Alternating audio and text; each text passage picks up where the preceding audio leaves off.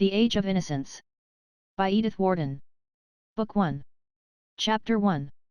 On a January evening of the early 70s, Christine Nilsson was singing in Faust at the Academy of Music in New York.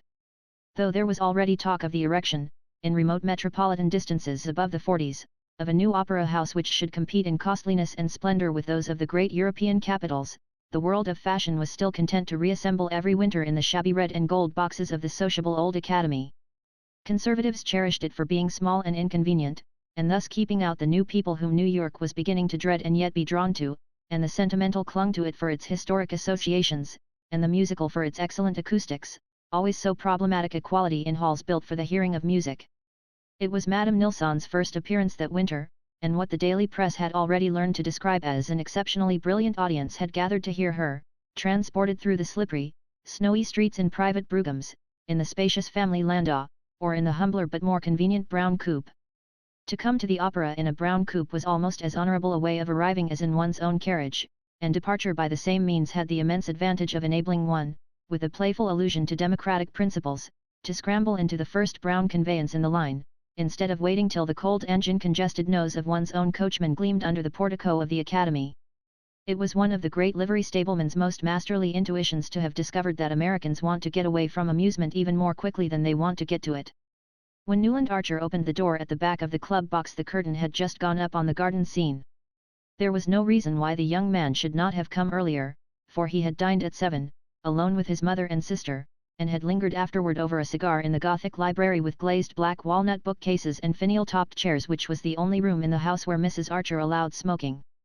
But, in the first place, New York was a metropolis, and perfectly aware that in metropolises it was not the thing to arrive early at the opera, and what was or was not the thing played a part as important in Newland Archer's New York as the inscrutable totem terrors that had ruled the destinies of his forefathers thousands of years ago. The second reason for his delay was a personal one. He had dawdled over his cigar because he was at heart a dilettante, and thinking over a pleasure to come often gave him a subtler satisfaction than its realization. This was especially the case when the pleasure was a delicate one, as his pleasures mostly were, and on this occasion the moment he looked forward to was so rare and exquisite in quality that if he had timed his arrival in accord with the prima donna's stage manager, he could not have entered the Academy at a more significant moment than just as she was singing, he loves me not he loves me, and sprinkling the falling daisy petals with notes as clear as dew. She sang, of course, M.A.M.A. and not he loves me, since an unalterable and unquestioned law of the musical world required that the German text of French operas sung by Swedish artists should be translated into Italian for the clearer understanding of English-speaking audiences. This seemed as natural to Newland Archer as all the other conventions on which his life was molded, such as the duty of using 2 silver-backed brushes with his monogram in blue enamel to part his hair, and of never appearing in society without a flower, preferably a gardenia, in his buttonhole. M.A.M.A., non-M.A.M.A. The prima donna sang, and M.A.M.A., with a final burst of love triumphant, as she pressed the dishevelled daisy to her lips and lifted her large eyes to the sophisticated countenance of the little brown Faust K-Pole, who was vainly trying, in a tight purple velvet doublet and plumed cap, to look as pure and true as his artless victim. Newland Archer, leaning against the wall at the back of the club box, turned his eyes from the stage and scanned the opposite side of the house. Directly facing him was the box of old Mrs. Manson Mingot, whose monstrous obesity had long since made it impossible for her to attend the opera, but who was always represented on fashionable nights by some of the younger members of the family. On this occasion, the front of the box was filled by her daughter-in-law, Mrs. Lovell Mingot, and her daughter, Mrs. Welland, and slightly withdrawn behind these brocaded matrons sat a young girl in white with eyes ecstatically fixed on the stage lovers. As Madame Nilsson's M.A.M.A. thrilled out above the silent house, the boxes always stopped talking during the daisy song. A warm pink mounted to the girl's cheek, mantled her brow to the roots of her fair braids, and suffused the young slope of her breast to the line where it met a modest tulle tucker fastened with a single gardenia. She dropped her eyes to the immense bouquet of lilies of the valley on her knee, and Newland Archer saw her white-gloved fingertips touch the flowers softly. He drew a breath of satisfied vanity and his eyes returned to the stage. No expense had been spared on the setting, which was acknowledged to be very beautiful even by people who shared his acquaintance with the opera houses of Paris and Vienna. The foreground, to the footlights, was covered with emerald green cloth. In the middle distance symmetrical mounds of woolly green moss bounded by croquet hoops formed the base of shrubs shaped like orange trees but studded with large pink and red roses. Gigantic pansies, considerably larger than the roses, and closely resembling the floral pen wipers made by female parishioners for fashionable clergymen, sprang from the moss beneath the rose trees, and here and there a daisy grafted on a rose branch flowered with a luxuriance prophetic of Mr. Luther Burbank's far-off prodigies. In the center of this enchanted garden Madame Nilsson, in white cashmere slashed with pale blue satin, a reticule dangling from a blue girdle, and large yellow braids carefully disposed on each side of her muslin chemisette, listened with downcast eyes to M.K. Pole's impassioned wooing, and affected a guileless incomprehension of his designs whenever, by word or glance, he persuasively indicated the ground floor window of the neat brick villa projecting obliquely from the right wing. "The darling!" thought Newland Archer, his glance flitting back to the young girl with the lilies of the valley. "She doesn't even guess what it's all about." And he contemplated her absorbed young face with a thrill of possessorship in which pride in his own masculine initiation was mingled with a tender reverence for her abysmal purity. "We'll read Faust together, by the Italian lakes," he thought, somewhat hazily confusing the scene of his projected honeymoon with the masterpieces of literature which it would be his manly privilege to reveal to his bride. It was only that afternoon that May Welland had let him guess that she cared, New York's consecrated phrase of maiden avowal, and already his imagination, leaping ahead of the engagement ring, the betrothal kiss and the march from Lohengrin, pictured her at his side in some scene of old European witchery. He did not in the least wish the future Mrs. Newland Archer to be a simpleton. He meant her, thanks to his enlightening companionship, to develop a social tact and readiness of wit enabling her to hold her own with the most popular married women of the younger set, in which it was the recognized custom to attract masculine homage while playfully discouraging it. If he had probed to the bottom of his vanity, as he sometimes nearly did, he would have found there the wish that his wife should be as worldly wise and as eager to please as the married lady whose charms had held his fancy through 2 mildly agitated years, without, of course, any hint of the frailty which had so nearly marred that unhappy being's life, and had disarranged his own plans for a whole winter. How this miracle of fire and ice was to be created, and to sustain itself in a harsh world, he had never taken the time to think out, but he was content to hold his view without analyzing it, since he knew it was that of all the carefully brushed, white-waistcoated, buttonhole flowered gentlemen who succeeded each other in the club box, exchanged friendly greetings with him, and turned their opera glasses critically on the circle of ladies who were the product of the system. In matters intellectual and artistic Newland Archer felt himself distinctly the superior of these chosen specimens of old New York gentility. He had probably read more, thought more, and even seen a good deal more of the world, than any other man of the number. Singly they betrayed their inferiority, but grouped together they represented New York, and the habit of masculine solidarity made him accept their doctrine on all the issues called moral. He instinctively felt that in this respect it would be troublesome and also rather bad form to strike out for himself. "Well, upon my soul!" exclaimed Lawrence Lefferts, turning his opera glass abruptly away from the stage. Lawrence Lefferts was, on the whole, the foremost authority on form in New York. He had probably devoted more time than anyone else to the study of this intricate and fascinating question, but study alone could not account for his complete and easy competence. One had only to look at him, from the slant of his bald forehead and the curve of his beautiful fair moustache to the long patent leather feet at the other end of his lean and elegant person, to feel that the knowledge of form must be congenital in anyone who knew how to wear such good clothes so carelessly and carry such height with so much lounging grace. As a young admirer had once said of him, if anybody can tell a fellow just when to wear a black tie with evening clothes and when not to, it's Larry Lefferts. And on the question of pumps versus patent leather Oxfords his authority had never been disputed. "My God!" he said, and silently handed his glass to old Sillerton Jackson. Newland Archer, following Lefferts's glance, saw with surprise that his exclamation had been occasioned by the entry of a new figure into old Mrs. Mingott's box. It was that of a slim young woman, a little less tall than May Welland, with brown hair growing in close curls about her temples and held in place by a narrow band of diamonds. The suggestion of this headdress, which gave her what was then called a Josephine look, was carried out in the cut of the dark blue velvet gown rather theatrically caught up under her bosom by a girdle with a large old-fashioned clasp. The wearer of this unusual dress, who seemed quite unconscious of the attention it was attracting, stood a moment in the center of the box, discussing with Mrs. Welland the propriety of taking the latter's place in the front right-hand corner. Then she yielded with a slight smile, and seated herself in line with Mrs. Welland's sister-in-law, Mrs. Lovell Mingott, who was installed in the opposite corner. Mr. Sillerton Jackson had returned the opera glass to Lawrence Lefferts. The whole of the club turned instinctively, waiting to hear what the old man had to say, for old Mr. Jackson was as great an authority on family as Lawrence Lefferts was on form. He knew all the ramifications of New York's cousins, and could not only elucidate such complicated questions as that of the connection between the Mingotts, through the Thorleys, with the Dallases of South Carolina, and that of the relationship of the elder branch of Philadelphia Thorleys to the Albany Chiverses, on no account to be confused with the Manson Chiverses of University Place, but could also enumerate the leading characteristics of each family, as, for instance, the fabulous stinginess of the younger lines of Leffertses, the Long Island ones, or the fatal tendency of the Rushworths to make foolish matches, or the insanity recurring in every second generation of the Albany Chiverses, with whom their New York cousins had always refused to intermarry, with the disastrous exception of poor Madorum Manson, who, as everybody knew, but then her mother was a Rushworth. In addition to this forest of family trees, Mr. Sillerton Jackson carried between his narrow hollow temples, and under his soft thatch of silver hair, a register of most of the scandals and mysteries that had smoldered under the unruffled surface of New York society within the last 50 years.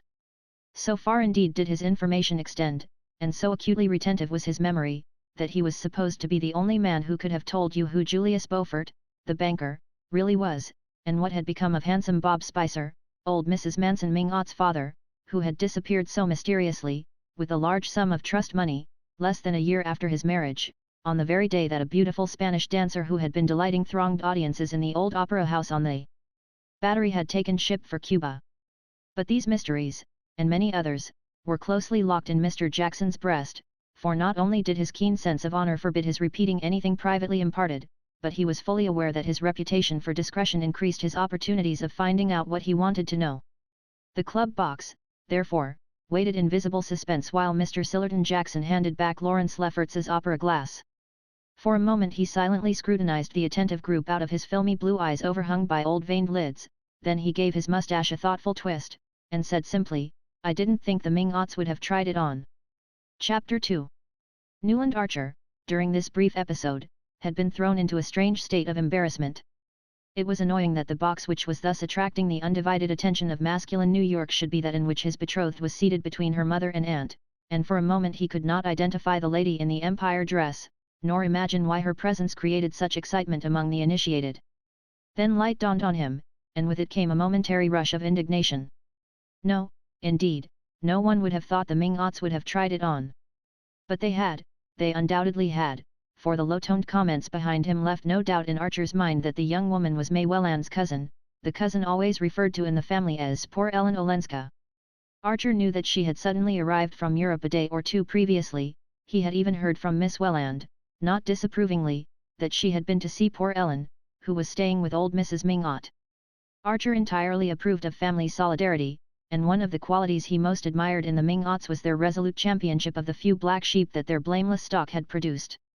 There was nothing mean or ungenerous in the young man's heart, and he was glad that his future wife should not be restrained by false prudery from being kind, in private, to her unhappy cousin, but to receive Countess Olenska in the family circle was a different thing from producing her in public, at the opera of all places, and in the very box with the young girl whose engagement to him, Newland Archer, was to be announced within a few weeks. No, he felt as old Sillerton Jackson felt, he did not think the Mingots would have tried it on.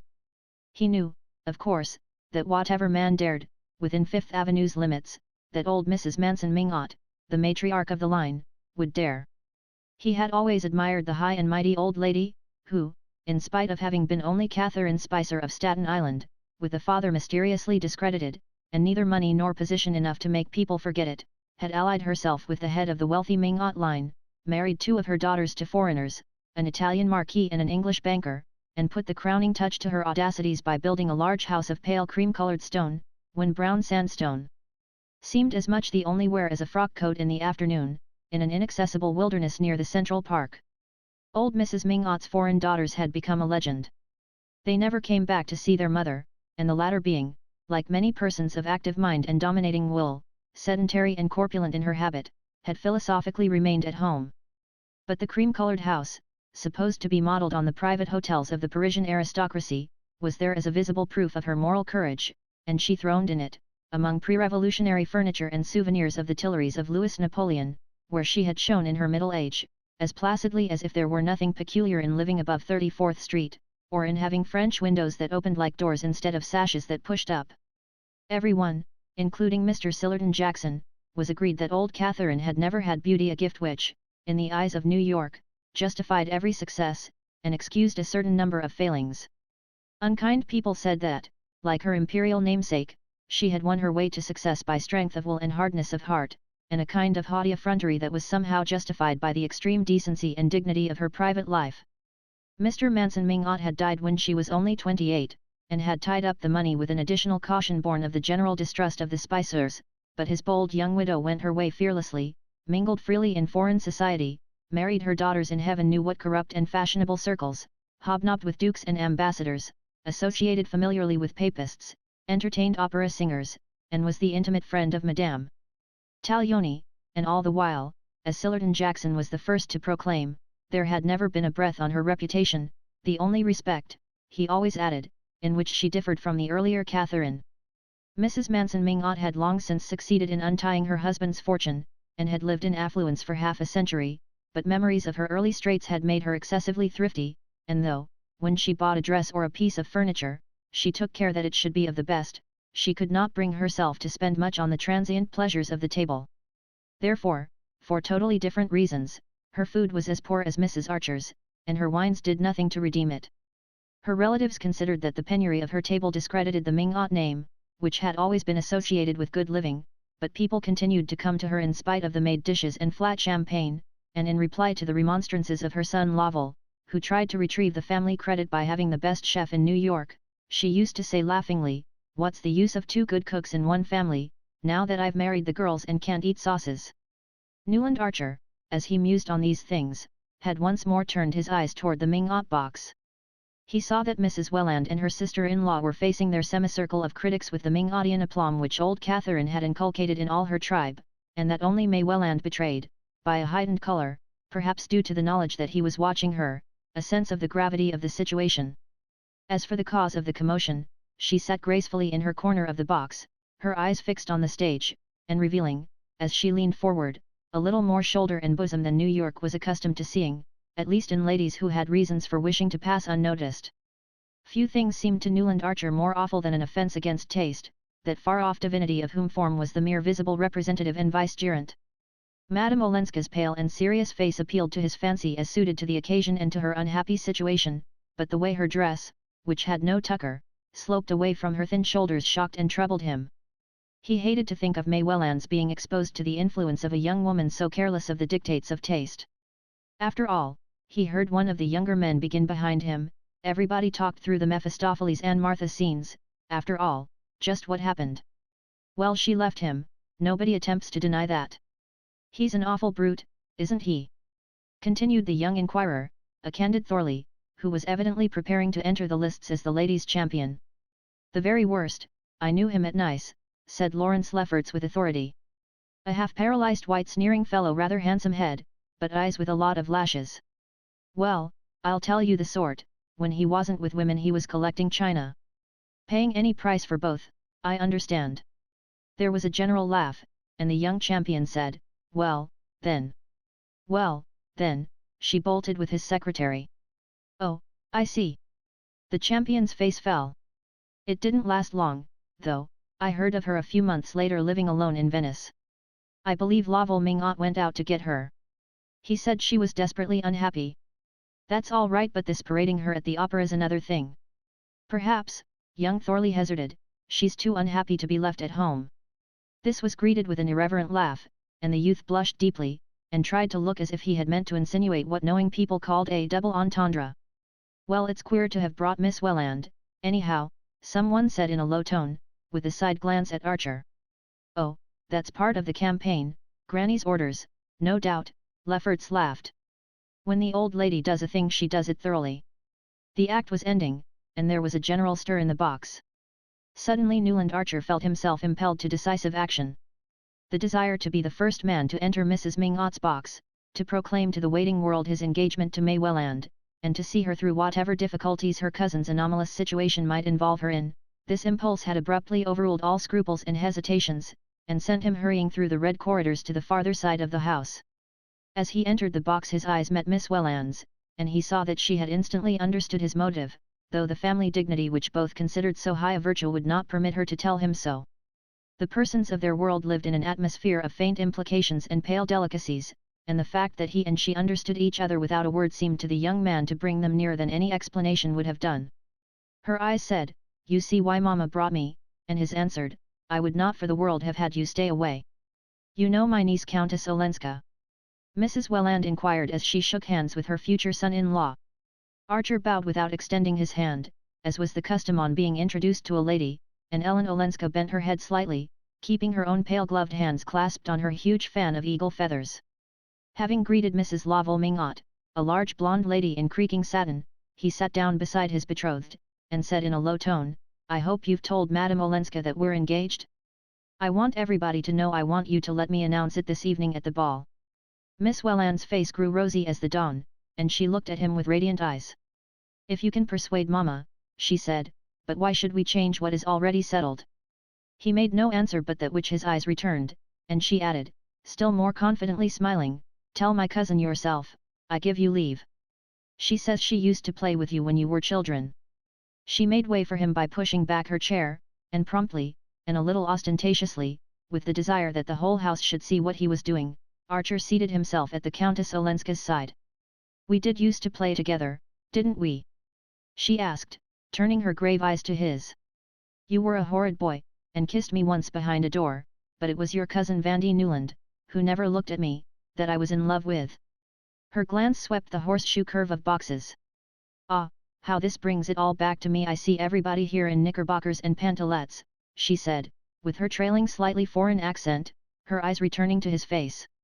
Agreeable as their expression was, the young man was shocked that they should reflect so unseemly a picture of the august tribunal before which, at that very moment, her case was being tried.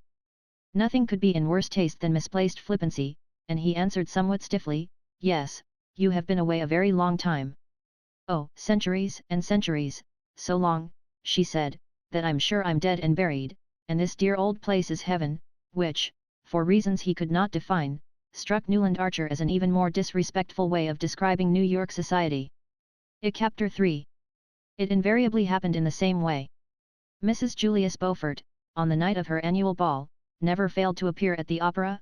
Indeed, she always gave her ball on an opera night in order to emphasize her complete superiority to household cares, and her possession of a staff of servants competent to organize every detail of the entertainment in her absence. The Beauforts' house was one of the few in New York that possessed a ballroom.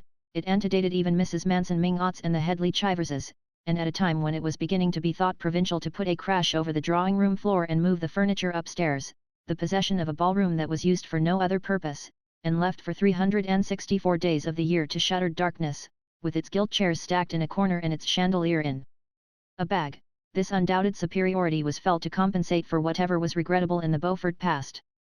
Mrs. Archer, who was fond of coining her social philosophy into axioms, had once said, "We all have our pet common people," and though the phrase was a daring one, its truth was secretly admitted in many an exclusive bosom. But the Beauforts were not exactly common, some people said they were even worse. Mrs. Beaufort belonged indeed to one of America's most honored families. She had been the lovely Regina Dallas, of the South Carolina branch, a penniless beauty introduced to New York society by her cousin, the imprudent Madorum Manson, who was always doing the wrong thing from the right motive.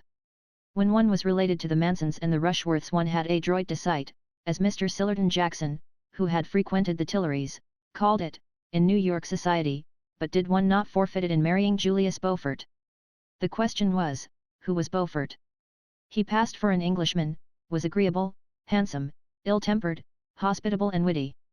He had come to America with letters of recommendation from old Mrs. Manson Mingot's English son-in-law, the banker, and had speedily made himself an important position in the world of affairs, but his habits were dissipated, his tongue was bitter, his antecedents were mysterious, and when Madorum Manson announced her cousin's engagement to him, it was felt to be one more act of folly in poor Madora's long record of imprudences.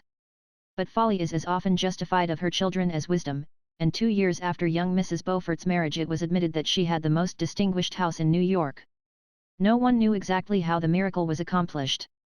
She was indolent, passive, the caustic even called her dull, but dressed like an idol, hung with pearls, growing younger and blonder and more beautiful each year. She throned in Mr. Beaufort's heavy brownstone palace, and drew all the world there without lifting her jeweled little finger. The knowing people said it was Beaufort himself who trained the servants, taught the chef new dishes, told the gardeners what hothouse flowers to grow for the dinner table and the drawing rooms, selected the guests, brewed the after-dinner punch and dictated the little notes his wife wrote to her friends. If he did, these domestic activities were privately performed, and he presented to the world the appearance of a careless and hospitable millionaire strolling into his own drawing room with the detachment of an invited guest, and saying, "My wife's gloxinias are a marvel, aren't they? I believe she gets them out from Kew." Mr. Beaufort's secret, people were agreed, was the way he carried things off. It was all very well to whisper that he had been helped to leave England by the international banking house in which he had been employed. He carried off that rumor as easily as the rest. Though New York's business conscience was no less sensitive than its moral standard, he carried everything before him, and all New York into his drawing rooms, and for over 20 years now people had said they were going to the Beauforts with the same tone of security as if they had said they were going to Mrs. Manson Mingot's, and with the added satisfaction of knowing they would get hot canvasback ducks and vintage wines, instead of tepid Veuve Clicquot without a year and warmed-up croquettes from Philadelphia. Mrs. Beaufort, then, had as usual appeared in her box just before the Jewel song, and when, again as usual, she rose at the end of the third act, drew her opera cloak about her lovely shoulders, and disappeared, New York knew that meant that half an hour later the ball would begin. The Beaufort house was one that New Yorkers were proud to show to foreigners, especially on the night of the annual ball. The Beauforts had been among the first people in New York to own their own red velvet carpet and have it rolled down the steps by their own footmen, under their own awning, instead of hiring it with the supper and the ballroom chairs. They had also inaugurated the custom of letting the ladies take their cloaks off in the hall, instead of shuffling up to the hostess's bedroom and recurling their hair with the aid of the gas burner. Beaufort was understood to have said that he supposed all his wife's friends had maids who saw to it that they were properly coiffés when they left home. Then the house had been boldly planned with a ballroom, so that, instead of squeezing through a narrow passage to get to it, as at the Chiverses, one marched solemnly down a vista of enfiladed drawing rooms, the sea green, the crimson, and the Boughton door, seeing from afar the many candled lustres reflected in the polished parquetry, and beyond that the depths of a conservatory where camellias and tree ferns arched their costly foliage over seats of black and gold bamboo. Newland Archer, as became a young man of his position, strolled in somewhat late. He had left his overcoat with the silk-stockinged footman. The stockings were one of Beaufort's few fatuities, had dawdled a while in the library hung with Spanish leather and furnished with buhl and malachite, where a few men were chatting and putting on their dancing gloves, and had finally joined the line of guests whom Mrs. Beaufort was receiving on the threshold of the crimson drawing-room. Archer was distinctly nervous. He had not gone back to his club after the opera, as the young bloods usually did, but, the night being fine, had walked for some distance up Fifth Avenue before turning back in the direction of the Beauforts' house. He was definitely afraid that the Mingots might be going too far, that, in fact, they might have Granny Mingot's orders to bring the Countess Olenska to the ball. From the tone of the club box he had perceived how grave a mistake that would be, and, though he was more than ever determined to see the thing through, he felt less chivalrously eager to champion his betrothed's cousin than before their brief talk at the opera. Wandering on to the Boughton door drawing-room, where Beaufort had had the audacity to hang Love Victorious, the much-discussed nude of Bouguereau, Archer found Mrs. Welland and her daughter standing near the ballroom door. Couples were already gliding over the floor beyond. The light of the wax candles fell on revolving tulle skirts, on girlish heads wreathed with modest blossoms, on the dashing aigrettes and ornaments of the young married women's coiffures, and on the glitter of highly glazed shirt fronts and fresh glacé gloves. Miss Welland, evidently about to join the dancers, hung on the threshold, her lilies of the valley in her hand. She carried no other bouquet, her face a little pale, her eyes burning with a candid excitement. A group of young men and girls were gathered about her, and there was much hand-clasping, laughing and pleasantry on which Mrs. Welland, standing slightly apart, shed the beam of a qualified approval. It was evident that Miss Welland was in the act of announcing her engagement, while her mother affected the air of parental reluctance considered suitable to the occasion. Archer paused a moment. It was at his express wish that the announcement had been made, and yet it was not thus that he would have wished to have his happiness known. To proclaim it in the heat and noise of a crowded ballroom was to rob it of the fine bloom of privacy which should belong to things nearest the heart. His joy was so deep that this blurring of the surface left its essence untouched, but he would have liked to keep the surface pure too.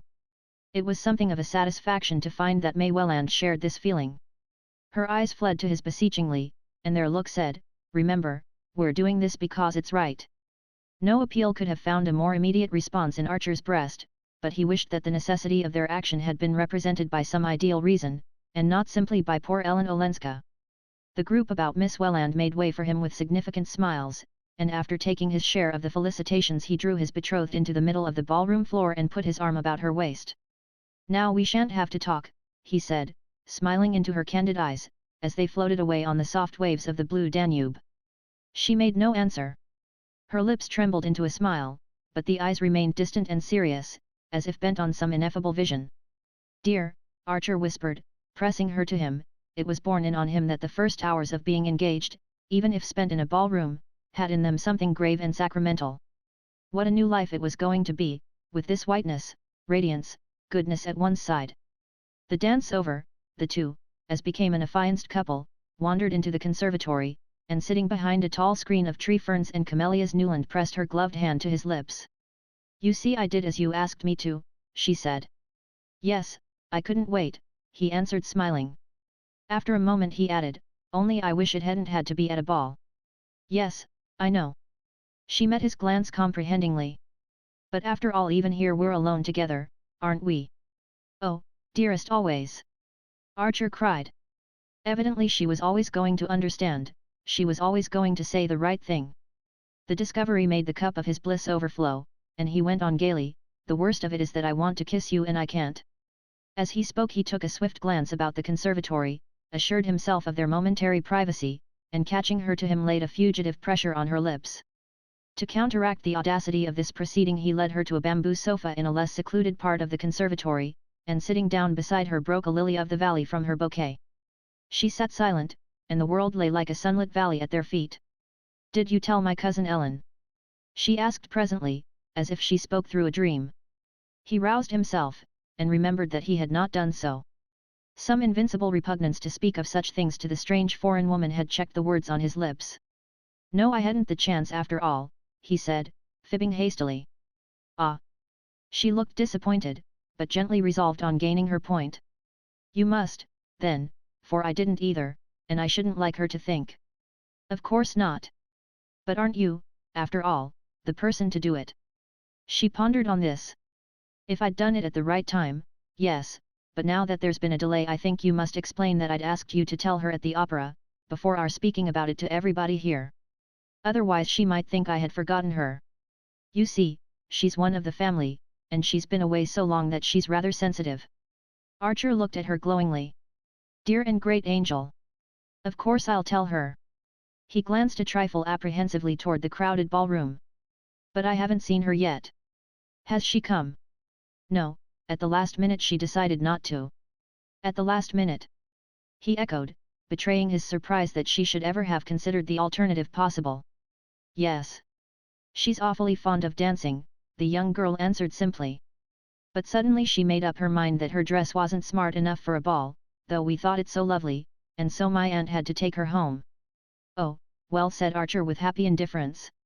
Nothing about his betrothed pleased him more than her resolute determination to carry to its utmost limit that ritual of ignoring the unpleasant in which they had both been brought up.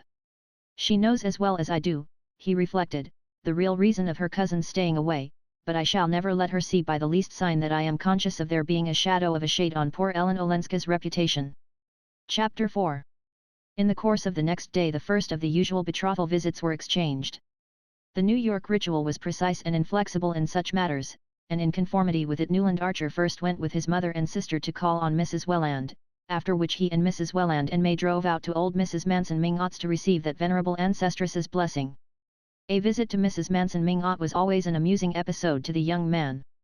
The house in itself was already an historic document, though not, of course, as venerable as certain other old family houses in University Place and Lower Fifth Avenue. Those were of the purest 1830, with the grim harmony of cabbage rose garlanded carpets, rosewood consoles, round arched fireplaces with black marble mantels, and immense glazed bookcases of mahogany, whereas old Mrs. Mingot, who had built her house later, had bodily cast out the massive furniture of her prime, and mingled with the Mingot heirlooms the frivolous upholstery of the Second Empire. It was her habit to sit in a window of her sitting room on the ground floor, as if watching calmly for life and fashion to flow northward to her solitary doors. She seemed in no hurry to have them come, for her patience was equalled by her confidence.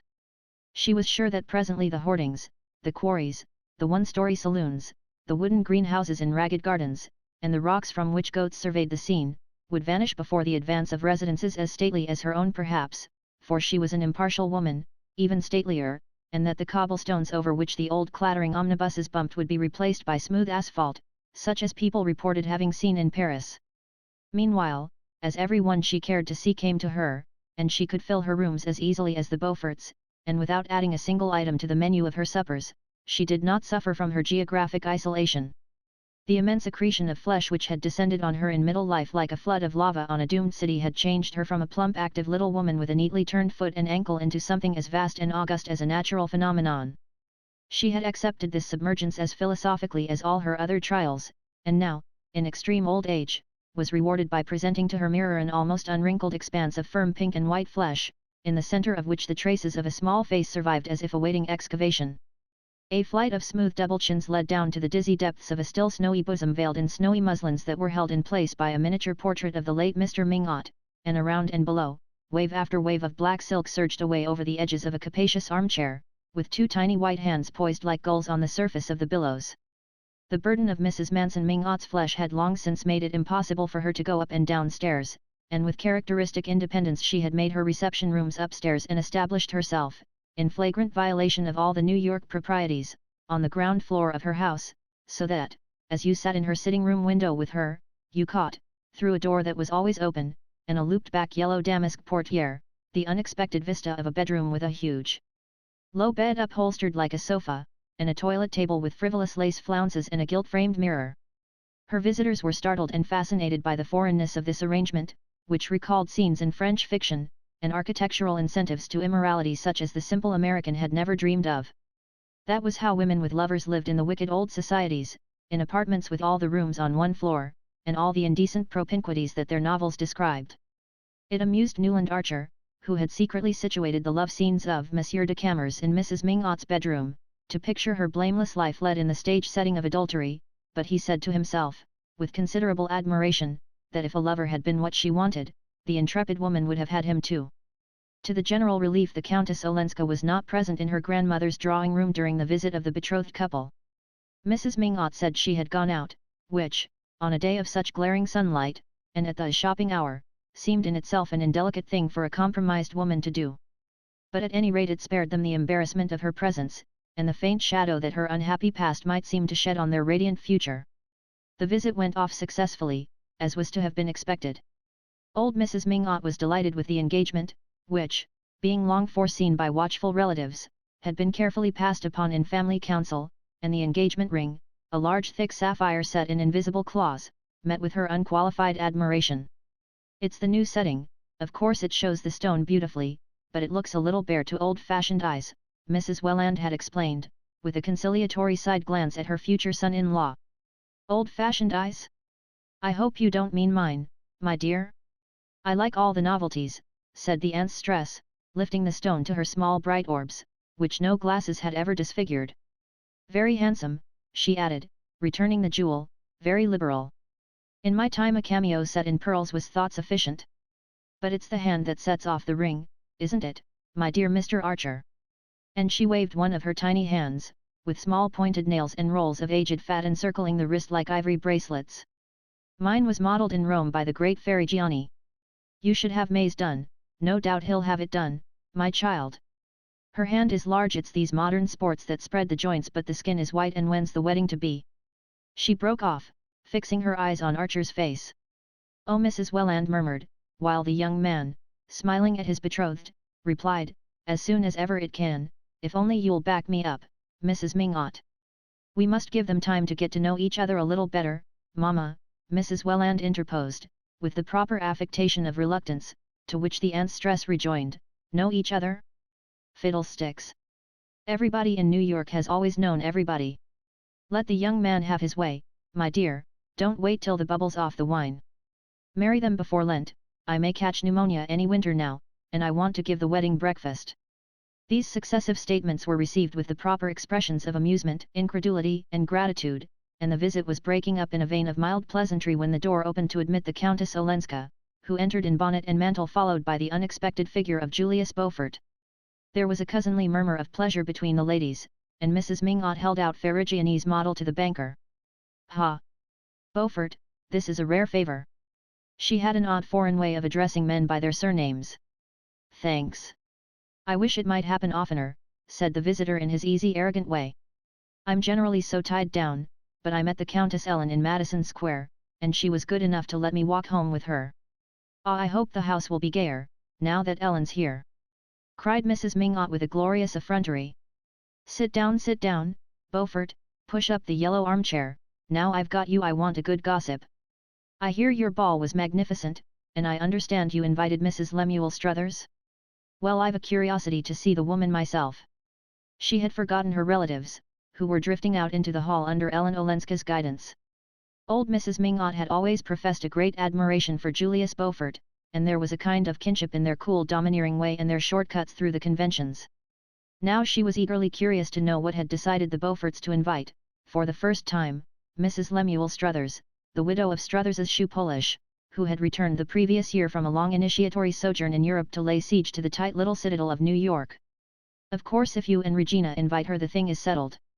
Well, we need new blood and new money, and I hear she's still very good looking, the carnivorous old lady declared.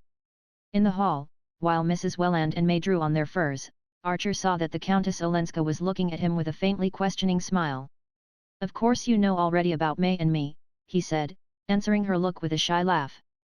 She scolded me for not giving you the news last night at the opera. I had her orders to tell you that we were engaged, but I couldn't, in that crowd. The smile passed from Countess Olenska's eyes to her lips. She looked younger, more like the bold brown Ellen Mingot of his boyhood. Of course I know, yes. And I'm so glad.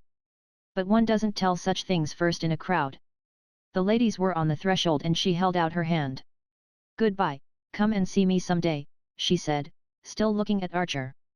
In the carriage, on the way down Fifth Avenue, they talked pointedly of Mrs. Mingot, of her age, her spirit, and all her wonderful attributes.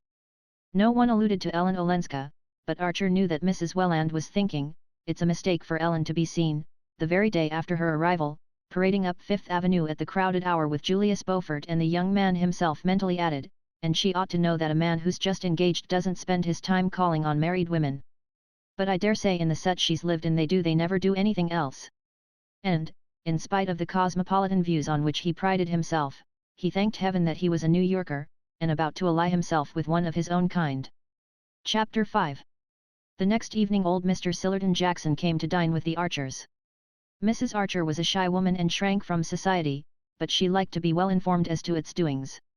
Her old friend Mr. Sillerton Jackson applied to the investigation of his friend's affairs the patience of a collector and the science of a naturalist, and his sister, Miss Sophie Jackson, who lived with him, and was entertained by all the people who could not secure her much sought-after brother, brought home bits of minor gossip that filled out usefully the gaps in his picture. Therefore, whenever anything happened that Mrs. Archer wanted to know about, she asked Mr. Jackson to dine, and as she honored few people with her invitations, and as she and her daughter Janie were an excellent audience, Mr. Jackson usually came himself instead of sending his sister. If he could have dictated all the conditions, he would have chosen the evenings when Newland was out, not because the young man was uncongenial to him, the two got on capitally at their club, but because the old anecdotist sometimes felt, on Newland's part, a tendency to weigh his evidence that the ladies of the family never showed. Mr. Jackson, if perfection had been attainable on earth, would also have asked that Mrs. Archer's food should be a little better. But then New York, as far back as the mind of man could travel, had been divided into the two great fundamental groups of the Mingots and Mansons and all their clan, who cared about eating and clothes and money, and the Archer-Newland Vanderlewden tribe, who were devoted to travel, horticulture and the best fiction, and looked down on the grosser forms of pleasure. You couldn't have everything, after all. If you dined with the Lovell Mingots you got canvasback and terrapin and vintage wines, at Adeline Archer's you could talk about alpine scenery and the marble faun, and luckily the Archer Madeira had gone round the Cape. Therefore when a friendly summons came from Mrs. Archer, Mr. Jackson, who was a true eclectic, would usually say to his sister, I've been a little gouty since my last dinner at the Lovell Mingots, it will do me good to diet at Adeline's. Mrs. Archer, who had long been a widow, lived with her son and daughter in West 28th Street. An upper floor was dedicated to Newland, and the two women squeezed themselves into narrower quarters below. In an unclouded harmony of tastes and interests they cultivated ferns in Wharton cases, made macrame lace and wool embroidery on linen, collected American Revolutionary glazed ware, subscribed to good words, and read Ouida's novels for the sake of the Italian atmosphere. They preferred those about peasant life, because of the descriptions of scenery and the pleasanter sentiments, though in general they liked novels about people in society whose motives and habits were more comprehensible, spoke severely of Dickens, who had never drawn a gentleman, and considered Thackeray less at home in the great world than Bulwer, who, however, was beginning to be thought old-fashioned. Mrs. and Miss Archer were both great lovers of scenery. It was what they principally sought and admired on their occasional travels abroad, considering architecture and painting as subjects for men, and chiefly for learned persons who read Ruskin. Mrs. Archer had been born a Newland, and mother and daughter, who were as like as sisters, were both, as people said, true Newlands, tall, pale, and slightly round-shouldered, with long noses, sweet smiles and a kind of drooping distinction like that in certain faded Reynolds portraits. Their physical resemblance would have been complete if an elderly embonpoint had not stretched Mrs. Archer's black brocade, while Miss Archer's brown and purple poplins hung, as the years went on, more and more slackly on her virgin frame. Mentally, the likeness between them, as Newland was aware, was less complete than their identical mannerisms often made it appear. The long habit of living together in mutually dependent intimacy had given them the same vocabulary, and the same habit of beginning their phrases "Mother thinks" or "Janie thinks," according as one or the other wished to advance an opinion of her own, but in reality, while Mrs. Archer's serene unimaginativeness rested easily in the accepted and familiar, Janie was subject to starts and aberrations of fancy welling up from springs of suppressed romance. Mother and daughter adored each other and revered their son and brother, and Archer loved them with a tenderness made compunctious and uncritical by the sense of their exaggerated admiration, and by his secret satisfaction in it. After all, he thought it a good thing for a man to have his authority respected in his own house, even if his sense of humor sometimes made him question the force of his mandate. On this occasion the young man was very sure that Mr. Jackson would rather have had him dine out, but he had his own reasons for not doing so. Of course old Jackson wanted to talk about Ellen Olenska, and of course Mrs. Archer and Janie wanted to hear what he had to tell. All three would be slightly embarrassed by Newland's presence, now that his prospective relation to the Mingot clan had been made known, and the young man waited with an amused curiosity to see how they would turn the difficulty. They began, obliquely, by talking about Mrs. Lemuel Struthers. "It's a pity the Beauforts asked her," Mrs. Archer said gently. "But then Regina always does what he tells her, and Beaufort." "Certain nuances escape Beaufort," said Mr. Jackson, cautiously inspecting the broiled shad, and wondering for the 1000th time why Mrs. Archer's cook always burnt the roe to a cinder. Newland, who had long shared his wonder, could always detect it in the older man's expression of melancholy disapproval. "Oh, necessarily, Beaufort is a vulgar man," said Mrs. Archer.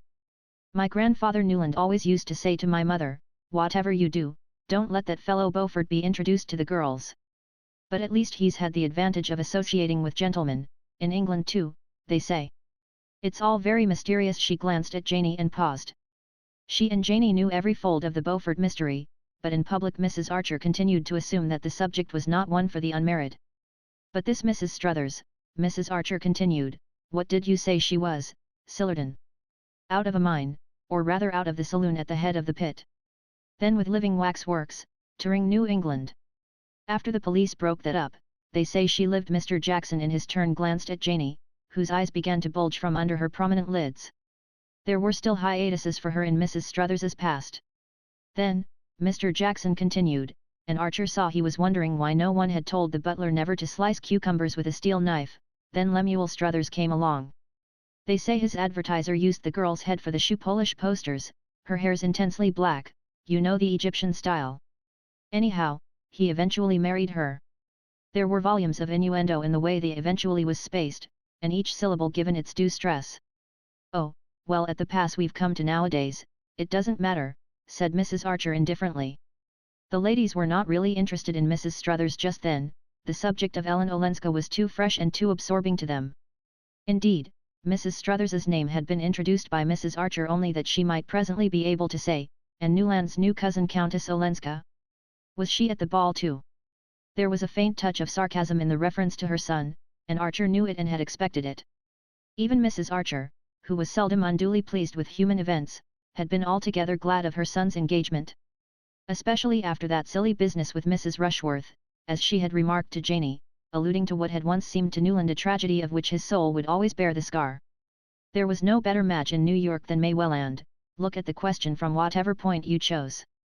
Of course such a marriage was only what Newland was entitled to, but young men are so foolish and incalculable and some women so ensnaring and unscrupulous that it was nothing short of a miracle to see one's only son safe past the Siren Isle and in the haven of a blameless domesticity.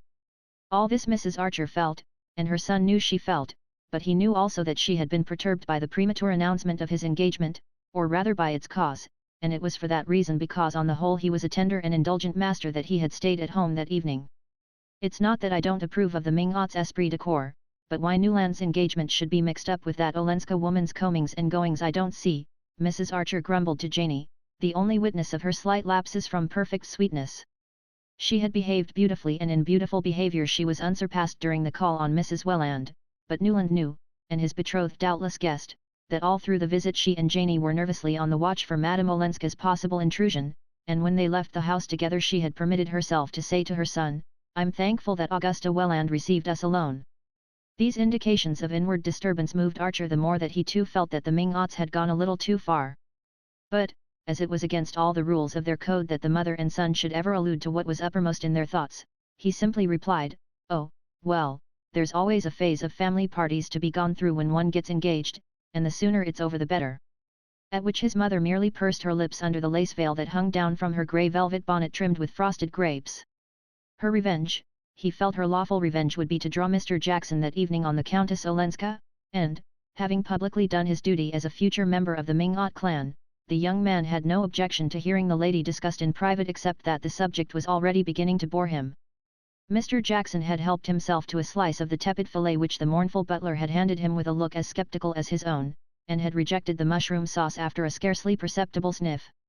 He looked baffled and hungry, and Archer reflected that he would probably finish his meal on Ellen Olenska. Mr. Jackson leaned back in his chair, and glanced up at the candlelit Archers, Newlands and Van der Uwedens hanging in dark frames on the dark walls. "Ah, how your grandfather Archer loved a good dinner, my dear Newland," he said, his eyes on the portrait of a plump full-chested young man in a stock and a blue coat, with a view of a white-columned country house behind him. "Well, well, well. I wonder what he would have said to all these foreign marriages." Mrs. Archer ignored the allusion to the ancestral cuisine, and Mr. Jackson continued with deliberation, "No, she was not at the ball." "Ah," Mrs. Archer murmured, in a tone that implied, "She had that decency." "Perhaps the Beauforts don't know her," Janey suggested, with her artless malice. Mr. Jackson gave a faint sip, as if he had been tasting invisible Madeira. "Mrs. Beaufort may not, but Beaufort certainly does, for she was seen walking up Fifth Avenue this afternoon with him by the whole of New York." "Mercy," moaned Mrs. Archer, evidently perceiving the uselessness of trying to ascribe the actions of foreigners to a sense of delicacy. "I wonder if she wears a round hat or a bonnet in the afternoon," Janey speculated. "At the opera I know she had on dark blue velvet, perfectly plain and flat like a nightgown." "Janey," said her mother, and Miss Archer blushed and tried to look audacious. "It was, at any rate, in better taste not to go to the ball," Mrs. Archer continued. A spirit of perversity moved her son to rejoin, "I don't think it was a question of taste with her. May said she meant to go, and then decided that the dress in question wasn't smart enough." Mrs. Archer smiled at this confirmation of her inference. "Poor Ellen," she simply remarked, adding compassionately, "we must always bear in mind what an eccentric bringing up Majorum Manson gave her. What can you expect of a girl who was allowed to wear black satin at her coming-out ball?" "Ah, don't I remember her in it?" said Mr. Jackson, adding, "Poor girl," in the tone of one who, while enjoying the memory, had fully understood at the time what the sight portended. "It's odd," Janey remarked, "that she should have kept such an ugly name as Ellen. I should have changed it to Elaine." She glanced about the table to see the effect of this. Her brother laughed. "Why Elaine?" "I don't know, it sounds more Polish," said Janey, blushing. "It sounds more conspicuous, and that can hardly be what she wishes," said Mrs. Archer distantly. "Why not?" broke in her son, growing suddenly argumentative. "Why shouldn't she be conspicuous if she chooses? Why should she slink about as if it were she who had disgraced herself? She's poor Ellen certainly, because she had the bad luck to make a wretched marriage, but I don't see that that's a reason for hiding her head as if she were the culprit." "That, I suppose," said Mr. Jackson, speculatively, "is the line the Ming-Ots mean to take." The young man reddened. "I didn't have to wait for their cue, if that's what you mean, sir. Madame Olenska has had an unhappy life, that doesn't make her an outcast." "There are rumors," began Mr. Jackson, glancing at Janey. "Oh, I know, the secretary," the young man took him up. "Nonsense, mother, Janey's grown up." "They say, don't they," he went on, "that the secretary helped her to get away from her brute of a husband, who kept her practically a prisoner. Well, what if he did? I hope there isn't a man among us who wouldn't have done the same in such a case. Mr. Jackson glanced over his shoulder to say to the sad butler, perhaps, that sauce, just a little, after all. Then, having helped himself, he remarked, I'm told she's looking for a house. She means to live here. I hear she means to get a divorce, said Janie boldly. I hope she will. Archer exclaimed. The word had fallen like a bombshell in the pure and tranquil atmosphere of the Archer dining room. Mrs. Archer raised her delicate eyebrows in the particular curve that signified, the butler and the young man, himself mindful of the bad taste of discussing such intimate matters in public, hastily branched off into an account of his visit to old Mrs. Mingot. After dinner, according to immemorial custom, Mrs. Archer and Janie trailed their long silk draperies up to the drawing room, where, while the gentlemen smoked below stairs, they sat beside a carcel lamp with an engraved globe, facing each other across a rosewood work table with a green silk bag under it, and stitched at the two ends of a tapestry band of field flowers destined to adorn an occasional chair in the drawing room of young Mrs. Newland Archer. While this rite was in progress in the drawing room, Archer settled Mr. Jackson in an armchair near the fire in the Gothic library and handed him a cigar. Mr. Jackson sank into the armchair with satisfaction, lit his cigar with perfect confidence. It was Newland who bought them, and stretching his thin old ankles to the coals, said, You say the secretary merely helped her to get away, my dear fellow? Well, he was still helping her a year later, then, for somebody met em living at Lausanne together. Newland reddened. Living together? Well, why not? Who had the right to make her life over if she hadn't? I'm sick of the hypocrisy that would bury alive a woman of her age if her husband prefers to live with harlots. He stopped and turned away angrily to light his cigar. Women ought to be free as we are, he declared, making a discovery of which he was too irritated to measure the terrific consequences.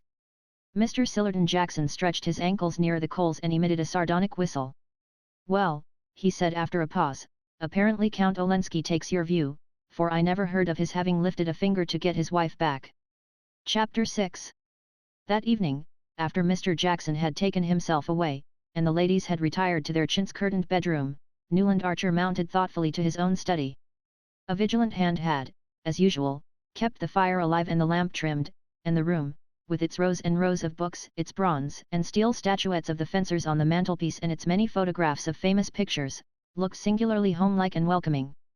As he dropped into his armchair near the fire his eyes rested on a large photograph of May Welland, which the young girl had given him in the first days of their romance, and which had now displaced all the other portraits on the table. With a new sense of awe he looked at the frank forehead, serious eyes, and gay innocent mouth of the young creature whose soul's custodian he was to be.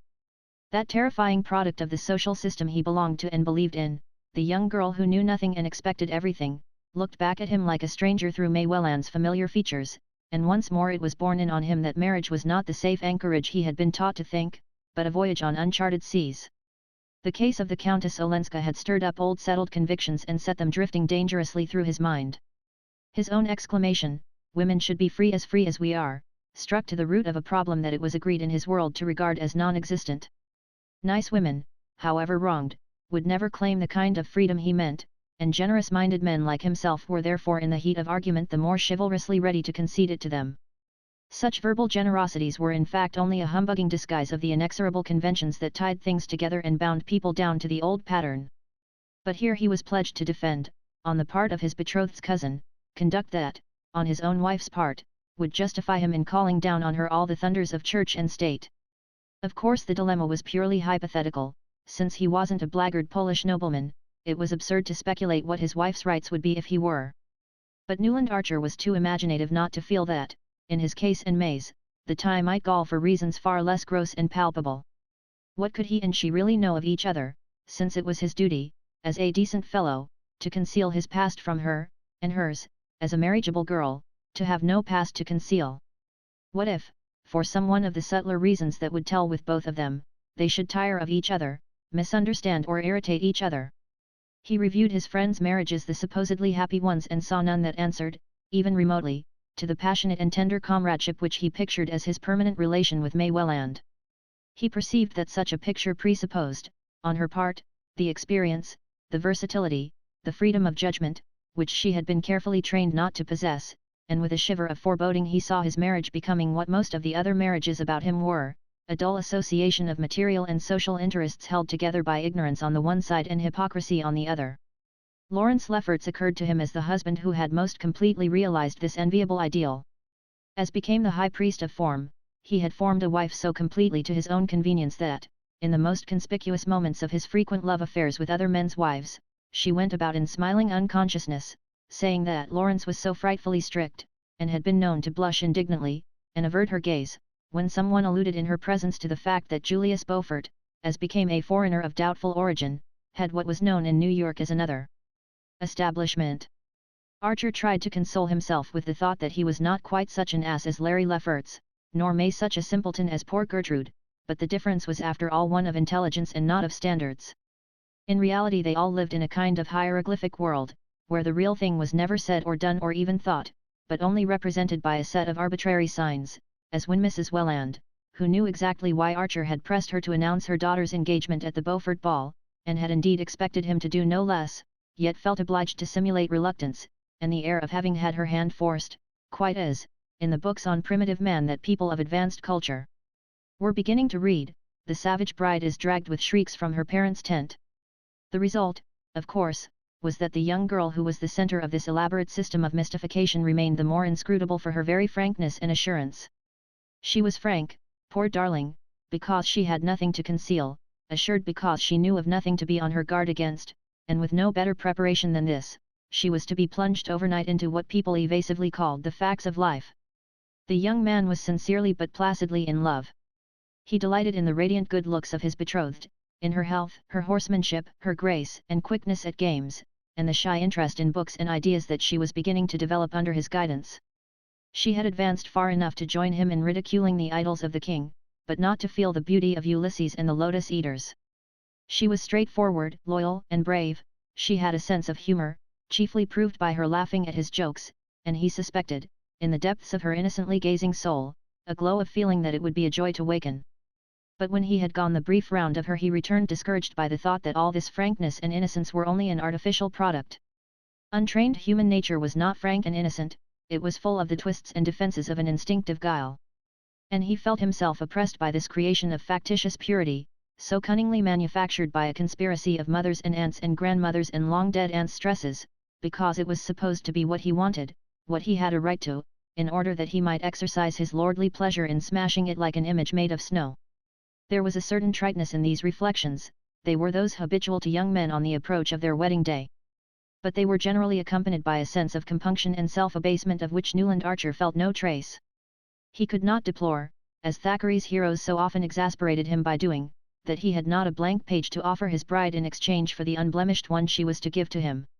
He could not get away from the fact that if he had been brought up as she had they would have been no more fit to find their way about than the babes in the wood, nor could he, for all his anxious cogitations, see any honest reason, any, that is, unconnected with his own momentary pleasure, and the passion of masculine vanity, why his bride should not have been allowed the same freedom of experience as himself. Such questions, at such an hour, were bound to drift through his mind, but he was conscious that their uncomfortable persistence and precision were due to the inopportune arrival of the Countess Olenska. Here he was, at the very moment of his betrothal, a moment for pure thoughts and cloudless hopes pitchforked into a coil of scandal which raised all the special problems he would have preferred to let lie. Hang Ellen Olenska! He grumbled, as he covered his fire and began to undress. He could not really see why her fate should have the least bearing on his, yet he dimly felt that he had only just begun to measure the risks of the championship which his engagement had forced upon him. A few days later the bolt fell.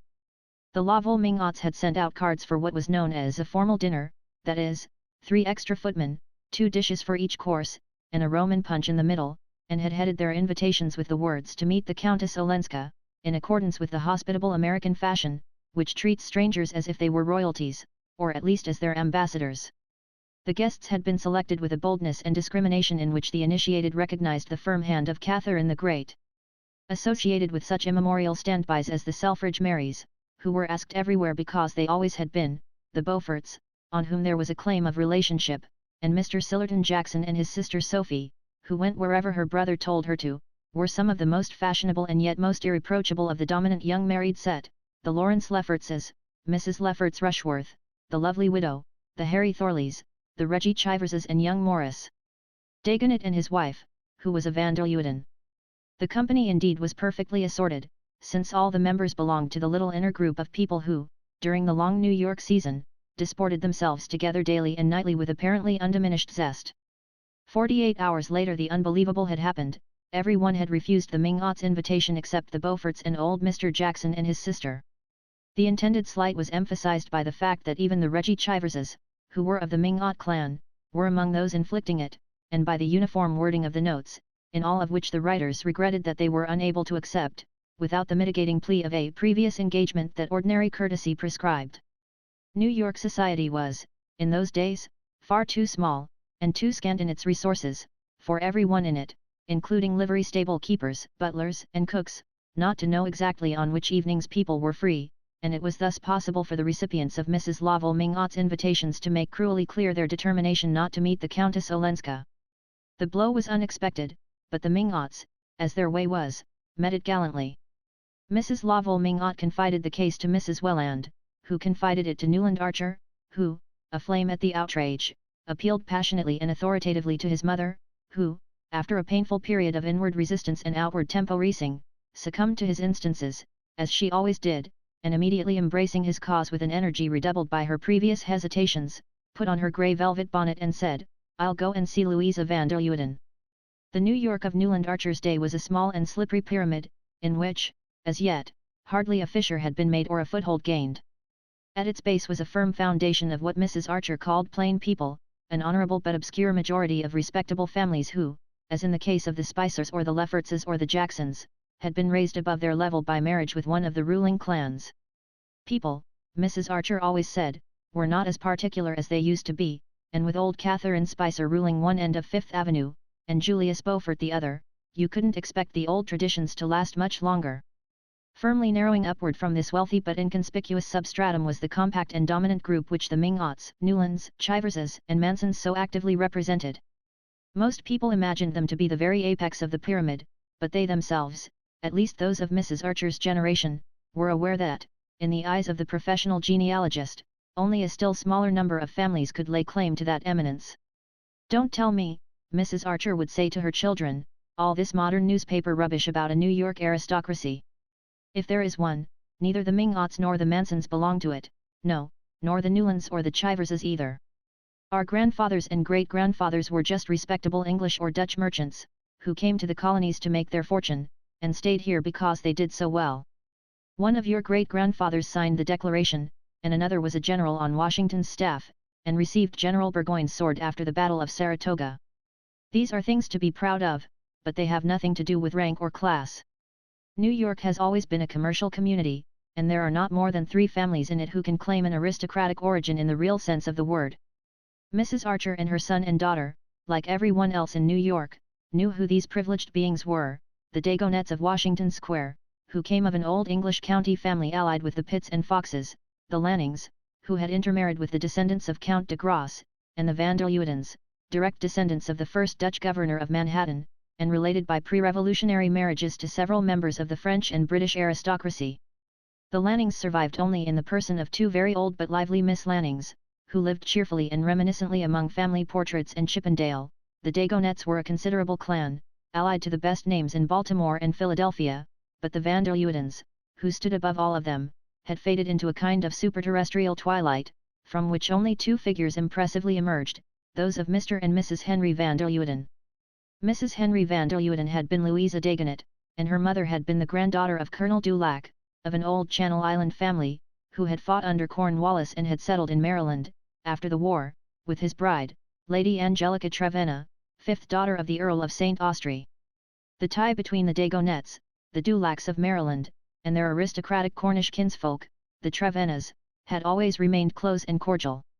Mr. and Mrs. van der Luyden had more than once paid long visits to the present head of the House of Trevenna, the Duke of St. Austry, at his country seat in Cornwall and at St. Austry in Gloucestershire, and his Grace had frequently announced his intention of some day returning their visit, without the Duchess, who feared the Atlantic.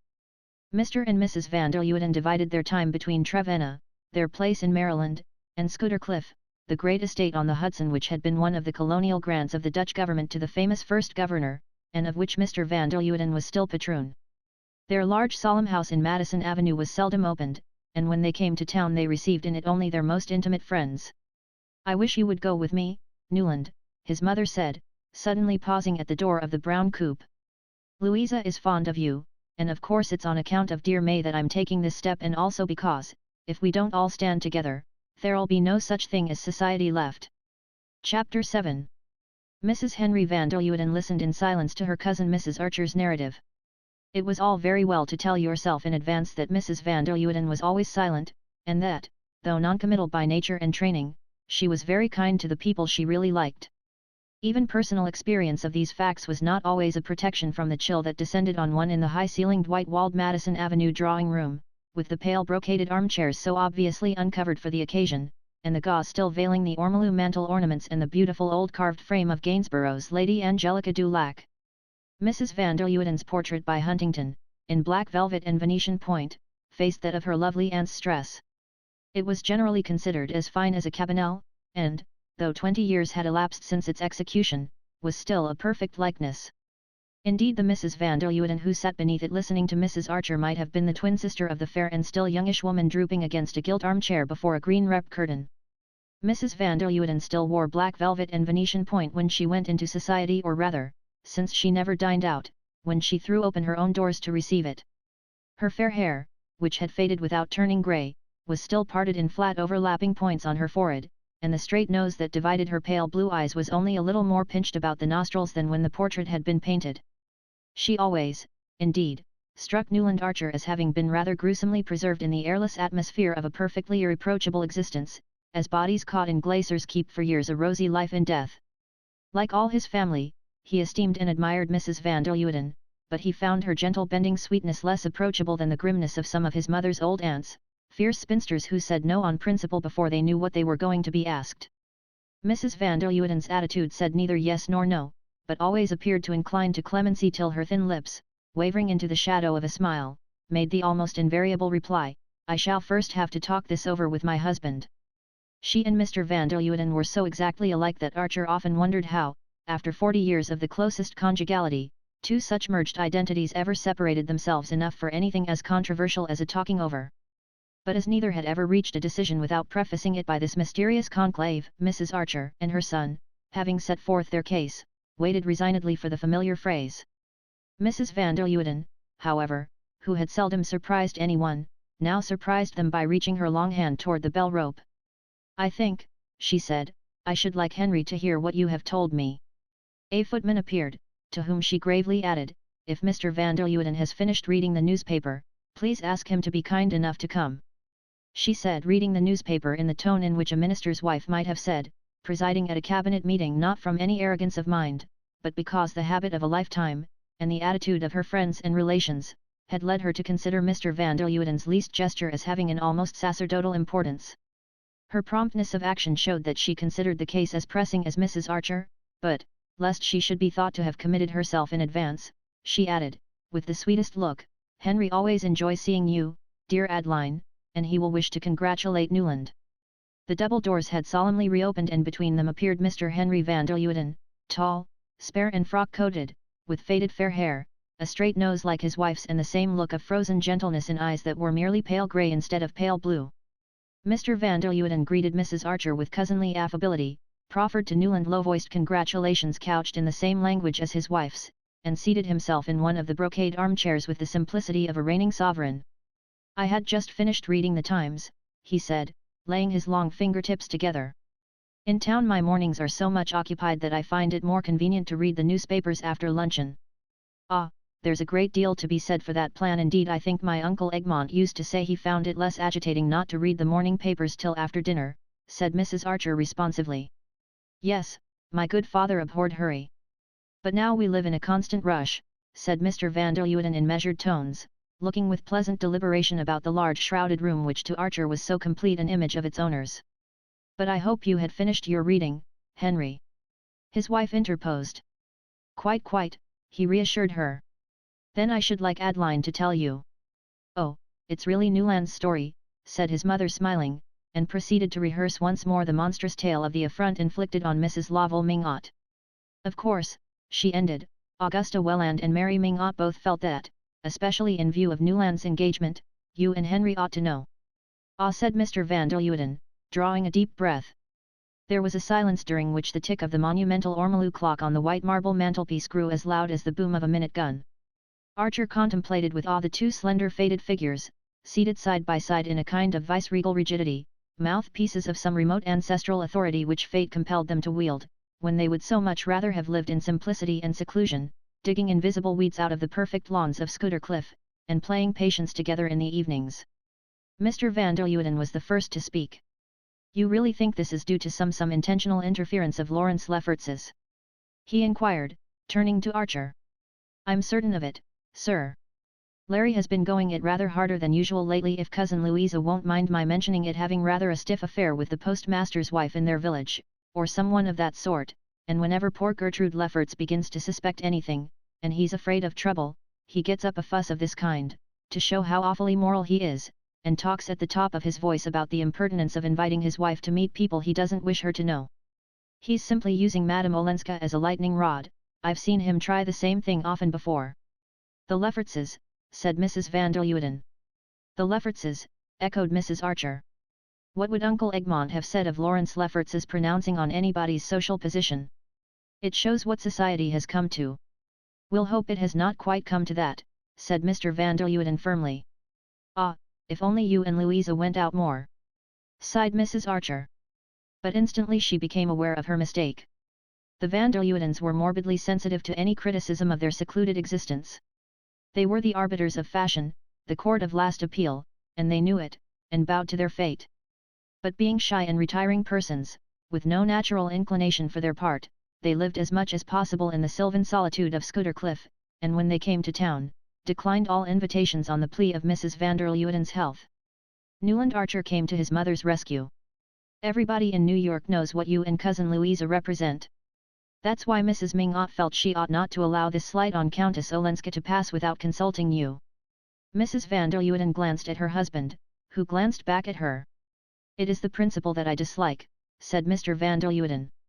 As long as a member of a well-known family is backed up by that family, it should be considered final. It seems so to me, said his wife, as if she were producing a new thought. I had no idea, Mr. van der Luyden continued, that things had come to such a pass. He paused, and looked at his wife again. It occurs to me, my dear, that the Countess Olenska is already a sort of relation through Majorum Manson's first husband. At any rate, she will be when Newland marries. He turned toward the young man. Have you read this morning's Times, Newland? Why, yes, sir, said Archer, who usually tossed off half a dozen papers with his morning coffee. Husband and wife looked at each other again. Their pale eyes clung together in prolonged and serious consultation, then a faint smile fluttered over Mrs. van der Luyden's face. She had evidently guessed and approved. Mr. van der Luyden turned to Mrs. Archer. If Louisa's health allowed her to dine out, I wish you would say to Mrs. Lovell Mingot she and I would have been happy to fill the places of the Lawrence Leffertses at her dinner. He paused to let the irony of this sink in. As you know, this is impossible. Mrs. Archer sounded a sympathetic assent. But Newland tells me he has read this morning's Times, therefore he has probably seen that Louisa's relative, the Duke of St. Austrey, arrives next week on the Russia. He is coming to enter his new sloop, the Guinevere, in next summer's International Cup race, and also to have a little canvasback shooting at Trevenna. Mr. van der Luyden paused again, and continued with increasing benevolence, before taking him down to Maryland we are inviting a few friends to meet him here, only a little dinner with a reception afterward. I am sure Louisa will be as glad as I am if Countess Olenska will let us include her among our guests. He got up, bent his long body with a stiff friendliness toward his cousin, and added, I think I have Louisa's authority for saying that she will herself leave the invitation to dine when she drives out presently, with our cards, of course, with our cards. Mrs. Archer, who knew this to be a hint that the 17 hand chestnuts which were never kept waiting were at the door, rose with a hurried murmur of thanks. Mrs. van der Luyden beamed on her with the smile of Esther interceding with Ahasuerus, but her husband raised a protesting hand. There is nothing to thank me for, dear Adeline, nothing whatever. This kind of thing must not happen in New York, it shall not, as long as I can help it, he pronounced with sovereign gentleness as he steered his cousins to the door. 2 hours later, everyone knew that the great sea-spring barouche in which Mrs. van der Luyden took the air at all seasons had been seen at old Mrs. Mingot's door, where a large square envelope was handed in, and that evening at the opera Mr. Sillerton Jackson was able to state that the envelope contained a card inviting the Countess Olenska to the dinner which the van der Luydens were giving the following week for their cousin, the Duke of St. Austria. Some of the younger men in the club box exchanged a smile at this announcement, and glanced sideways at Lawrence Lefferts, who sat carelessly in the front of the box, pulling his long fair moustache, and who remarked with authority, as the soprano paused, "No one but Patty ought to attempt the Somnambula." Chapter 8. It was generally agreed in New York that the Countess Olenska had lost her looks. She had appeared there first, in Newland Archer's boyhood, as a brilliantly pretty little girl of 9 or 10, of whom people said that she ought to be painted. Her parents had been continental wanderers, and after a roaming babyhood she had lost them both, and been taken in charge by her aunt, Medora Manson, also a wanderer, who was herself returning to New York to settle down. Poor Medora, repeatedly widowed, was always coming home to settle down, each time in a less expensive house, and bringing with her a new husband or an adopted child, but after a few months she invariably parted from her husband or quarrelled with her ward, and, having got rid of her house at a loss, set out again on her wanderings. As her mother had been a Rushworth, and her last unhappy marriage had linked her to one of the crazy Chiverses, New York looked indulgently on her eccentricities, but when she returned with her little orphaned niece, whose parents had been popular in spite of their regrettable taste for travel, people thought it a pity that the pretty child should be in such hands. Everyone was disposed to be kind to little Ellen Mingot, though her dusky red cheeks and tight curls gave her an air of gaiety that seemed unsuitable in a child who should still have been in black for her parents.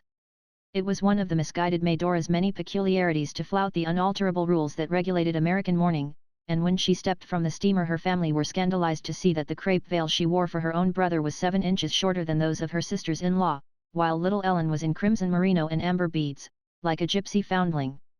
But New York had so long resigned itself to Medora that only a few old ladies shook their heads over Ellen's gaudy clothes, while her other relations fell under the charm of her high color and high spirits. She was a fearless and familiar little thing, who asked disconcerting questions, made precocious comments, and possessed outlandish arts, such as dancing a Spanish shawl dance and singing Neapolitan love songs to a guitar. Under the direction of her aunt, whose real name was Mrs. Thorley Chivers, but who, having received a papal title, had resumed her first husband's patronymic, and called herself the Marchioness Manson, because in Italy she could turn it into Manzoni, the little girl received an expensive but incoherent education, which included drawing from the model, a thing never dreamed of before, and playing the piano in quintets with professional musicians. Of course no good could come of this, and when, a few years later, poor Chivers finally died in a madhouse, his widow, draped in strange weeds, again pulled up stakes and departed with Ellen, who had grown into a tall bony girl with conspicuous eyes. For some time no more was heard of them, then news came of Ellen's marriage to an immensely rich Polish nobleman of legendary fame, whom she had met at a ball at the Tuileries, and who was said to have princely establishments in Paris, Nice and Florence, a yacht at Cowes, and many square miles of shooting in Transylvania. She disappeared in a kind of sulphureous apotheosis, and when a few years later Medora again came back to New York, subdued, impoverished, mourning a third husband, and in quest of a still smaller house, people wondered that her rich niece had not been able to do something for her. Then came the news that Ellen's own marriage had ended in disaster, and that she was herself returning home to seek rest and oblivion among her kinsfolk. These things passed through Newland Archer's mind a week later as he watched the Countess Olenska enter the van der Luyden drawing room on the evening of the momentous dinner. The occasion was a solemn one, and he wondered a little nervously how she would carry it off. She came rather late, one hand still ungloved, and fastening a bracelet about her wrist, yet she entered without any appearance of haste or embarrassment the drawing room in which New York's most chosen company was somewhat awfully assembled. In the middle of the room she paused, looking about her with a grave mouth and smiling eyes, and in that instant Newland Archer rejected the general verdict on her looks. It was true that her early radiance was gone. The red cheeks had paled, she was thin, worn, a little older looking than her age, which must have been nearly 30. But there was about her the mysterious authority of beauty, a sureness in the carriage of the head, the movement of the eyes, which, without being in the least theatrical, struck his as highly trained and full of a conscious power. At the same time she was simpler in manner than most of the ladies present, and many people, as he heard afterward from Janie, were disappointed that her appearance was not more stylish, for stylishness was what New York most valued. It was, perhaps, Archer reflected, because her early vivacity had disappeared, because she was so quiet in her movements, her voice, and the tones of her low-pitched voice. New York had expected something a good deal more resonant in a young woman with such a history. The dinner was a somewhat formidable business. Dining with the van der Leudens was at best no light matter, and dining there with a duke who was their cousin was almost a religious solemnity. It pleased Archer to think that only an old New Yorker could perceive the shade of difference, to New York, between being merely a duke and being the van der Leudens duke.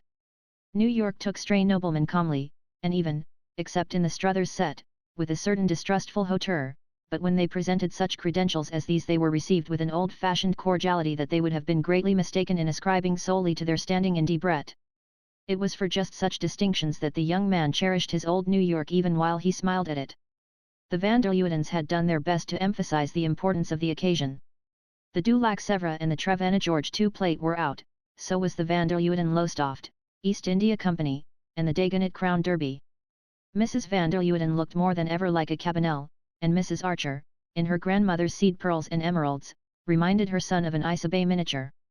All the ladies had on their handsomest jewels, but it was characteristic of the house and the occasion that these were mostly in rather heavy old-fashioned settings, and old Miss Lanning, who had been persuaded to come, actually wore her mother's cameos and a Spanish blonde shawl. The Countess Olenska was the only young woman at the dinner, yet, as Archer scanned the smooth plump elderly faces between their diamond necklaces and towering ostrich feathers, they struck him as curiously immature compared with hers. It frightened him to think what must have gone to the making of her eyes. The Duke of St. Austrey, who sat at his hostess's right, was naturally the chief figure of the evening. But if the Countess Olenska was less conspicuous than had been hoped, the Duke was almost invisible. Being a well-bred man he had not, like another recent ducal visitor, come to the dinner in a shooting jacket, but his evening clothes were so shabby and baggy, and he wore them with such an air of their being homespun, that, with his stooping way of sitting, and the vast beard spreading over his shirt front, he hardly gave the appearance of being in dinner attire. He was short, round-shouldered, sunburnt, with a thick nose, small eyes and a sociable smile, but he seldom spoke, and when he did it was in such low tones that, despite the frequent silences of expectation about the table, his remarks were lost to all but his neighbours. When the men joined the ladies after dinner the Duke went straight up to the Countess Olenska, and they sat down in a corner and plunged into animated talk. Neither seemed aware that the Duke should first have paid his respects to Mrs. Lovell Mingot and Mrs. Headley Chivers, and the Countess have conversed with that amiable hypochondriac, Mr. Urban Dagonet of Washington Square, who, in order to have the pleasure of meeting her, had broken through his fixed rule of not dining out between January and April. The two chatted together for nearly 20 minutes, then the Countess rose and, walking alone across the wide drawing room, sat down at Newland Archer's side. It was not the custom in New York drawing rooms for a lady to get up and walk away from one gentleman in order to seek the company of another. Etiquette required that she should wait, immovable as an idol, while the men who wished to converse with her succeeded each other at her side. But the Countess was apparently unaware of having broken any rule. She sat at perfect ease in a corner of the sofa beside Archer, and looked at him with the kindest eyes. "I want you to talk to me about May," she said. Instead of answering her he asked, "You knew the Duke before?" "Oh, yes, we used to see him every winter at Nice. He's very fond of gambling. He used to come to the house a great deal." She said it in the simplest manner, as if she had said, "He's fond of wild flowers," and after a moment she added candidly, "I think he's the dullest man I ever met." This pleased her companion so much that he forgot the slight shock her previous remark had caused him. It was undeniably exciting to meet a lady who found the van der Leudens Duke dull, and dared to utter the opinion. He longed to question her, to hear more about the life of which her careless words had given him so illuminating a glimpse, but he feared to touch on distressing memories, and before he could think of anything to say she had strayed back to her original subject. "May is a darling. I've seen no young girl in New York so handsome and so intelligent. Are you very much in love with her?" Newland Archer reddened and laughed. "As much as a man can be." She continued to consider him thoughtfully, as if not to miss any shade of meaning in what he said. "Do you think, then, there is a limit to being in love? If there is, I haven't found it." She glowed with sympathy. "Ah, it's really and truly a romance. The most romantic of romances. How delightful! And you found it all out for yourselves. It was not in the least arranged for you." Archer looked at her incredulously. "Have you forgotten," he asked with a smile, "that in our country we don't allow our marriages to be arranged for us?" A dusky blush rose to her cheek, and he instantly regretted his words. "Yes," she answered, "I'd forgotten. You must forgive me if I sometimes make these mistakes." I don't always remember that everything here is good that was bad where I've come from. She looked down at her Viennese fan of eagle feathers, and he saw that her lips trembled. I'm so sorry, he said impulsively, but you are among friends here, you know. Yes, I know. Wherever I go I have that feeling. That's why I came home. I want to forget everything else, to become a complete American again, like the Mingots and Wellands, and you and your delightful mother, and all the other good people here tonight. Ah, here's May arriving, and you will want to hurry away to her, she added, but without moving, and her eyes turned back from the door to rest on the young man's face. The drawing rooms were beginning to fill up with after-dinner guests, and following Madame Olenska's glance Archer saw May Welland entering with her mother. In her dress of white and silver, with a wreath of silver blossoms in her hair, the tall girl looked like a Diana just alight from the chase. Oh, said Archer, I have so many rivals, you see she's already surrounded. There's the Duke being introduced. Then stay with me a little longer, Madame Olenska said in a low tone, just touching his knee with her plumed fan. It was the lightest touch, but it thrilled him like a caress. Yes, let me stay, he answered in the same tone, hardly knowing what he said, but just then Mr. van der Luyden came up, followed by old Mr. Urban Dagonet. The Countess greeted them with her grave smile, and Archer, feeling his host's admonitory glance on him, rose and surrendered his seat. Madame Olenska held out her hand as if to bid him goodbye. Tomorrow, then, after 5 I shall expect you, she said, and then turned back to make room for Mr. Dagonet. Tomorrow Archer heard himself repeating, though there had been no engagement, and during their talk she had given him no hint that she wished to see him again. As he moved away he saw Lawrence Lefferts, tall and resplendent, leading his wife up to be introduced, and heard Gertrude Lefferts say, as she beamed on the Countess with her large unperceiving smile, but I think we used to go to dancing school together when we were children. Behind her, waiting their turn to name themselves to the Countess, Archer noticed a number of the recalcitrant couples who had declined to meet her at Mrs. Lovell Mingot's. As Mrs. Archer remarked, when the van der Luydens chose, they knew how to give a lesson. The wonder was that they chose so seldom. The young man felt a touch on his arm and saw Mrs. van der Luyden looking down on him from the pure eminence of black velvet and the family diamonds. It was good of you, dear Newland, to devote yourself so unselfishly to Madame Olenska. I told your cousin Henry he must really come to the rescue.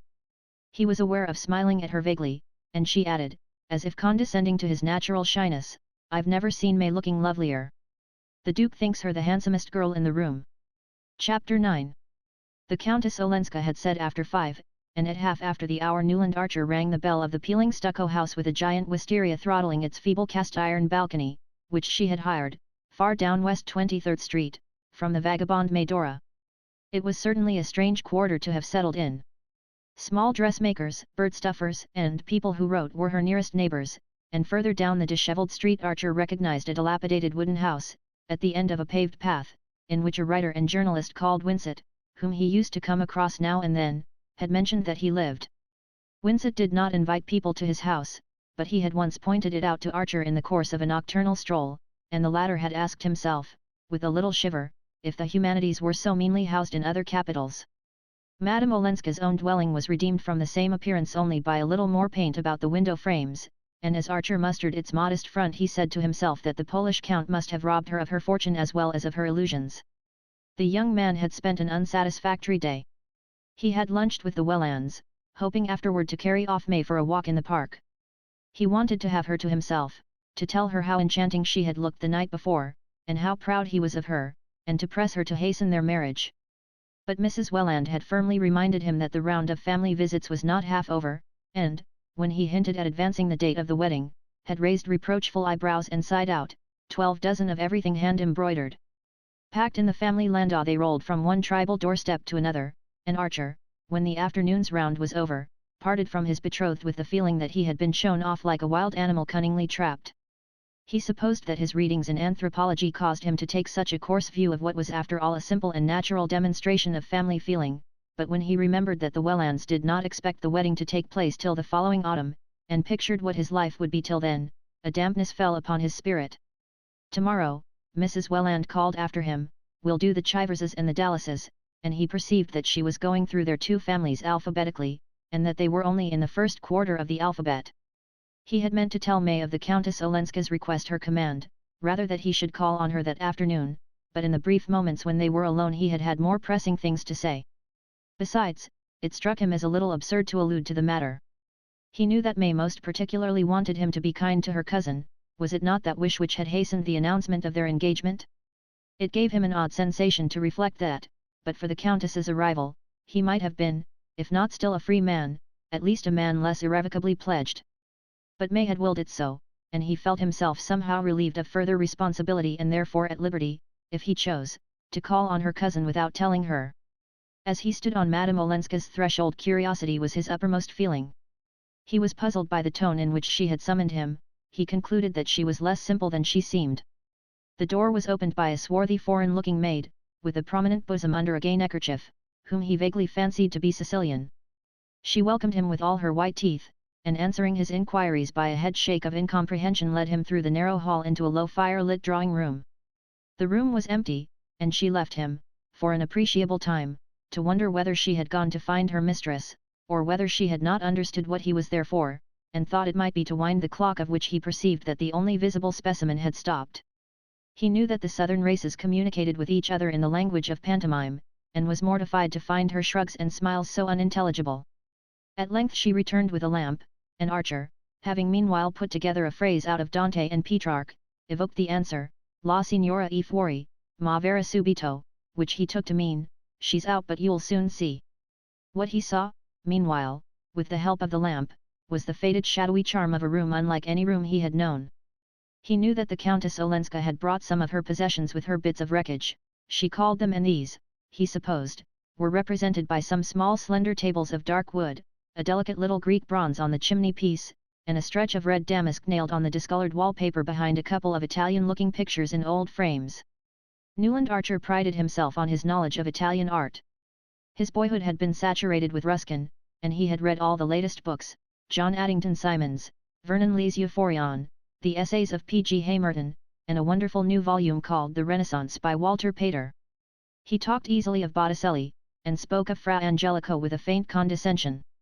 But these pictures bewildered him, for they were like nothing that he was accustomed to look at, and therefore able to see, when he travelled in Italy, and perhaps, also, his powers of observation were impaired by the oddness of finding himself in this strange empty house, where apparently no one expected him. He was sorry that he had not told May Welland of Countess Olenska's request, and a little disturbed by the thought that his betrothed might come in to see her cousin.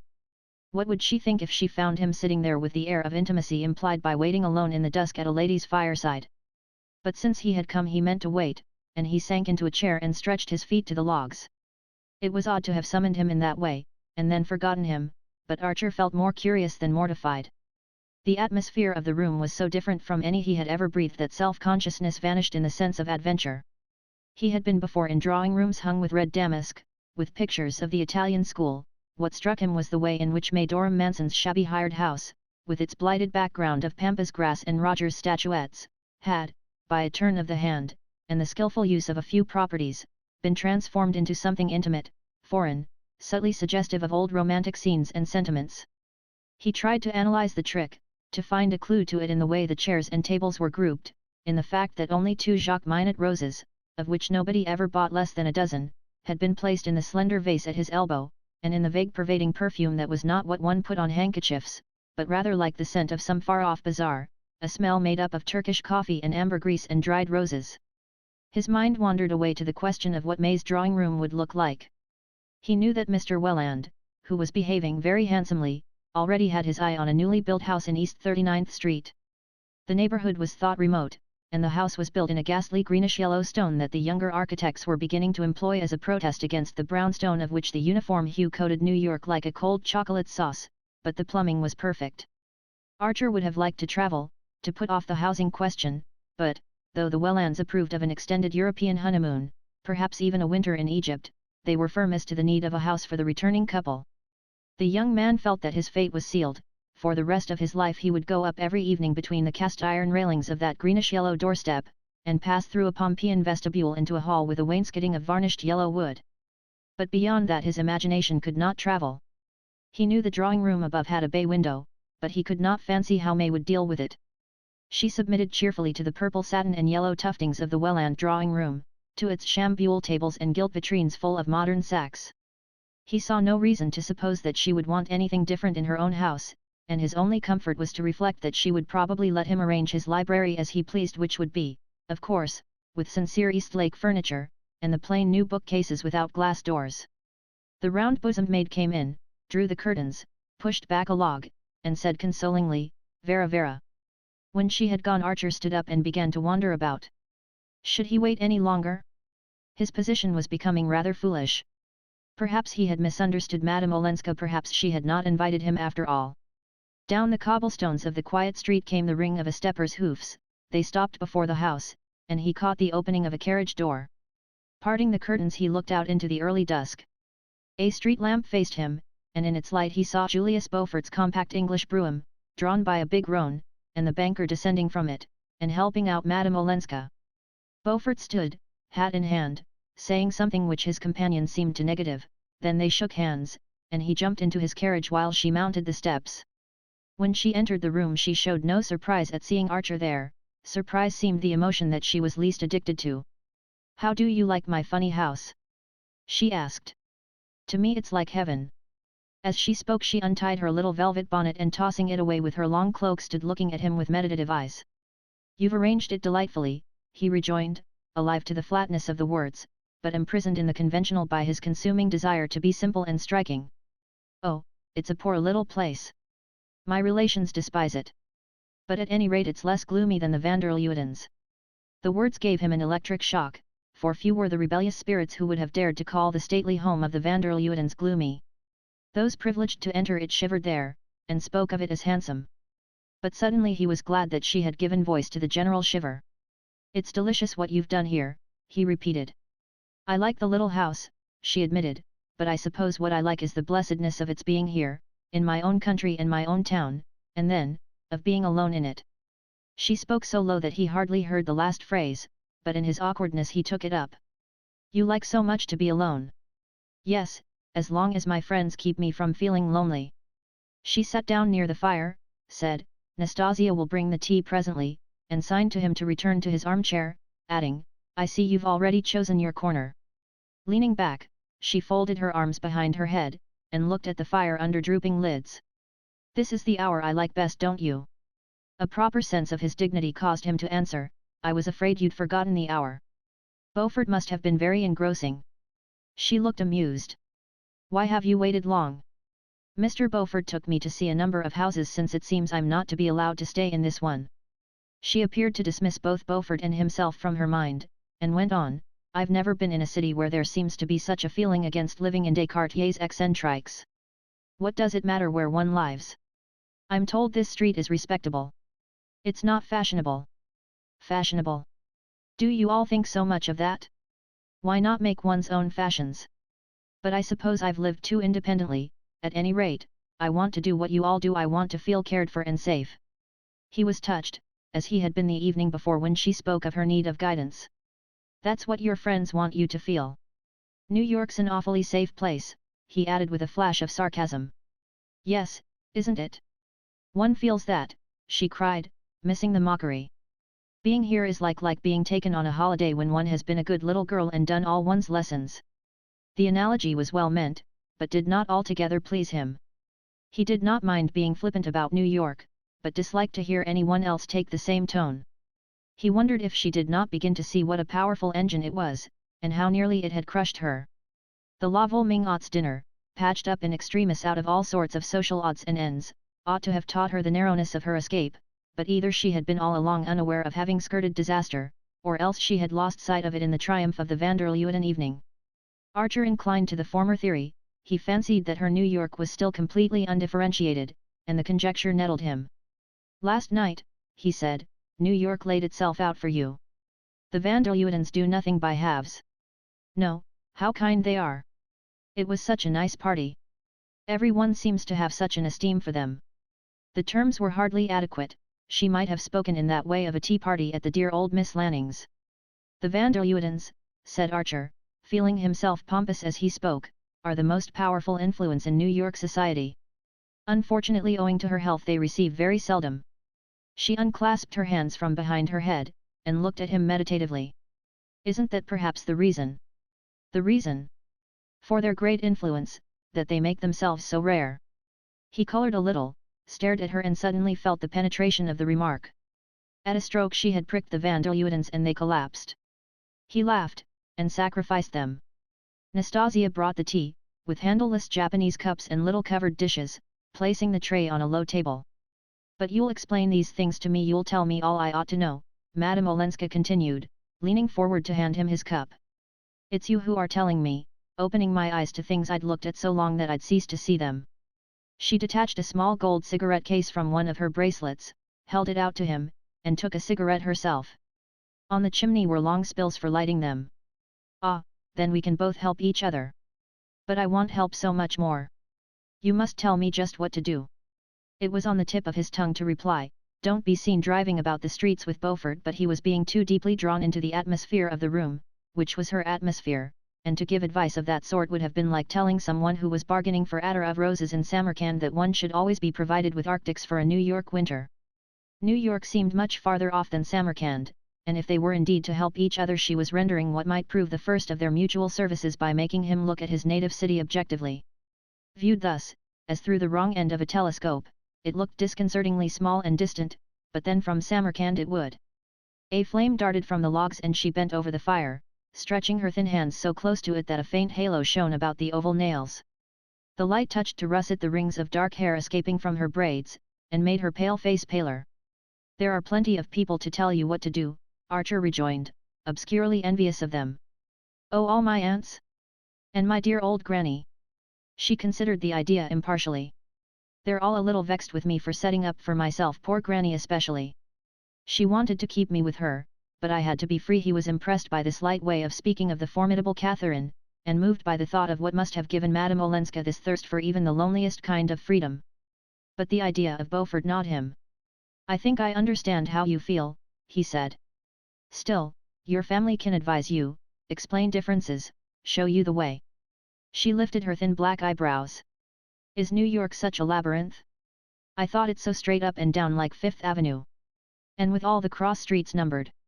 She seemed to guess his faint disapproval of this, and added, with the rare smile that enchanted her whole face, if you knew how I like it for just that, the straight up and downness, and the big honest labels on everything.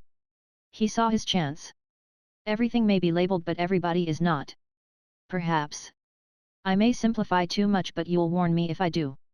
She turned from the fire to look at him. There are only two people here who make me feel as if they understood what I mean and could explain things to me, you and Mr. Beaufort. Archer winced at the joining of the names, and then, with a quick readjustment, understood, sympathized and pitied. So close to the powers of evil she must have lived that she still breathed more freely in their air. But since she felt that he understood her also, his business would be to make her see Beaufort as he really was, with all he represented, and abhor it. He answered gently, I understand. But just at first don't let go of your old friend's hands, I mean the older women, your Granny Mingot, Mrs. Welland, Mrs. van der Luyden. They like and admire you, they want to help you. She shook her head and sighed. Oh, I know. But on condition that they don't hear anything unpleasant. Aunt Welland put it in those very words when I tried. Does no one want to know the truth here, Mr. Archer? The real loneliness is living among all these kind people who only ask one to pretend. She lifted her hands to her face, and he saw her thin shoulders shaken by a sob. Madame Olenska, oh, don't, Ellen, he cried, starting up and bending over her. He drew down one of her hands, clasping and chafing it like a child's while he murmured reassuring words, but in a moment she freed herself, and looked up at him with wet lashes. Does no one cry here, either? I suppose there's no need to, in heaven, she said, straightening her loosened braids with a laugh, and bending over the tea kettle. It was burnt into his consciousness that he had called her Ellen, called her so twice, and that she had not noticed it. Far down the inverted telescope he saw the faint white figure of May Welland in New York. Suddenly Nastasia put her head in to say something in her rich Italian. Madame Olenska, again with a hand at her hair, uttered an exclamation of assent. A flashing Gia and the Duke of St. Austri entered, piloting a tremendous black-wigged and red-plumed lady in overflowing furs. My dear Countess, I've brought an old friend of mine to see you, Mrs. Struthers. She wasn't asked to the party last night, and she wants to know you. The Duke beamed on the group, and Madame Olenska advanced with a murmur of welcome toward the queer couple. She seemed to have no idea how oddly matched they were, nor what a liberty the Duke had taken in bringing his companion, and to do him justice, as Archer perceived, the Duke seemed as unaware of it himself. "Of course I want to know you, my dear," cried Mrs. Struthers in a round rolling voice that matched her bold feathers and her brazen wig. "I want to know everybody who's young and interesting and charming. And the Duke tells me you like music, didn't you, Duke? You're a pianist yourself, I believe? Well, do you want to hear Sarasate play tomorrow evening at my house? You know I've something going on every Sunday evening. It's the day when New York doesn't know what to do with itself, and so I say to it, come and be amused. And the Duke thought you'd be tempted by Sarasate. You'll find a number of your friends." Madame Olenska's face grew brilliant with pleasure. "How kind! How good of the Duke to think of me!" She pushed a chair up to the tea table and Mrs. Struthers sank into it delectably. "Of course I shall be too happy to come." "That's all right, my dear. And bring your young gentleman with you." Mrs. Struthers extended a hail-fellow hand to Archer. "I can't put a name to you, but I'm sure I've met you. I've met everybody, here, or in Paris or London. Aren't you in diplomacy? All the diplomatists come to me. You like music too? Duke, you must be sure to bring him."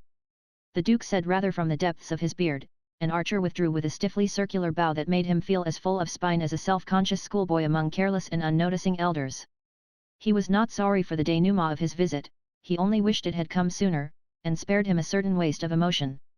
As he went out into the wintry night, New York again became vast and imminent, and May Welland the loveliest woman in it. He turned into his florist's to send her the daily box of lilies of the valley which, to his confusion, he found he had forgotten that morning. As he wrote a word on his card and waited for an envelope, he glanced about the emboweled shop, and his eye lit on a cluster of yellow roses. He had never seen any as sun-golden before, and his first impulse was to send them to May instead of the lilies. But they did not look like her. There was something too rich, too strong, in their fiery beauty. In a sudden revulsion of mood, and almost without knowing what he did, he signed to the florist to lay the roses in another long box, and slipped his card into a second envelope, on which he wrote the name of the Countess Olenska. Then, just as he was turning away, he drew the card out again, and left the empty envelope on the box. "They'll go at once?" he inquired, pointing to the roses. The florist assured him that they would. Chapter 10. The next day he persuaded May to escape for a walk in the park after luncheon. As was the custom in old-fashioned Episcopalian New York, she usually accompanied her parents to church on Sunday afternoons, but Mrs. Welland condoned her truancy, having that very morning won her over to the necessity of a long engagement, with time to prepare a hand-embroidered trousseau containing the proper number of dozens. The day was delectable. The bare vaulting of trees along the mall was sealed with lapis lazuli, and arched above snow that shone like splintered crystals. It was the weather to call out May's radiance, and she burned like a young maple in the frost. Archer was proud of the glances turned on her, and the simple joy of possessorship cleared away his underlying perplexities. "It's so delicious waking every morning to smell lilies of the valley in one's room," she said. "Yesterday they came late. I hadn't time in the morning. But your remembering each day to send them makes me love them so much more than if you'd given a standing order, and they came every morning on the minute, like one's music teacher, as I know Gertrude Lefferts's did, for instance, when she and Lawrence were engaged." "Ah, they would," laughed Archer, amused at her keenness. He looked sideways at her fruit-like cheek and felt rich and secure enough to add, "When I sent your lilies yesterday afternoon I saw some rather gorgeous yellow roses and packed them off to Madame Olenska. Was that right? How dear of you! Anything of that kind delights her. It's odd she didn't mention it. She lunched with us today, and spoke of Mr. Beaufort's having sent her wonderful orchids, and cousin Henry van der Luyden a whole hamper of carnations from Scuddercliff. She seems so surprised to receive flowers. Don't people send them in Europe? She thinks it's such a pretty custom." "Oh, well, no wonder mine were overshadowed by Beaufort's," said Archer irritably. Then he remembered that he had not put a card with the roses, and was vexed at having spoken of them. He wanted to say, "I called on your cousin yesterday," but hesitated. If Madame Olenska had not spoken of his visit it might seem awkward that he should. Yet not to do so gave the affair an air of mystery that he disliked. To shake off the question he began to talk of their own plans, their future, and Mrs. Welland's insistence on a long engagement. "If you call it long. Isabel Chivers and Reggie were engaged for 2 years, Grace and Thorley for nearly a year and a half. Why aren't we very well off as we are?" It was the traditional maidenly interrogation, and he felt ashamed of himself for finding it singularly childish. No doubt she simply echoed what was said for her, but she was nearing her 22nd birthday, and he wondered at what age nice women began to speak for themselves. Never, if we won't let them, I suppose, he mused, and recalled his mad outburst to Mr. Sillerton Jackson, women ought to be as free as we are. It would presently be his task to take the bandage from this young woman's eyes, and bid her look forth on the world. But how many generations of the women who had gone to her making had descended bandaged to the family vault? He shivered a little, remembering some of the new ideas in his scientific books, and the much-cited instance of the Kentucky cave fish, which had ceased to develop eyes because they had no use for them. What if, when he had bidden May Welland to open hers, they could only look out blankly at blankness? We might be much better off. We might be all together, we might travel. Her face lit up. That would be lovely, she owned, she would love to travel. But her mother would not understand their wanting to do things so differently. As if the mere differently didn't account for it. The wooer insisted. Newland. You're so original. She exulted. His heart sank, for he saw that he was saying all the things that young men in the same situation were expected to say, and that she was making the answers that instinct and tradition taught her to make, even to the point of calling him original. Original. We're all as like each other as those dolls cut out of the same folded paper. We're like patterns stenciled on a wall. Can't you and I strike out for ourselves, May? He had stopped and faced her in the excitement of their discussion, and her eyes rested on him with a bright unclouded admiration. Mercy, shall we elope? She laughed. If you would. You do love me, Newland. I'm so happy. But then why not be happier? We can't behave like people in novels, though, can we? Why not, why not, why not? She looked a little bored by his insistence. She knew very well that they couldn't, but it was troublesome to have to produce a reason. I'm not clever enough to argue with you. But that kind of thing is rather vulgar, isn't it? She suggested, relieved to have hit on a word that would assuredly extinguish the whole subject. Are you so much afraid, then, of being vulgar? She was evidently staggered by this. Of course I should hate it, so would you, she rejoined, a trifle irritably. He stood silent, beating his stick nervously against his boot top, and feeling that she had indeed found the right way of closing the discussion, she went on light-heartedly, oh, did I tell you that I showed Ellen my ring? She thinks it the most beautiful setting she ever saw. There's nothing like it in the Rue de la Paix, she said. I do love you, Newland, for being so artistic. The next afternoon, as Archer, before dinner, sat smoking sullenly in his study, Janie wandered in on him. He had failed to stop at his club on the way up from the office where he exercised the profession of the law in the leisurely manner common to well-to-do New Yorkers of his class. He was out of spirits and slightly out of temper, and a haunting horror of doing the same thing every day at the same hour besieged his brain. Sameness, sameness. He muttered, the word running through his head like a persecuting tune as he saw the familiar tall-hatted figures lounging behind the plate glass, and because he usually dropped in at the club at that hour he had gone home instead. He knew not only what they were likely to be talking about, but the part each one would take in the discussion. The Duke of course would be their principal theme, though the appearance in Fifth Avenue of a golden-haired lady in a small canary-colored brougham with a pair of black cobs, for which Beaufort was generally thought responsible, would also doubtless be thoroughly gone into. Such women, as they were called, were few in New York, those driving their own carriages still fewer, and the appearance of Miss Fanny Ring in Fifth Avenue at the fashionable hour had profoundly agitated society. Only the day before, her carriage had passed Mrs. Lovell Mingot's, and the latter had instantly rung the little bell at her elbow and ordered the coachman to drive her home. What if it had happened to Mrs. Vanderluyden? People asked each other with a shudder. Archer could hear Lawrence Lefferts, at that very hour, holding forth on the disintegration of society. He raised his head irritably when his sister Janie entered, and then quickly bent over his book, Swinburne's Chaste Lark just out, as if he had not seen her. She glanced at the writing table heaped with books, opened a volume of the Conte Drôlatiques, made a wry face over the archaic French, and sighed, "What learned things you read?" "Well?" he asked, as she hovered Cassandra-like before him. "Mother's very angry." "Angry? With whom?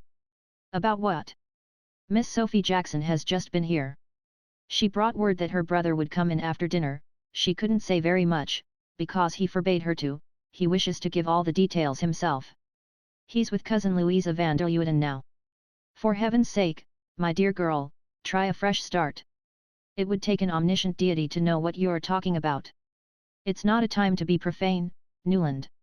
Mother feels badly enough about your not going to church. With a groan he plunged back into his book. Newland. Do listen. Your friend Madame Olenska was at Mrs. Lemuel Struthers's party last night, she went there with the Duke and Mr. Beaufort. At the last clause of this announcement a senseless anger swelled the young man's breast. To smother it he laughed. Well, what of it? I knew she meant to. Janie paled and her eyes began to project. You knew she meant to and you didn't try to stop her? To warn her. Stop her? Warn her. He laughed again. I'm not engaged to be married to the Countess Olenska. The words had a fantastic sound in his own ears. You're marrying into her family. Oh, family. He jeered. Newland, don't you care about family? Not a brass farthing. Nor about what cousin Louisa van der Luyden will think. Not the half of one if she thinks such old maids rubbish. Mother is not an old maid, said his virgin sister with pinched lips. He felt like shouting back, yes, she is, and so are the van der Luydens, and so we all are, when it comes to being so much as brushed by the wingtip of reality. But he saw her long gentle face puckering into tears, and felt ashamed of the useless pain he was inflicting. Hang Countess Olenska. Don't be a goose, Janie, I'm not her keeper. No, but you did ask the Wellands to announce your engagement sooner so that we might all back her up, and if it hadn't been for that cousin Louisa would never have invited her to the dinner for the Duke. Well, what harm was there in inviting her? She was the best-looking woman in the room, she made the dinner a little less funereal than the usual van der Luyden banquet. You know cousin Henry asked her to please you, he persuaded cousin Louisa. And now they're so upset that they're going back to Scooter Cliff tomorrow. I think, Newland, you'd better come down. You don't seem to understand how mother feels. In the drawing room Newland found his mother. She raised a troubled brow from her needlework to ask, has Janie told you? Yes. He tried to keep his tone as measured as her own. But I can't take it very seriously. Not the fact of having offended cousin Louisa and cousin Henry. The fact that they can be offended by such a trifle as Countess Olenska's going to the house of a woman they consider common. Consider. Well, who is, but who has good music, and amuses people on Sunday evenings, when the whole of New York is dying of inanition. Good music? All I know is, there was a woman who got up on a table and sang the things they sing at the places you go to in Paris. There was smoking and champagne. Well, that kind of thing happens in other places, and the world still goes on. I don't suppose, dear, you're really defending the French Sunday. I've heard you often enough, mother, grumble at the English Sunday when we've been in London. New York is neither Paris nor London. Oh, no, it's not. Her son groaned. You mean, I suppose, that society here is not as brilliant? You're right, I dare say, but we belong here, and people should respect our ways when they come among us. Ellen Olenska especially, she came back to get away from the kind of life people lead in brilliant societies. Newland made no answer, and after a moment his mother ventured, I was going to put on my bonnet and ask you to take me to see cousin Louisa for a moment before dinner. He frowned, and she continued, I thought you might explain to her what you've just said, that society abroad is different, that people are not as particular, and that Madame Olenska may not have realized how we feel about such things. It would be, you know, dear, she added with an innocent adroitness, in Madame Olenska's interest if you did. Dearest mother, I really don't see how we're concerned in the matter. The Duke took Madame Olenska to Mrs. Struthers's, in fact he brought Mrs. Struthers to call on her. I was there when they came. If the van der Luydens want to quarrel with anybody, the real culprit is under their own roof. Quarrel? Newland, did you ever know of cousin Henry's quarrelling? Besides, the Duke's his guest, and a stranger too. Strangers don't discriminate, how should they? Countess Olenska is a New Yorker, and should have respected the feelings of New York. Well, then, if they must have a victim, you have my leave to throw Madame Olenska to them, cried her son, exasperated. I don't see myself or you either offering ourselves up to expiate her crimes. Oh, of course you see only the Ming outside, his mother answered, in the sensitive tone that was her nearest approach to anger. The sad butler drew back the drawing-room portieres and announced, Mr. Henry van der Luyden. Mrs. Archer dropped her needle and pushed her chair back with an agitated hand. Another lamp, she cried to the retreating servant, while Janie bent over to straighten her mother's cap. Mr. van der Luyden's figure loomed on the threshold, and Newland Archer went forward to greet his cousin. We were just talking about you, sir, he said. Mr. van der Luyden seemed overwhelmed by the announcement. He drew off his glove to shake hands with the ladies, and smoothed his tall hat shyly, while Janie pushed an armchair forward, and Archer continued, and the Countess Olenska. Mrs. Archer paled. "Ah, a charming woman. I have just been to see her," said Mr. van der Luyden, complacency restored to his brow. He sank into the chair, laid his hat and gloves on the floor beside him in the old-fashioned way, and went on, "She has a real gift for arranging flowers. I had sent her a few carnations from Scooter Cliff, and I was astonished. Instead of massing them in big bunches as our head gardener does, she had scattered them about loosely, here and there. I can't say how. The Duke had told me," he said, "go and see how cleverly she's arranged her drawing room. And she has. I should really like to take Louisa to see her, if the neighbourhood were not so unpleasant." A dead silence greeted this unusual flow of words from Mr. van der Luyden. Mrs. Archer drew her embroidery out of the basket into which she had nervously tumbled it, and Newland, leaning against the chimney-place and twisting a hummingbird feather screen in his hand, saw Janie's gaping countenance lit up by the coming of the second lamp. "The fact is," Mr. van der Luyden continued, stroking his long grey leg with a bloodless hand weighed down by the patroon's great signet ring, "the fact is, I dropped in to thank her for the very pretty note she wrote me about my flowers, and also, but this is between ourselves, of course, to give her a friendly warning about allowing the Duke to carry her off to parties with him. I don't know if you've heard." Mrs. Archer produced an indulgent smile. "Has the Duke been carrying her off to parties? You know what these English grandees are. They're all alike. Louisa and I are very fond of our cousin, but it's hopeless to expect people who are accustomed to the European courts to trouble themselves about our little republican distinctions. The Duke goes where he's amused." Mr. van der Luyden paused, but no one spoke. "Yes, it seems he took her with him last night to Mrs. Lemuel Struthers's. Sillerton Jackson has just been to us with the foolish story, and Louisa was rather troubled. So I thought the shortest way was to go straight to Countess Olenska and explain by the merest hint, you know how we feel in New York about certain things. I felt I might, without indelicacy, because the evening she dined with us she rather suggested, rather let me see that she would be grateful for guidance. And she was." Mr. van der Luyden looked about the room with what would have been self-satisfaction on features less purged of the vulgar passions. On his face it became a mild benevolence which Mrs. Archer's countenance dutifully reflected. "How kind you both are, dear Henry, always. Newland will particularly appreciate what you have done because of dear May and his new relations." She shot an admonitory glance at her son, who said, "Immensely, sir. But I was sure you'd like Madame Olenska." Mr. van der Luyden looked at him with extreme gentleness. "I never ask to my house, my dear Newland," he said, "anyone whom I do not like. And so I have just told Sillerton Jackson." With a glance at the clock he rose and added, "But Louisa will be waiting. We are dining early, to take the Duke to the opera." After the portieres had solemnly closed behind their visitor, a silence fell upon the Archer family. "Gracious, how romantic!" at last broke explosively from Janie. No one knew exactly what inspired her elliptic comments, and her relations had long since given up trying to interpret them. Mrs. Archer shook her head with a sigh. "Provided it all turns out for the best," she said, in the tone of one who knows how surely it will not. "Newland, you must stay and see Sillerton Jackson when he comes this evening. I really shan't know what to say to him." "Poor mother! But he won't come," her son laughed, stooping to kiss away her frown. Chapter 11. Some 2 weeks later, Newland Archer, sitting in abstracted idleness in his private compartment of the office of Letter Blair, Lamson and Lowe, attorneys at law, was summoned by the head of the firm. Old Mr. Letter Blair, the accredited legal advisor of 3 generations of New York gentility, throned behind his mahogany desk in evident perplexity. As he stroked his close-clipped white whiskers and ran his hand through the rumpled grey locks above his jutting brows, his disrespectful junior partner thought how much he looked like the family physician annoyed with a patient whose symptoms refused to be classified. "My dear sir," he always addressed Archer as sir, "I have sent for you to go into a little matter, a matter which, for the moment, I prefer not to mention either to Mr. Skipworth or Mr. Redwood."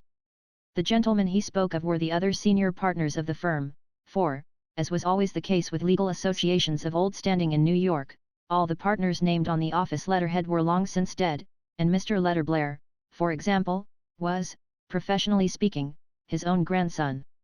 He leaned back in his chair with a furrowed brow. "For family reasons," he continued. Archer looked up. "The Mingott family," said Mr. Letter Blair with an explanatory smile and bow.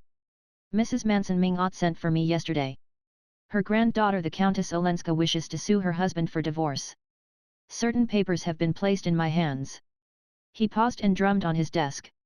In view of your prospective alliance with the family, I should like to consult you to consider the case with you before taking any farther steps. Archer felt the blood in his temples. He had seen the Countess Olenska only once since his visit to her, and then at the opera, in the Ming-Ot box.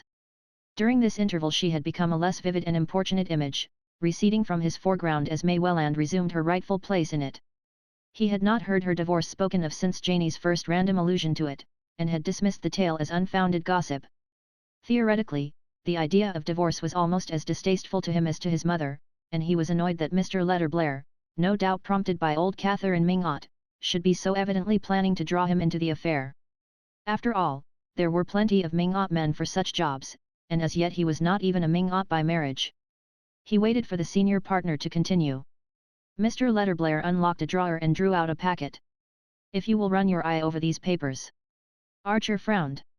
I beg your pardon, sir, but just because of the prospective relationship, I should prefer your consulting Mr. Skipworth or Mr. Redwood. Mr. Letterblair looked surprised and slightly offended. It was unusual for a junior to reject such an opening. He bowed. I respect your scruple, sir, but in this case I believe true delicacy requires you to do as I ask. Indeed, the suggestion is not mine but Mrs. Manson Ming-Ot's and her son's. I have seen Lovell Ming-Ot, and also Mr. Welland. They all named you. Archer felt his temper rising. He had been somewhat languidly drifting with events for the last fortnight, and letting May's fair looks and radiant nature obliterate the rather importunate pressure of the Ming-Ot claims. But this behest of old Mrs. Ming-Ot's roused him to a sense of what the clan thought they had the right to exact from a prospective son-in-law, and he chafed at the role. Her uncles ought to deal with this, he said. They have. The matter has been gone into by the family. They are opposed to the Countess's idea, but she is firm, and insists on a legal opinion. The young man was silent, he had not opened the packet in his hand. Does she want to marry again? I believe it is suggested, but she denies it. Then, will you oblige me, Mr. Archer, by first looking through these papers? Afterward, when we have talked the case over, I will give you my opinion. Archer withdrew reluctantly with the unwelcome documents. Since their last meeting he had half unconsciously collaborated with events in ridding himself of the burden of Madame Olenska. His hour alone with her by the firelight had drawn them into a momentary intimacy on which the Duke of St. Austrey's intrusion with Mrs. Lemuel Struthers, and the Countess's joyous greeting of them, had rather providentially broken. 2 days later Archer had assisted at the comedy of her reinstatement in the Vanderleutens' favour, and had said to himself, with a touch of tartness, that a lady who knew how to thank all-powerful elderly gentlemen to such good purpose for a bunch of flowers did not need either the private consolations or the public championship of a young man of his small compass. To look at the matter in this light simplified his own case and surprisingly furbished up all the dim domestic virtues. He could not picture May Welland, in whatever conceivable emergency, hawking about her private difficulties and lavishing her confidences on strange men, and she had never seemed to him finer or fairer than in the week that followed. He had even yielded to her wish for a long engagement, since she had found the one disarming answer to his plea for haste. You know, when it comes to the point, your parents have always let you have your way ever since you were a little girl, he argued, and she had answered, with her clearest look, yes, and that's what makes it so hard to refuse the very last thing they'll ever ask of me as a little girl. That was the old New York note, that was the kind of answer he would like always to be sure of his wife's making. If one had habitually breathed the New York air there were times when anything less crystalline seemed stifling. The papers he had retired to read did not tell him much in fact, but they plunged him into an atmosphere in which he choked and spluttered. They consisted mainly of an exchange of letters between Count Olenski's solicitors and a French legal firm to whom the Countess had applied for the settlement of her financial situation. There was also a short letter from the Count to his wife. After reading it, Newland Archer rose, jammed the papers back into their envelope, and re-entered Mr. Letterblair's office. Here are the letters, sir. If you wish, I'll see Madame Olenska, he said in a constrained voice. Thank you, Mr. Archer. Come and dine with me tonight if you are free, and we'll go into the matter afterward, in case you wish to call on our client tomorrow. Newland Archer walked straight home again that afternoon. It was a winter evening of transparent clearness, with an innocent young moon above the housetops, and he wanted to fill his soul's lungs with the pure radiance, and not exchange a word with anyone till he and Mr. Letterblair were closeted together after dinner. It was impossible to decide otherwise than he had done. He must see Madame Olenska himself rather than let her secrets be bared to other eyes. A great wave of compassion had swept away his indifference and impatience. She stood before him as an exposed and pitiful figure, to be saved at all costs from farther wounding herself in her mad plunges against fate. He remembered what she had told him of Mrs. Welland's request to be spared whatever was unpleasant in her history, and winced at the thought that it was perhaps this attitude of mind which kept the New York air so pure. Are we only Pharisees after all? He wondered, puzzled by the effort to reconcile his instinctive disgust at human vileness with his equally instinctive pity for human frailty. For the first time he perceived how elementary his own principles had always been. He passed for a young man who had not been afraid of risks, and he knew that his secret love affair with poor silly Mrs. Thorley Rushworth had not been too secret to invest him with a becoming air of adventure. But Mrs. Rushworth was that kind of woman, foolish, vain, clandestine by nature, and far more attracted by the secrecy and peril of the affair than by such charms and qualities as he possessed. When the fact dawned on him it nearly broke his heart, but now it seemed the redeeming feature of the case. The affair, in short, had been of the kind that most of the young men of his age had been through, and emerged from with calm consciences and an undisturbed belief in the abysmal distinction between the women one loved and respected and those one enjoyed and pitied. In this view they were sedulously abetted by their mothers, aunts, and other elderly female relatives, who all shared Mrs. Archer's belief that when such things happened it was undoubtedly foolish of the man, but somehow always criminal of the woman. All the elderly ladies whom Archer knew regarded any woman who loved imprudently as necessarily unscrupulous and designing, and mere simple-minded man as powerless in her clutches. The only thing to do was to persuade him, as early as possible, to marry a nice girl, and then trust to her to look after him. In the complicated old European communities, Archer began to guess, love problems might be less simple and less easily classified. Rich and idle and ornamental societies must produce many more such situations, and there might even be one in which a woman naturally sensitive and aloof would yet, from the force of circumstances, from sheer defenselessness and loneliness, be drawn into a tie inexcusable by conventional standards. On reaching home he wrote a line to the Countess Olenska, asking at what hour of the next day she could receive him, and dispatched it by a messenger boy, who returned presently with a word to the effect that she was going to Scudder Cliff the next morning to stay over Sunday with the van der Leudens, but that he would find her alone that evening after dinner. The note was written on a rather untidy half-sheet, without date or address, but her hand was firm and free.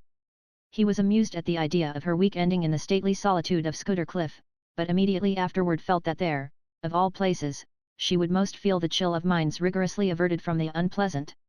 He was at Mr. Letterblair's punctually at 7, glad of the pretext for excusing himself soon after dinner. He had formed his own opinion from the papers entrusted to him, and did not especially want to go into the matter with his senior partner. Mr. Letterblair was a widower, and they dined alone, copiously and slowly, in a dark shabby room hung with yellowing prints of the death of Chatham and the coronation of Napoleon. On the sideboard, between fluted Sheraton knife cases, stood a decanter of Oat Bryan, and another of the old Lanning port, the gift of a client, which the wastrel Tom Lanning had sold off a year or two before his mysterious and discreditable death in San Francisco, an incident less publicly humiliating to the family than the sale of the cellar. After a velvety oyster soup came shad and cucumbers, then a young broiled turkey with corn fritters, followed by a canvasback with currant jelly and a celery mayonnaise. Mr. Letterblair, who lunched on a sandwich and tea, dined deliberately and deeply, and insisted on his guests doing the same. Finally, when the closing rites had been accomplished, the cloth was removed, cigars were lit, and Mr. Letterblair, leaning back in his chair and pushing the port westward, said, spreading his back agreeably to the coal fire behind him, "The whole family are against a divorce. And I think rightly." Archer instantly felt himself on the other side of the argument. "But why, sir? If there ever was a case. Well, what's the use? She's here, he's there, the Atlantic's between them. She'll never get back $1 more of her money than what he's voluntarily returned to her. Their damned heathen marriage settlements take precious good care of that. As things go over there, Olenski's acted generously, he might have turned her out without a penny." The young man knew this and was silent. "I understand, though," Mr. Letterblair continued, "that she attaches no importance to the money. Therefore, as the family say, why not let well enough alone?" Archer had gone to the house an hour earlier in full agreement with Mr. Letterblair's view, but put into words by this selfish, well-fed and supremely indifferent old man it suddenly became the Pharisaic voice of a society wholly absorbed in barricading itself against the unpleasant. "I think that's for her to decide." Have you considered the consequences if she decides for divorce? You mean the threat in her husband's letter? What weight would that carry? It's no more than the vague charge of an angry blackguard. Yes, but it might make some unpleasant talk if he really defends the suit. Unpleasant? Said Archer explosively. Mr. Letterblair looked at him from under inquiring eyebrows, and the young man, aware of the uselessness of trying to explain what was in his mind, bowed acquiescently while his senior continued, "Divorce is always unpleasant. You agree with me?" Mr. Letterblair resumed, after a waiting silence. "Naturally," said Archer. "Well, then, I may count on you, the Ming-Ots may count on you, to use your influence against the idea." Archer hesitated. "I can't pledge myself till I've seen the Countess Olenska," he said at length. "Mr. Archer, I don't understand you. Do you want to marry into a family with a scandalous divorce suit hanging over it? I don't think that has anything to do with the case." Mr. Letterblair put down his glass of port and fixed on his young partner a cautious and apprehensive gaze. Archer understood that he ran the risk of having his mandate withdrawn, and for some obscure reason he disliked the prospect. Now that the job had been thrust on him he did not propose to relinquish it, and, to guard against the possibility, he saw that he must reassure the unimaginative old man who was the legal conscience of the Ming-Ots. "You may be sure, sir, that I shan't commit myself till I've reported to you. What I meant was that I'd rather not give an opinion till I've heard what Madame Olenska has to say." Mr. Letterblair nodded approvingly at an excess of caution worthy of the best New York tradition, and the young man, glancing at his watch, pleaded an engagement and took leave. Chapter 12. Old-fashioned New York dined at 7, and the habit of after-dinner calls, though derided in Archer's set, still generally prevailed. As the young man strolled up Fifth Avenue from Waverly Place, the long thoroughfare was deserted but for a group of carriages standing before the Reggie Chiverses, where there was a dinner for the Duke, and the occasional figure of an elderly gentleman in heavy overcoat and muffler ascending a brownstone doorstep and disappearing into a gas-lit hall. Thus, as Archer crossed Washington Square, he remarked that old Mr. Dulac was calling on his cousins the Dagonets, and turning down the corner of West 10th Street he saw Mr. Skipworth, of his own firm, obviously bound on a visit to the Miss Lannings. A little farther up Fifth Avenue, Beaufort appeared on his doorstep, darkly projected against a blaze of light, descended to his private brougham, and rolled away to a mysterious and probably unmentionable destination. It was not an opera night, and no one was giving a party, so that Beaufort's outing was undoubtedly of a clandestine nature. Archer connected it in his mind with a little house beyond Lexington Avenue in which beribboned window curtains and flower boxes had recently appeared, and before whose newly painted door the canary-colored brougham of Miss Fanny Ring was frequently seen to wait. Beyond the small and slippery pyramid which composed Mrs. Archer's world lay the almost unmapped quarter inhabited by artists, musicians, and people who wrote. These scattered fragments of humanity had never shown any desire to be amalgamated with the social structure. In spite of odd ways they were said to be, for the most part, quite respectable, but they preferred to keep to themselves. May Dorham Manson, in her prosperous days, had inaugurated a literary salon, but it had soon died out owing to the reluctance of the literary to frequent it. Others had made the same attempt, and there was a household of Blenkers, an intense and voluble mother, and 3 blowsy daughters who imitated her where one met Edwin Booth and Patty and William Winter, and the new Shakespearean actor George Rignold, and some of the magazine editors and musical and literary critics. Mrs. Archer and her group felt a certain timidity concerning these persons. They were odd, they were uncertain, they had things one didn't know about in the background of their lives and minds. Literature and art were deeply respected in the Archer set, and Mrs. Archer was always at pains to tell her children how much more agreeable and cultivated society had been when it included such figures as Washington Irving, Fitz Greene Halleck, and the poet of The Culprit Fay. The most celebrated authors of that generation had been gentlemen, perhaps the unknown persons who succeeded them had gentlemanly sentiments, but their origin, their appearance, their hair, their intimacy with the stage and the opera, made any old New York criterion inapplicable to them. "When I was a girl," Mrs. Archer used to say, "we knew everybody between the Battery and Canal Street, and only the people one knew had carriages. It was perfectly easy to place anyone then, now one can't tell, and I prefer not to try." Only old Catherine Ming-Ot, with her absence of moral prejudices and almost parvenu indifference to the subtler distinctions, might have bridged the abyss, but she had never opened a book or looked at a picture, and cared for music only because it reminded her of gala nights at the Italians, in the days of her triumph at the Tuileries. Possibly Beaufort, who was her match in daring, would have succeeded in bringing about a fusion, but his grand house and silk-stockinged footmen were an obstacle to informal sociability. Moreover, he was as illiterate as old Mrs. Mingot, and considered fellows who wrote as the mere paid purveyors of rich men's pleasures, and no one rich enough to influence his opinion had ever questioned it. Newland Archer had been aware of these things ever since he could remember, and had accepted them as part of the structure of his universe. He knew that there were societies where painters and poets and novelists and men of science, and even great actors, were as sought after as dukes. He had often pictured to himself what it would have been to live in the intimacy of drawing-rooms dominated by the talk of Mérimée, whose lettre à un inconnu was one of his inseparables, of Thackeray, Browning, or William Morris. But such things were inconceivable in New York, and unsettling to think of. Archer knew most of the fellows who wrote, the musicians and the painters. He met them at the Century, or at the little musical and theatrical clubs that were beginning to come into existence. He enjoyed them there, and was bored with them at the Blenkers, where they were mingled with fervid and dowdy women who passed them about like captured curiosities, and even after his most exciting talks with Ned Winsett he always came away with the feeling that if his world was small, so was theirs, and that the only way to enlarge either was to reach a stage of manners where they would naturally merge. He was reminded of this by trying to picture the society in which the Countess Olenska had lived and suffered, and also perhaps tasted mysterious joys. He remembered with what amusement she had told him that her grandmother Mingot and the Wellands objected to her living in a bohemian quarter given over to people who wrote. It was not the peril but the poverty that her family disliked, but that shade escaped her, and she supposed they considered literature compromising. She herself had no fears of it, and the books scattered about her drawing-room, a part of the house in which books were usually supposed to be out of place, though chiefly works of fiction, had whetted Archer's interest with such new names as those of Paul Bourget, Huysmans, and the Goncourt brothers. Ruminating on these things as he approached her door, he was once more conscious of the curious way in which she reversed his values, and of the need of thinking himself into conditions incredibly different from any that he knew if he were to be of use in her present difficulty. Nastasia opened the door, smiling mysteriously.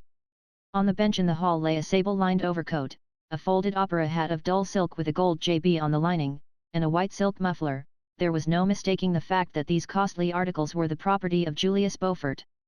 Archer was angry, so angry that he came near scribbling a word on his card and going away. Then he remembered that in writing to Madame Olenska he had been kept by excess of discretion from saying that he wished to see her privately. He had therefore no one but himself to blame if she had opened her doors to other visitors, and he entered the drawing-room with the dogged determination to make Beaufort feel himself in the way, and to outstay him. The banker stood leaning against the mantelshelf, which was draped with an old embroidery held in place by brass candelabra containing church candles of yellowish wax. He had thrust his chest out, supporting his shoulders against the mantel and resting his weight on one large patent leather foot. As Archer entered he was smiling and looking down on his hostess, who sat on a sofa placed at right angles to the chimney. A table banked with flowers formed a screen behind it, and against the orchids and azaleas which the young man recognized as tributes from the Beaufort hothouses, Madame Olenska sat half reclined, her head propped on a hand and her wide sleeve leaving the arm bare to the elbow. It was usual for ladies who received in the evenings to wear what were called simple dinner dresses, a close-fitting armour of whalebone silk, slightly open in the neck, with lace ruffles filling in the crack, and tight sleeves with a flounce uncovering just enough wrist to show an Etruscan gold bracelet or a velvet band. But Madame Olenska, heedless of tradition, was attired in a long robe of red velvet bordered about the chin and down the front with glossy black fur. Archer remembered, on his last visit to Paris, seeing a portrait by the new painter, Carolus Duran, whose pictures were the sensation of the salon, in which the lady wore one of these bold sheath-like robes with her chin nestling in fur. There was something perverse and provocative in the notion of fur worn in the evening in a heated drawing-room, and in the combination of a muffled throat and bare arms, but the effect was undeniably pleasing. "Lord love us 3 whole days at Scuddercliff," Beaufort was saying in his loud sneering voice as Archer entered. "You'd better take all your furs, and a hot water bottle." "Why? Is the house so cold?" she asked, holding out her left hand to Archer in a way mysteriously suggesting that she expected him to kiss it. "No, but the missus is," said Beaufort, nodding carelessly to the young man. "But I thought her so kind. She came herself to invite me. Granny says I must certainly go." "Granny would, of course.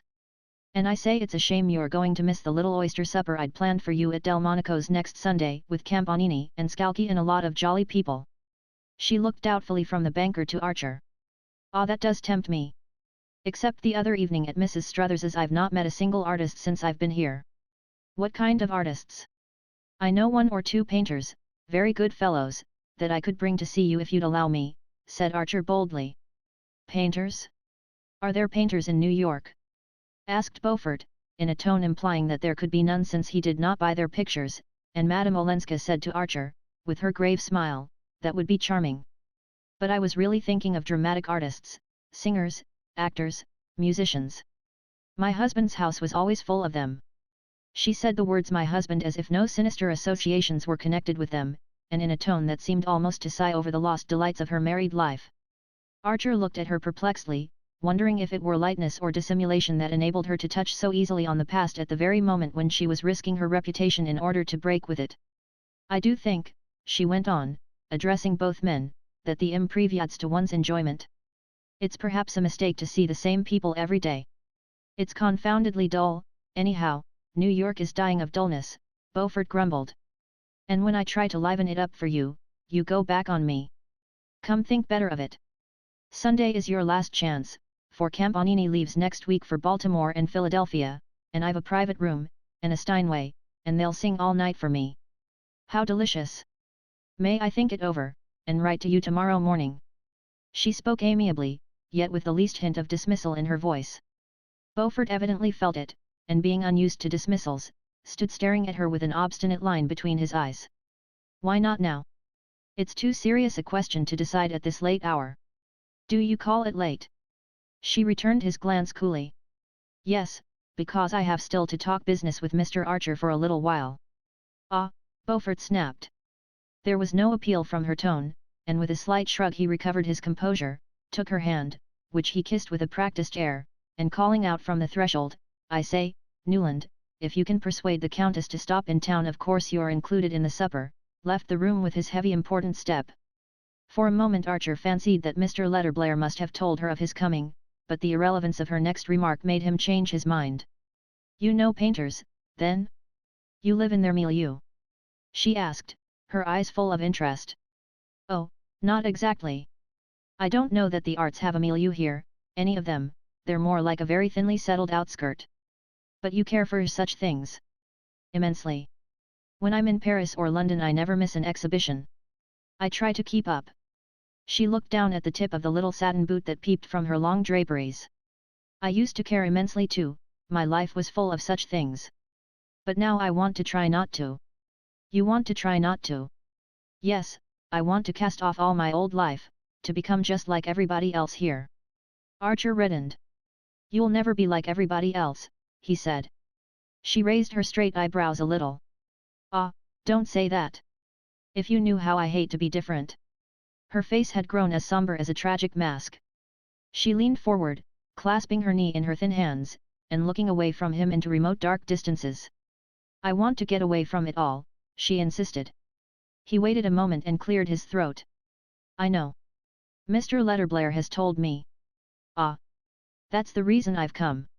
He asked me to you see I'm in the firm. She looked slightly surprised, and then her eyes brightened. You mean you can manage it for me? I can talk to you instead of Mr. Letterblair? Oh, that will be so much easier. Her tone touched him, and his confidence grew with his self-satisfaction. He perceived that she had spoken of business to Beaufort simply to get rid of him, and to have rooted Beaufort was something of a triumph. I am here to talk about it, he repeated. She sat silent, her head still propped by the arm that rested on the back of the sofa. Her face looked pale and extinguished, as if dimmed by the rich red of her dress. She struck Archer, of a sudden, as a pathetic and even pitiful figure. Now we're coming to hard facts, he thought, conscious in himself of the same instinctive recoil that he had so often criticized in his mother and her contemporaries. How little practice he had had in dealing with unusual situations. Their very vocabulary was unfamiliar to him, and seemed to belong to fiction and the stage. In face of what was coming he felt as awkward and embarrassed as a boy. After a pause Madame Olenska broke out with unexpected vehemence, I want to be free, I want to wipe out all the past. I understand that. Her face warmed. Then you'll help me. First he hesitated. Perhaps I ought to know a little more. She seemed surprised. You know about my husband, my life with him. He made a sign of assent. Well then what more is there? In this country are such things tolerated? I'm a Protestant. Our church does not forbid divorce in such cases. Certainly not. They were both silent again, and Archer felt the spectre of Count Olenski's letter grimacing hideously between them. The letter filled only half a page, and was just what he had described it to be in speaking of it to Mr. Letter Blair, the vague charge of an angry blackguard. But how much truth was behind it? Only Count Olenski's wife could tell. "I've looked through the papers you gave to Mr. Letter Blair," he said at length. "Well, can there be anything more abominable?" "No." She changed her position slightly, screening her eyes with her lifted hand. "Of course you know," Archer continued, "that if your husband chooses to fight the case as he threatens to—" "Yes. He can say things that might be disagreeable to you, say them publicly, so that they would get about, and harm you even I mean, no matter how unfounded they were." She paused for a long interval, so long that, not wishing to keep his eyes on her shaded face, he had time to imprint on his mind the exact shape of her other hand, the one on her knee, and every detail of the 3 rings on her 4th and 5th fingers, among which, he noticed, a wedding ring did not appear. What harm could such accusations, even if he made them publicly, do me here? It was on his lips to exclaim, "My poor child, far more harm than anywhere else." Instead, he answered, in a voice that sounded in his ears like Mr. Letter Blair's, "New York society is a very small world compared with the one you've lived in. And it's ruled, in spite of appearances, by a few people with rather old-fashioned ideas." She said nothing, and he continued, "Our ideas about marriage and divorce are particularly old-fashioned. Our legislation favors divorce, our social customs don't." "Never." "Well, not if the woman, however injured, however irreproachable, has appearances in the least degree against her, has exposed herself by any unconventional action to offensive insinuations." She drooped her head a little lower, and he waited again, intensely hoping for a flash of indignation, or at least a brief cry of denial. None came. A little traveling clock ticked purringly at her elbow, and a log broke in 2 and sent up a shower of sparks. The whole hushed and brooding room seemed to be waiting silently with Archer. "Yes," she murmured at length, "that's what my family tell me." He winced a little. "It's not unnatural." "Our family," she corrected herself, and Archer colored. "For you'll be my cousin soon," she continued gently. "I hope so. And you take their view." He stood up at this, wandered across the room, stared with void eyes at one of the pictures against the old red damask, and came back irresolutely to her side. "How could he say, yes, if what your husband hints is true, or if you've no way of disproving it?" Sincerely she interjected, as he was about to speak. He looked down into the fire. "Sincerely, then what should you gain that would compensate for the possibility, the certainty of a lot of beastly talk? But my freedom is that nothing." It flashed across him at that instant that the charge in the letter was true, and that she hoped to marry the partner of her guilt. How was he to tell her that, if she really cherished such a plan, the laws of the state were inexorably opposed to it? The mere suspicion that the thought was in her mind made him feel harshly and impatiently toward her. "But aren't you as free as air as it is?" he returned. "Who can touch you? Mr. Letter Blair tells me the financial question has been settled." "Oh, yes," she said indifferently. "Well, then, is it worthwhile to risk what may be infinitely disagreeable and painful? Think of the newspapers, their vileness. It's all stupid and narrow and unjust, but one can't make over society."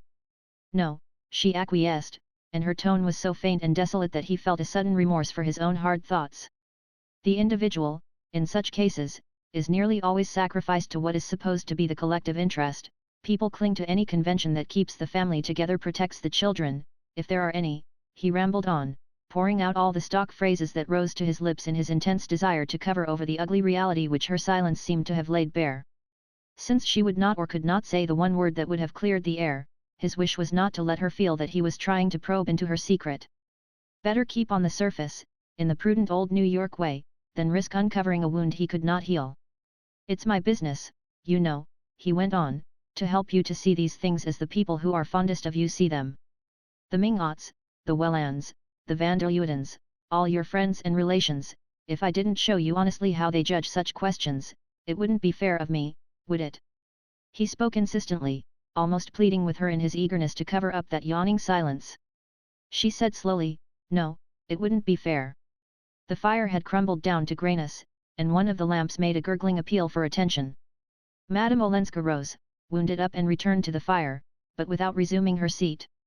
Her remaining on her feet seemed to signify that there was nothing more for either of them to say, and Archer stood up also. "Very well, I will do what you wish," she said abruptly. The blood rushed to his forehead, and, taken aback by the suddenness of her surrender, he caught her two hands awkwardly in his. I do want to help you, he said. You do help me. Good night, my cousin. He bent and laid his lips on her hands, which were cold and lifeless. She drew them away, and he turned to the door, found his coat and hat under the faint gaslight of the hall, and plunged out into the winter night bursting with the belated eloquence of the inarticulate. Chapter 13. It was a crowded night at Wallack's Theatre. The play was The Showron, with Dion Boucicault in the title role and Harry Montague and Ada Dias as the lovers. The popularity of the admirable English company was at its height, and the Showron always packed the house. In the galleries the enthusiasm was unreserved, in the stalls and boxes, people smiled a little at the hackneyed sentiments and claptrap situations, and enjoyed the play as much as the galleries did. There was one episode, in particular, that held the house from floor to ceiling. It was that in which Harry Montague, after a sad, almost monosyllabic scene of parting with Miss Dias, bade her goodbye, and turned to go. The actress, who was standing near the mantelpiece and looking down into the fire, wore a grey cashmere dress without fashionable loopings or trimmings, moulded to her tall figure and flowing in long lines about her feet. Around her neck was a narrow black velvet ribbon with the ends falling down her back. When her wooer turned from her she rested her arms against the mantel shelf and bowed her face in her hands. On the threshold he paused to look at her, then he stole back, lifted one of the ends of velvet ribbon, kissed it, and left the room without her hearing him or changing her attitude. And on this silent parting the curtain fell. It was always for the sake of that particular scene that Newland Archer went to see the Showron. He thought the adieus of Montague and Ada Dias as fine as anything he had ever seen Croyat and Bressant do in Paris, or Madge Robertson and Kendall in London. In its reticence, its dumb sorrow, it moved him more than the most famous histrionic outpourings. On the evening in question the little scene acquired an added poignancy by reminding him he could not have said why of his leave-taking from Madame Olenska after their confidential talk a week or 10 days earlier. It would have been as difficult to discover any resemblance between the two situations as between the appearance of the persons concerned. Newland Archer could not pretend to anything approaching the young English actor's romantic good looks, and Miss Dias was a tall red-haired woman of monumental build whose pale and pleasantly ugly face was utterly unlike Ellen Olenska's vivid countenance. Nor were Archer and Madame Olenska two lovers parting in heartbroken silence, they were client and lawyer separating after a talk which had given the lawyer the worst possible impression of the client's case. Wherein, then, lay the resemblance that made the young man's heart beat with a kind of retrospective excitement. It seemed to be in Madame Olenska's mysterious faculty of suggesting tragic and moving possibilities outside the daily run of experience. She had hardly ever said a word to him to produce this impression, but it was a part of her, either a projection of her mysterious and outlandish background or of something inherently dramatic, passionate, and unusual in herself. Archer had always been inclined to think that chance and circumstance played a small part in shaping people's lots compared with their innate tendency to have things happen to them. This tendency he had felt from the first in Madame Olenska. The quiet, almost passive young woman struck him as exactly the kind of person to whom things were bound to happen, no matter how much she shrank from them and went out of her way to avoid them. The exciting fact was her having lived in an atmosphere so thick with drama that her own tendency to provoke it had apparently passed unperceived. It was precisely the odd absence of surprise in her that gave him the sense of her having been plucked out of a very maelstrom. The things she took for granted gave the measure of those she had rebelled against. Archer had left her with the conviction that Count Olenski's accusation was not unfounded. The mysterious person who figured in his wife's past as the secretary had probably not been unrewarded for his share in her escape. The conditions from which she had fled were intolerable, past speaking of, past believing. She was young, she was frightened, she was desperate. What more natural than that she should be grateful to her rescuer? The pity was that her gratitude put her, in the law's eyes and the world's, on a par with her abominable husband. Archer had made her understand this, as he was bound to do. He had also made her understand that simple-hearted kindly New York, on whose larger charity she had apparently counted, was precisely the place where she could least hope for indulgence. To have to make this fact plain to her and to witness her resigned acceptance of it had been intolerably painful to him. He felt himself drawn to her by obscure feelings of jealousy and pity, as if her dumbly confessed error had put her at his mercy, humbling yet endearing her. He was glad it was to him she had revealed her secret, rather than to the cold scrutiny of Mr. Letterblair, or the embarrassed gaze of her family. He immediately took it upon himself to assure them both that she had given up her idea of seeking a divorce, basing her decision on the fact that she had understood the uselessness of the proceeding, and with infinite relief they had all turned their eyes from the unpleasantness she had spared them. I was sure Newland would manage it, Mrs. Welland had said proudly of her future son-in-law, and old Mrs. Mingot, who had summoned him for a confidential interview, had congratulated him on his cleverness, and added impatiently, "Silly goose. I told her myself what nonsense it was. Wanting to pass herself off as Ellen Mingot and an old maid, when she has the luck to be a married woman and a countess." These incidents had made the memory of his last talk with Madame Olenska so vivid to the young man that as the curtain fell on the parting of the two actors his eyes filled with tears, and he stood up to leave the theatre. In doing so, he turned to the side of the house behind him, and saw the lady of whom he was thinking seated in a box with the Beauforts, Lawrence Lefferts, and one or two other men. He had not spoken with her alone since their evening together, and had tried to avoid being with her in company, but now their eyes met, and as Mrs. Beaufort recognized him at the same time, and made her languid little gesture of invitation, it was impossible not to go into the box. Beaufort and Lefferts made way for him, and after a few words with Mrs. Beaufort, who always preferred to look beautiful and not have to talk, Archer seated himself behind Madame Olenska. There was no one else in the box but Mr. Sillerton Jackson, who was telling Mrs. Beaufort in a confidential undertone about Mrs. Lemuel Struthers's last Sunday reception, where some people reported that there had been dancing. Under cover of this circumstantial narrative, to which Mrs. Beaufort listened with her perfect smile, and her head at just the right angle to be seen in profile from the stalls, Madame Olenska turned and spoke in a low voice. "Do you think," she asked, glancing toward the stage, "he will send her a bunch of yellow roses tomorrow morning?" Archer reddened, and his heart gave a leap of surprise. He had called only twice on Madame Olenska, and each time he had sent her a box of yellow roses, and each time without a card. She had never before made any allusion to the flowers, and he supposed she had never thought of him as the sender.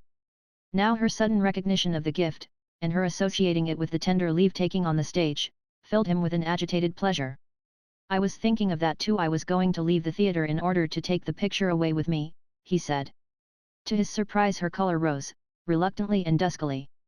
She looked down at the mother-of-pearl opera glass in her smoothly gloved hands, and said, after a pause, "What do you do while May is away?" "I stick to my work," he answered, faintly annoyed by the question. In obedience to a long-established habit, the Wellands had left the previous week for St. Augustine, where, out of regard for the supposed susceptibility of Mr. Welland's bronchial tubes, they always spent the latter part of the winter. Mr. Welland was a mild and silent man, with no opinions but with many habits. With these habits none might interfere, and one of them demanded that his wife and daughter should always go with him on his annual journey to the south. To preserve an unbroken domesticity was essential to his peace of mind. He would not have known where his hairbrushes were, or how to provide stamps for his letters, if Mrs. Welland had not been there to tell him. As all the members of the family adored each other, and as Mr. Welland was the central object of their idolatry, it never occurred to his wife and May to let him go to St. Augustine alone, and his sons, who were both in the law, and could not leave New York during the winter, always joined him for Easter and travelled back with him. It was impossible for Archer to discuss the necessity of May's accompanying her father. The reputation of the Mingots' family physician was largely based on the attack of pneumonia which Mr. Welland had never had, and his insistence on St. Augustine was therefore inflexible. Originally, it had been intended that May's engagement should not be announced till her return from Florida, and the fact that it had been made known sooner could not be expected to alter Mr. Welland's plans. Archer would have liked to join the travellers and have a few weeks of sunshine and boating with his betrothed, but he too was bound by custom and conventions. Little arduous as his professional duties were, he would have been convicted of frivolity by the whole Mingot clan if he had suggested asking for a holiday in midwinter, and he accepted May's departure with the resignation which he perceived would have to be one of the principal constituents of married life. He was conscious that Madame Olenska was looking at him under lowered lids. "I have done what you wished, what you advised," she said abruptly. "Ah, I'm glad," he returned, embarrassed by her broaching the subject at such a moment. "I understand that you were right," she went on a little breathlessly, "but sometimes life is difficult, perplexing." "I know.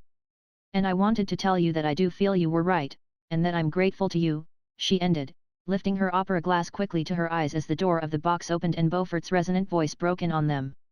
Archer stood up, and left the box and the theatre. Only the day before he had received a letter from May Welland in which, with characteristic candour, she had asked him to be kind to Ellen in their absence. "She likes you and admires you so much, and you know, though she doesn't show it, she's still very lonely and unhappy. I don't think Granny understands her, or Uncle Lovell Mingot either. They really think she's much worldlier and fonder of society than she is." And I can quite see that New York must seem dull to her, though the family won't admit it. I think she's been used to lots of things we haven't got, wonderful music, and picture shows, and celebrities, artists and authors and all the clever people you admire. Granny can't understand her wanting anything but lots of dinners and clothes, but I can see that you're almost the only person in New York who can talk to her about what she really cares for. His wise may how he had loved her for that letter. But he had not meant to act on it, he was too busy, to begin with, and he did not care, as an engaged man, to play too conspicuously the part of Madame Olenska's champion. He had an idea that she knew how to take care of herself a good deal better than the ingenuous May imagined. She had Beaufort at her feet, Mr. van der Luyden hovering above her like a protecting deity, and any number of candidates, Lawrence Lefferts among them, waiting their opportunity in the middle distance. Yet he never saw her, or exchanged a word with her, without feeling that, after all, May's ingenuousness almost amounted to a gift of divination. Ellen Olenska was lonely and she was unhappy. Chapter 14. As he came out into the lobby, Archer ran across his friend Ned Winsett, the only one among what Janey called his clever people with whom he cared to probe into things a little deeper than the average level of club and chop house banter. He had caught sight, across the house, of Winsett's shabby round-shouldered back, and had once noticed his eyes turned toward the Beaufort box. The two men shook hands, and Winsett proposed a bock at a little German restaurant around the corner. Archer, who was not in the mood for the kind of talk they were likely to get there, declined on the plea that he had work to do at home, and Winsett said, "Oh, well, so have I for that matter, and I'll be the industrious apprentice too." They strolled along together, and presently Winsett said, "Look here, what I'm really after is the name of the dark lady in that swell box of yours with the Beauforts, wasn't she? The one your friend Lefferts seems so smitten by." Archer, he could not have said why, was slightly annoyed. What the devil did Ned Winsett want with Ellen Olenska's name?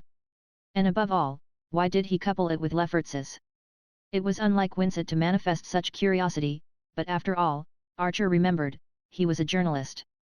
"It's not for an interview, I hope?" He laughed. "Well, not for the press, just for myself," Winsett rejoined. "The fact is she's a neighbor of mine, queer quarter for such a beauty to settle in, and she's been awfully kind to my little boy, who fell down her area chasing his kitten, and gave himself a nasty cut. She rushed in bareheaded, carrying him in her arms, with his knee all beautifully bandaged, and was so sympathetic and beautiful that my wife was too dazzled to ask her name." A pleasant glow dilated Archer's heart. There was nothing extraordinary in the tale, any woman would have done as much for a neighbor's child. But it was just like Ellen, he felt, to have rushed in bareheaded, carrying the boy in her arms, and to have dazzled poor Mrs. Winsett into forgetting to ask who she was. "That is the Countess Olenska, a granddaughter of old Mrs. Mingotts." "You a countess?" whistled Ned Winsett. "Well, I didn't know countesses were so neighborly." "Mingotts ain't. They would be, if you'd let them." "Ah, well, it was their old interminable argument as to the obstinate unwillingness of the clever people to frequent the fashionable, and both men knew that there was no use in prolonging it. I wonder," Winsett broke off, "how a countess happens to live in our slum." "Because she doesn't care a hang about where she lives or about any of our little social signposts," said Archer, with a secret pride in his own picture of her. "Been in bigger places, I suppose," the other commented. "Well, here's my corner." He slouched off across Broadway, and Archer stood looking after him and musing on his last words. Ned Winsett had those flashes of penetration, they were the most interesting thing about him, and always made Archer wonder why they had allowed him to accept failure so stolidly at an age when most men are still struggling. Archer had known that Winsett had a wife and child, but he had never seen them. The two men always met at the Century, or at some haunt of journalists and theatrical people, such as the restaurant where Winsett had proposed to go for a bock. He had given Archer to understand that his wife was an invalid, which might be true of the poor lady, or might merely mean that she was lacking in social gifts or in evening clothes, or in both. Winsett himself had a savage abhorrence of social observances. Archer, who dressed in the evening because he thought it cleaner and more comfortable to do so, and who had never stopped to consider that cleanliness and comfort are two of the costliest items in a modest budget, regarded Winsett's attitude as part of the boring bohemian pose that always made fashionable people, who changed their clothes without talking about it, and were not forever harping on the number of servants one kept, seem so much simpler and less self-conscious than the others. Nevertheless, he was always stimulated by Winsett, and whenever he caught sight of the journalist's lean bearded face and melancholy eyes he would rout him out of his corner and carry him off for a long talk. Winsett was not a journalist by choice. He was a pure man of letters, untimely born in a world that had no need of letters, but after publishing one volume of brief and exquisite literary appreciations, of which 120 copies were sold, 30 given away, and the balance eventually destroyed by the publishers, as per contract, to make room for more marketable material, he had abandoned his real calling, and taken a sub-editorial job on a women's weekly, where fashion plates and paper patterns alternated with New England love stories and advertisements of temperance drinks. On the subject of hearth fires, as the paper was called, he was inexhaustibly entertaining, but beneath his fun lurked the sterile bitterness of the still young man who has tried and given up. His conversation always made Archer take the measure of his own life, and feel how little it contained, but Winsett's, after all, contained still less, and though their common fund of intellectual interests and curiosities made their talks exhilarating, their exchange of views usually remained within the limits of a pensive dilettanteism. "The fact is, life isn't much a fit for either of us," Winsett had once said. "I'm down and out, nothing to be done about it. I've got only one ware to produce, and there's no market for it here, and won't be in my time. But you're free and you're well off. Why don't you get into touch? There's only one way to do it, to go into politics." Archer threw his head back and laughed. There one saw at a flash the unbridgeable difference between men like Winsett and the others Archer's kind. Everyone in polite circles knew that, in America, a gentleman couldn't go into politics. But, since he could hardly put it in that way to Winsett, he answered evasively, "Look at the career of the honest man in American politics. They don't want us." "Who's they? Why don't you all get together and be they yourselves?" Archer's laugh lingered on his lips in a slightly condescending smile. It was useless to prolong the discussion, everybody knew the melancholy fate of the few gentlemen who had risked their clean linen in municipal or state politics in New York. The day was past when that sort of thing was possible, the country was in possession of the bosses and the emigrant, and decent people had to fall back on sport or culture. Culture. Yes, if we had it. But there are just a few little local patches, dying out here and there for lack of hoeing and cross-fertilizing, the last remnants of the old European tradition that your forebears brought with them. But you're in a pitiful little minority, you've got no center, no competition, no audience. You're like the pictures on the walls of a deserted house, the portrait of a gentleman. You'll never amount to anything, any of you, till you roll up your sleeves and get right down into the muck. That, or emigrate. God! If I could emigrate." Archer mentally shrugged his shoulders and turned the conversation back to books, where Winsett, if uncertain, was always interesting. Emigrate? As if a gentleman could abandon his own country. One could no more do that than one could roll up one's sleeves and go down into the muck. A gentleman simply stayed at home and abstained.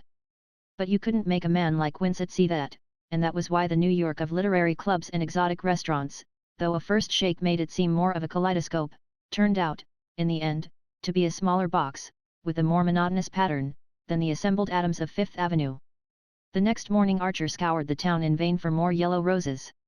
In consequence of this search he arrived late at the office, perceived that his doing so made no difference whatever to anyone, and was filled with sudden exasperation at the elaborate futility of his life. Why should he not be, at that moment, on the sands of St. Augustine with May Welland? No one was deceived by his pretense of professional activity. In old-fashioned legal firms like that of which Mr. Letterblair was the head, and which were mainly engaged in the management of large estates and conservative investments, there were always 2 or 3 young men, fairly well off, and without professional ambition, who, for a certain number of hours of each day, sat at their desks accomplishing trivial tasks, or simply reading the newspapers. Though it was supposed to be proper for them to have an occupation, the crude fact of money-making was still regarded as derogatory, and the law, being a profession, was accounted a more gentlemanly pursuit than business. But none of these young men had much hope of really advancing in his profession, or any earnest desire to do so, and over many of them the green mold of the perfunctory was already perceptibly spreading. It made Archer shiver to think that it might be spreading over him too. He had, to be sure, other tastes and interests. He spent his vacations in European travel, cultivated the clever people May spoke of, and generally tried to keep up, as he had somewhat wistfully put it to Madame Olenska. But once he was married, what would become of this narrow margin of life in which his real experiences were lived? He had seen enough of other young men who had dreamed his dream, though perhaps less ardently, and who had gradually sunk into the placid and luxurious routine of their elders. From the office he sent a note by messenger to Madame Olenska, asking if he might call that afternoon, and begging her to let him find a reply at his club, but at the club he found nothing, nor did he receive any letter the following day. This unexpected silence mortified him beyond reason, and though the next morning he saw a glorious cluster of yellow roses behind a florist's window pane, he left it there. It was only on the third morning that he received a line by post from the Countess Olenska. To his surprise it was dated from Scooter Cliff, whither the van der Leudens had promptly retreated after putting the Duke on board his steamer.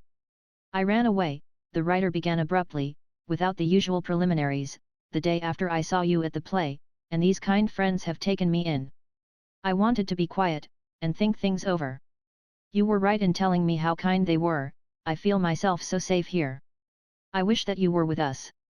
She ended with a conventional "yours sincerely," and without any allusion to the date of her return. The tone of the note surprised the young man. What was Madame Olenska running away from, and why did she feel the need to be safe? His first thought was of some dark menace from abroad, then he reflected that he did not know her epistolary style, and that it might run to picturesque exaggeration. Women always exaggerated, and moreover she was not wholly at her ease in English, which she often spoke as if she were translating from the French. "Je me suis evadée" put in that way, the opening sentence immediately suggested that she might merely have wanted to escape from a boring round of engagements, which was very likely true, for he judged her to be capricious, and easily wearied of the pleasure of the moment. It amused him to think of the van der Leudens having carried her off to Scooter Cliff on a second visit, and this time for an indefinite period. The doors of Scooter Cliff were rarely and grudgingly opened to visitors, and a chilly weekend was the most ever offered to the few thus privileged. But Archer had seen, on his last visit to Paris, the delicious play of La Biche, Le Voyage de M'Pericon, and he remembered M'Pericon's dogged and Yundi's couraged attachment to the young man whom he had pulled out of the glacier. The van der Leudens had rescued Madame Olenska from a doom almost as icy, and though there were many other reasons for being attracted to her, Archer knew that beneath them all lay the gentle and obstinate determination to go on rescuing her. He felt a distinct disappointment on learning that she was away, and almost immediately remembered that, only the day before, he had refused an invitation to spend the following Sunday with the Reggie Chiverses at their house on the Hudson, a few miles below Scooter Cliff. He had had his fill long ago of the noisy friendly parties at High Bank, with coasting, ice-boating, sleighing, long tramps in the snow, and a general flavour of mild flirting and milder practical jokes. He had just received a box of new books from his London bookseller, and had preferred the prospect of a quiet Sunday at home with his spoils. But he now went into the club writing room, wrote a hurried telegram, and told the servant to send it immediately. He knew that Mrs. Reggie didn't object to her visitors suddenly changing their minds, and that there was always a room to spare in her elastic house. Chapter 15. Newland Archer arrived at the Chiverses on Friday evening, and on Saturday went conscientiously through all the rites appertaining to a weekend at High Bank. In the morning he had a spin in the iceboat with his hostess and a few of the hardier guests, in the afternoon he went over the farm with Reggie, and listened, in the elaborately appointed stables, to long and impressive disquisitions on the horse. After tea he talked in a corner of the fire-lit hall with a young lady who had professed herself broken-hearted when his engagement was announced, but was now eager to tell him of her own matrimonial hopes, and finally, about midnight, he assisted in putting a goldfish in one visitor's bed, dressed up a burglar in the bathroom of a nervous aunt, and saw in the small hours by joining in a pillow fight that ranged from the nurseries to the basement. But on Sunday after luncheon he borrowed a cutter, and drove over to Scooter Cliff. People had always been told that the house at Scooter Cliff was an Italian villa. Those who had never been to Italy believed it, so did some who had. The house had been built by Mr. van der Leuden in his youth, on his return from the Grand Tour, and in anticipation of his approaching marriage with Miss Louisa Dagonet. It was a large square wooden structure, with tongued and grooved walls painted pale green and white, a Corinthian portico, and fluted pilasters between the windows. From the high ground on which it stood a series of terraces bordered by balustrades and urns descended in the steel engraving style to a small irregular lake with an asphalt edge overhung by rare weeping conifers. To the right and left, the famous weedless lawns studded with specimen trees, each of a different variety, rolled away to long ranges of grass crested with elaborate cast-iron ornaments, and below, in a hollow, lay the four-roomed stone house which the first patroon had built on the land granted him in 1612. Against the uniform sheet of snow and the greyish winter sky the Italian villa loomed up rather grimly. Even in summer it kept its distance, and the boldest coleus bed had never ventured nearer than 30 feet from its awful front. Now, as Archer rang the bell, the long tinkle seemed to echo through a mausoleum, and the surprise of the butler who at length responded to the call was as great as though he had been summoned from his final sleep. Happily Archer was of the family, and therefore, irregular though his arrival was, entitled to be informed that the Countess Olenska was out, having driven to afternoon service with Mrs. van der Luyden exactly 3/4 of an hour earlier. Mr. van der Luyden, the butler continued, is in, sir, but my impression is that he is either finishing his nap or else reading yesterday's Evening Post. I heard him say, sir, on his return from church this morning, that he intended to look through the Evening Post after luncheon. If you like, sir, I might go to the library door and listen. But Archer, thanking him, said that he would go and meet the ladies, and the butler, obviously relieved, closed the door on him majestically. A groom took the cutter to the stables, and Archer struck through the park to the high road. The village of Scooter Cliff was only a mile and a half away, but he knew that Mrs. van der Luyden never walked, and that he must keep to the road to meet the carriage. Presently, however, coming down a footpath that crossed the highway, he caught sight of a slight figure in a red cloak, with a big dog running ahead. He hurried forward, and Madame Olenska stopped short with a smile of welcome. "Ah, you've come," she said, and drew her hand from her muff. The red cloak made her look gay and vivid, like the Ellen Mingot of old days, and he laughed as he took her hand, and answered, "I came to see what you were running away from." Her face clouded over, but she answered, "Ah, well, you will see, presently." The answer puzzled him. "Why do you mean that you've been overtaken?" She shrugged her shoulders, with a little movement like Nastasia's, and rejoined in a lighter tone, "Shall we walk on? I'm so cold after the sermon." "And what does it matter, now you're here to protect me?" The blood rose to his temples and he caught a fold of her cloak. "Ellen, what is it? You must tell me." "Oh, presently, let's run a race first, my feet are freezing to the ground," she cried, and gathering up the cloak she fled away across the snow, the dog leaping about her with challenging barks. For a moment Archer stood watching, his gaze delighted by the flash of the red meteor against the snow, then he started after her, and they met, panting and laughing, at a wicket that led into the park. She looked up at him and smiled. "I knew you'd come. That shows you wanted me to," he returned, with a disproportionate joy in their nonsense. The white glitter of the trees filled the air with its own mysterious brightness, and as they walked on over the snow the ground seemed to sing under their feet. "Where did you come from?" Madame Olenska asked. He told her, and added, "It was because I got your note." After a pause she said, with a just perceptible chill in her voice, "May asked you to take care of me." "I didn't need any asking." "You mean I'm so evidently helpless and defenseless? What a poor thing you must all think me. But women here seem never to feel the need, any more than the blessed in heaven." He lowered his voice to ask, "What sort of a need?" "Ah, don't ask me. I don't speak your language," she retorted petulantly. The answer smote him like a blow, and he stood still in the path, looking down at her. "What did I come for, if I don't speak yours?" "Oh, my friend." She laid her hand lightly on his arm, and he pleaded earnestly, "Ellen, why won't you tell me what's happened?" She shrugged again. "Does anything ever happen in heaven?" He was silent, and they walked on a few yards without exchanging a word. Finally she said, "I will tell you, but where? One can't be alone for a minute in that great seminary of a house, with all the doors wide open, and always a servant bringing tea, or a log for the fire, or the newspaper. Is there nowhere in an American house where one may be by oneself? You're so shy, and yet you're so public. I always feel as if I were in the convent again or on the stage, before a dreadfully polite audience that never applauds." "Ah, you don't like us?" Archer exclaimed. They were walking past the house of the old patroon, with its squat walls and small square windows compactly grouped about a central chimney. The shutters stood wide, and through one of the newly washed windows Archer caught the light of a fire. "Why, the house is open," he said. She stood still. "No, only for today, at least.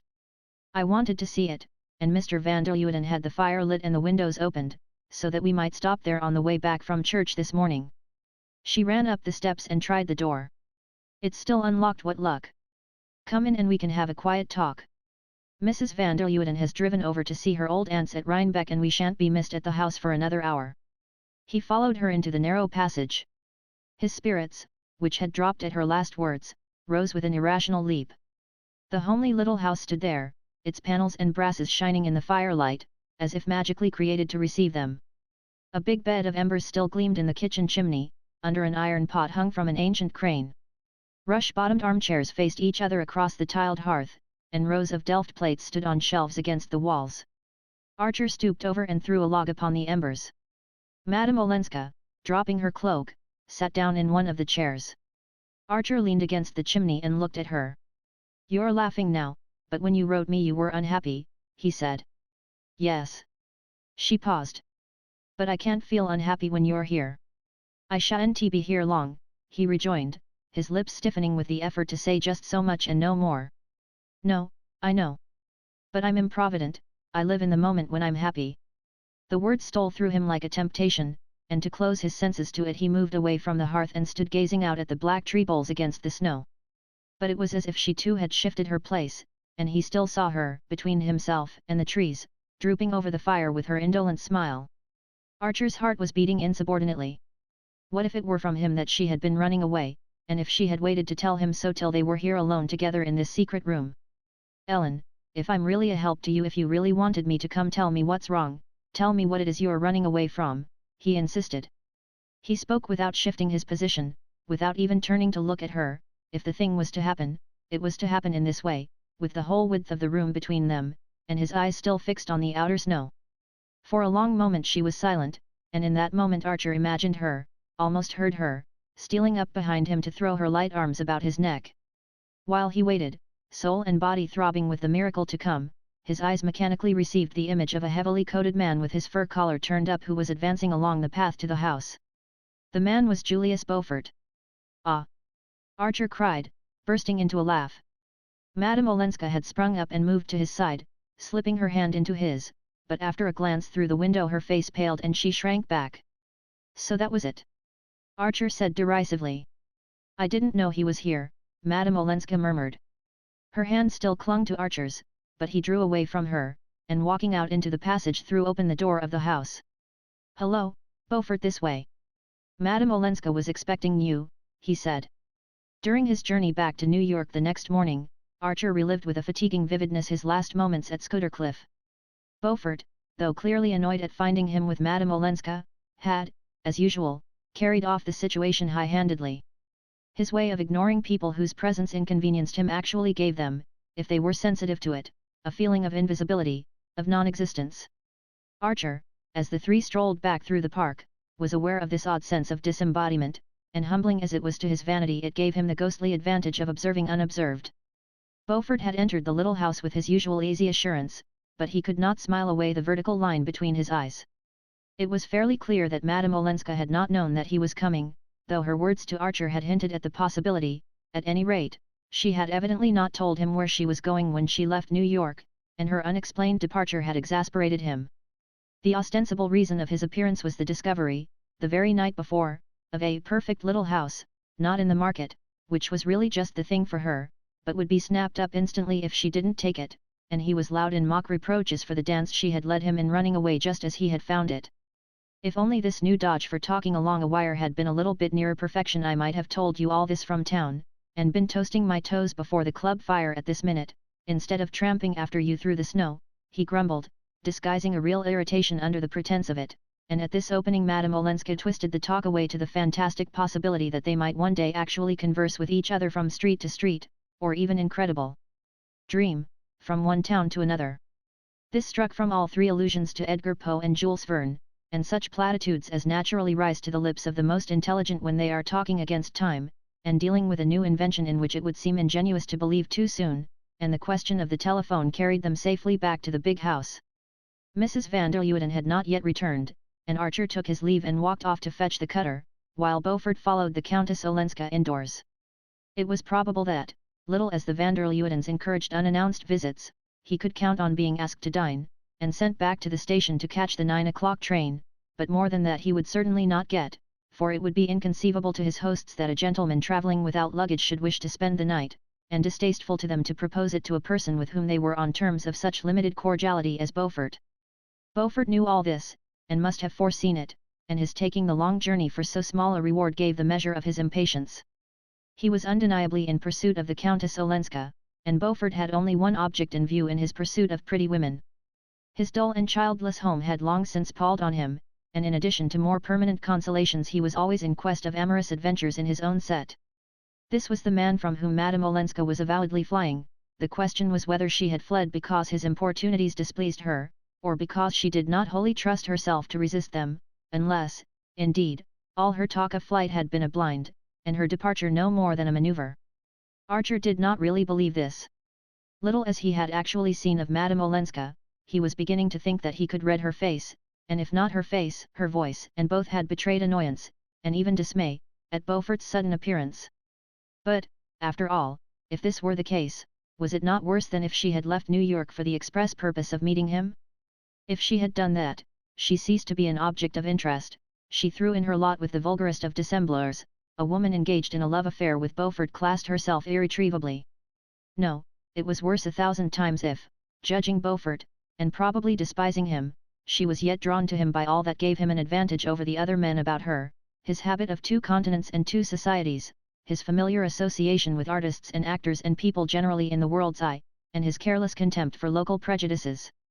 Beaufort was vulgar, he was uneducated, he was purse-proud, but the circumstances of his life, and a certain native shrewdness, made him better worth talking to than many men, morally and socially his betters, whose horizon was bounded by the Battery and the Central Park. How should anyone coming from a wider world not feel the difference and be attracted by it?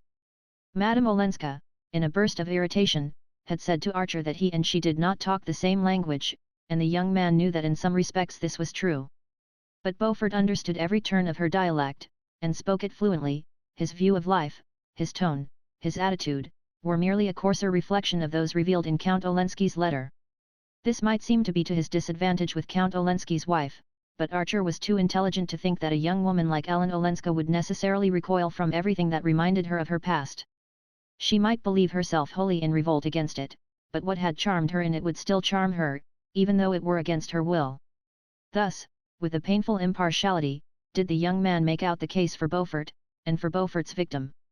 A longing to enlighten her was strong in him, and there were moments when he imagined that all she asked was to be enlightened.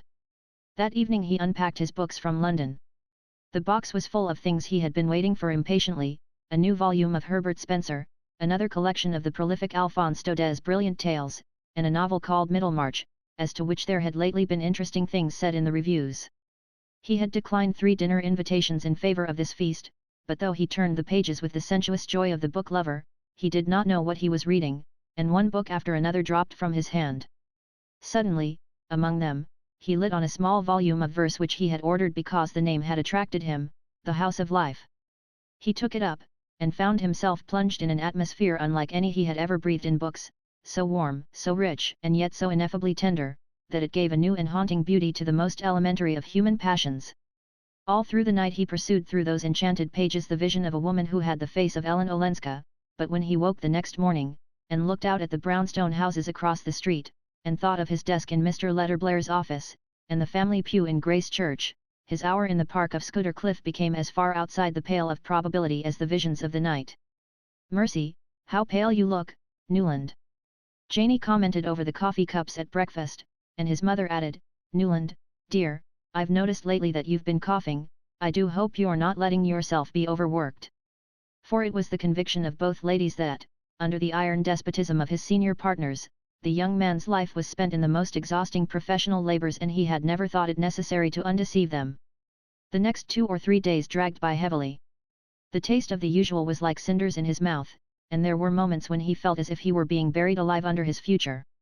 He heard nothing of the Countess Olenska, or of the perfect little house, and though he met Beaufort at the club they merely nodded at each other across the whist tables. It was not till the 4th evening that he found a note awaiting him on his return home. "Come late tomorrow, I must explain to you. Ellen." These were the only words it contained. The young man, who was dining out, thrust the note into his pocket, smiling a little at the Frenchness of the to-you. After dinner he went to a play, and it was not until his return home, after midnight, that he drew Madame Olenska's missive out again and reread it slowly a number of times. There were several ways of answering it, and he gave considerable thought to each one during the watches of an agitated night. That on which, when morning came, he finally decided was to pitch some clothes into a portmanteau and jump on board a boat that was leaving that very afternoon for St. Augustine. Chapter 16. When Archer walked down the sandy main street of St. Augustine to the house which had been pointed out to him as Mr. Welland's, and saw May Welland standing under a magnolia with the sun in her hair, he wondered why he had waited so long to come. Here was the truth, here was reality, here was the life that belonged to him, and he, who fancied himself so scornful of arbitrary restraints, had been afraid to break away from his desk because of what people might think of his stealing a holiday. Her first exclamation was, "Newland, has anything happened?" And it occurred to him that it would have been more feminine if she had instantly read in his eyes why he had come.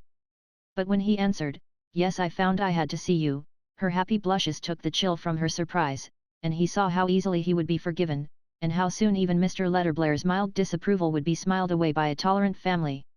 Early as it was, the main street was no place for any but formal greetings, and Archer longed to be alone with May, and to pour out all his tenderness and his impatience.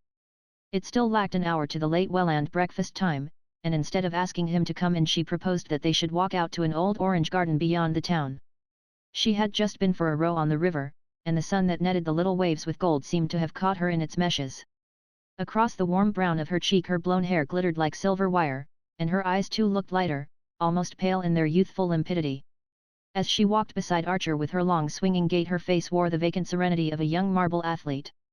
To Archer's strained nerves the vision was as soothing as the sight of the blue sky and the lazy river. They sat down on a bench under the orange trees and he put his arm about her and kissed her.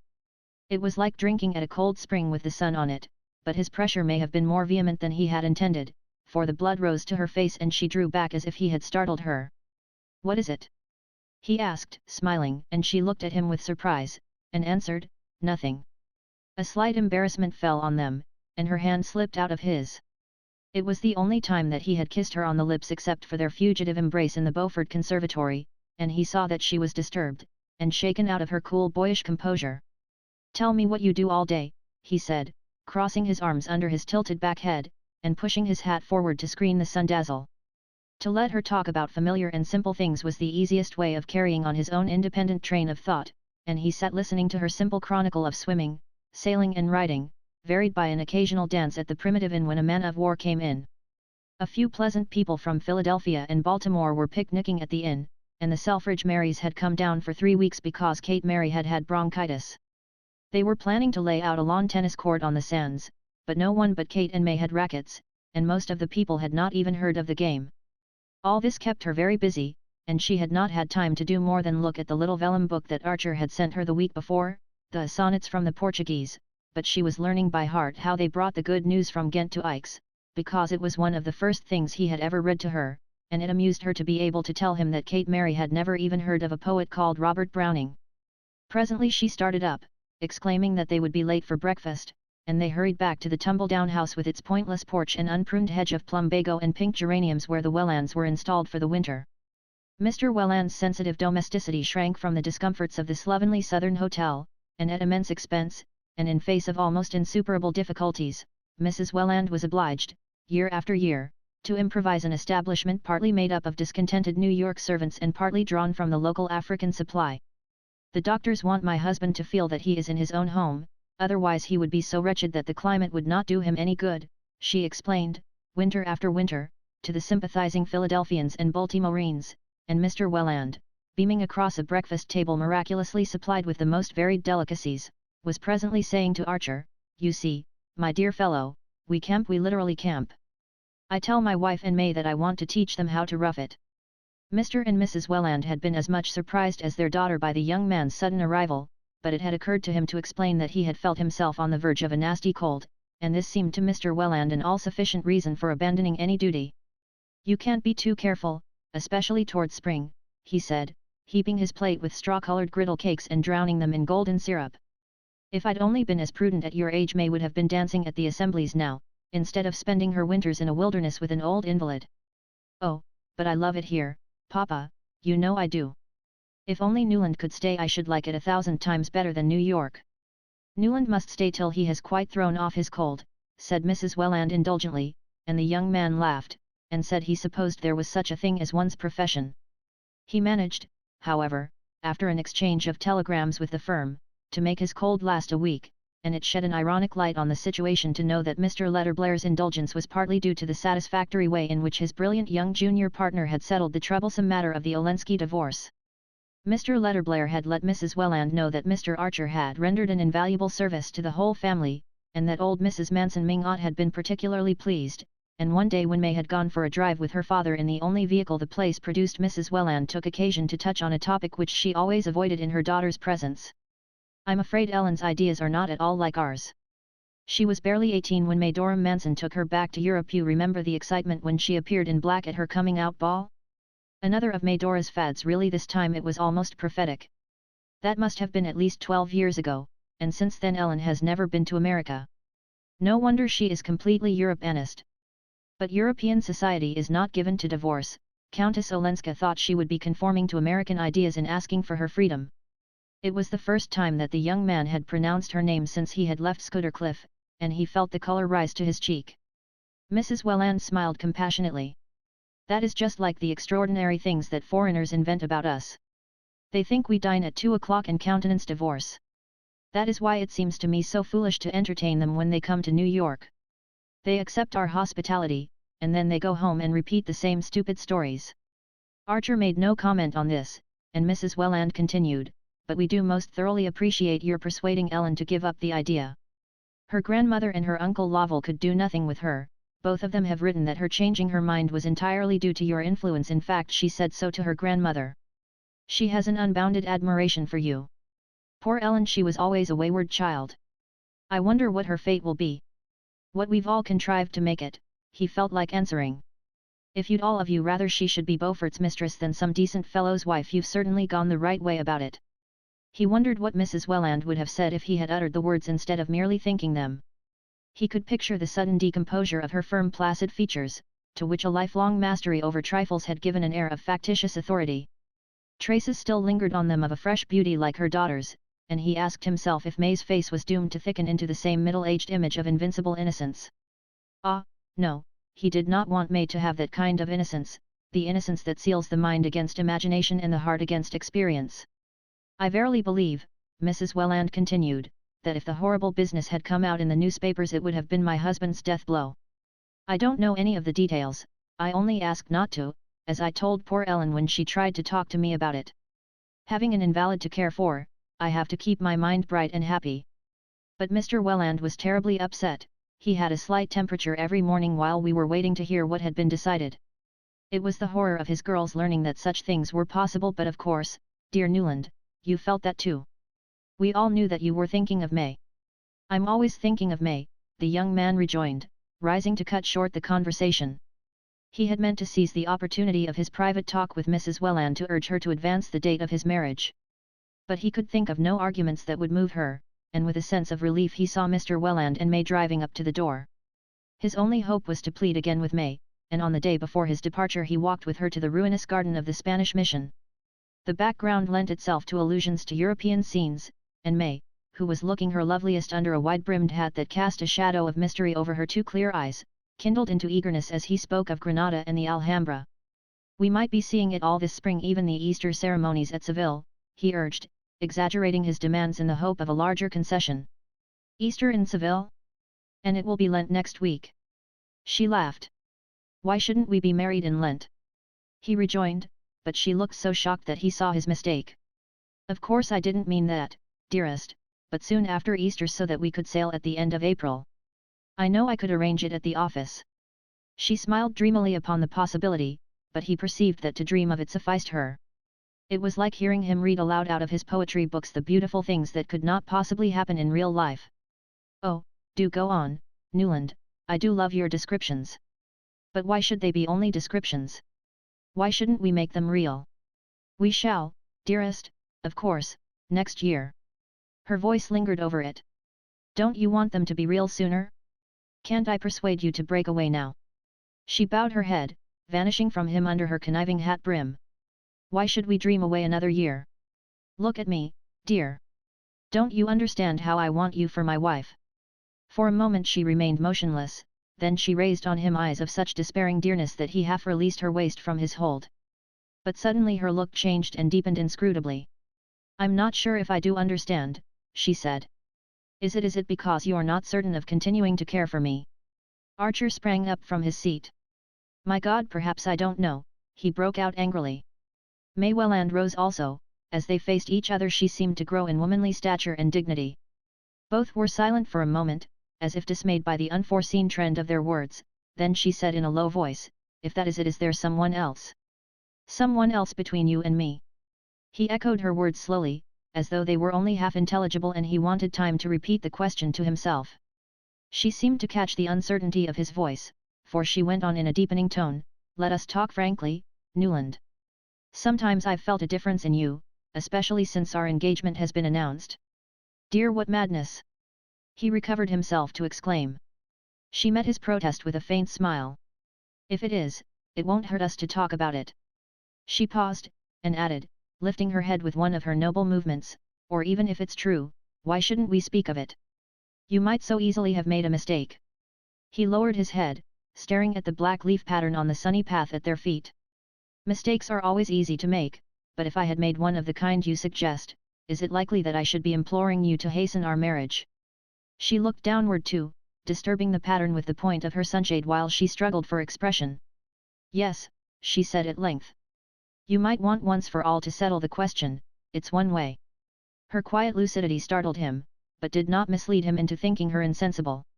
Under her hat brim he saw the pallor of her profile, and a slight tremor of the nostril above her resolutely steadied lips. "Well?" he questioned, sitting down on the bench, and looking up at her with a frown that he tried to make playful. She dropped back into her seat and went on, "You mustn't think that a girl knows as little as her parents imagine. One hears and one notices, one has one's feelings and ideas. And of course, long before you told me that you cared for me, I'd known that there was someone else you were interested in. Everyone was talking about it 2 years ago at Newport. And once I saw you sitting together on the veranda at a dance, and when she came back into the house her face was sad, and I felt sorry for her. I remembered it afterward, when we were engaged." Her voice had sunk almost to a whisper, and she sat clasping and unclasping her hands about the handle of her sunshade. The young man laid his upon them with a gentle pressure, his heart dilated with an inexpressible relief. "My dear child, was that it? If you only knew the truth." She raised her head quickly. "Then there is a truth I don't know." He kept his hand over hers. "I meant, the truth about the old story you speak of. But that's what I want to know, Newland, what I ought to know. I couldn't have my happiness made out of a wrong and unfairness to somebody else. And I want to believe that it would be the same with you. What sort of a life could we build on such foundations?" Her face had taken on a look of such tragic courage that he felt like bowing himself down at her feet. "I've wanted to say this for a long time," she went on. "I've wanted to tell you that, when two people really love each other, I understand that there may be situations which make it right that they should go against public opinion. And if you feel yourself in any way pledged to the person we've spoken of, and if there is any way in which you can fulfill your pledge, even by her getting a divorce. Newland, don't give her up because of me." His surprise at discovering that her fears had fastened upon an episode so remote and so completely of the past as his love affair with Mrs. Thorley Rushworth gave way to wonder at the generosity of her view. There was something superhuman in an attitude so recklessly unorthodox, and if other problems had not pressed on him he would have been lost in wonder at the prodigy of the Welland's daughter urging him to marry his former mistress. But he was still dizzy with the glimpse of the precipice they had skirted, and full of a new awe at the mystery of young girlhood. For a moment he could not speak, then he said, "There is no pledge, no obligation whatever of the kind you think. Such cases don't always present themselves quite as simply as. But that's no matter. I love your generosity, because I feel as you do about those things. I feel that each case must be judged individually, on its own merits, irrespective of stupid conventionalities. I mean, each woman's right to her liberty." He pulled himself up, startled by the turn his thoughts had taken, and went on, looking at her with a smile, "Since you understand so many things, dearest, can't you go a little farther, and understand the uselessness of our submitting to another form of the same foolish conventionalities? If there's no one and nothing between us, isn't that an argument for marrying quickly, rather than for more delay?" She flushed with joy and lifted her face to his. As he bent to it he saw that her eyes were full of happy tears. But in another moment she seemed to have descended from her womanly eminence to helpless and timorous girlhood, and he understood that her courage and initiative were all for others, and that she had none for herself. It was evident that the effort of speaking had been much greater than her studied composure betrayed, and that at his first word of reassurance she had dropped back into the usual, as a too adventurous child takes refuge in its mother's arms. Archer had no heart to go on pleading with her. He was too much disappointed at the vanishing of the new being who had cast that one deep look at him from her transparent eyes. May seemed to be aware of his disappointment, but without knowing how to alleviate it, and they stood up and walked silently home. Chapter 17. Your cousin the Countess called on Mother while you were away, Janie Archer announced to her brother on the evening of his return. The young man, who was dining alone with his mother and sister, glanced up in surprise and saw Mrs. Archer's gaze demurely bent on her plate. Mrs. Archer did not regard her seclusion from the world as a reason for being forgotten by it, and Newland guessed that she was slightly annoyed that he should be surprised by Madame Olenska's visit. She had on a black velvet polonaise with jet buttons, and a tiny green monkey muff. I never saw her so stylishly dressed, Janie continued. She came alone, early on Sunday afternoon. Luckily the fire was lit in the drawing room. She had one of those new card cases. She said she wanted to know us because you'd been so good to her. Newland laughed. Madame Olenska always takes that tone about her friends. She's very happy at being among her own people again. Yes, so she told us, said Mrs. Archer. I must say she seems thankful to be here. I hope you liked her, Mother. Mrs. Archer drew her lips together. She certainly lays herself out to please, even when she is calling on an old lady. Mother doesn't think her simple, Janie interjected, her eyes screwed upon her brother's face.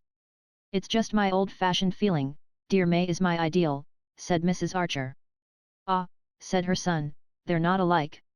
Archer had left St. Augustine charged with many messages for old Mrs. Mingot, and a day or two after his return to town he called on her. The old lady received him with unusual warmth.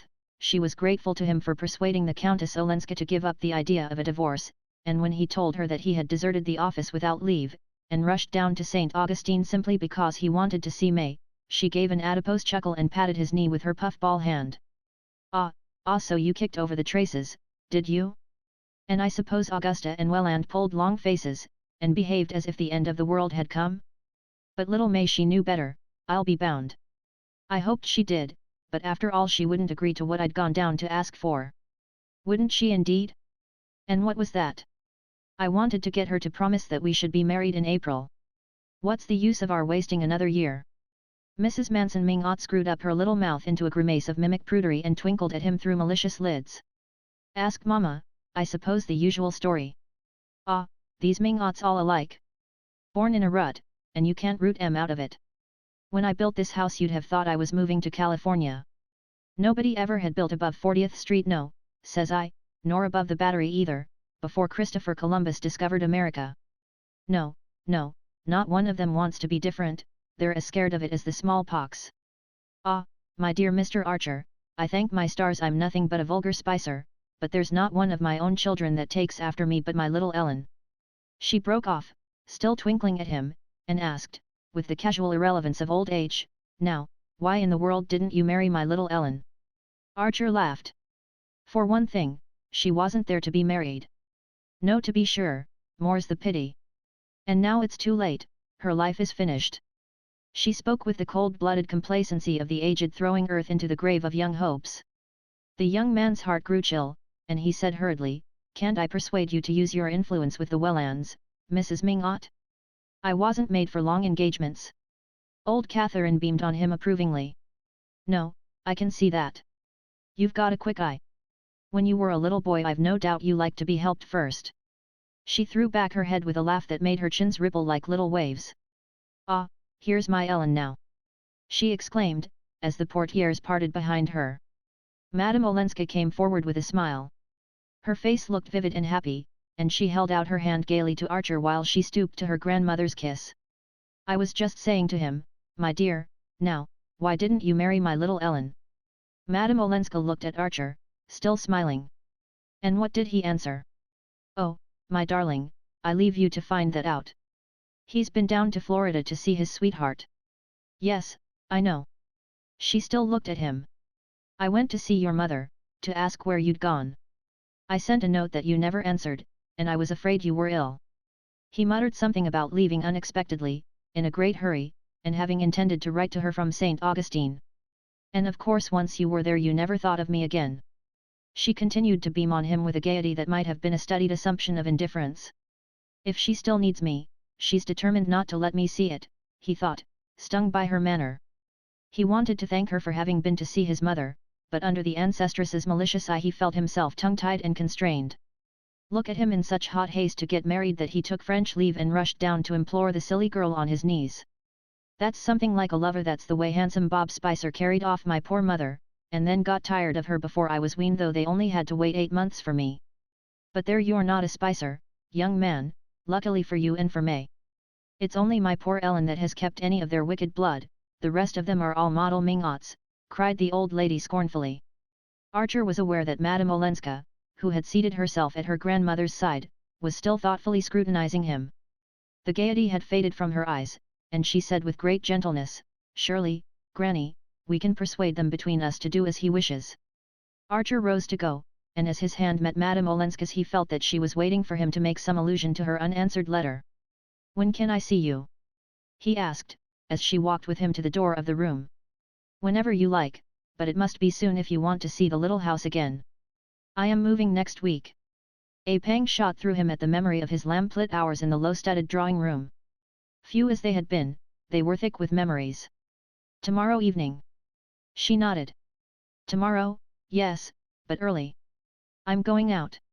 The next day was a Sunday, and if she were going out on a Sunday evening it could, of course, be only to Mrs. Lemuel Struthers's. He felt a slight movement of annoyance, not so much at her going there, for he rather liked her going where she pleased in spite of the Vanderleudens, but because it was the kind of house at which she was sure to meet Beaufort, where she must have known beforehand that she would meet him and where she was probably going for that purpose. "Very well, tomorrow evening," he repeated, inwardly resolved that he would not go early, and that by reaching her door late he would either prevent her from going to Mrs. Struthers's, or else arrive after she had started, which, all things considered, would no doubt be the simplest solution. It was only 8:30, after all, when he rang the bell under the wisteria, not as late as he had intended by half an hour, but a singular restlessness had driven him to her door. He reflected, however, that Mrs. Struthers's Sunday evenings were not like a ball, and that her guests, as if to minimize their delinquency, usually went early. The one thing he had not counted on, in entering Madame Olenska's hall, was to find hats and overcoats there. Why had she bidden him to come early if she was having people to dine?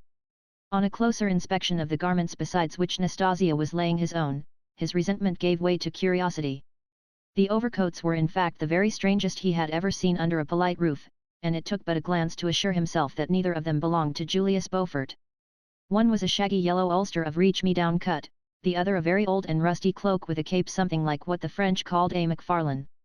This garment, which appeared to be made for a person of prodigious size, had evidently seen long and hard wear, and its greenish-black folds gave out a moist sawdusty smell suggestive of prolonged sessions against barroom walls. On it lay a ragged grey scarf and an odd felt hat of semi-clerical shape. Archer raised his eyebrows inquiringly at Nastasia, who raised hers in return with a fatalistic ghia. As she threw open the drawing-room door, the young man saw at once that his hostess was not in the room. Then, with surprise, he discovered another lady standing by the fire. This lady, who was long, lean, and loosely put together, was clad in raiment intricately looped and fringed, with plaids and stripes and bands of plain color disposed in a design to which the clue seemed missing. Her hair, which had tried to turn white and only succeeded in fading, was surmounted by a Spanish comb, and black lace scarf, and silk mittens, visibly darned, covered her rheumatic hands. Beside her, in a cloud of cigar smoke, stood the owners of the two overcoats, both in morning clothes that they had evidently not taken off since morning.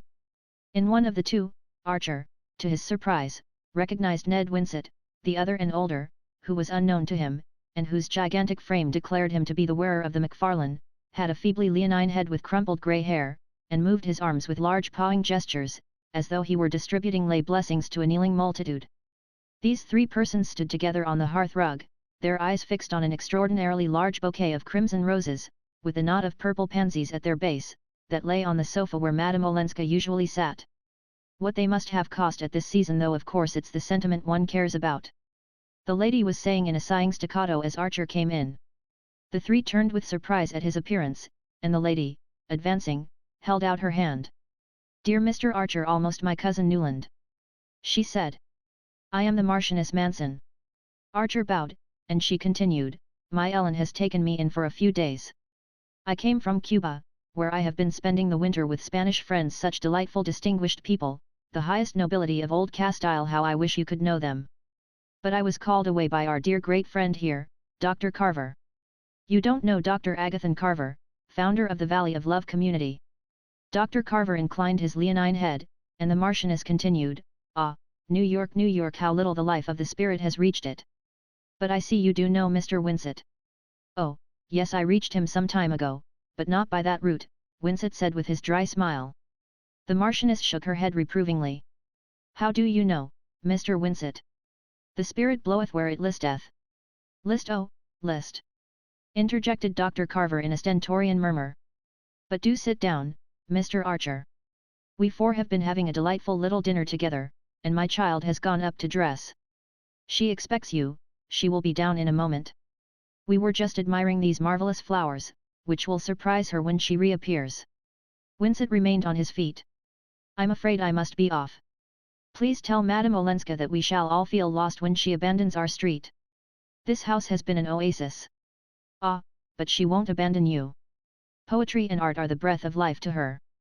"It is poetry you write, Mr. Winsett." "Well, no, but I sometimes read it," said Winsett, including the group in a general nod and slipping out of the room. "A caustic spirit un peu savage. But so witty, Dr. Carver, you do think him witty?" "I never think of wit," said Dr. Carver severely. "Ah, you never think of wit? How merciless he is to us weak mortals, Mr. Archer. But he lives only in the life of the spirit, and tonight he is mentally preparing the lecture he is to deliver presently at Mrs. Blenker's. Dr. Carver, would there be time, before you start for the Blenkers, to explain to Mr. Archer your illuminating discovery of the direct contact? But no, I see it is nearly 9 o'clock, and we have no right to detain you while so many are waiting for your message."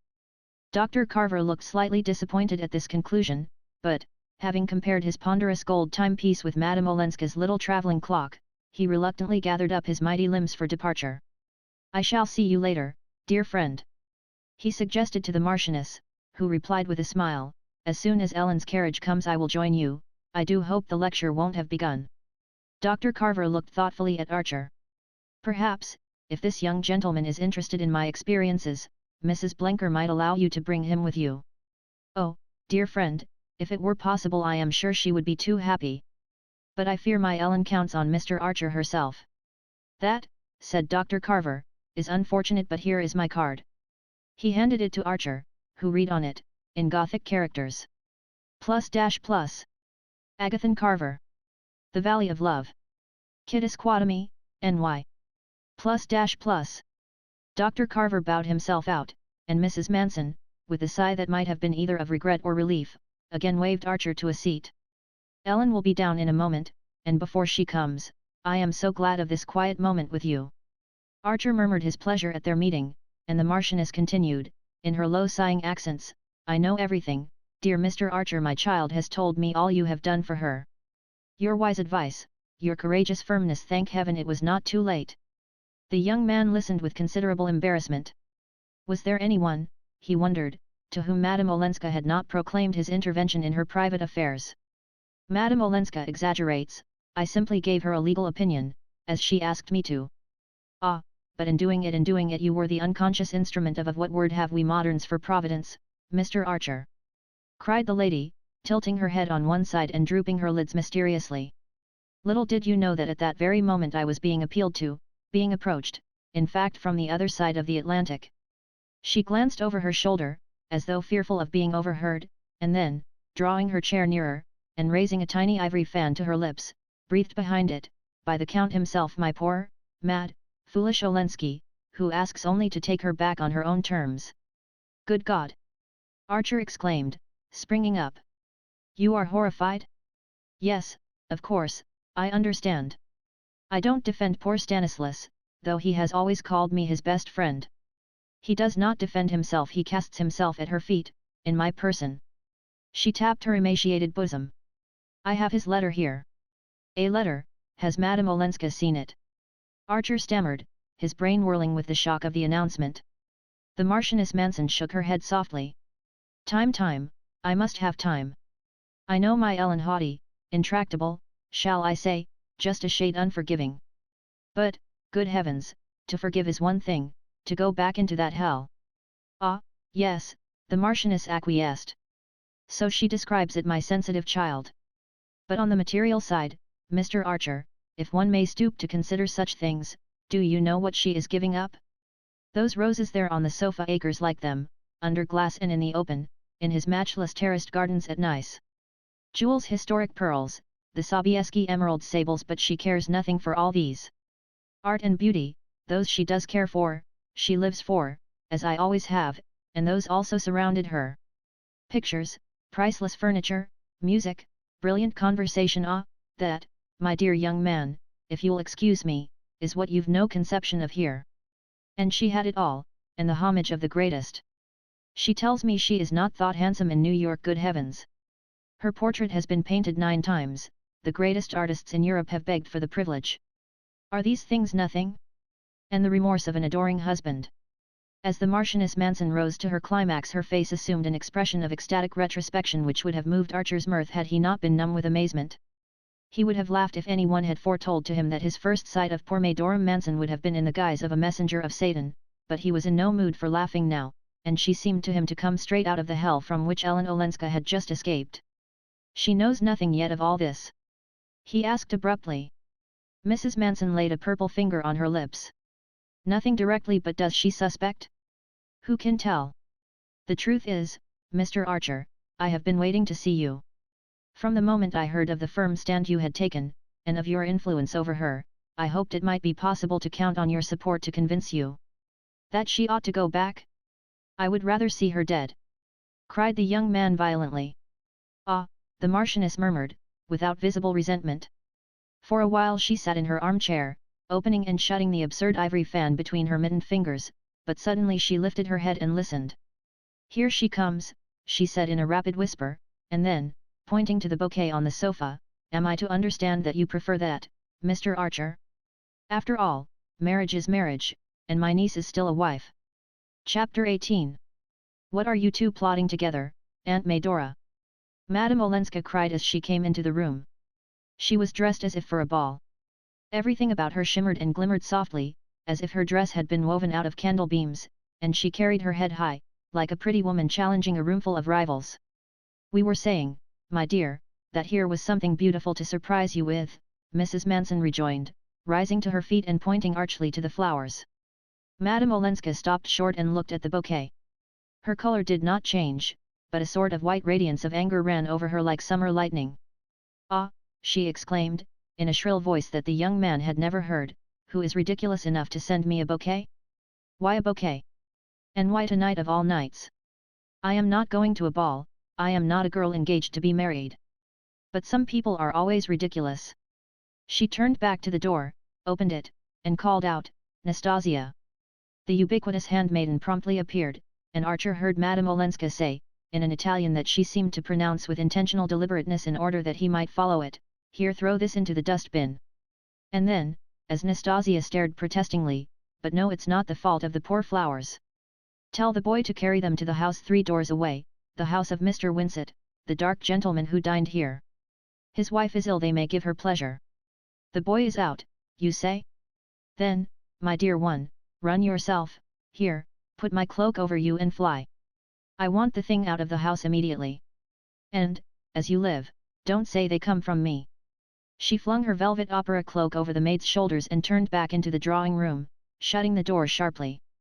Her bosom was rising high under its lace, and for a moment Archer thought she was about to cry, but she burst into a laugh instead, and looking from the Marchioness to Archer, asked abruptly, and you two, have you made friends? It's for Mr. Archer to say, darling, he has waited patiently while you were dressing. Yes, I gave you time enough, my hair wouldn't go, Madame Olenska said, raising her hand to the heaped-up curls of her chignon. But that reminds me, I see Dr. Carver is gone, and you'll be late at the Blenkers. Mr. Archer, will you put my aunt in the carriage?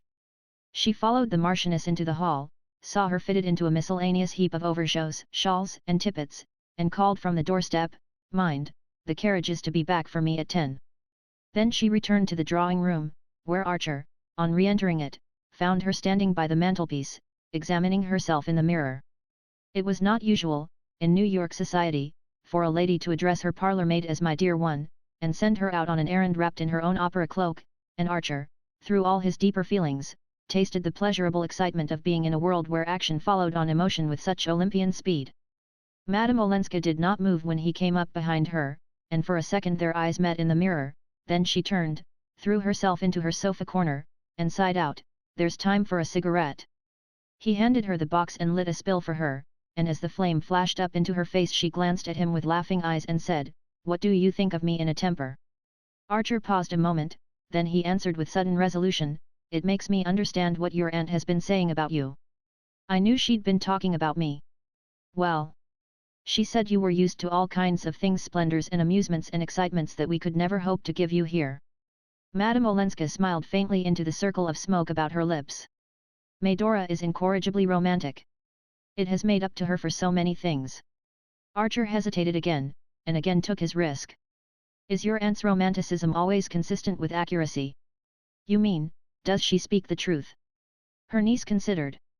"Well, I'll tell you, in almost everything she says, there's something true and something untrue. But why do you ask? What has she been telling you?" He looked away into the fire, and then back at her shining presence. His heart tightened with the thought that this was their last evening by that fireside, and that in a moment the carriage would come to carry her away. "She says she pretends that Count Olensky has asked her to persuade you to go back to him." Madame Olenska made no answer. She sat motionless, holding her cigarette in her half-lifted hand. The expression of her face had not changed, and Archer remembered that he had before noticed her apparent incapacity for surprise. "You knew, then?" he broke out. She was silent for so long that the ash dropped from her cigarette. She brushed it to the floor. "She has hinted about a letter, poor darling." "Medora's hints? Is it at your husband's request that she has arrived here suddenly?" Madame Olenska seemed to consider this question also.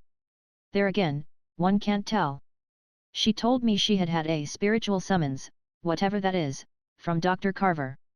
I'm afraid she's going to marry Dr. Carver, poor Medora. There's always someone she wants to marry.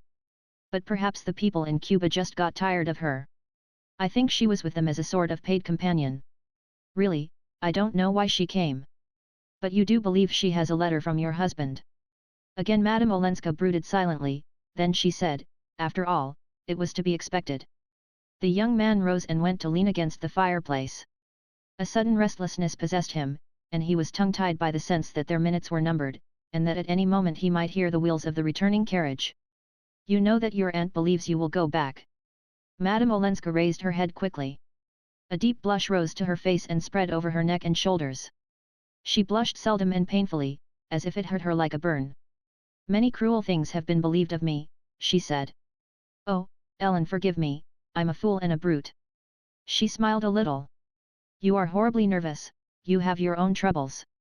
I know you think the Wellands are unreasonable about your marriage, and of course I agree with you.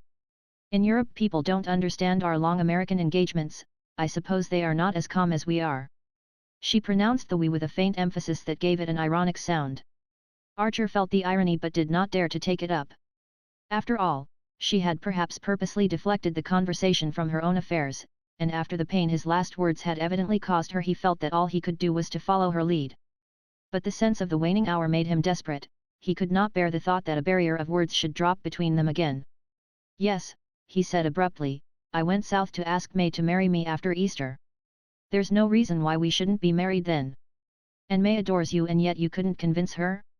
I thought her too intelligent to be the slave of such absurd superstitions." "She is too intelligent, she's not their slave." Madame Olenska looked at him. "Well, then I don't understand." Archer reddened, and hurried on with a rush. "We had a frank talk almost the first. She thinks my impatience a bad sign. Merciful heavens, a bad sign. She thinks it means that I can't trust myself to go on caring for her. She thinks, in short, I want to marry her at once to get away from someone that I care for more."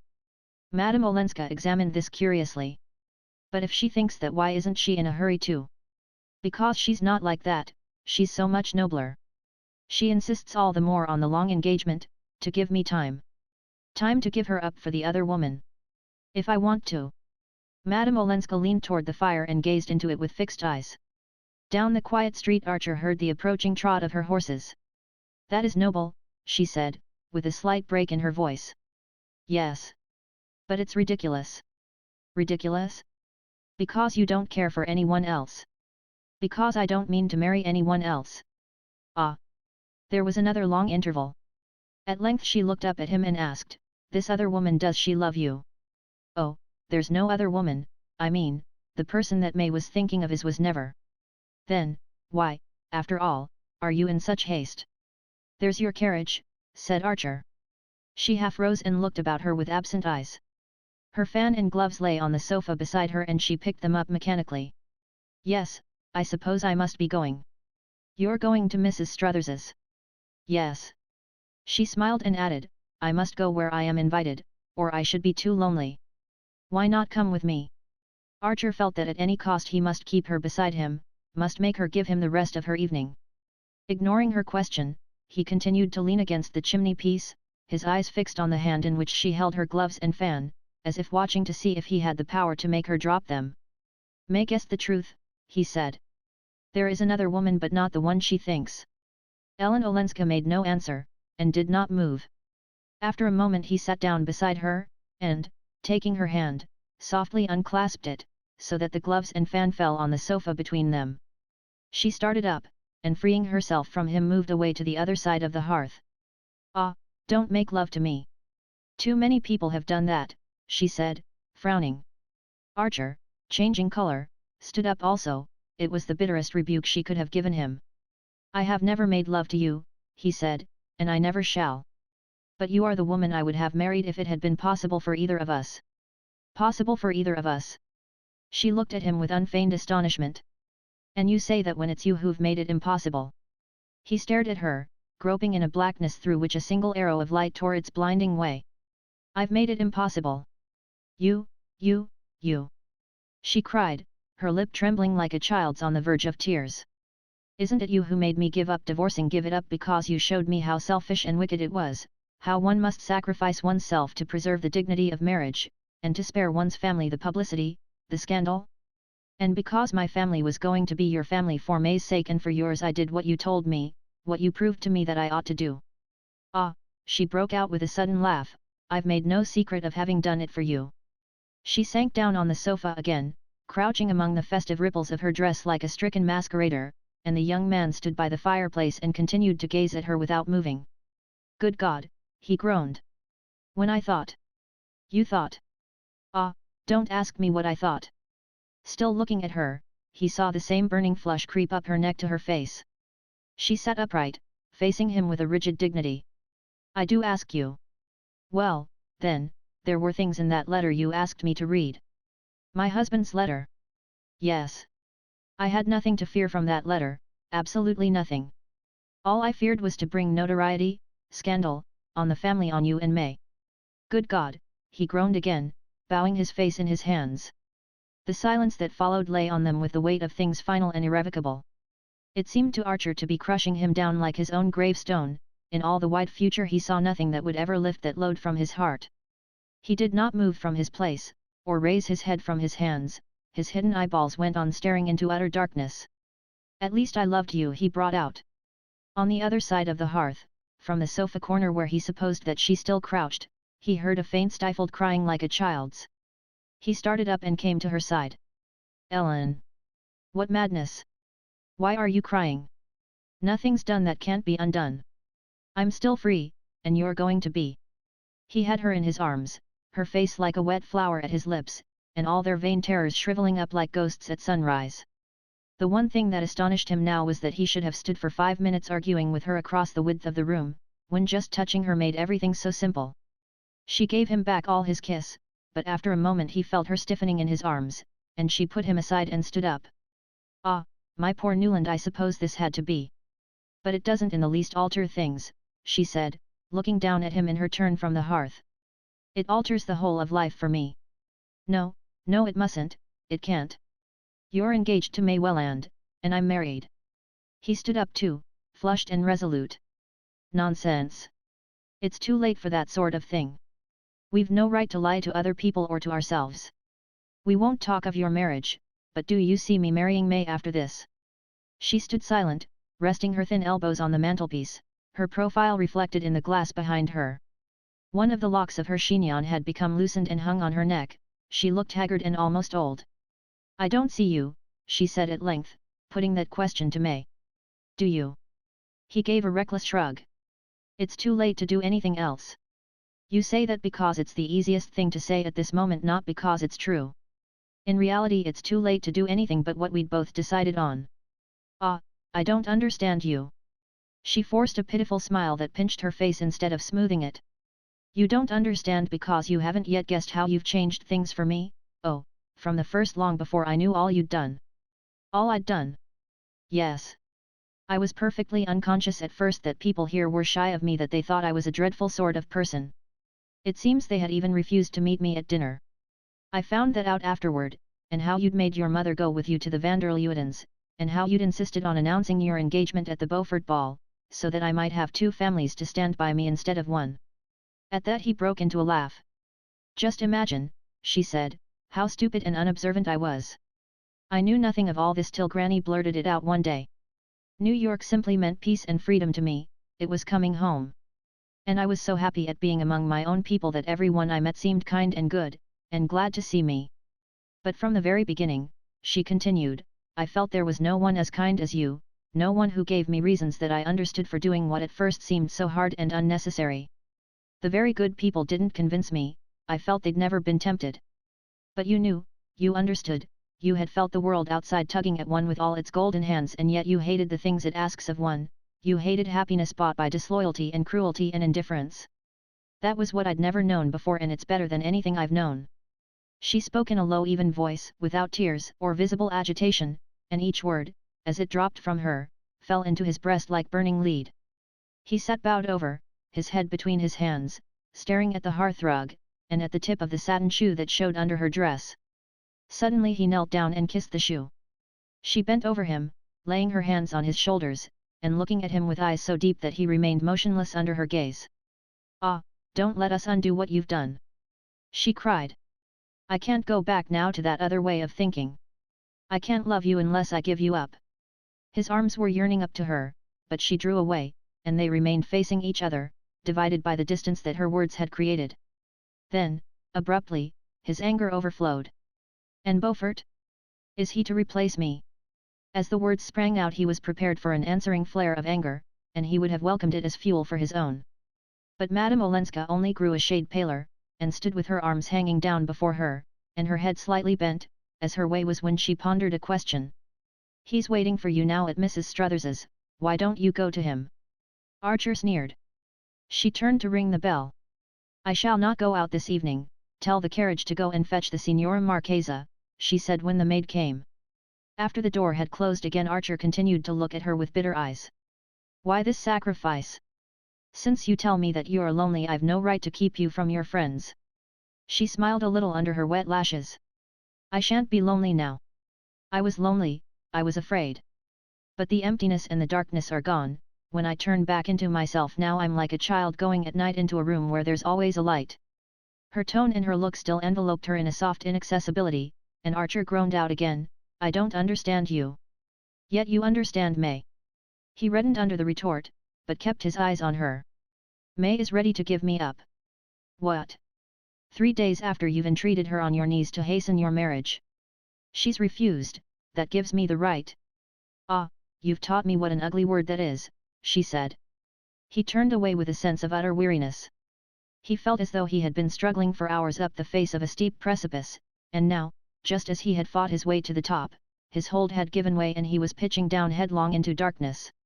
If he could have got her in his arms again he might have swept away her arguments, but she still held him at a distance by something inscrutably aloof in her look and attitude, and by his own odd sense of her sincerity. At length he began to plead again. If we do this now it will be worse afterward, worse for everyone. No, no, no! She almost screamed, as if he frightened her.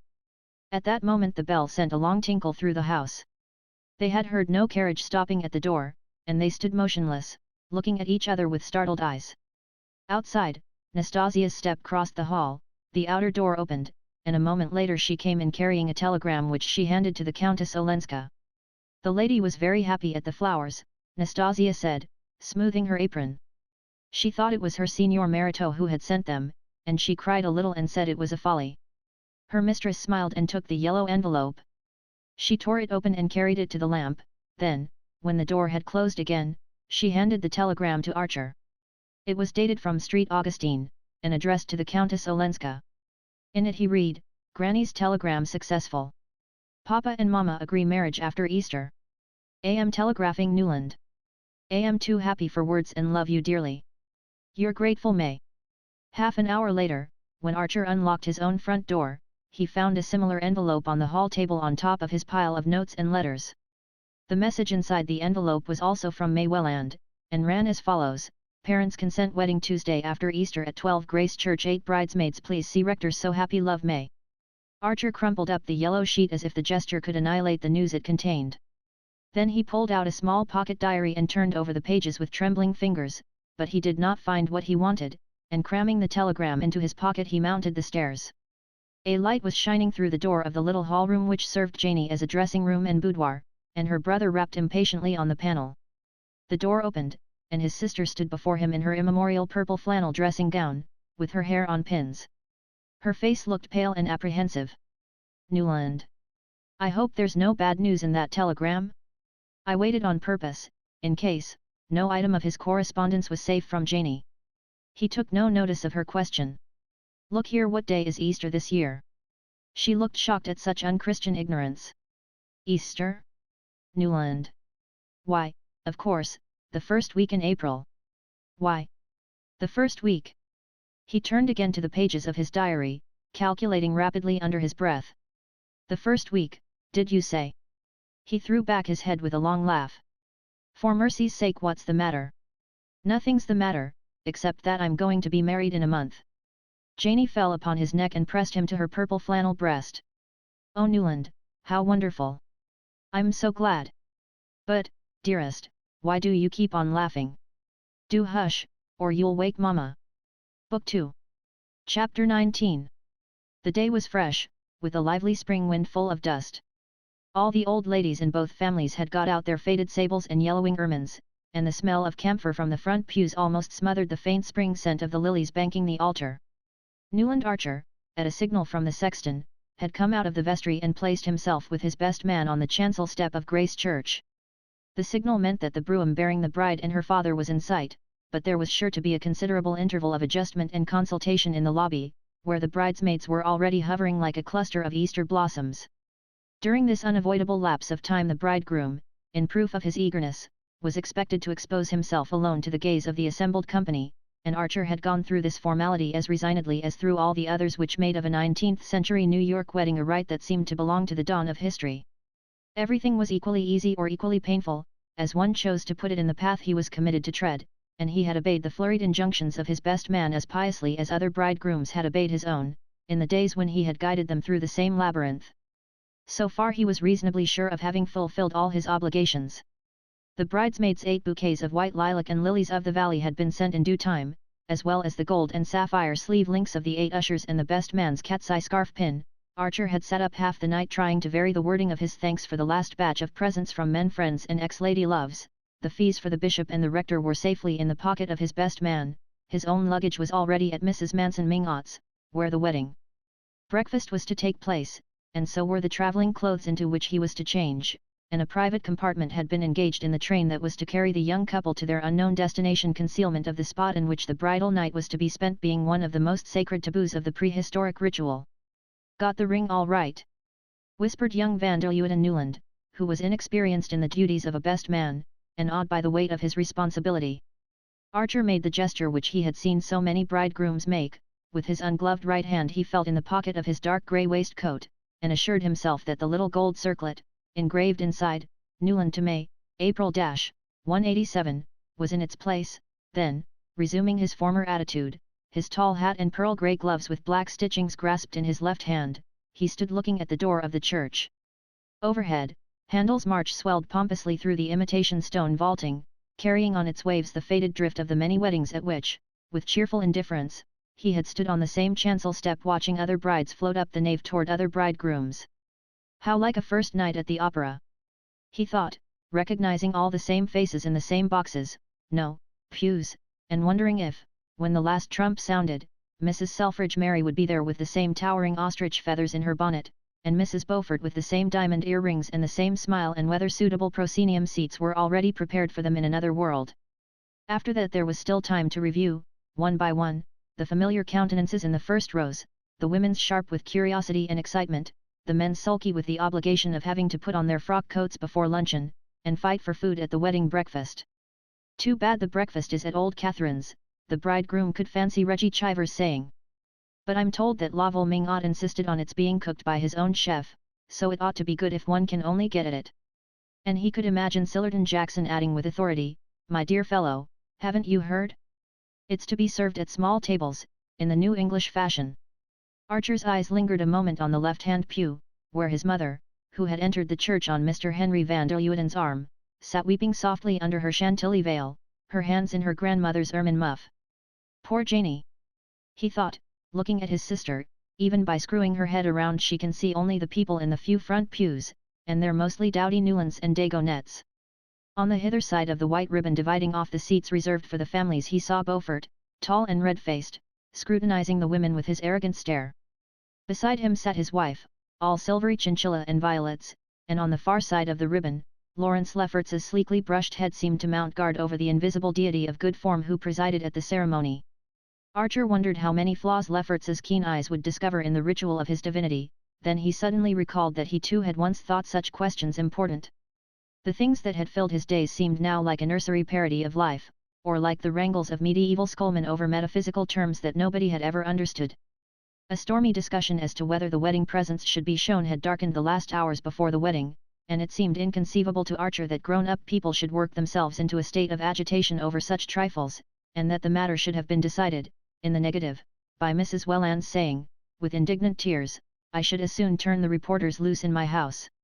Yet there was a time when Archer had had definite and rather aggressive opinions on all such problems, and when everything concerning the manners and customs of his little tribe had seemed to him fraught with worldwide significance. And all the while, I suppose, he thought, real people were living somewhere, and real things happening to them. "There they come!" breathed the best man excitedly, but the bridegroom knew better. The cautious opening of the door of the church meant only that Mr. Brown, the livery stable keeper, gowned in black in his intermittent character of sexton, was taking a preliminary survey of the scene before marshalling his forces. The door was softly shut again, then after another interval it swung majestically open, and a murmur ran through the church, "The family." Mrs. Welland came first, on the arm of her eldest son. Her large pink face was appropriately solemn, and her plum-colored satin with pale blue side panels, and blue ostrich plumes in a small satin bonnet, met with general approval, but before she had settled herself with a stately rustle in the pew opposite Mrs. Archer's the spectators were craning their necks to see who was coming after her. Wild rumours had been abroad the day before to the effect that Mrs. Manson Mingott, in spite of her physical disabilities, had resolved on being present at the ceremony, and the idea was so much in keeping with her sporting character that bets ran high at the clubs as to her being able to walk up the nave and squeeze into a seat. It was known that she had insisted on sending her own carpenter to look into the possibility of taking down the end panel of the front pew, and to measure the space between the seat and the front, but the result had been discouraging, and for one anxious day her family had watched her dallying with the plan of being wheeled up the nave in her enormous bath chair and sitting enthroned in it at the foot of the chancel. The idea of this monstrous exposure of her person was so painful to her relations that they could have covered with gold the ingenious person who suddenly discovered that the chair was too wide to pass between the iron uprights of the awning which extended from the church door to the curbstone. The idea of doing away with this awning, and revealing the bride to the mob of dressmakers and newspaper reporters who stood outside fighting to get near the joints of the canvas, exceeded even old Catherine's courage, though for a moment she had weighed the possibility. "Why, they might take a photograph of my child and put it in the papers," Mrs. Welland exclaimed when her mother's last plan was hinted to her, and from this unthinkable indecency the clan recoiled with a collective shudder. The aunt's stress had had to give in, but her concession was bought only by the promise that the wedding breakfast should take place under her roof, though, as the Washington Square connection said, with the Wellands' house in easy reach it was hard to have to make a special price with Brown to drive one to the other end of nowhere. Though all these transactions had been widely reported by the Jacksons, a sporting minority still clung to the belief that old Catherine would appear in church, and there was a distinct lowering of the temperature when she was found to have been replaced by her daughter-in-law. Mrs. Lovell Mingott had the high colour and glassy stare induced in ladies of her age and habit by the effort of getting into a new dress, but once the disappointment occasioned by her mother-in-law's non-appearance had subsided, it was agreed that her black chantilly over lilac satin, with a bonnet of Parma violets, formed the happiest contrast to Mrs. Welland's blue and plum colour. Far different was the impression produced by the gaunt and mincing lady who followed on Mr. Mingott's arm, in a wild dishevelment of stripes and fringes and floating scarves, and as this last apparition glided into view Archer's heart contracted and stopped beating. He had taken it for granted that the Marchioness Manson was still in Washington, where she had gone some 4 weeks previously with her niece, Madame Olenska. It was generally understood that their abrupt departure was due to Madame Olenska's desire to remove her aunt from the baleful eloquence of Dr. Agathon Carver, who had nearly succeeded in enlisting her as a recruit for the Valley of Love, and in the circumstances no one had expected either of the ladies to return for the wedding.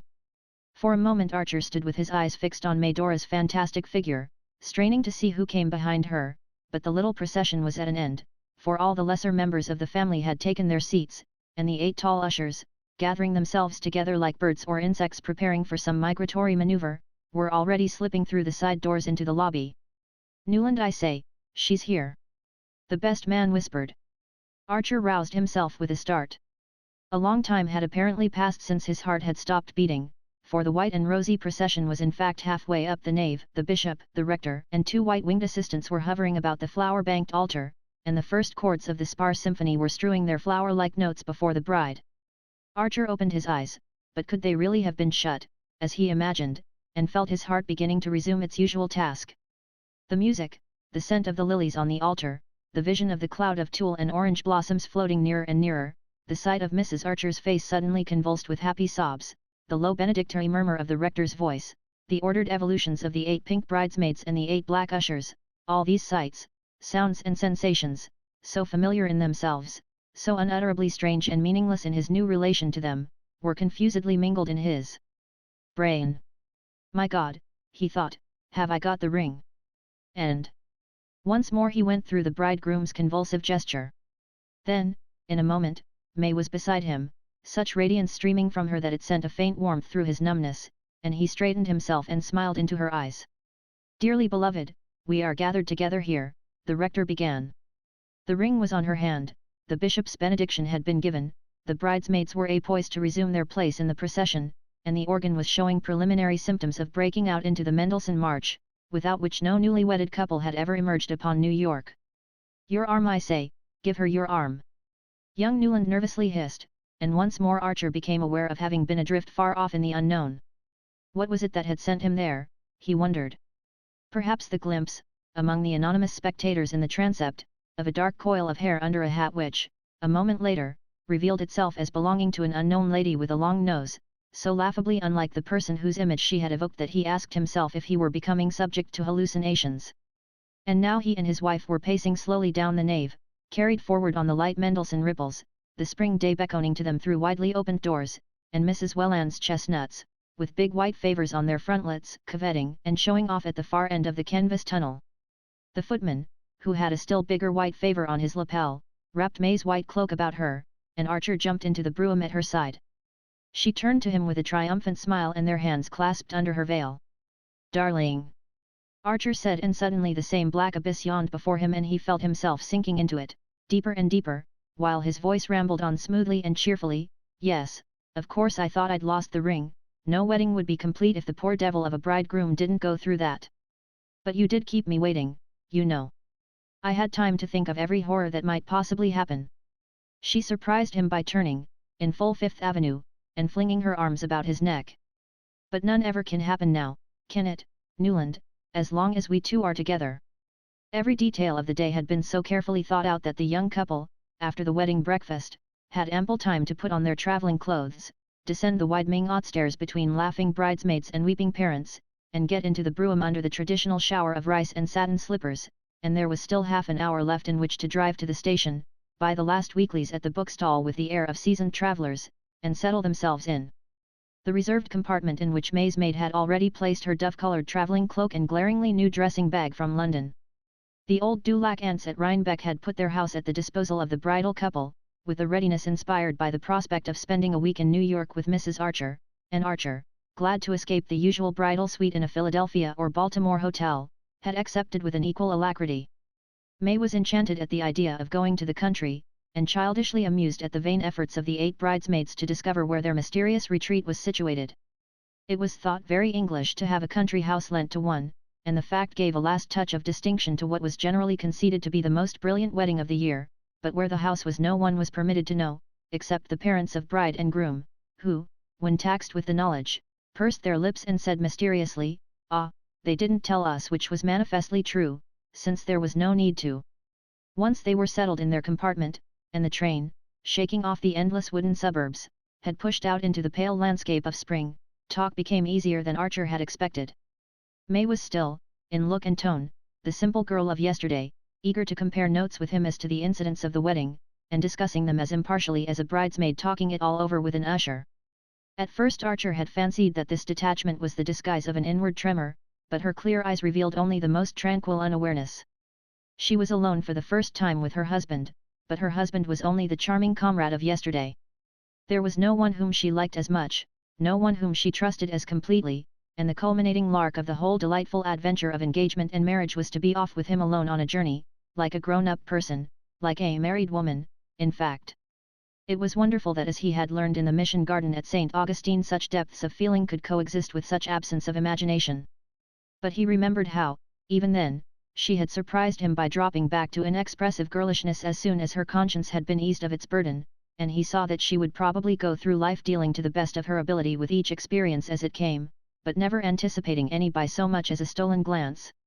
Perhaps that faculty of unawareness was what gave her eyes their transparency, and her face the look of representing a type rather than a person, as if she might have been chosen to pose for a civic virtue or a Greek goddess. The blood that ran so close to her fair skin might have been a preserving fluid rather than a ravaging element, yet her look of indestructible youthfulness made her seem neither hard nor dull, but only primitive and pure. In the thick of this meditation Archer suddenly felt himself looking at her with the startled gaze of a stranger, and plunged into a reminiscence of the wedding breakfast and of Granny Mingott's immense and triumphant pervasion of it. May settled down to frank enjoyment of the subject. "I was surprised, though weren't you, that Aunt Medora came after all. Ellen wrote that they were neither of them well enough to take the journey. I do wish it had been she who had recovered. Did you see the exquisite old lace she sent me?" He had known that the moment must come sooner or later, but he had somewhat imagined that by force of willing he might hold it at bay. "Yes, I know, yes, it was beautiful," he said, looking at her blindly, and wondering if, whenever he heard those two syllables, all his carefully built-up world would tumble about him like a house of cards. "Aren't you tired? It will be good to have some tea when we arrive. I'm sure the aunts have got everything beautifully ready," he rattled on, taking her hand in his, and her mind rushed away instantly to the magnificent tea and coffee service of Baltimore silver which the Beauforts had sent, and which went so perfectly with Uncle Lovell Mingott's trays and side dishes. In the spring twilight the train stopped at the Rhinebeck station, and they walked along the platform to the waiting carriage.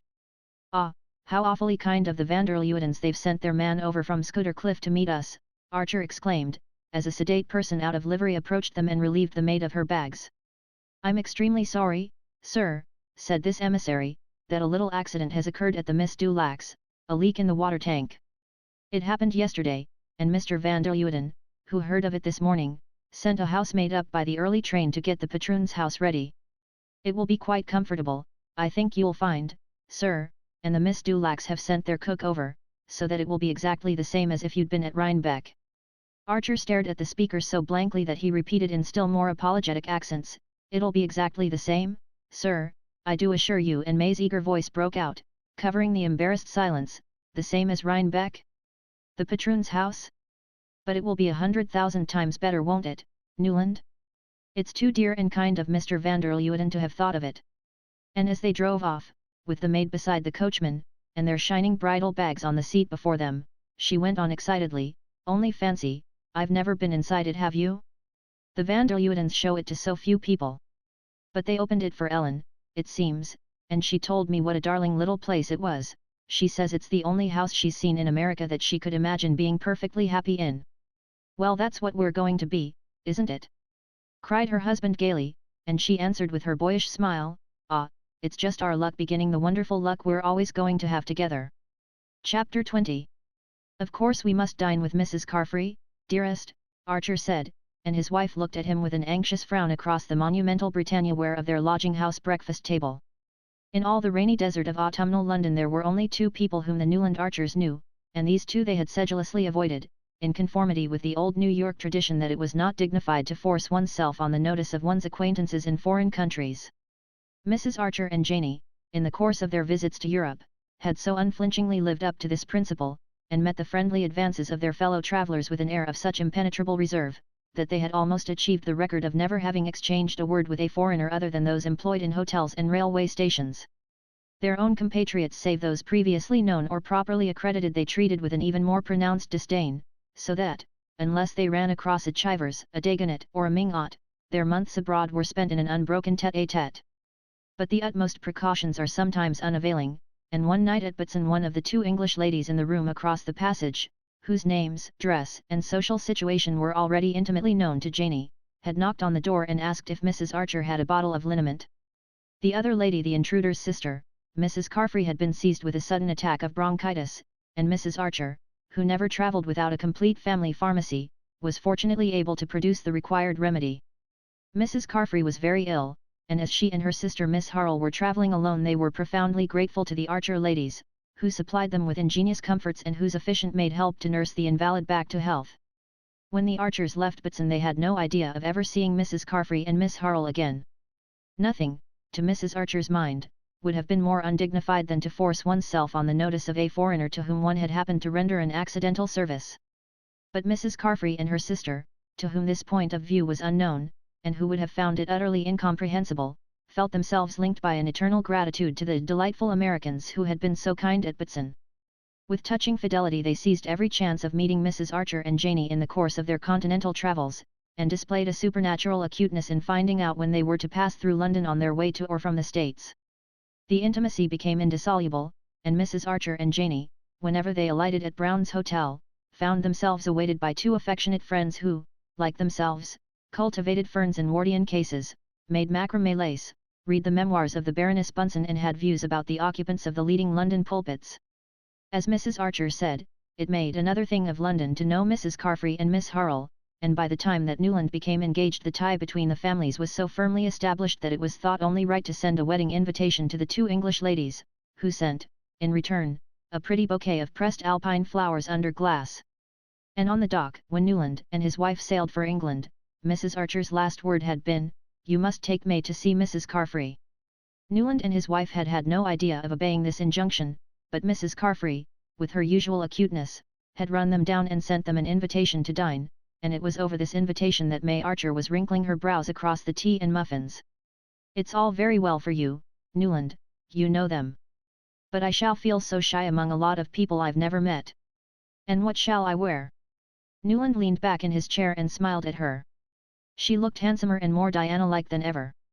The moist English air seemed to have deepened the bloom of her cheeks and softened the slight hardness of her virginal features, or else it was simply the inner glow of happiness, shining through like a light under ice. "Where, dearest? I thought a trunkful of things had come from Paris last week." "Yes, of course. I meant to say that I shan't know which to wear." She pouted a little. "I've never dined out in London, and I don't want to be ridiculous." He tried to enter into her perplexity. "But don't English women dress just like everybody else in the evening?" "Newland! How can you ask such funny questions?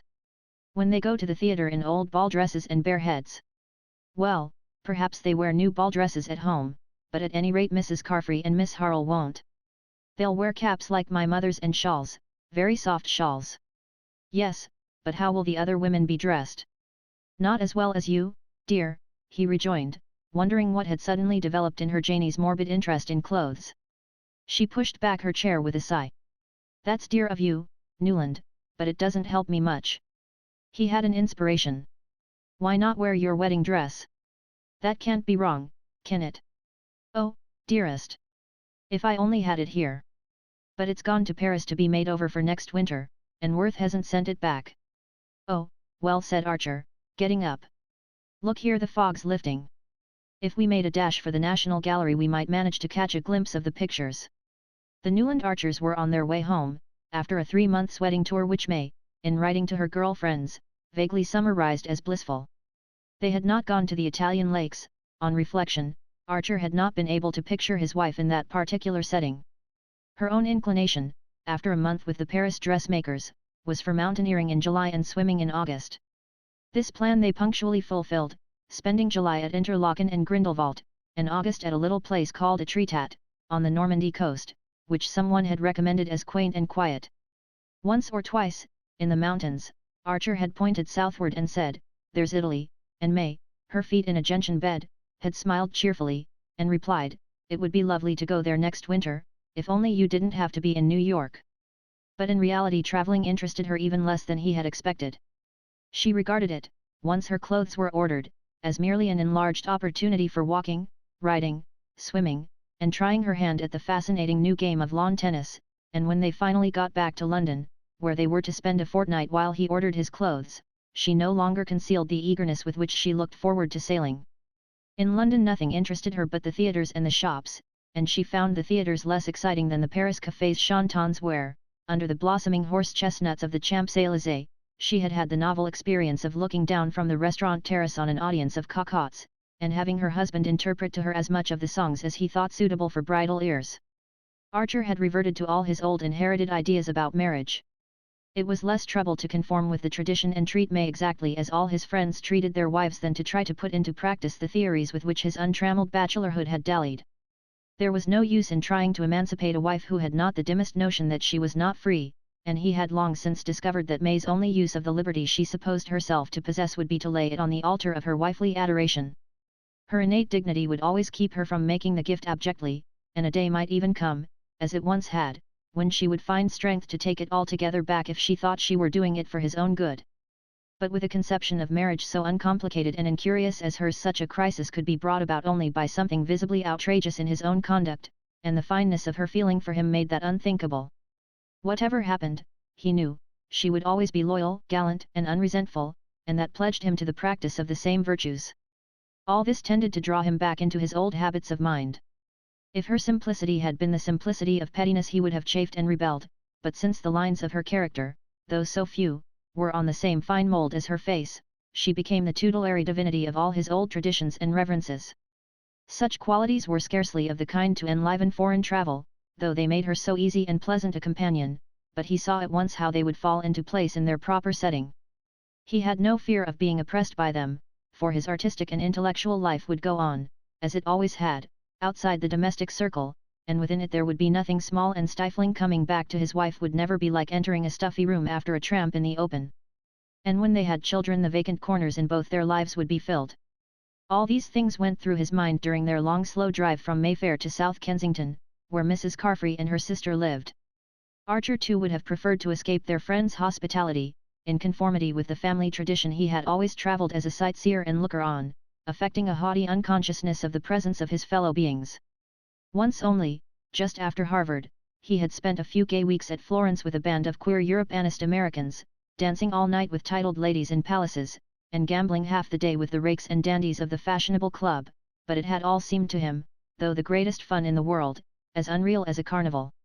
These queer cosmopolitan women, deep in complicated love affairs which they appeared to feel the need of retailing to every one they met, and the magnificent young officers and elderly dyed-wits who were the subjects or the recipients of their confidences, were too different from the people Archer had grown up among, too much like expensive and rather malodorous hothouse exotics, to detain his imagination long. To introduce his wife into such a society was out of the question, and in the course of his travels no other had shown any marked eagerness for his company. Not long after their arrival in London he had run across the Duke of St. Austrey, and the Duke, instantly and cordially recognizing him, had said, "Look me up, won't you?" But no proper-spirited American would have considered that a suggestion to be acted on, and the meeting was without a sequel. They had even managed to avoid May's English aunt, the banker's wife, who was still in Yorkshire. In fact, they had purposely postponed going to London till the autumn in order that their arrival during the season might not appear pushing and snobbish to these unknown relatives. "Probably there'll be nobody at Mrs. Carfry's. London's a desert at this season, and you've made yourself much too beautiful," Archer said to May, who sat at his side in the hansom so spotlessly splendid in her sky-blue cloak edged with swansdown that it seemed wicked to expose her to the London grime. "I don't want them to think that we dress like savages," she replied, with a scorn that Pocahontas might have resented, and he was struck again by the religious reverence of even the most unworldly American women for the social advantages of dress. "It's their armor," he thought, "their defense against the unknown, and their defiance of it." And he understood for the first time the earnestness with which May, who was incapable of tying a ribbon in her hair to charm him, had gone through the solemn rite of selecting and ordering her extensive wardrobe. He had been right in expecting the party at Mrs. Carfry's to be a small one. Besides their hostess and her sister, they found, in the long chilly drawing-room, only another shawled lady, a genial vicar who was her husband, a silent lad whom Mrs. Carfrey named as her nephew, and a small dark gentleman with lively eyes whom she introduced as his tutor, pronouncing a French name as she did so. Into this dimly lit and dim-featured group May Archer floated like a swan with the sunset on her. She seemed larger, fairer, more voluminously rustling than her husband had ever seen her, and he perceived that the rossiness and rustlingness were the tokens of an extreme and infantile shyness. "What on earth will they expect me to talk about?" her helpless eyes implored him, at the very moment that her dazzling apparition was calling forth the same anxiety in their own bosoms. But beauty, even when distrustful of itself, awakens confidence in the manly heart, and the vicar and the French-named tutor were soon manifesting to May their desire to put her at her ease. In spite of their best efforts, however, the dinner was a languishing affair. Archer noticed that his wife's way of showing herself at her ease with foreigners was to become more uncompromisingly local in her references, so that, though her loveliness was an encouragement to admiration, her conversation was a chill to repartee. The vicar soon abandoned the struggle, but the tutor, who spoke the most fluent and accomplished English, gallantly continued to pour it out to her until the ladies, to the manifest relief of all concerned, went up to the drawing-room. The vicar, after a glass of port, was obliged to hurry away to a meeting, and the shy nephew, who appeared to be an invalid, was packed off to bed. But Archer and the tutor continued to sit over their wine, and suddenly Archer found himself talking as he had not done since his last symposium with Ned Winsett. The Carfrey nephew, it turned out, had been threatened with consumption, and had had to leave Harrow for Switzerland, where he had spent 2 years in the milder air of Lake Leman. Being a bookish youth, he had been entrusted to M. Riviere, who had brought him back to England, and was to remain with him till he went up to Oxford the following spring, and M. Riviere added with simplicity that he should then have to look out for another job. It seemed impossible, Archer thought, that he should be long without one, so varied were his interests and so many his gifts. He was a man of about 30, with a thin ugly face. May would certainly have called him common-looking, to which the play of his ideas gave an intense expressiveness, but there was nothing frivolous or cheap in his animation. His father, who had died young, had filled a small diplomatic post, and it had been intended that the son should follow the same career, but an insatiable taste for letters had thrown the young man into journalism, then into authorship, apparently unsuccessful, and at length after other experiments and vicissitudes which he spared his listener into tutoring English youths in Switzerland. Before that, however, he had lived much in Paris, frequented the Goncourt Grenier, been advised by Maupassant not to attempt to write, even that seemed to Archer a dazzling honour, and had often talked with Mérimée in his mother's house. He had obviously always been desperately poor and anxious, having a mother and an unmarried sister to provide for, and it was apparent that his literary ambitions had failed. His situation, in fact, seemed, materially speaking, no more brilliant than Ned Winsett's, but he had lived in a world in which, as he said, no one who loved ideas need hunger mentally. As it was precisely of that love that poor Winsett was starving to death, Archer looked with a sort of vicarious envy at this eager impecunious young man who had fared so richly in his poverty. "You see, monsieur, it's worth everything, isn't it, to keep one's intellectual liberty, not to enslave one's powers of appreciation, one's critical independence? It was because of that that I abandoned journalism, and took to so much duller work, tutoring and private secretaryship. There is a good deal of drudgery, of course, but one preserves one's moral freedom, what we call in French one's quant à soi. And when one hears good talk one can join in it without compromising any opinions but one's own, or one can listen, and answer it inwardly. Ah, good conversation, there's nothing like it, is there? The air of ideas is the only air worth breathing. And so I have never regretted giving up either diplomacy or journalism, 2 different forms of the same self-abdication." He fixed his vivid eyes on Archer as he lit another cigarette. "Voyez-vous, monsieur, to be able to look life in the face, that's worth living in a garret for, isn't it? But, after all, one must earn enough to pay for the garret, and I confess that to grow old as a private tutor or a private anything is almost as chilling to the imagination as a second secretaryship at Bucharest. Sometimes I feel I must make a plunge, an immense plunge. Do you suppose, for instance, there would be any opening for me in America, in New York?" Archer looked at him with startled eyes. New York, for a young man who had frequented the Goncourts and Flaubert, and who thought the life of ideas the only one worth living. He continued to stare at M. Riviere perplexedly, wondering how to tell him that his very superiorities and advantages would be the surest hindrance to success. New York, but must it be especially New York?" he stammered, utterly unable to imagine what lucrative opening his native city could offer to a young man to whom good conversation appeared to be the only necessity. A sudden flush rose under M. Riviere's sallow skin. I thought it your metropolis, is not the intellectual life more active there? He rejoined, then, as if fearing to give his hearer the impression of having asked a favor, he went on hastily, one throws out random suggestions more to oneself than to others. In reality, I see no immediate prospect, and rising from his seat he added, without a trace of constraint, but Mrs. Carfrey will think that I ought to be taking you upstairs. During the homeward drive Archer pondered deeply on this episode.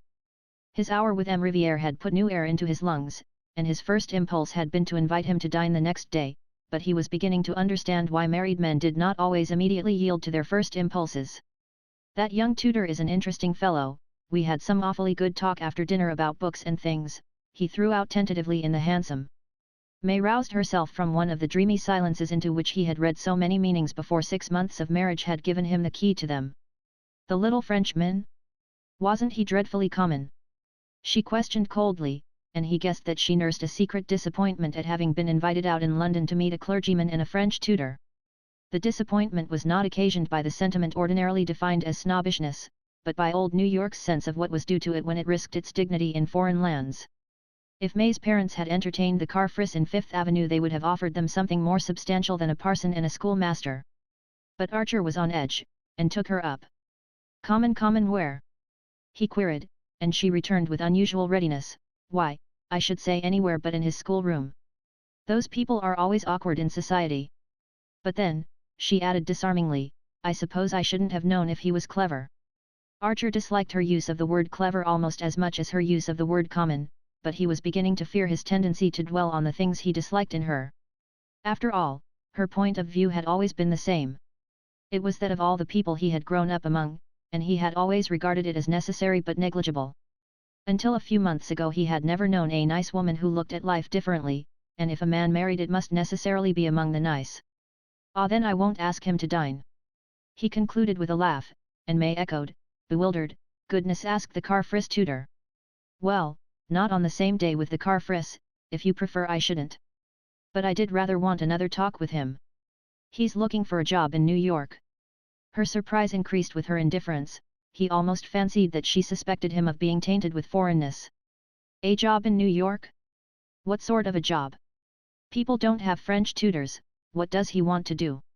Chiefly to enjoy good conversation, I understand, her husband retorted perversely, and she broke into an appreciative laugh. Oh, Newland, how funny! Isn't that French? On the whole, he was glad to have the matter settled for him by her refusing to take seriously his wish to invite M. Riviere. Another after-dinner talk would have made it difficult to avoid the question of New York, and the more Archer considered it the less he was able to fit M. Riviere into any conceivable picture of New York as he knew it. He perceived with a flash of chilling insight that in future many problems would be thus negatively solved for him, but as he paid the hansom and followed his wife's long train into the house he took refuge in the comforting platitude that the first 6 months were always the most difficult in marriage. After that I suppose we shall have pretty nearly finished rubbing off each other's angles, he reflected, but the worst of it was that May's pressure was already bearing on the very angles whose sharpness he most wanted to keep. Chapter 21. The small bright lawn stretched away smoothly to the big bright sea. The turf was hemmed with an edge of scarlet geranium and coleus, and cast iron vases painted in chocolate color, standing at intervals along the winding path that led to the sea, looped their garlands of petunia and ivy geranium above the neatly raked gravel. Halfway between the edge of the cliff and the square wooden house, which was also chocolate-colored, but with the tin roof of the veranda striped in yellow and brown to represent an awning, 2 large targets had been placed against a background of shrubbery. On the other side of the lawn, facing the targets, was pitched a real tent with benches and garden seats about it. A number of ladies in summer dresses and gentlemen in grey frock coats and tall hats stood on the lawn or sat upon the benches, and every now and then a slender girl in starched muslin would step from the tent, bow in hand, and speed her shaft at one of the targets, while the spectators interrupted their talk to watch the result. Newland Archer, standing on the veranda of the house, looked curiously down upon this scene. On each side of the shiny painted steps was a large blue china flower pot on a bright yellow china stand. A spiky green plant filled each pot, and below the veranda ran a wide border of blue hydrangeas edged with more red geraniums. Behind him, the French windows of the drawing rooms through which he had passed gave glimpses, between swaying lace curtains, of glassy parquet floors islanded with chintz poufs, dwarf armchairs and velvet tables covered with trifles in silver. The Newport Archery Club always held its August meeting at the Beauforts. The sport, which had hitherto known no rival but croquet, was beginning to be discarded in favor of lawn tennis, but the latter game was still considered too rough and inelegant for social occasions, and as an opportunity to show off pretty dresses and graceful attitudes the bow and arrow held their own. Archer looked down with wonder at the familiar spectacle. It surprised him that life should be going on in the old way when his own reactions to it had so completely changed. It was Newport that had first brought home to him the extent of the change. In New York, during the previous winter, after he and May had settled down in the new greenish-yellow house with the bow window and the Pompeian vestibule, he had dropped back with relief into the old routine of the office, and the renewal of this daily activity had served as a link with his former self. Then there had been the pleasurable excitement of choosing a showy grey stepper for May's brougham, the Wellands had given the carriage, and the abiding occupation and interest of arranging his new library, which, in spite of family doubts and disapprovals, had been carried out as he had dreamed, with the dark embossed paper, Eastlake bookcases and sincere armchairs and tables. At the Century he had found Winsett again, and at the Knickerbocker the fashionable young men of his own set, and what with the hours dedicated to the law and those given to dining out or entertaining friends at home, with an occasional evening at the opera or the play, the life he was living had still seemed a fairly real and inevitable sort of business. But Newport represented the escape from duty into an atmosphere of unmitigated holiday-making. Archer had tried to persuade May to spend the summer on a remote island off the coast of Maine, called, appropriately enough, Mount Desert, where a few hardy Bostonians and Philadelphians were camping in native cottages, and whence came reports of enchanting scenery and a wild, almost trapper-like existence amid woods and waters. But the Wellands always went to Newport, where they owned one of the square boxes on the cliffs, and their son-in-law could adduce no good reason why he and May should not join them there. As Mrs. Welland rather tartly pointed out, it was hardly worthwhile for May to have worn herself out trying on summer clothes in Paris if she was not to be allowed to wear them, and this argument was of a kind to which Archer had as yet found no answer. May herself could not understand his obscure reluctance to fall in with so reasonable and pleasant a way of spending the summer. She reminded him that he had always liked Newport in his bachelor days, and as this was indisputable he could only profess that he was sure he was going to like it better than ever now that they were to be there together. But as he stood on the Beaufort veranda and looked out on the brightly peopled lawn it came home to him with a shiver that he was not going to like it at all. It was not May's fault, poor dear. If, now and then, during their travels, they had fallen slightly out of step, harmony had been restored by their return to the conditions she was used to. He had always foreseen that she would not disappoint him, and he had been right. He had married, as most young men did, because he had met a perfectly charming girl at the moment when a series of rather aimless sentimental adventures were ending in premature disgust, and she had represented peace, stability, comradeship, and the steadying sense of an unscapable duty. He could not say that he had been mistaken in his choice, for she had fulfilled all that he had expected. It was undoubtedly gratifying to be the husband of one of the handsomest and most popular young married women in New York, especially when she was also one of the sweetest-tempered and most reasonable of wives, and Archer had never been insensible to such advantages. As for the momentary madness which had fallen upon him on the eve of his marriage, he had trained himself to regard it as the last of his discarded experiments. The idea that he could ever, in his senses, have dreamed of marrying the Countess Olenska had become almost unthinkable, and she remained in his memory simply as the most plaintive and poignant of a line of ghosts. But all these abstractions and eliminations made of his mind a rather empty and echoing place, and he supposed that was one of the reasons why the busy animated people on the Beaufort lawn shocked him as if they had been children playing in a graveyard. He heard a murmur of skirts beside him, and the Marchioness Manson fluttered out of the drawing-room window. As usual, she was extraordinarily festooned and bedizened, with a limp leghorn hat anchored to her head by many windings of faded gauze, and a little black velvet parasol on a carved ivory handle absurdly balanced over her much larger hat brim. "My dear Newland, I had no idea that you and May had arrived. You yourself came only yesterday, you say? Ah, business professional duties. I understand. Many husbands, I know, find it impossible to join their wives here except for the weekend." She cocked her head on one side and languished at him through screwed-up eyes. "But marriage is one long sacrifice, as I used often to remind my Ellen." Archer's heart stopped with the queer jerk which it had given once before, and which seemed suddenly to slam a door between himself and the outer world, but this break of continuity must have been of the briefest, for he presently heard Medora answering a question he had apparently found voice to put. "No, I am not staying here, but with the Blenkers, in their delicious solitude at Portsmouth.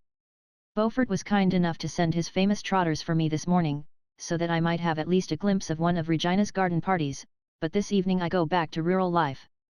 The Blenkers, dear original beings, have hired a primitive old farmhouse at Portsmouth where they gather about them representative people.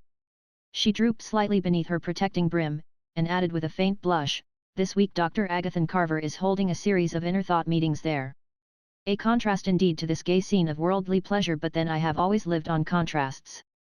To me the only death is monotony. I always say to Ellen, beware of monotony, it's the mother of all the deadly sins. But my poor child is going through a phase of exaltation, of abhorrence of the world. You know, I suppose, that she has declined all invitations to stay at Newport, even with her grandmother Mingot.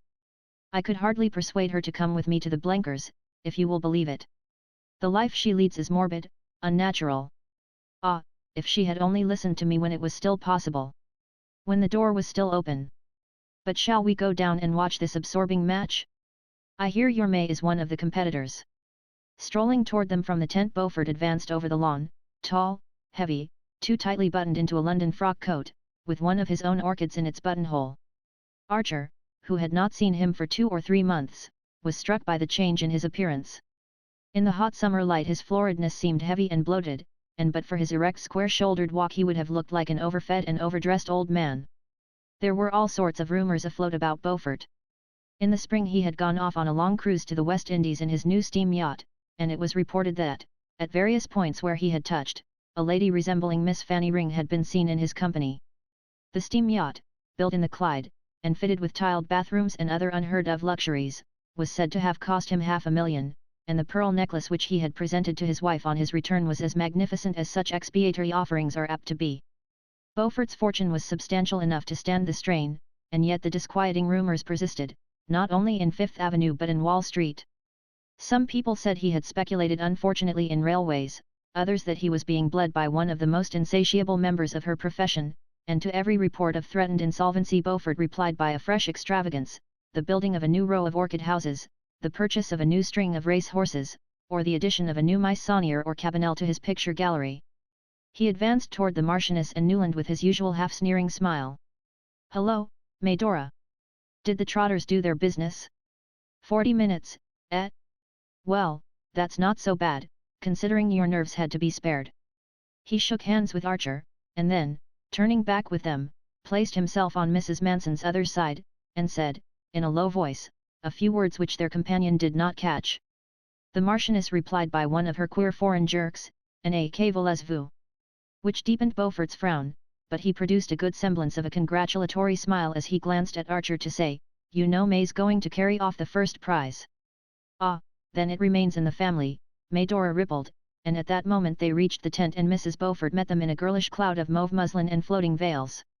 May Welland was just coming out of the tent. In her white dress, with a pale green ribbon about the waist and a wreath of ivy on her hat, she had the same Diana-like aloofness as when she had entered the Beaufort ballroom on the night of her engagement. In the interval not a thought seemed to have passed behind her eyes or a feeling through her heart, and though her husband knew that she had the capacity for both he marvelled afresh at the way in which experience dropped away from her. She had her bow and arrow in her hand, and placing herself on the chalk mark traced on the turf she lifted the bow to her shoulder and took aim. The attitude was so full of a classic grace that a murmur of appreciation followed her appearance, and Archer felt the glow of proprietorship that so often cheated him into momentary well-being. Her rivals Mrs. Reggie Chivers, the Merry Girls, and divers Rosie Thorleys, Dagonets and Mingots, stood behind her in a lovely anxious group, brown heads and golden bent above the scores, and pale muslins and flower-wreathed hats mingled in a tender rainbow. All were young and pretty, and bathed in summer bloom, but not one had the nymph-like ease of his wife, when, with tense muscles and happy frown, she bent her soul upon some feat of strength. "Gad," Archer heard Lawrence Lefferts say, "not one of the lot holds the bow as she does," and Beaufort retorted, "Yes, but that's the only kind of target she'll ever hit." Archer felt irrationally angry. His host's contemptuous tribute to May's niceness was just what a husband should have wished to hear said of his wife. The fact that a coarse-minded man found her lacking in attraction was simply another proof of her quality, yet the words sent a faint shiver through his heart. What if niceness carried to that supreme degree were only a negation, the curtain dropped before an emptiness? As he looked at May, returning flushed and calm from her final bullseye, he had the feeling that he had never yet lifted that curtain. She took the congratulations of her rivals and of the rest of the company with the simplicity that was her crowning grace. No one could ever be jealous of her triumphs because she managed to give the feeling that she would have been just as serene if she had missed them. But when her eyes met her husband's, her face glowed with the pleasure she saw in his. Mrs. Welland's basket-work pony carriage was waiting for them, and they drove off among the dispersing carriages, May handling the reins and Archer sitting at her side. The afternoon sunlight still lingered upon the bright lawns and shrubberies, and up and down Bellevue Avenue rolled a double line of victorias, dog-carts, landaus, and vis-a-vis, carrying well-dressed ladies and gentlemen away from the Beaufort garden party, or homeward from their daily afternoon turn along the Ocean Drive. "Shall we go to see Granny?" May suddenly proposed. "I should like to tell her myself that I've won the prize. There's lots of time before dinner." Archer acquiesced, and she turned the ponies down Narragansett Avenue, crossed Spring Street and drove out toward the rocky moorland beyond. In this unfashionable region Catherine the Great, always indifferent to precedent and thrifty of purse, had built herself in her youth a many-peaked and cross-beamed cottage orned on a bit of cheap land overlooking the bay. Here, in a thicket of stunted oaks, her verandas spread themselves above the island-dotted waters. A winding drive led up between iron stags and blue glass balls embedded in mountains of geraniums to a front door of highly varnished walnut under a striped veranda roof, and behind it ran a narrow hall with a black and yellow star-patterned parquet floor, upon which opened 4 small square rooms with heavy flock papers under ceilings on which an Italian house painter had lavished all the divinities of Olympus. One of these rooms had been turned into a bedroom by Mrs. Mingot when the burden of flesh descended on her, and in the adjoining one she spent her days, enthroned in a large armchair between the open door and window, and perpetually waving a palm-leaf fan which the prodigious projection of her bosom kept so far from the rest of her person that the air it set in motion stirred only the fringe of the antimacassars on the chair arms. Since she had been the means of hastening his marriage, old Catherine had shown to Archer the cordiality which a service rendered excites toward the person served. She was persuaded that irrepressible passion was the cause of his impatience, and being an ardent admirer of impulsiveness, when it did not lead to the spending of money, she always received him with a genial twinkle of complicity and a play of allusion to which May seemed fortunately impervious. She examined and appraised with much interest the diamond-tipped arrow which had been pinned on May's bosom at the conclusion of the match, remarking that in her day a filigree brooch would have been thought enough, but that there was no denying that Beaufort did things handsomely. "Quite an heirloom, in fact, my dear," the old lady chuckled. "You must leave it in fee to your eldest girl." She pinched May's white arm and watched the color flood her face. "Well, well, what have I said to make you shake out the red flag? Ain't there going to be any daughters, only boys, eh? Good gracious, look at her blushing again, all over her blushes. What can't I say that either? Mercy me, when my children beg me to have all those gods and goddesses painted out overhead, I always say I'm too thankful to have somebody about me that nothing can shock." Archer burst into a laugh, and May echoed it, crimson to the eyes. "Well, now tell me all about the party, please, my dears, for I shall never get a straight word about it out of that silly Medora," the aunt's stress continued, and, as May exclaimed, "Cousin Medora? But I thought she was going back to Portsmouth." She answered placidly, "So she is, but she's got to come here first to pick up Ellen." "Ah, you didn't know Ellen had come to spend the day with me? Such falderole, her not coming for the summer, but I gave up arguing with young people about 50 years ago. Ellen, Ellen!" she cried in her shrill old voice, trying to bend forward far enough to catch a glimpse of the lawn beyond the veranda. There was no answer, and Mrs. Mingot rapped impatiently with her stick on the shiny floor. A mulatto maidservant in a bright turban, replying to the summons, informed her mistress that she had seen Miss Ellen going down the path to the shore, and Mrs. Mingot turned to Archer. "Run down and fetch her, like a good grandson, this pretty lady will describe the party to me," she said, and Archer stood up as if in a dream. He had heard the Countess Olenska's name pronounced often enough during the year and a half since they had last met, and was even familiar with the main incidents of her life in the interval.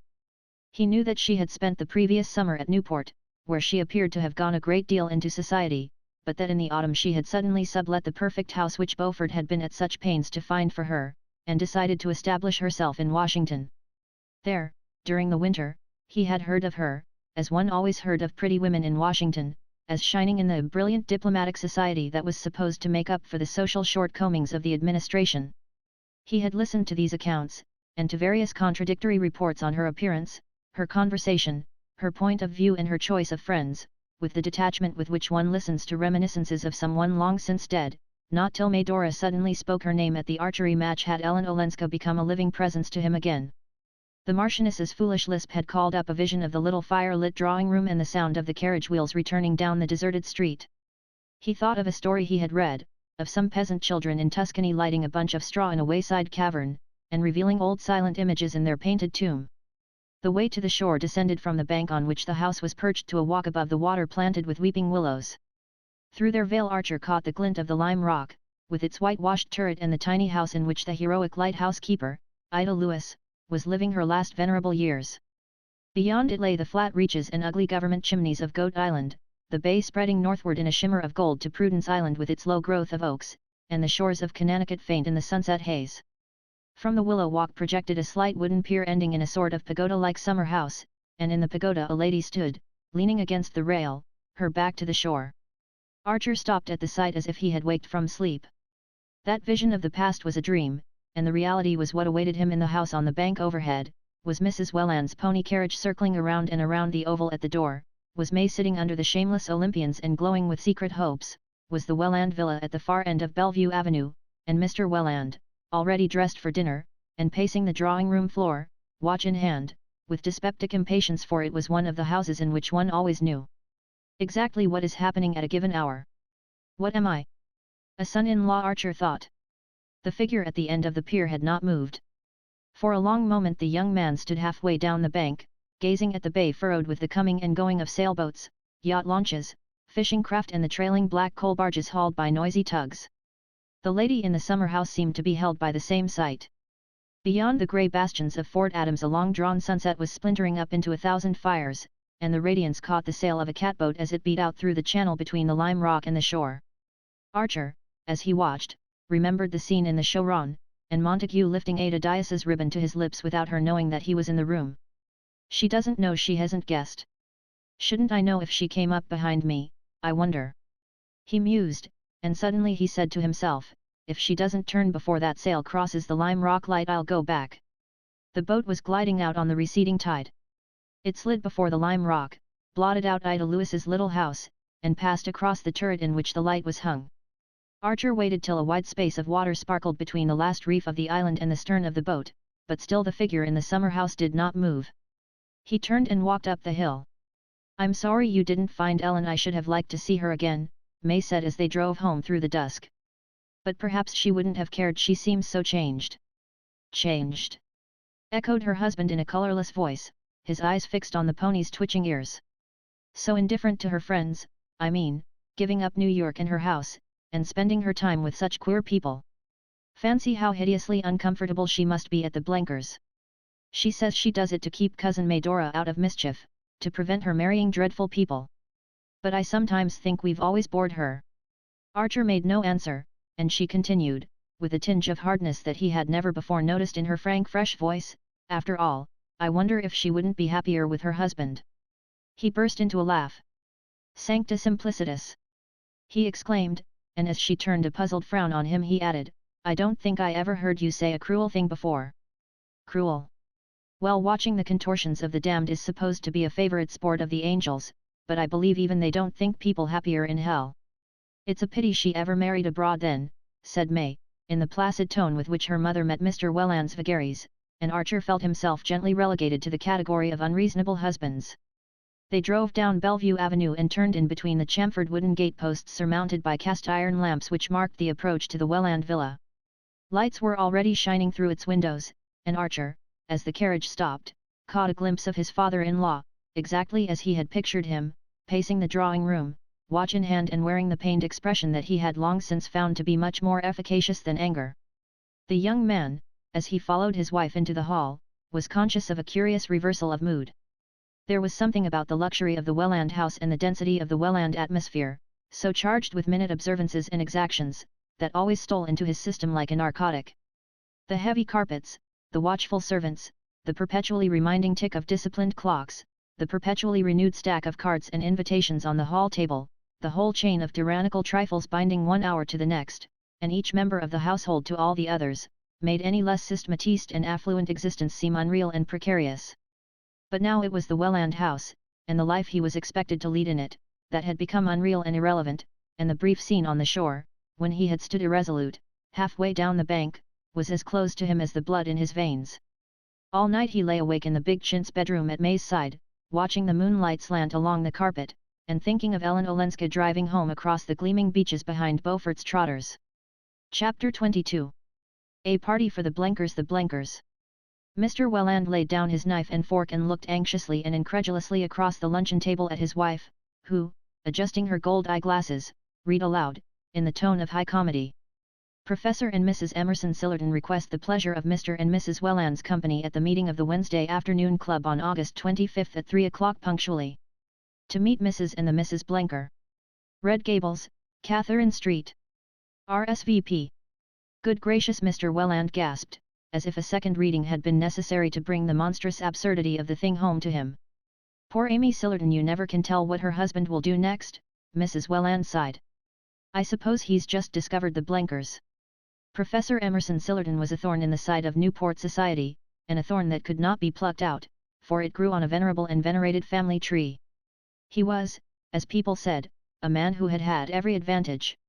His father was Sillerton Jackson's uncle, his mother a Pennilow of Boston. On each side there was wealth and position, and mutual suitability. Nothing, as Mrs. Welland had often remarked, nothing on earth obliged Emerson Sillerton to be an archaeologist, or indeed a professor of any sort, or to live in Newport in winter, or do any of the other revolutionary things that he did. But at least, if he was going to break with tradition and flout society in the face, he need not have married poor Amy Dagonet, who had a right to expect something different, and money enough to keep her own carriage. No one in the Ming outset could understand why Amy Sillerton had submitted so tamely to the eccentricities of a husband who filled the house with long-haired men and short-haired women, and, when he travelled, took her to explore tombs in Yucatan instead of going to Paris or Italy. But there they were, set in their ways, and apparently unaware that they were different from other people, and when they gave one of their dreary annual garden parties, every family on the cliffs, because of the Sillerton-Pennilow Dagonet connection, had to draw lots and send an unwilling representative. It's a wonder, Mrs. Welland remarked, that they didn't choose the cup race day. Do you remember, 2 years ago, they're giving a party for a black man on the day of Julia Mingot's the dancent? Luckily this time there's nothing else going on that I know of, for of course some of us will have to go. Mr. Welland sighed nervously. Some of us, my dear, more than one. 3 o'clock is such a very awkward hour. I have to be here at 3:30 to take my drops. It's really no use trying to follow Bencomb's new treatment if I don't do it systematically, and if I join you later, of course I shall miss my drive. At the thought he laid down his knife and fork again, and a flush of anxiety rose to his finely wrinkled cheek. There's no reason why you should go at all, my dear, his wife answered with a cheerfulness that had become automatic. I have some cards to leave at the other end of Bellevue Avenue, and I'll drop in at about 3:30 and stay long enough to make poor Amy feel that she hasn't been slighted. She glanced hesitatingly at her daughter. And if Newland's afternoon is provided for, perhaps May can drive you out with the ponies, and try their new russet harness. It was a principle in the Welland family that people's days and hours should be what Mrs. Welland called provided for. The melancholy possibility of having to kill time, especially for those who did not care for whist or solitaire, was a vision that haunted her as the spectre of the unemployed haunts the philanthropist. Another of her principles was that parents should never, at least visibly, interfere with the plans of their married children, and the difficulty of adjusting this respect for May's independence with the exigency of Mr. Welland's claims could be overcome only by the exercise of an ingenuity which left not a second of Mrs. Welland's own time unprovided for. Of course I'll drive with Papa. I'm sure Newland will find something to do, May said, in a tone that gently reminded her husband of his lack of response. It was a cause of constant distress to Mrs. Welland that her son-in-law showed so little foresight in planning his days. Often already, during the fortnight that he had passed under her roof, when she inquired how he meant to spend his afternoon, he had answered paradoxically, "Oh, I think for a change I'll just save it instead of spending it." And once, when she and May had had to go on a long postponed round of afternoon calls, he had confessed to having lain all the afternoon under a rock on the beach below the house. Newland never seems to look ahead, Mrs. Welland once ventured to complain to her daughter, and May answered serenely, "No, but you see it doesn't matter, because when there's nothing particular to do he reads a book." "Ah, yes, like his father." Mrs. Welland agreed, as if allowing for an inherited oddity, and after that the question of Newland's unemployment was tacitly dropped. Nevertheless, as the day for the Sillerton reception approached, May began to show a natural solicitude for his welfare, and to suggest a tennis match at the Chiverses, or a sail on Julius Beaufort's cutter, as a means of atoning for her temporary desertion. "I shall be back by 6, you know, dear," Papa never drives later than that, and she was not reassured till Archer said that he thought of hiring a runabout and driving up the island to a stud farm to look at a second horse for her brougham. They had been looking for this horse for some time, and the suggestion was so acceptable that May glanced at her mother as if to say, "You see, he knows how to plan out his time as well as any of us." The idea of the stud farm and the brougham horse had germinated in Archer's mind on the very day when the Emerson Sillerton invitation had first been mentioned, but he had kept it to himself as if there were something clandestine in the plan, and discovery might prevent its execution. He had, however, taken the precaution to engage in advance a runabout with a pair of old livery stable trotters that could still do their 18 miles on level roads, and at 2 o'clock, hastily deserting the luncheon table, he sprang into the light carriage and drove off. The day was perfect. A breeze from the north drove little puffs of white cloud across an ultramarine sky, with a bright sea running under it. Bellevue Avenue was empty at that hour, and after dropping the stable lad at the corner of Mill Street, Archer turned down the old beach road and drove across Eastman's Beach. He had the feeling of unexplained excitement with which, on half-holidays at school, he used to start off into the unknown. Taking his pair at an easy gait, he counted on reaching the stud farm, which was not far beyond Paradise Rocks, before 3 o'clock, so that, after looking over the horse, and trying him if he seemed promising, he would still have 4 golden hours to dispose of. As soon as he heard of the Sillertons' party, he had said to himself that the Marchioness Manson would certainly come to Newport with the Blenkers, and that Madame Olenska might again take the opportunity of spending the day with her grandmother. At any rate, the Blenker habitation would probably be deserted, and he would be able, without indiscretion, to satisfy a vague curiosity concerning it. He was not sure that he wanted to see the Countess Olenska again, but ever since he had looked at her from the path above the bay he had wanted, irrationally and indescribably, to see the place she was living in, and to follow the movements of her imagined figure as he had watched the real one in the summer house. The longing was with him day and night, an incessant undefinable craving, like the sudden whim of a sick man for food or drink once tasted and long since forgotten. He could not see beyond the craving, or picture what it might lead to, for he was not conscious of any wish to speak to Madame Olenska or to hear her voice. He simply felt that if he could carry away the vision of the spot of earth she walked on, and the way the sky and sea enclosed it, the rest of the world might seem less empty. When he reached the stud farm, a glance showed him that the horse was not what he wanted, nevertheless he took a turn behind it in order to prove to himself that he was not in a hurry. But at 3 o'clock he shook out the reins over the trotters and turned into the byroads leading to Portsmouth. The wind had dropped and a faint haze on the horizon showed that a fog was waiting to steal up the Saconnet on the turn of the tide, but all about him fields and woods were steeped in golden light. He drove past grey-shingled farmhouses and orchards, past hayfields and groves of oak, past villages with white steeples rising sharply into the fading sky, and at last, after stopping to ask the way of some men at work in a field, he turned down a lane between high banks of goldenrod and brambles. At the end of the lane was the blue glimmer of the river. To the left, standing in front of a clump of oaks and maples, he saw a long tumble-down house with white paint peeling from its clapboards. On the roadside facing the gateway stood one of the open sheds in which the New Englander shelters his farming implements and visitors hitch their teams. Archer, jumping down, led his pair into the shed, and after tying them to a post turned toward the house. The patch of lawn before it had relapsed into a hayfield, but to the left an overgrown box garden full of dahlias and rusty rose bushes encircled a ghostly summer house of trellis work that had once been white, surmounted by a wooden cupid who had lost his bow and arrow but continued to take ineffectual aim. Archer leaned for a while against the gate. No one was in sight, and not a sound came from the open windows of the house. A grizzled Newfoundland dozing before the door seemed as ineffectual a guardian as the arrowless cupid. It was strange to think that this place of silence and decay was the home of the turbulent Blenkers, yet Archer was sure that he was not mistaken. For a long time he stood there, content to take in the scene, and gradually falling under its drowsy spell, but at length he roused himself to the sense of the passing time. Should he look his fill and then drive away? He stood irresolute, wishing suddenly to see the inside of the house, so that he might picture the room that Madame Olenska sat in. There was nothing to prevent his walking up to the door and ringing the bell. If, as he supposed, she was away with the rest of the party, he could easily give his name, and ask permission to go into the sitting room to write a message. But instead, he crossed the lawn and turned toward the box garden.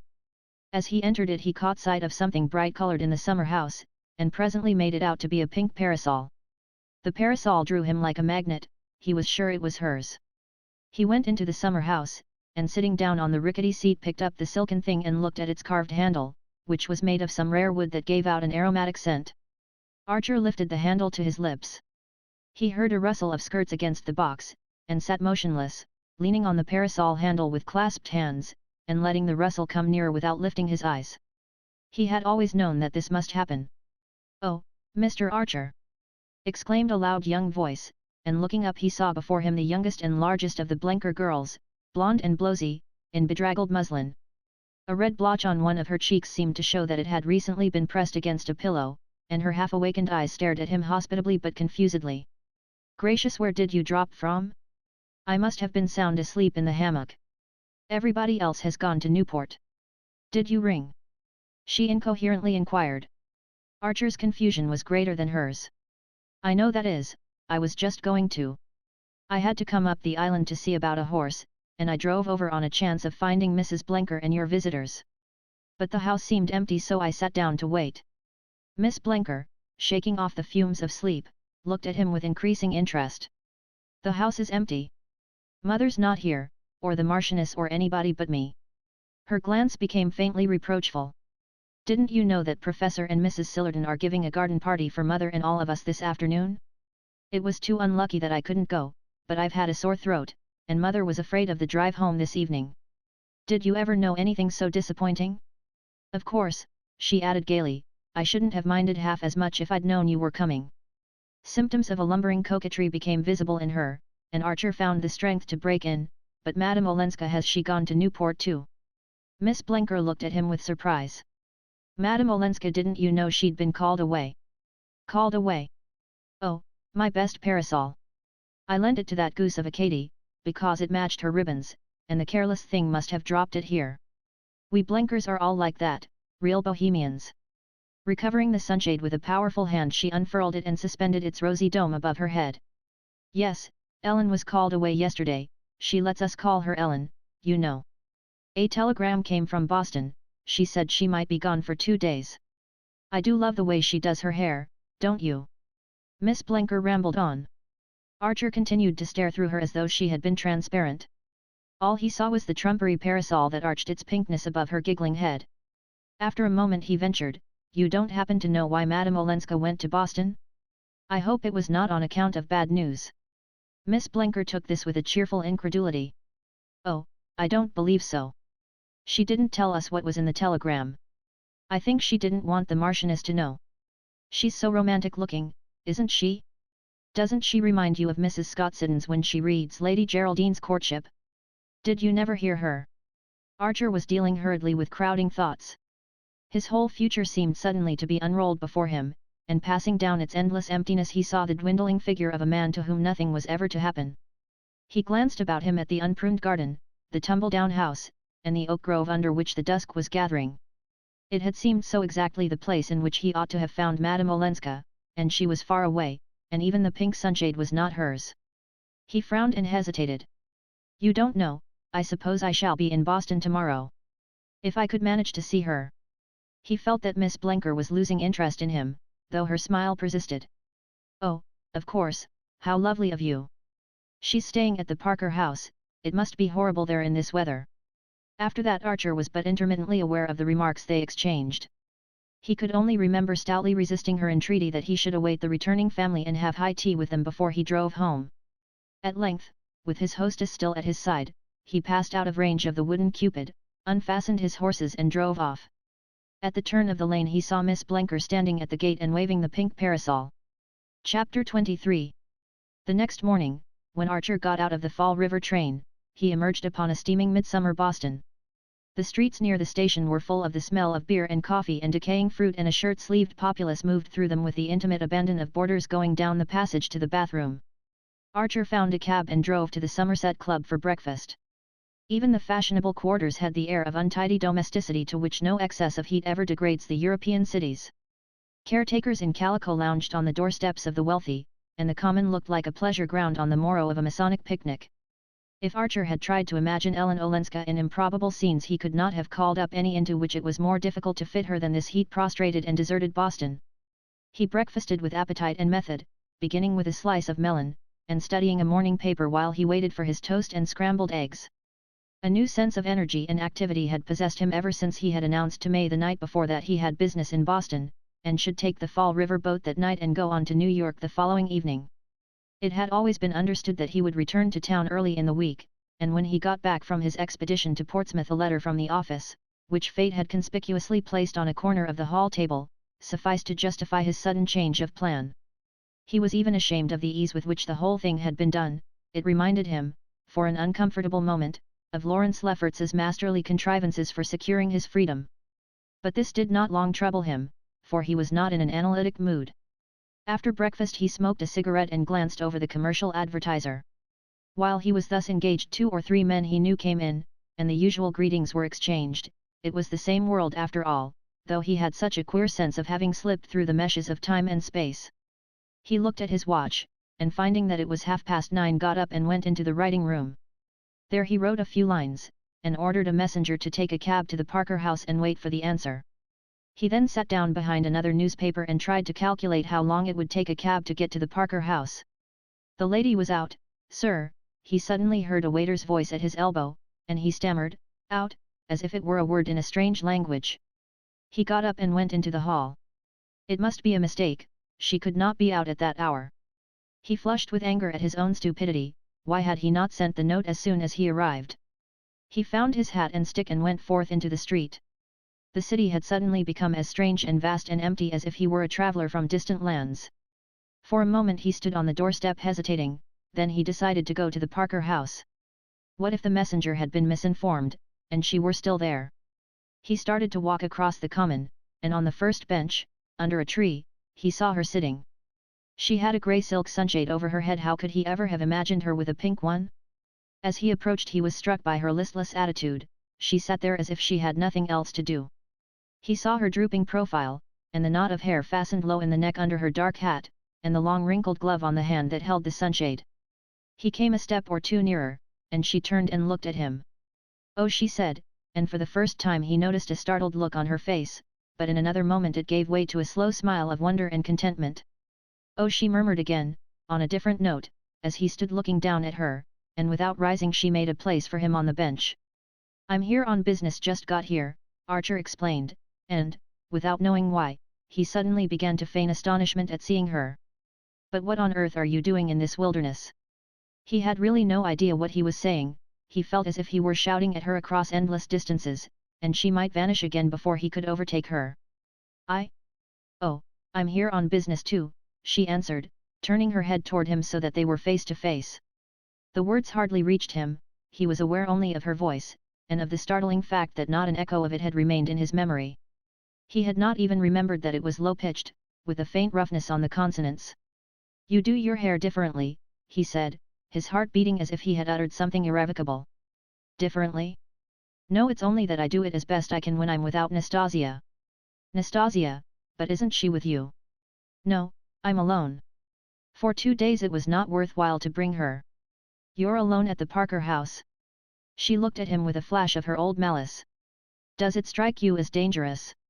No, not dangerous. But unconventional? I see, I suppose it is. She considered a moment.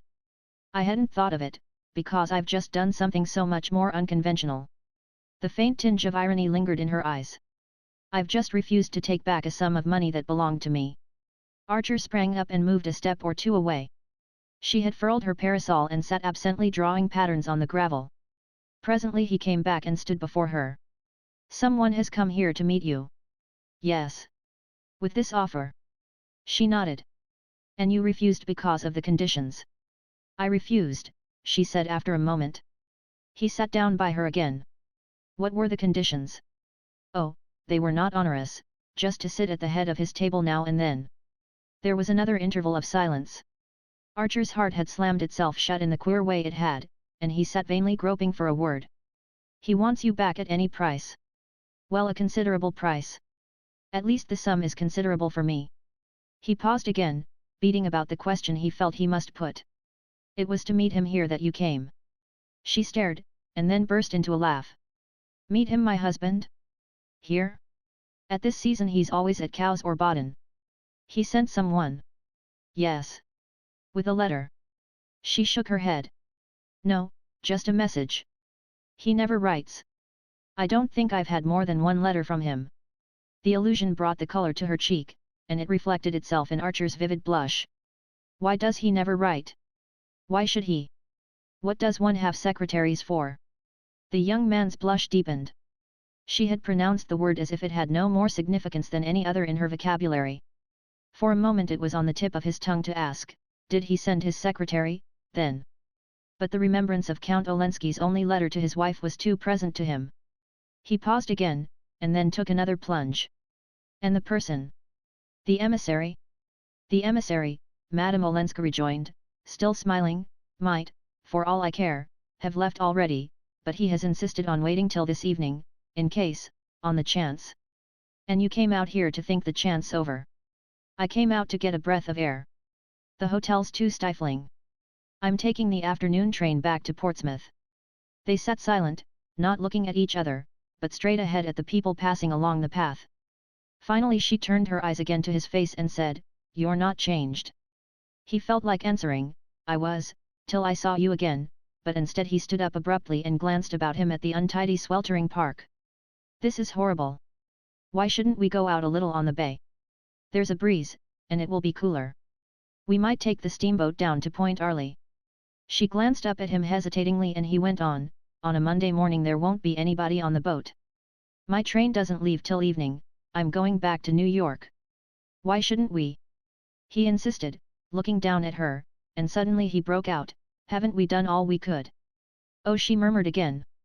She stood up and reopened her sunshade, glancing about her as if to take counsel of the scene, and assure herself of the impossibility of remaining in it. Then her eyes returned to his face. "You mustn't say things like that to me," she said. "I'll say anything you like, or nothing. I won't open my mouth unless you tell me to.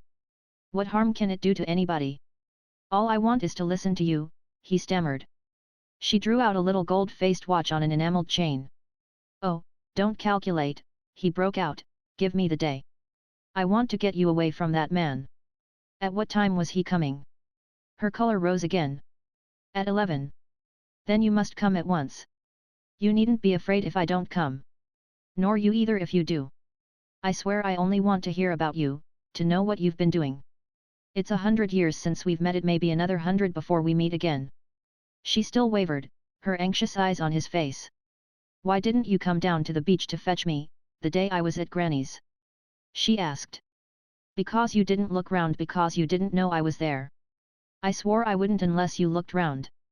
He laughed as the childishness of the confession struck him. "But I didn't look round on purpose." "On purpose?" "I knew you were there, when you drove and I recognized the ponies. So I went down to the beach. To get away from me as far as you could." She repeated in a low voice, "To get away from you as far as I could." He laughed out again, this time in boyish satisfaction. "Well, you see it's no use. I may as well tell you," he added, "that the business I came here for was just to find you. But, look here, we must start or we shall miss our boat." "Our boat?" She frowned perplexedly, and then smiled. "Oh, but I must go back to the hotel first, I must leave a note." "As many notes as you please. You can write here." He drew out a note case and one of the new stylographic pens. "I've even got an envelope, you see how everything's predestined. There, steady the thing on your knee, and I'll get the pen going in a second.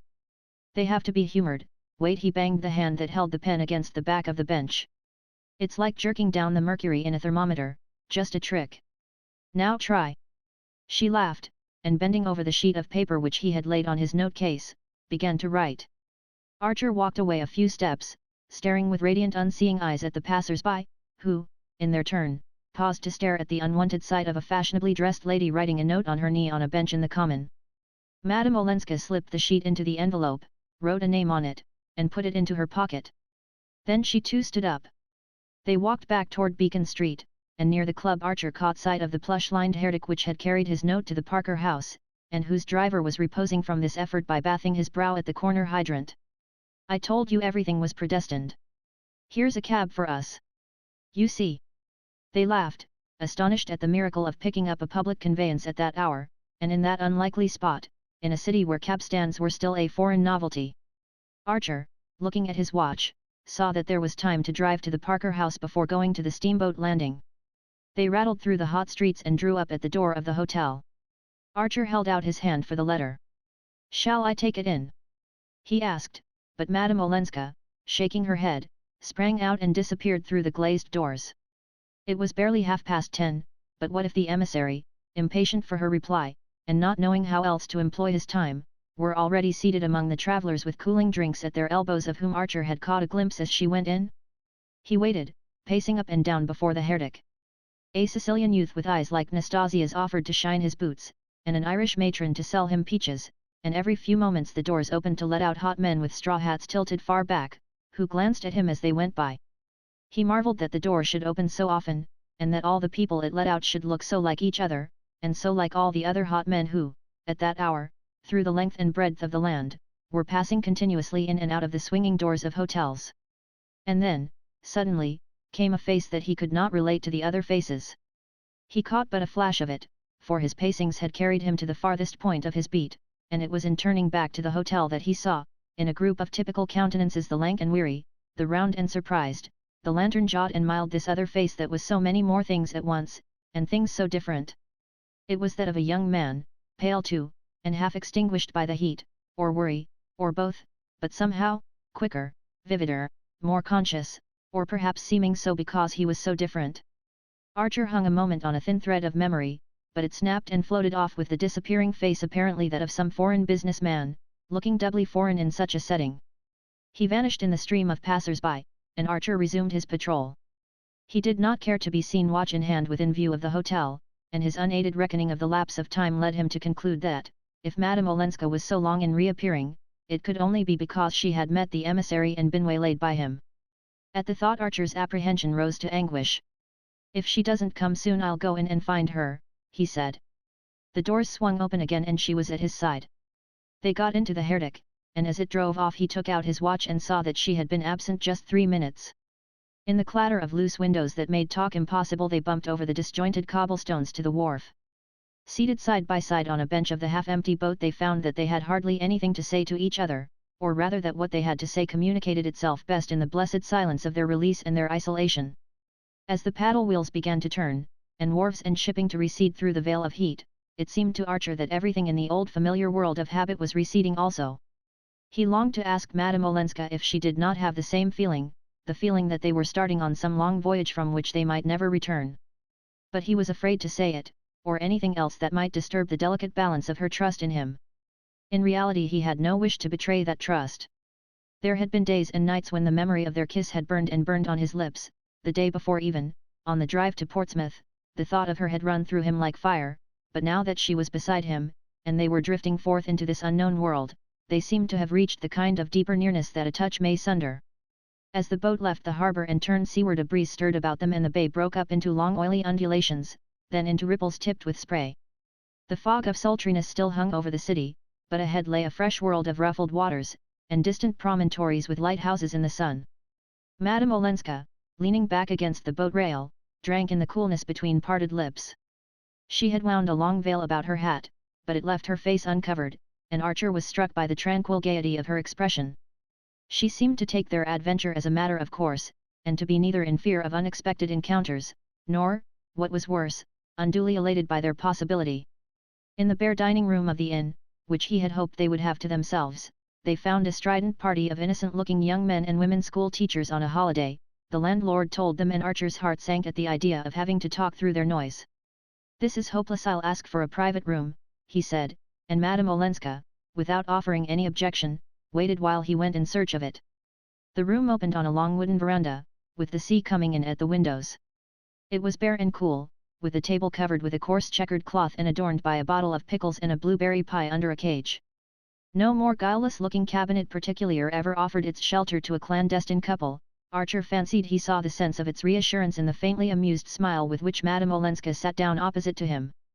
A woman who had run away from her husband and reputedly with another man was likely to have mastered the art of taking things for granted, but something in the quality of her composure took the edge from his irony. By being so quiet, so unsurprised, and so simple, she had managed to brush away the conventions and make him feel that to seek to be alone was the natural thing for two old friends who had so much to say to each other. Chapter 24. They lunched slowly and meditatively, with mute intervals between rushes of talk, for, the spell once broken, they had much to say, and yet moments when saying became the mere accompaniment to long duologues of silence. Archer kept the talk from his own affairs, not with conscious intention but because he did not want to miss a word of her history, and leaning on the table, her chin resting on her clasped hands, she talked to him of the year and a half since they had met.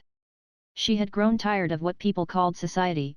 New York was kind, it was almost oppressively hospitable, she should never forget the way in which it had welcomed her back, but after the first flush of novelty she had found herself, as she phrased it, too different to care for the things it cared about, and so she had decided to try Washington, where one was supposed to meet more varieties of people and of opinion.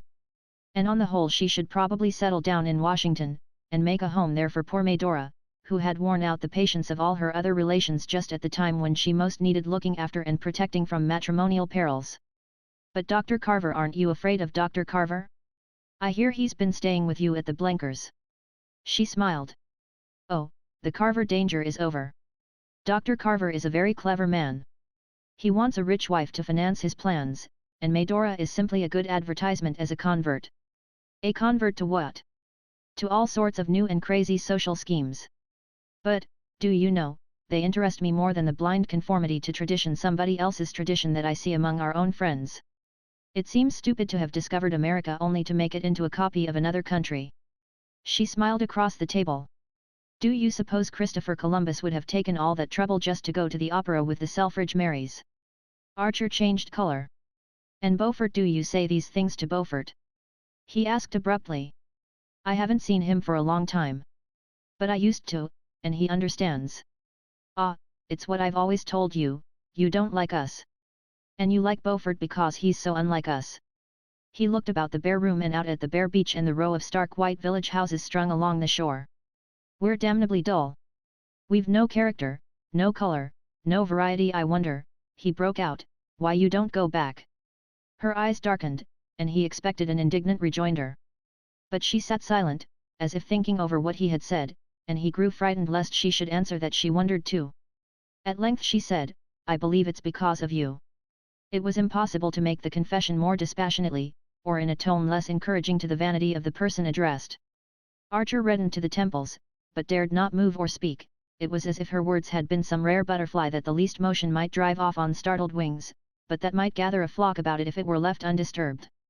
At least, she continued, it was you who made me understand that under the dullness there are things so fine and sensitive and delicate that even those I most cared for in my other life looked cheap in comparison. I don't know how to explain myself. She drew together her troubled brows, but it seems as if I'd never before understood with how much that is hard and shabby and base the most exquisite pleasures may be paid. Exquisite pleasures, it's something to have had them. He felt like retorting, but the appeal in her eyes kept him silent. I want, she went on, to be perfectly honest with you and with myself. For a long time I've hoped this chance would come, that I might tell you how you've helped me, what you've made of me. Archer sat staring beneath frowning brows. He interrupted her with a laugh. And what do you make out that you've made of me? She paled a little. Of you? Yes, for I'm of your making much more than you ever were of mine. I'm the man who married one woman because another one told him to. Her paleness turned to a fugitive flush. I thought you promised you were not to say such things today. Ah, how like a woman. None of you will ever see a bad business through. She lowered her voice. Is it a bad business for May? He stood in the window, drumming against the raised sash, and feeling in every fibre the wistful tenderness with which she had spoken her cousin's name. For that's the thing we've always got to think of, haven't we? By your own showing. She insisted. My own showing? He echoed, his blank eyes still on the sea. Or if not, she continued, pursuing her own thought with a painful application, if it's not worthwhile to have given up, to have missed things, so that others may be saved from disillusionment and misery, then everything I came home for, everything that made my other life seem by contrast so bare and so poor because no one there took account of them, all these things are a sham or a dream. He turned around without moving from his place. And in that case there's no reason on earth why you shouldn't go back. He concluded for her. Her eyes were clinging to him desperately. Oh, is there no reason? Not if you staked your all on the success of my marriage. My marriage, he said savagely, isn't going to be a sight to keep you here. She made no answer, and he went on, what's the use? You gave me my first glimpse of a real life, and at the same moment you asked me to go on with a sham one. It's beyond human enduring, that's all. Oh, don't say that, when I'm enduring it. She burst out, her eyes filling. Her arms had dropped along the table, and she sat with her face abandoned to his gaze as if in the recklessness of a desperate peril. The face exposed her as much as if it had been her whole person, with the soul behind it. Archer stood dumb, overwhelmed by what it suddenly told him. "You too? Oh, all this time, you too?" For answer, she let the tears on her lids overflow and run slowly downward. Half the width of the room was still between them, and neither made any show of moving. Archer was conscious of a curious indifference to her bodily presence. He would hardly have been aware of it if one of the hands she had flung out on the table had not drawn his gaze as on the occasion when, in the little 23rd Street house, he had kept his eye on it in order not to look at her face. Now his imagination spun about the hand as about the edge of a vortex, but still he made no effort to draw nearer. He had known the love that is fed on caresses and feeds them, but this passion that was closer than his bones was not to be superficially satisfied. His one terror was to do anything which might efface the sound and impression of her words, his one thought, that he should never again feel quite alone. But after a moment the sense of waste and ruin overcame him. There they were, close together and safe and shut in, yet so chained to their separate destinies that they might as well have been half the world apart. "What's the use when you will go back?" he broke out, a great hopeless "How on earth can I keep you?" crying out to her beneath his words. She sat motionless, with lowered lids. "Oh, I shan't go yet." "Not yet? Some time, then? Some time that you already foresee?" At that she raised her clearest eyes. "I promise you, not as long as you hold out. Not as long as we can look straight at each other like this." He dropped into his chair. What her answer really said was, "If you lift a finger you'll drive me back, back to all the abominations you know of, and all the temptations you half guess." He understood it as clearly as if she had uttered the words, and the thought kept him anchored to his side of the table in a kind of moved and sacred submission. "What a life for you," he groaned. "Oh, as long as it's a part of yours. And mine a part of yours." She nodded. "And that's to be all for either of us." "Well, it is all, isn't it?" At that he sprang up, forgetting everything but the sweetness of her face.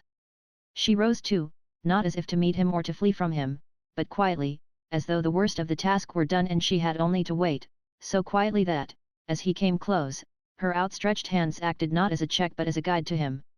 They fell into his, while her arms, extended but not rigid, kept him far enough off to let her surrendered face say the rest. They may have stood in that way for a long time, or only for a few moments, but it was long enough for her silence to communicate all she had to say, and for him to feel that only one thing mattered.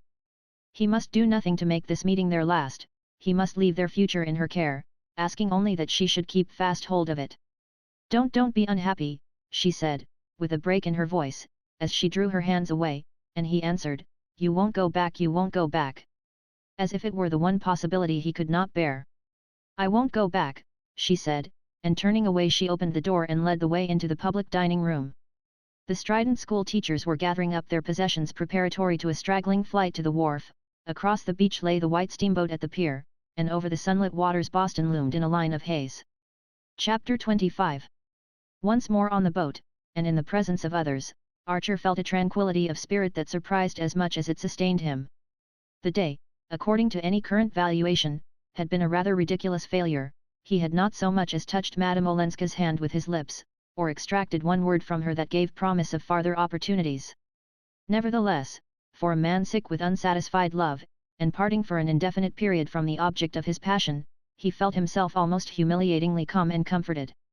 It was the perfect balance she had held between their loyalty to others and their honesty to themselves that had so stirred and yet tranquilized him, a balance not artfully calculated, as her tears and her falterings showed, but resulting naturally from her unabashed sincerity.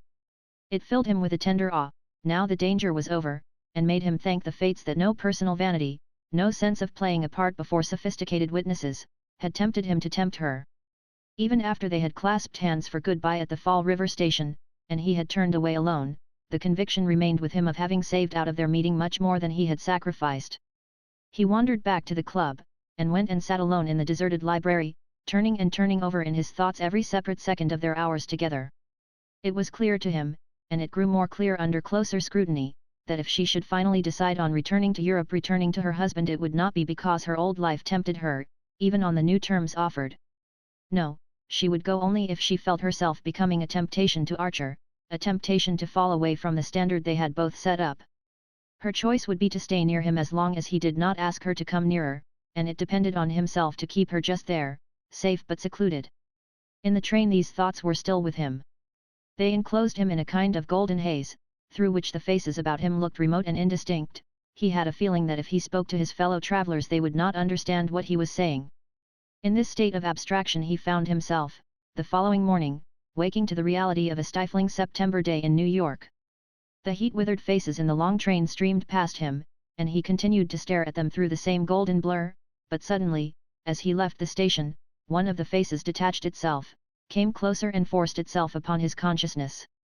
It was, as he instantly recalled, the face of the young man he had seen, the day before, passing out of the Parker house, and had noted as not conforming to type, as not having an American hotel face.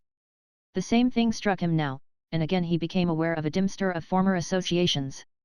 The young man stood looking about him with the dazed air of the foreigner flung upon the harsh mercies of American travel, then he advanced toward Archer, lifted his hat, and said in English, "Surely, monsieur, we met in London."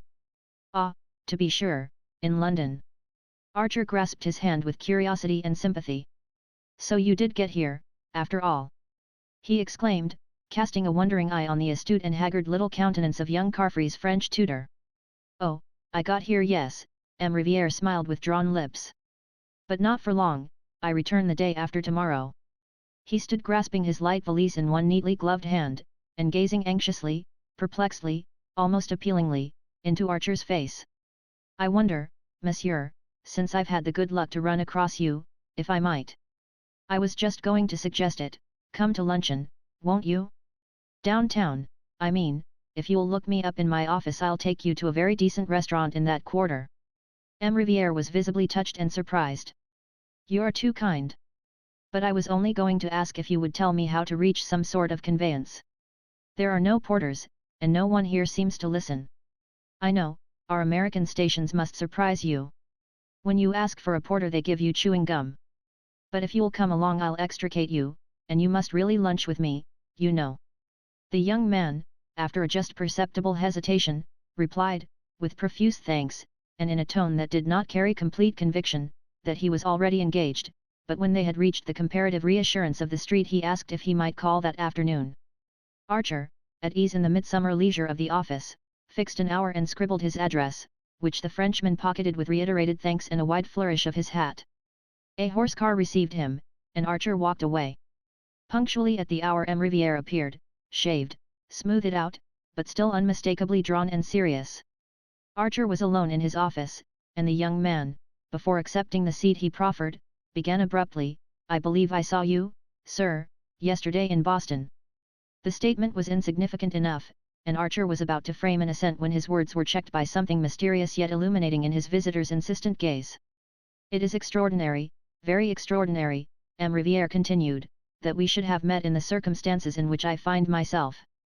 "What circumstances?" Archer asked, wondering a little crudely if he needed money. M. Riviere continued to study him with tentative eyes. "I have come, not to look for employment, as I spoke of doing when we last met, but on a special mission." "Ah!" Archer exclaimed. In a flash the two meetings had connected themselves in his mind. He paused to take in the situation thus suddenly lighted up for him, and M. Riviere also remained silent, as if aware that what he had said was enough. "A special mission," Archer at length repeated. The young Frenchman, opening his palms, raised them slightly, and the two men continued to look at each other across the office desk till Archer roused himself to say, "Do sit down," whereupon M. Riviere bowed, took a distant chair, and again waited. "It was about this mission that you wanted to consult me?" Archer finally asked. M. Riviere bent his head. "Not in my own behalf, on that score I have fully dealt with myself. I should like if I may to speak to you about the Countess Olenska." Archer had known for the last few minutes that the words were coming, but when they came they sent the blood rushing to his temples as if he had been caught by a bent-back branch in a thicket. "And on whose behalf," he said, "do you wish to do this?" M. Riviere met the question sturdily. "Well, I might say hers, if it did not sound like a liberty. Shall I say instead, on behalf of abstract justice?" Archer considered him ironically.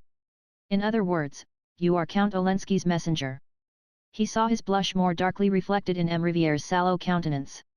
"Not to you, monsieur. If I come to you, it is on quite other grounds. What right have you, in the circumstances, to be on any other ground? Archer retorted. If you're an emissary, you're an emissary. The young man considered. My mission is over, as far as the Countess Olenska goes, it has failed. I can't help that, Archer rejoined on the same note of irony. No, but you can help. M. Riviere paused, turned his hat about in his still carefully gloved hands, looked into its lining and then back at Archer's face. You can help, monsieur, I am convinced, to make it equally a failure with her family. Archer pushed back his chair and stood up. Well, and by God I will! He exclaimed. He stood with his hands in his pockets, staring down wrathfully at the little Frenchman, whose face, though he too had risen, was still an inch or two below the line of Archer's eyes. M. Riviere paled to his normal hue, paler than that his complexion could hardly turn. Why the devil, Archer explosively continued, should you have thought, since I suppose you're appealing to me on the ground of my relationship to Madame Olenska, that I should take a view contrary to the rest of her family? The change of expression in M. Riviere's face was for a time his only answer. His look passed from timidity to absolute distress. For a young man of his usually resourceful mien it would have been difficult to appear more disarmed and defenseless. Oh, monsieur! I can't imagine, Archer continued, why you should have come to me when there are others so much nearer to the Countess, still less why you thought I should be more accessible to the arguments I suppose you were sent over with. M. Riviere took this onslaught with a disconcerting humility. The arguments I want to present to you, monsieur, are my own and not those I was sent over with. Then I see still less reason for listening to them. M. Riviere again looked into his hat, as if considering whether these last words were not a sufficiently broad hint to put it on and be gone. Then he spoke with sudden decision. Monsieur, will you tell me one thing?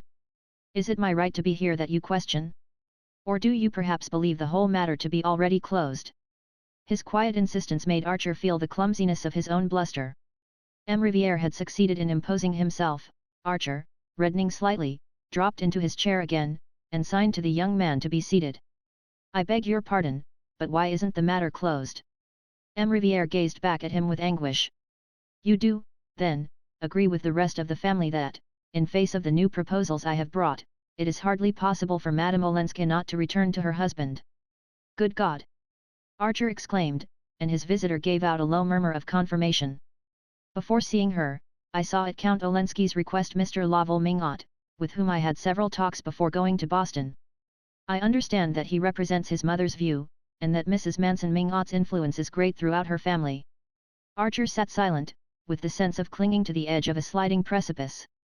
The discovery that he had been excluded from a share in these negotiations, and even from the knowledge that they were on foot, caused him a surprise hardly dulled by the acuter wonder of what he was learning. He saw in a flash that if the family had ceased to consult him it was because some deep tribal instinct warned them that he was no longer on their side, and he recalled, with a start of comprehension, a remark of May's during their drive home from Mrs. Manson Mingot's on the day of the archery meeting. Perhaps, after all, Ellen would be happier with her husband. Even in the tumult of new discoveries Archer remembered his indignant exclamation, and the fact that since then his wife had never named Madame Olenska to him. Her careless allusion had no doubt been the straw held up to see which way the wind blew. The result had been reported to the family, and thereafter Archer had been tacitly omitted from their councils.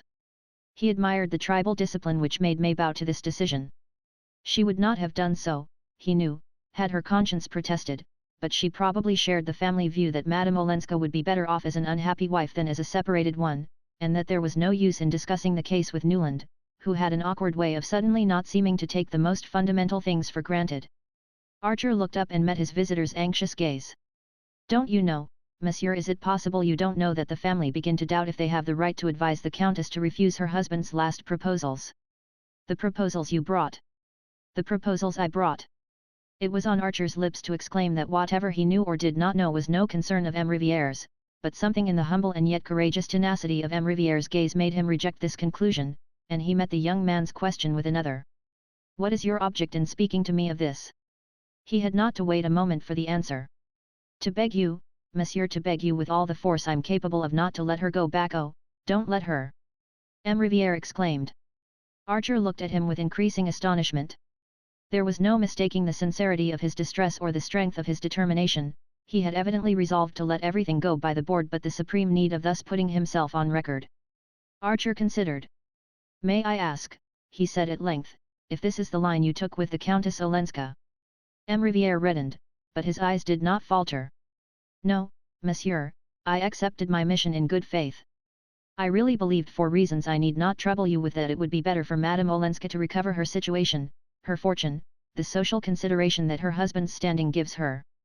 So I supposed, you could hardly have accepted such a mission otherwise. I should not have accepted it. Well, then. Archer paused again, and their eyes met in another protracted scrutiny. Ah, monsieur, after I had seen her, after I had listened to her, I knew she was better off here. You knew. Monsieur, I discharged my mission faithfully, I put the Count's arguments, I stated his offers, without adding any comment of my own. The Countess was good enough to listen patiently, she carried her goodness so far as to see me twice, she considered impartially all I had come to say. And it was in the course of these 2 talks that I changed my mind, that I came to see things differently. May I ask what led to this change? Simply seeing the change in her, M. Riviere replied. The change in her? Then you knew her before. The young man's color again rose. I used to see her in her husband's house. I have known Count Olensky for many years.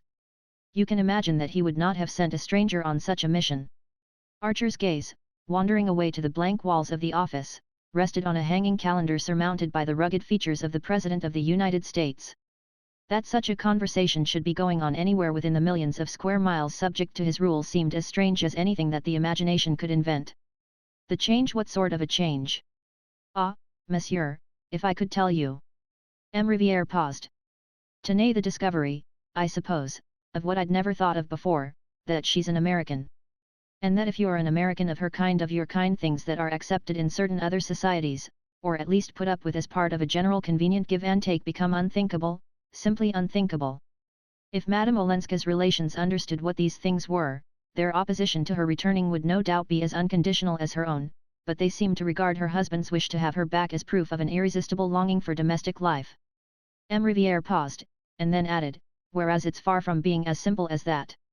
Archer looked back to the President of the United States, and then down at his desk and at the papers scattered on it. For a second or two he could not trust himself to speak. During this interval he heard M. Riviere's chair pushed back, and was aware that the young man had risen. When he glanced up again he saw that his visitor was as moved as himself. Thank you, Archer said simply. There's nothing to thank me for, monsieur, it is rather M. Riviere broke off, as if speech for him too were difficult. I should like, though, he continued in a firmer voice, to add one thing. You asked me if I was in Count Olensky's employ. I am at this moment, I returned to him, a few months ago, for reasons of private necessity such as may happen to anyone who has persons, ill and older persons, dependent on him. But from the moment that I have taken the step of coming here to say these things to you I consider myself discharged, and I shall tell him so on my return, and give him the reasons. That's all, monsieur. M. Riviere bowed and drew back a step. Thank you, Archer said again, as their hands met. Chapter 26. Every year on the 15th of October Fifth Avenue opened its shutters, unrolled its carpets and hung up its triple layer of window curtains. By the 1st of November this household ritual was over, and society had begun to look about and take stock of itself. By the 15th the season was in full blast, opera and theatres were putting forth their new attractions, dinner engagements were accumulating, and dates for dances being fixed. And punctually at about this time Mrs. Archer always said that New York was very much changed. Observing it from the lofty standpoint of a non-participant, she was able, with the help of Mr. Sillerton Jackson and Miss Sophie, to trace each new crack in its surface, and all the strange weeds pushing up between the ordered rows of social vegetables. It had been one of the amusements of Archer's youth to wait for this annual pronouncement of his mother's, and to hear her enumerate the minute signs of disintegration that his careless gaze had overlooked. For New York, to Mrs. Archer's mind, never changed without changing for the worse, and in this view Miss Sophie Jackson heartily concurred. Mr. Sillerton Jackson, as became a man of the world, suspended his judgment and listened with an amused impartiality to the lamentations of the ladies. But even he never denied that New York had changed, and Newland Archer, in the winter of the second year of his marriage, was himself obliged to admit that if it had not actually changed it was certainly changing. These points had been raised, as usual, at Mrs. Archer's Thanksgiving dinner. At the date when she was officially enjoined to give thanks for the blessings of the year it was her habit to take a mournful though not embittered stock of her world, and wonder what there was to be thankful for. At any rate, not the state of society, if it could be said to exist, was rather a spectacle on which to call down biblical imprecations, and in fact, everyone knew what the Reverend Dr. Ashmore meant when he chose a text from Jeremiah, chapter 2, verse 25, for his Thanksgiving sermon.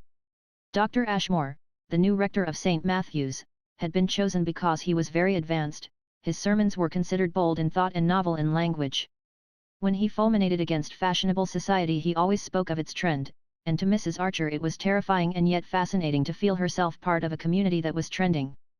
"There's no doubt that Dr. Ashmore is right, there is a marked trend," she said, as if it were something visible and measurable, like a crack in a house.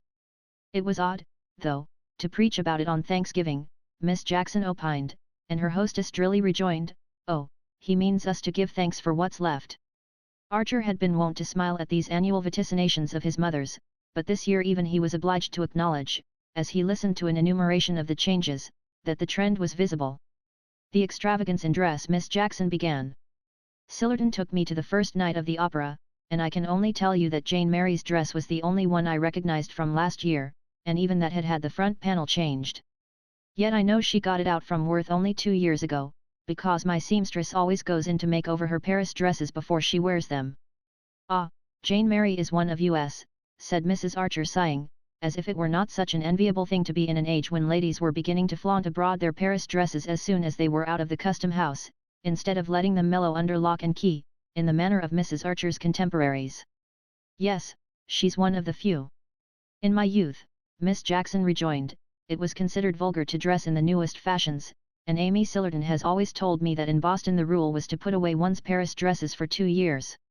Old Mrs. Baxter Penello, who did everything handsomely, used to import 12 a year, 2 velvet, 2 satin, 2 silk, and the other 6 of poplin and the finest cashmere. It was a standing order, and as she was ill for 2 years before she died they found 48 Worth dresses that had never been taken out of tissue paper, and when the girls left off their mourning they were able to wear the first lot at the symphony concerts without looking in advance of the fashion. Ah, well, Boston is more conservative than New York, but I always think it's a safe rule for a lady to lay aside her French dresses for one season," Mrs. Archer conceded. "It was Beaufort who started the new fashion by making his wife clap her new clothes on her back as soon as they arrived. I must say at times it takes all Regina's distinction not to look like. Miss Jackson glanced around the table, caught Janie's bulging gaze, and took refuge in an unintelligible murmur. "Like her rivals," said Mr. Sillerton Jackson, with the air of producing an epigram. "Oh," the ladies murmured, and Mrs. Archer added, partly to distract her daughter's attention from forbidden topics, "Poor Regina. Her Thanksgiving hasn't been a very cheerful one, I'm afraid. Have you heard the rumors about Beaufort's speculations, Sillerton?"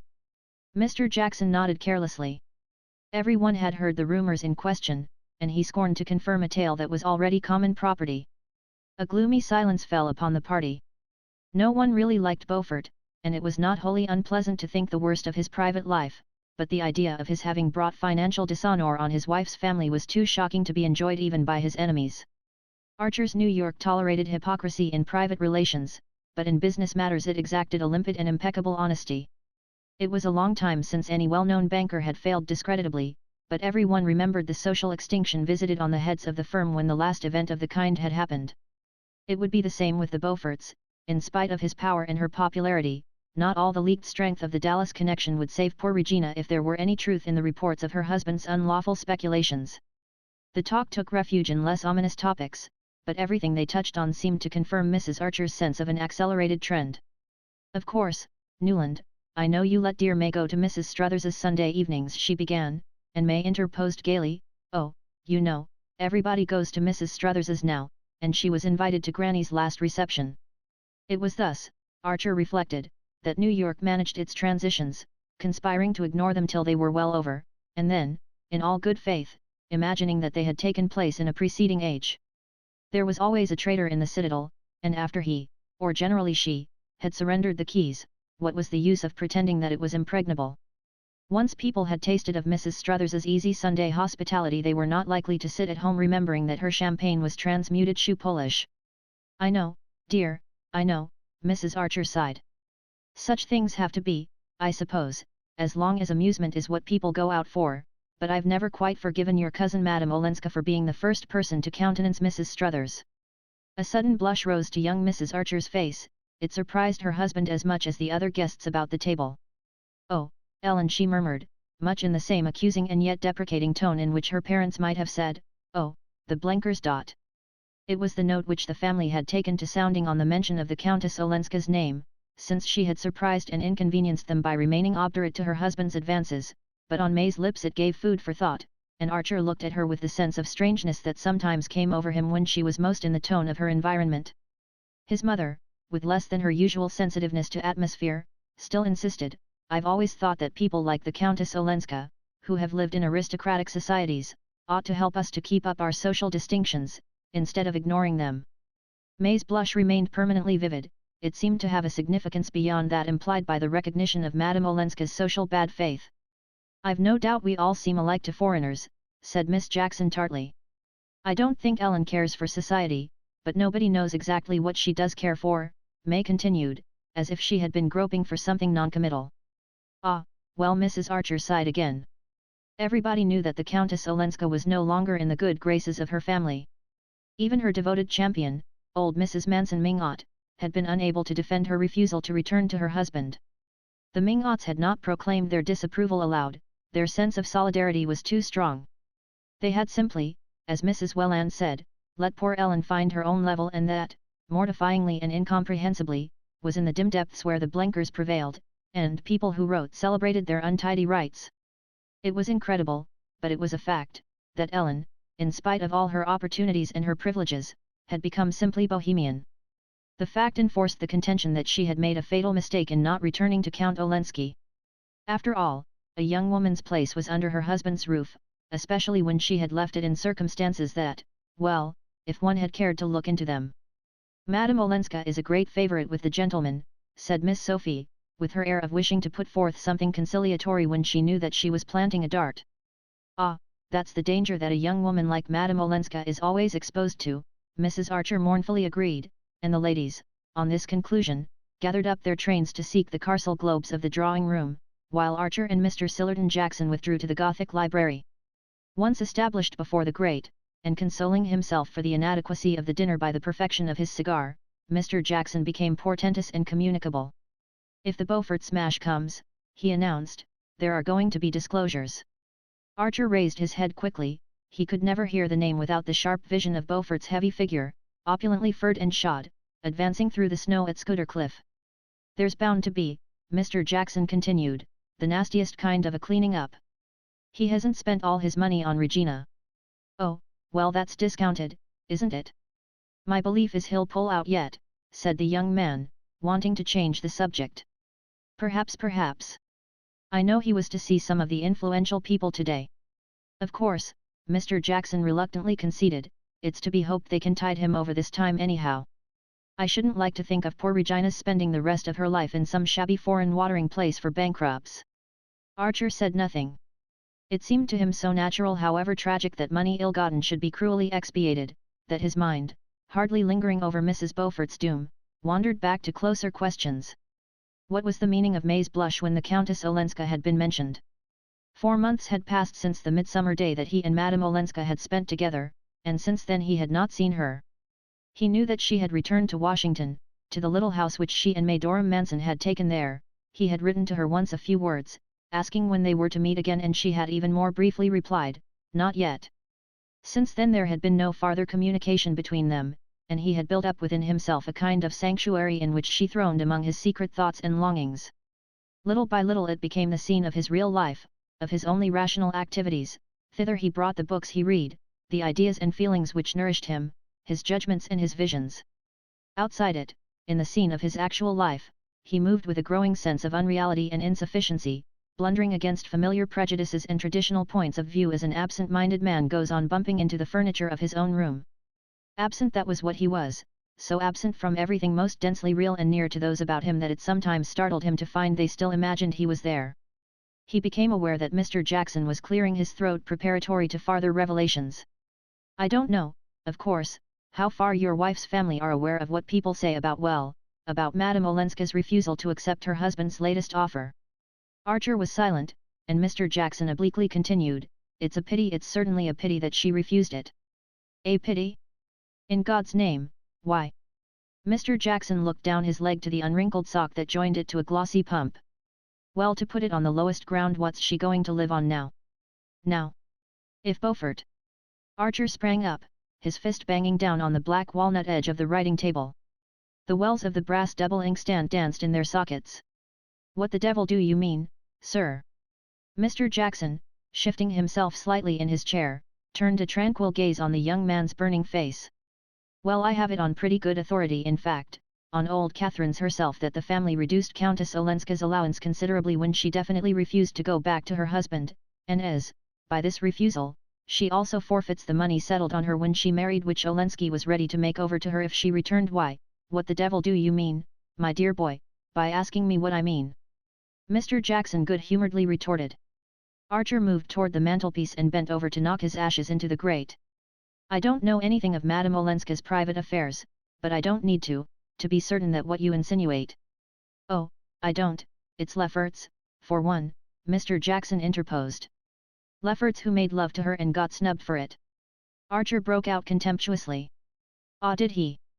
Snapped the other, as if this were exactly the fact he had been laying a trap for. He still sat sideways from the fire, so that his hard old gaze held Archer's face as if in a spring of steel. Well, it's a pity she didn't go back before Beaufort's cropper, he repeated. If she goes now, and if he fails, it will only confirm the general impression, which isn't by any means peculiar to Lefferts, by the way. Oh, she won't go back now, less than ever. Archer had no sooner said it than he had once more the feeling that it was exactly what Mr. Jackson had been waiting for. The old gentleman considered him attentively. That's your opinion, eh? Well, no doubt you know. But everybody will tell you that the few pennies Majorum Manson has left are all in Beaufort's hands, and how the two women are to keep their heads above water unless he does, I can't imagine.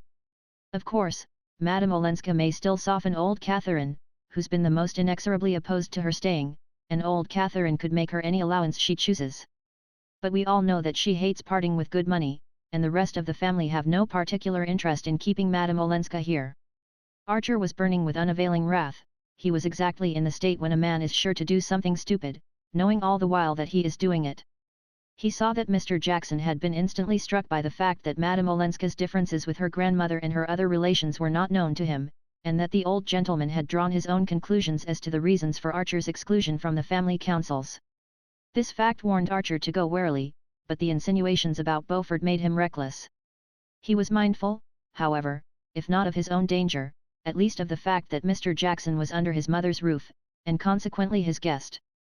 Old New York scrupulously observed the etiquette of hospitality, and no discussion with a guest was ever allowed to degenerate into a disagreement.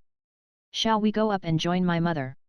he suggested curtly, as Mr. Jackson's last cone of ashes dropped into the brass ashtray at his elbow. On the drive homeward May remained oddly silent. Through the darkness, he still felt her enveloped in her menacing blush. What its menace meant he could not guess, but he was sufficiently warned by the fact that Madame Olenska's name had evoked it.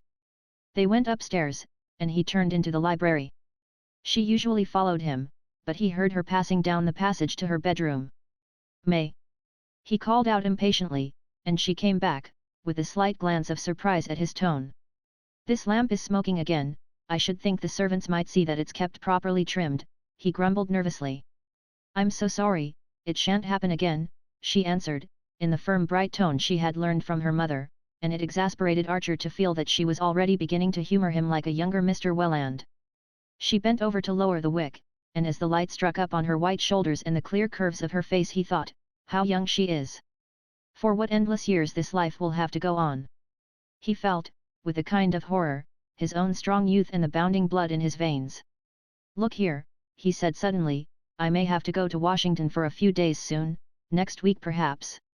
Her hand remained on the key of the lamp as she turned to him slowly. The heat from its flame had brought back a glow to her face, but it paled as she looked up. "On business?" she asked, in a tone which implied that there could be no other conceivable reason, and that she had put the question automatically, as if merely to finish his own sentence. "On business, naturally.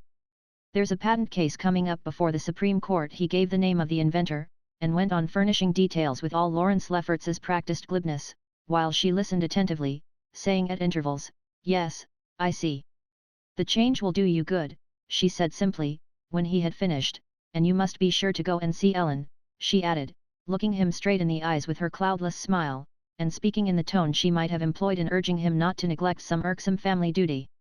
It was the only word that passed between them on the subject, but in the code in which they had both been trained it meant, "Of course you understand that I know all that people have been saying about Ellen, and heartily sympathize with my family in their effort to get her to return to her husband.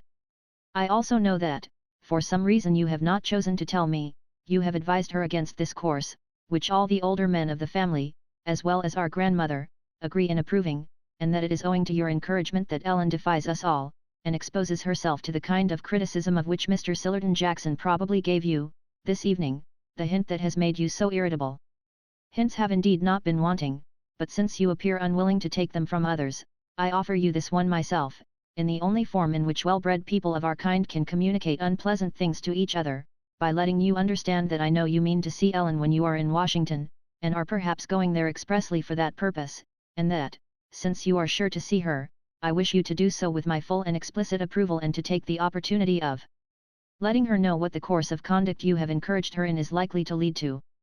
Her hand was still on the key of the lamp when the last word of this mute message reached him. She turned the wick down, lifted off the globe, and breathed on the sulky flame. "They smell less if one blows them out," she explained, with her bright housekeeping air. On the threshold she turned and paused for his kiss. Chapter 27. Wall Street, the next day, had more reassuring reports of Beaufort's situation. They were not definite, but they were hopeful. It was generally understood that he could call on powerful influences in case of emergency, and that he had done so with success, and that evening, when Mrs. Beaufort appeared at the opera wearing her old smile and a new emerald necklace, society drew a breath of relief. New York was inexorable in its condemnation of business irregularities. So far there had been no exception to its tacit rule that those who broke the law of probity must pay, and everyone was aware that even Beaufort and Beaufort's wife would be offered up unflinchingly to this principle. But to be obliged to offer them up would be not only painful but inconvenient. The disappearance of the Beauforts would leave a considerable void in their compact little circle, and those who were too ignorant or too careless to shudder at the moral catastrophe bewailed in advance the loss of the best ballroom in New York. Archer had definitely made up his mind to go to Washington. He was waiting only for the opening of the lawsuit of which he had spoken to May, so that its date might coincide with that of his visit, but on the following Tuesday he learned from Mr. Letterblair that the case might be postponed for several weeks. Nevertheless, he went home that afternoon determined in any event to leave the next evening. The chances were that May, who knew nothing of his professional life, and had never shown any interest in it, would not learn of the postponement, should it take place, nor remember the names of the litigants if they were mentioned before her, and at any rate he could no longer put off seeing Madame Olenska. There were too many things that he must say to her. On the Wednesday morning, when he reached his office, Mr. Letterblair met him with a troubled face.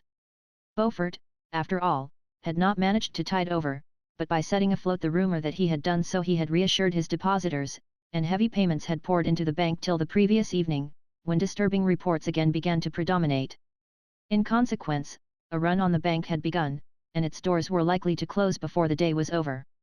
The ugliest things were being said of Beaufort's dastardly manoeuvre, and his failure promised to be one of the most discreditable in the history of Wall Street. The extent of the calamity left Mr. Letterblair white and incapacitated. "I've seen bad things in my time, but nothing as bad as this. Everybody we know will be hit, one way or another. And what will be done about Mrs. Beaufort? What can be done about her? I pity Mrs. Manson Mingot as much as anybody, coming at her age, there's no knowing what effect this affair may have on her. She always believed in Beaufort, she made a friend of him. And there's the whole Dallas connection, poor Mrs. Beaufort is related to every one of you. Her only chance would be to leave her husband, yet how can anyone tell her so? Her duty is at his side, and luckily she seems always to have been blind to his private weaknesses." There was a knock, and Mr. Letterblair turned his head sharply. "What is it? I can't be disturbed." A clerk brought in a letter for Archer and withdrew. Recognizing his wife's hand, the young man opened the envelope and read, "Won't you please come uptown as early as you can? Granny had a slight stroke last night.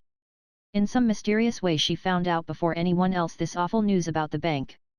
Uncle Lovell is away shooting, and the idea of the disgrace has made poor Papa so nervous that he has a temperature and can't leave his room.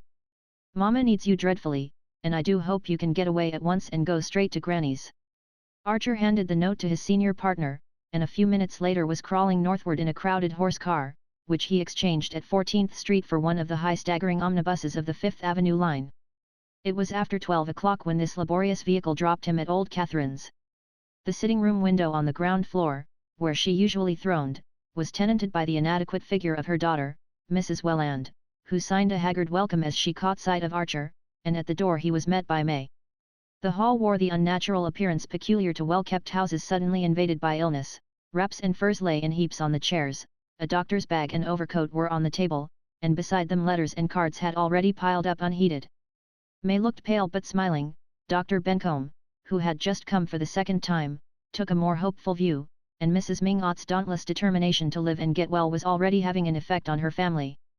May led Archer into the old lady's sitting room, where the sliding doors opening into the bedroom had been drawn shut, and the heavy yellow damask portieres dropped over them, and here Mrs. Welland communicated to him in horrified undertones the details of the catastrophe. It appeared that the evening before something dreadful and mysterious had happened. At about 8 o'clock, just after Mrs. Mingott had finished the game of solitaire that she always played after dinner, the doorbell had rung, and a lady so thickly veiled that the servants did not immediately recognize her had asked to be received. The butler, hearing a familiar voice, had thrown open the sitting-room door, announcing, Mrs. Julius Beaufort, and had then closed it again on the two ladies. They must have been together, he thought, about an hour. When Mrs. Mingott's bell rang, Mrs. Beaufort had already slipped away unseen, and the old lady, white and vast and terrible, sat alone in her great chair, and signed to the butler to help her into her room.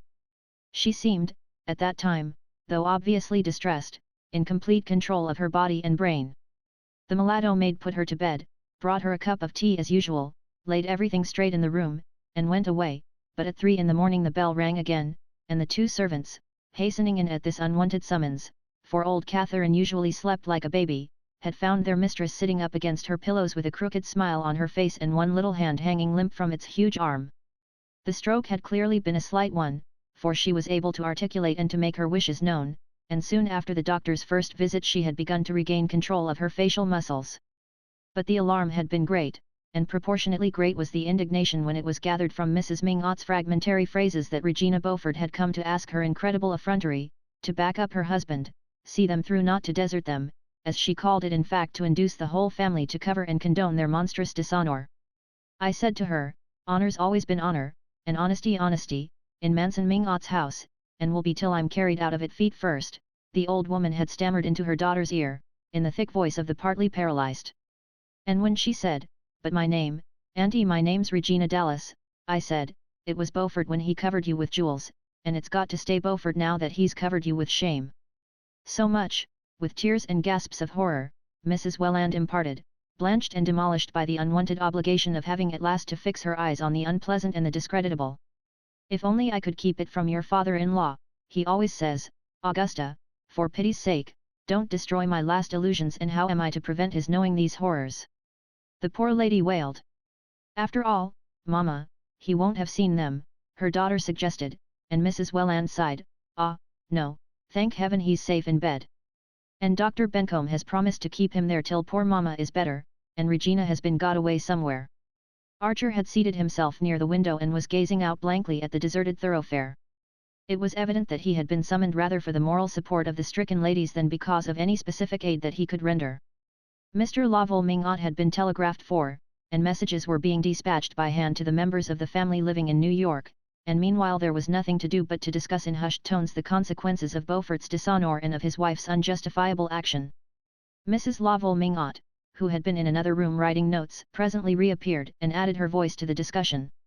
In their day, the elder ladies agreed, the wife of a man who had done anything disgraceful in business had only one idea, to efface herself, to disappear with him. There was the case of poor Grandmamma Spicer, your great-grandmother, May.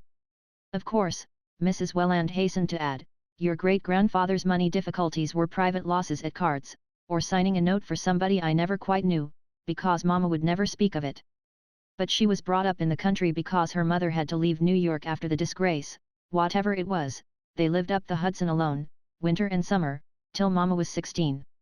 It would never have occurred to Grandmamma Spicer to ask the family to countenance her, as I understand Regina calls it, though a private disgrace is nothing compared to the scandal of ruining hundreds of innocent people. Yes, it would be more becoming in Regina to hide her own countenance than to talk about other people's, Mrs. Lovell Mingott agreed. I understand that the emerald necklace she wore at the opera last Friday had been sent on approval from Ball and Blacks in the afternoon. I wonder if they'll ever get it back. Archer listened unmoved to the relentless chorus. The idea of absolute financial probity as the first law of a gentleman's code was too deeply ingrained in him for sentimental considerations to weaken it. An adventurer like Lemuel Struthers might build up the millions of his shoe polish on any number of shady dealings, but unblemished honesty was the noblesse oblige of old financial New York. Nor did Mrs. Beaufort's fate greatly move Archer. He felt, no doubt, more sorry for her than her indignant relatives, but it seemed to him that the tie between husband and wife, even if breakable in prosperity, should be indissoluble in misfortune. As Mr. Letterblair had said, a wife's place was at her husband's side when he was in trouble, but society's place was not at his side, and Mrs. Beaufort's cool assumption that it was seemed almost to make her his accomplice. The mere idea of a woman's appealing to her family to screen her husband's business dishonor was inadmissible, since it was the one thing that the family, as an institution, could not do. The mulatto maid called Mrs. Lovell Mingott into the hall, and the latter came back in a moment with a frowning brow. She wants me to telegraph for Ellen Olenska. I had written to Ellen, of course, and to Medora, but now it seems that's not enough. I'm to telegraph to her immediately, and to tell her that she's to come alone. The announcement was received in silence. Mrs. Welland sighed resignedly, and May rose from her seat and went to gather up some newspapers that had been scattered on the floor. I suppose it must be done, Mrs. Lovell Mingott continued, as if hoping to be contradicted, and May turned back toward the middle of the room. Of course it must be done, she said. Granny knows what she wants, and we must carry out all her wishes. Shall I write the telegram for you, Auntie? If it goes at once Ellen can probably catch tomorrow morning's train. She pronounced the syllables of the name with a peculiar clearness, as if she had tapped on two silver bells. Well, it can't go at once. Jasper and the pantry boy are both out with notes and telegrams. May turned to her husband with a smile. But here's Newland, ready to do anything. Will you take the telegram, Newland? There'll be just time before luncheon. Archer rose with a murmur of readiness, and she seated herself at old Catherine's rosewood Bonheur du Jour, and wrote out the message in her large immature hand. When it was written she blotted it neatly and handed it to Archer. What a pity, she said, that you and Ellen will cross each other on the way. Newland, she added, turning to her mother and aunt, is obliged to go to Washington about a patent lawsuit that is coming up before the Supreme Court. I suppose Uncle Lovell will be back by tomorrow night, and with Granny improving so much it doesn't seem right to ask Newland to give up an important engagement for the firm, does it? She paused, as if for an answer, and Mrs. Welland hastily declared, Oh, of course not, darling. Your Granny would be the last person to wish it.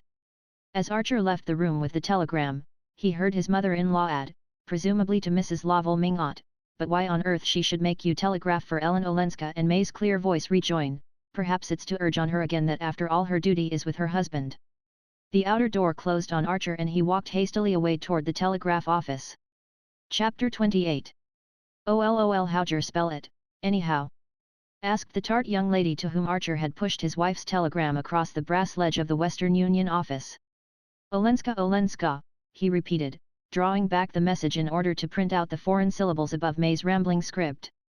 "It's an unlikely name for a New York telegraph office, at least in this quarter," an unexpected voice observed, and turning around Archer saw Lawrence Lefferts at his elbow, pulling an imperturbable mustache and affecting not to glance at the message.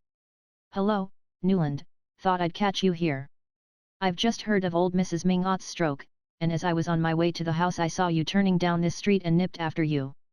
I suppose you've come from there." Archer nodded, and pushed his telegram under the lattice.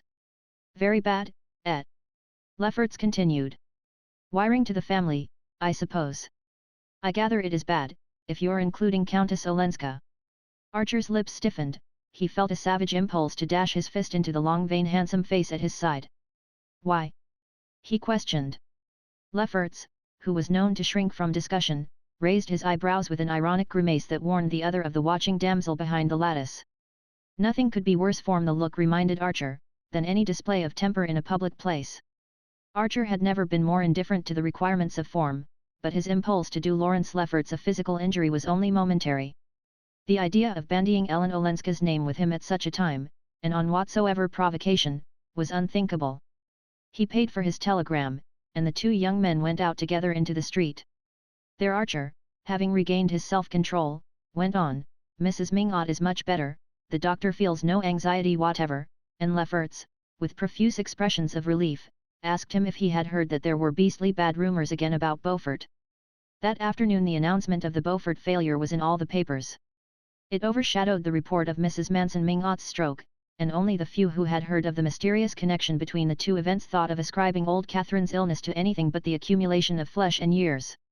The whole of New York was darkened by the tale of Beaufort's dishonour.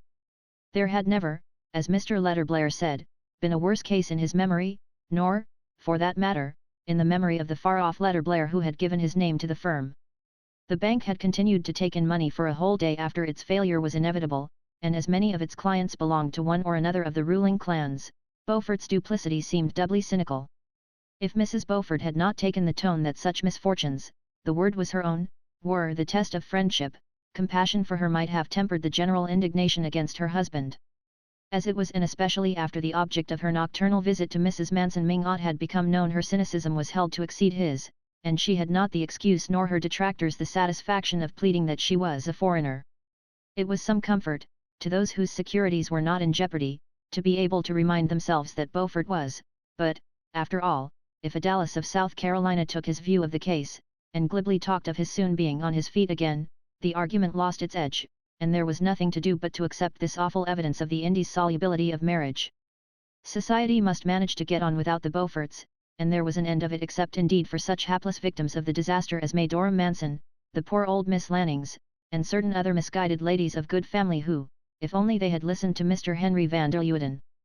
"The best thing the Beauforts can do," said Mrs. Archer, summing it up as if she were pronouncing a diagnosis and prescribing a course of treatment, "is to go and live at Regina's little place in North Carolina. Beaufort has always kept a racing stable, and he had better breed trotting horses. I should say he had all the qualities of a successful horse dealer."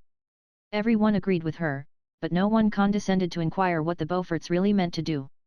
The next day Mrs. Manson Mingot was much better, she recovered her voice sufficiently to give orders that no one should mention the Beauforts to her again, and asked when Dr. Bencomb appeared what in the world her family meant by making such a fuss about her health. "If people of my age will eat chicken salad in the evening, what are they to expect?" she inquired, and, the doctor having opportunely modified her dietary, the stroke was transformed into an attack of indigestion. But in spite of her firm tone, old Catherine did not wholly recover her former attitude toward life. The growing remoteness of old age, though it had not diminished her curiosity about her neighbours, had blunted her never very lively compassion for their troubles, and she seemed to have no difficulty in putting the Beaufort disaster out of her mind. But for the first time she became absorbed in her own symptoms, and began to take a sentimental interest in certain members of her family to whom she had hitherto been contemptuously indifferent.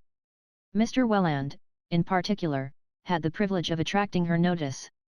Of her sons-in-law he was the one she had most consistently ignored, and all his wife's efforts to represent him as a man of forceful character and marked intellectual ability, if he had only chosen, had been met with a derisive chuckle. But his eminence as a valetudinarian now made him an object of engrossing interest, and Mrs. Mingot issued an imperial summons to him to come and compare diets as soon as his temperature permitted, for old Catherine was now the first to recognize that one could not be too careful about temperatures.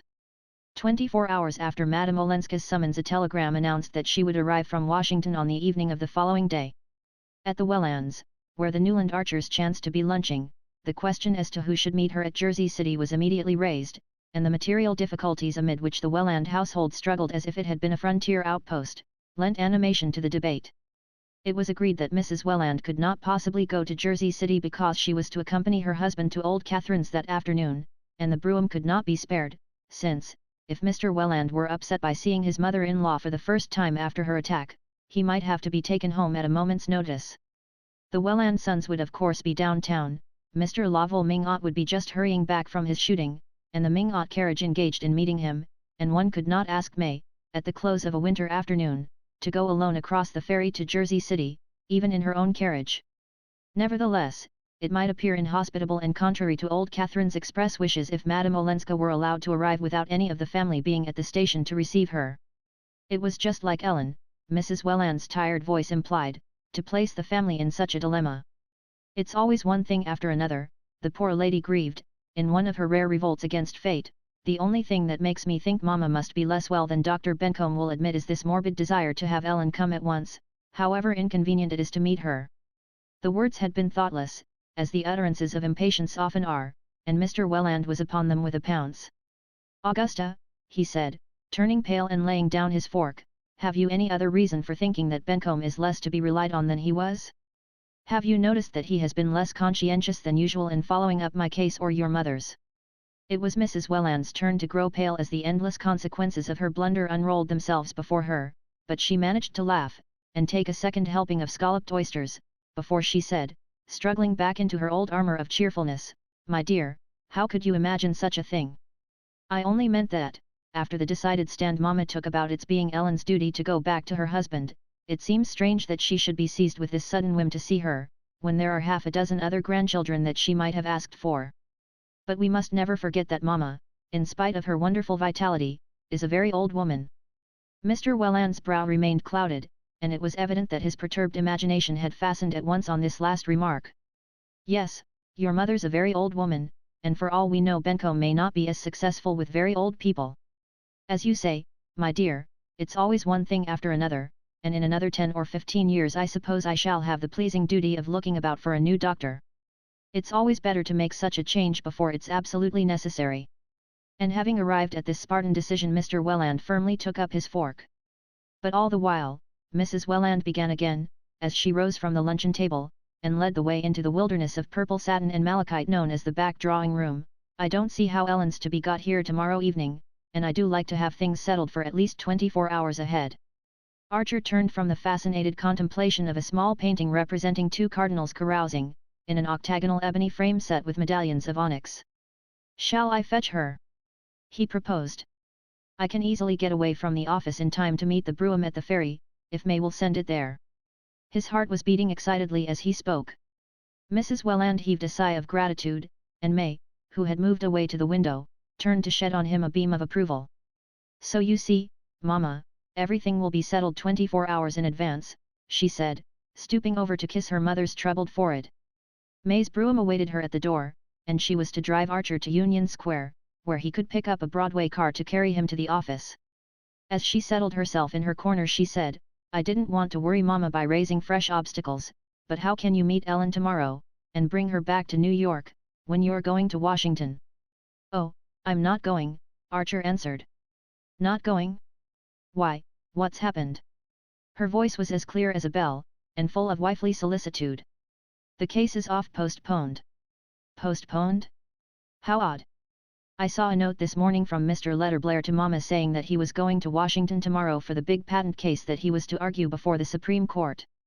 You said it was a patent case, didn't you? Well, that's it, the whole office can't go. Letterblair decided to go this morning. Then it's not postponed," she continued, with an insistence so unlike her that he felt the blood rising to his face, as if he were blushing for her unwonted lapse from all the traditional delicacies. "No, but my going is," he answered, cursing the unnecessary explanations that he had given when he had announced his intention of going to Washington, and wondering where he had read that clever liars give details, but that the cleverest do not. It did not hurt him half as much to tell May an untruth as to see her trying to pretend that she had not detected him. "I'm not going till later on, luckily for the convenience of your family," he continued, taking base refuge in sarcasm. As he spoke he felt that she was looking at him, and he turned his eyes to hers in order not to appear to be avoiding them. Their glances met for a second, and perhaps let them into each other's meanings more deeply than either cared to go. "Yes, it is awfully convenient," May brightly agreed, "that you should be able to meet Ellen after all. You saw how much Mama appreciated your offering to do it." "Oh, I'm delighted to do it." The carriage stopped, and as he jumped out she leaned to him and laid her hand on his. "Goodbye, dearest," she said, her eyes so blue that he wondered afterward if they had shone on him through tears.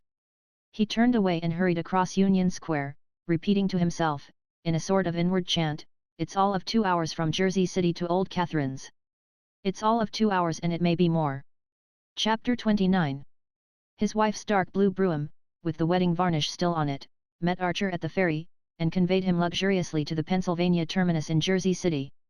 It was a somber snowy afternoon, and the gas lamps were lit in the big reverberating station. As he paced the platform, waiting for the Washington Express, he remembered that there were people who thought there would one day be a tunnel under the Hudson through which the trains of the Pennsylvania Railway would run straight into New York. They were of the brotherhood of visionaries who likewise predicted the building of ships that would cross the Atlantic in 5 days, the invention of a flying machine, lighting by electricity, telephonic communication without wires, and other Arabian Night marvels. I don't care which of their visions comes true, Archer mused, as long as the tunnel isn't built yet.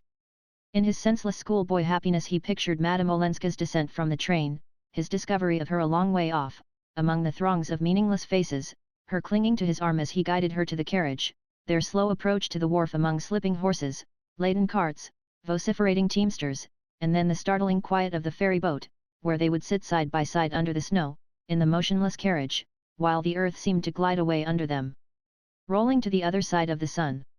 It was incredible, the number of things he had to say to her, and in what eloquent order they were forming themselves on his lips. The clanging and groaning of the train came nearer, and it staggered slowly into the station like a prey-laden monster into its lair. Archer pushed forward, elbowing through the crowd, and staring blindly into window after window of the high-hung carriages. And then, suddenly, he saw Madame Olenska's pale and surprised face close at hand, and had again the mortified sensation of having forgotten what she looked like. They reached each other, their hands met, and he drew her arm through his. "This way, I have the carriage," he said. After that it all happened as he had dreamed. He helped her into the brougham with her bags, and had afterward the vague recollection of having properly reassured her about her grandmother and given her a summary of the Beaufort situation. He was struck by the softness of her, poor Regina. Meanwhile the carriage had worked its way out of the coil about the station, and they were crawling down the slippery incline to the wharf, menaced by swaying coal carts, bewildered horses, dishevelled express wagons, and an empty hearse. Ah, that hearse! She shut her eyes as it passed, and clutched at Archer's hand. "If only it doesn't mean poor Granny." "Oh, no, no, she's much better, she's all right, really. There, we've passed it," he exclaimed, as if that made all the difference. Her hand remained in his, and as the carriage lurched across the gangplank onto the ferry he bent over, unbuttoned her tight brown glove, and kissed her palm as if he had kissed a relic. She disengaged herself with a faint smile, and he said, "You didn't expect me today?" "Oh, no. I meant to go to Washington to see you. I'd made all my arrangements, I very nearly crossed you in the train." "Oh," she exclaimed, as if terrified by the narrowness of their escape. "Do you know, I hardly remembered you." "Hardly remembered me?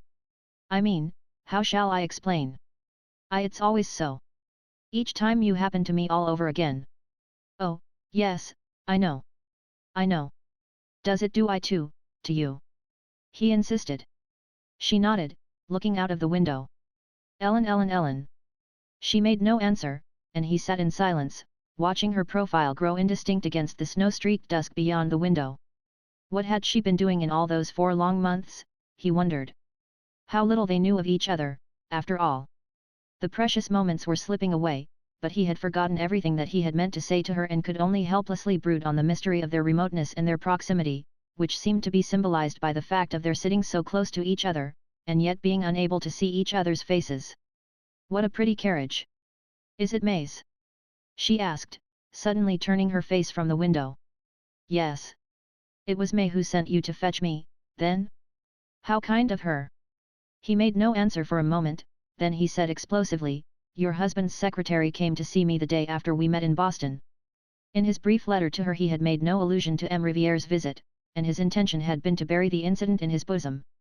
But her reminder that they were in his wife's carriage provoked him to an impulse of retaliation.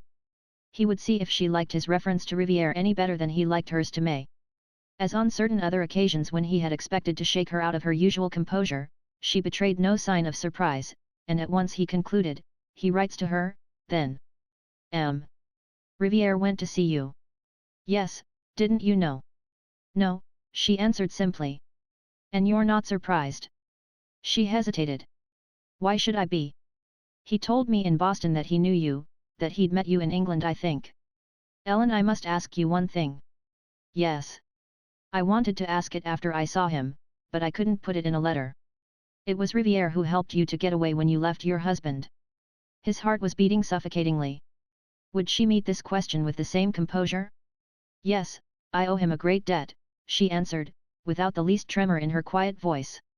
Her tone was so natural, so almost indifferent, that Archer's turmoil subsided. Once more she had managed, by her sheer simplicity, to make him feel stupidly conventional just when he thought he was flinging convention to the winds. "I think you're the most honest woman I ever met," he exclaimed.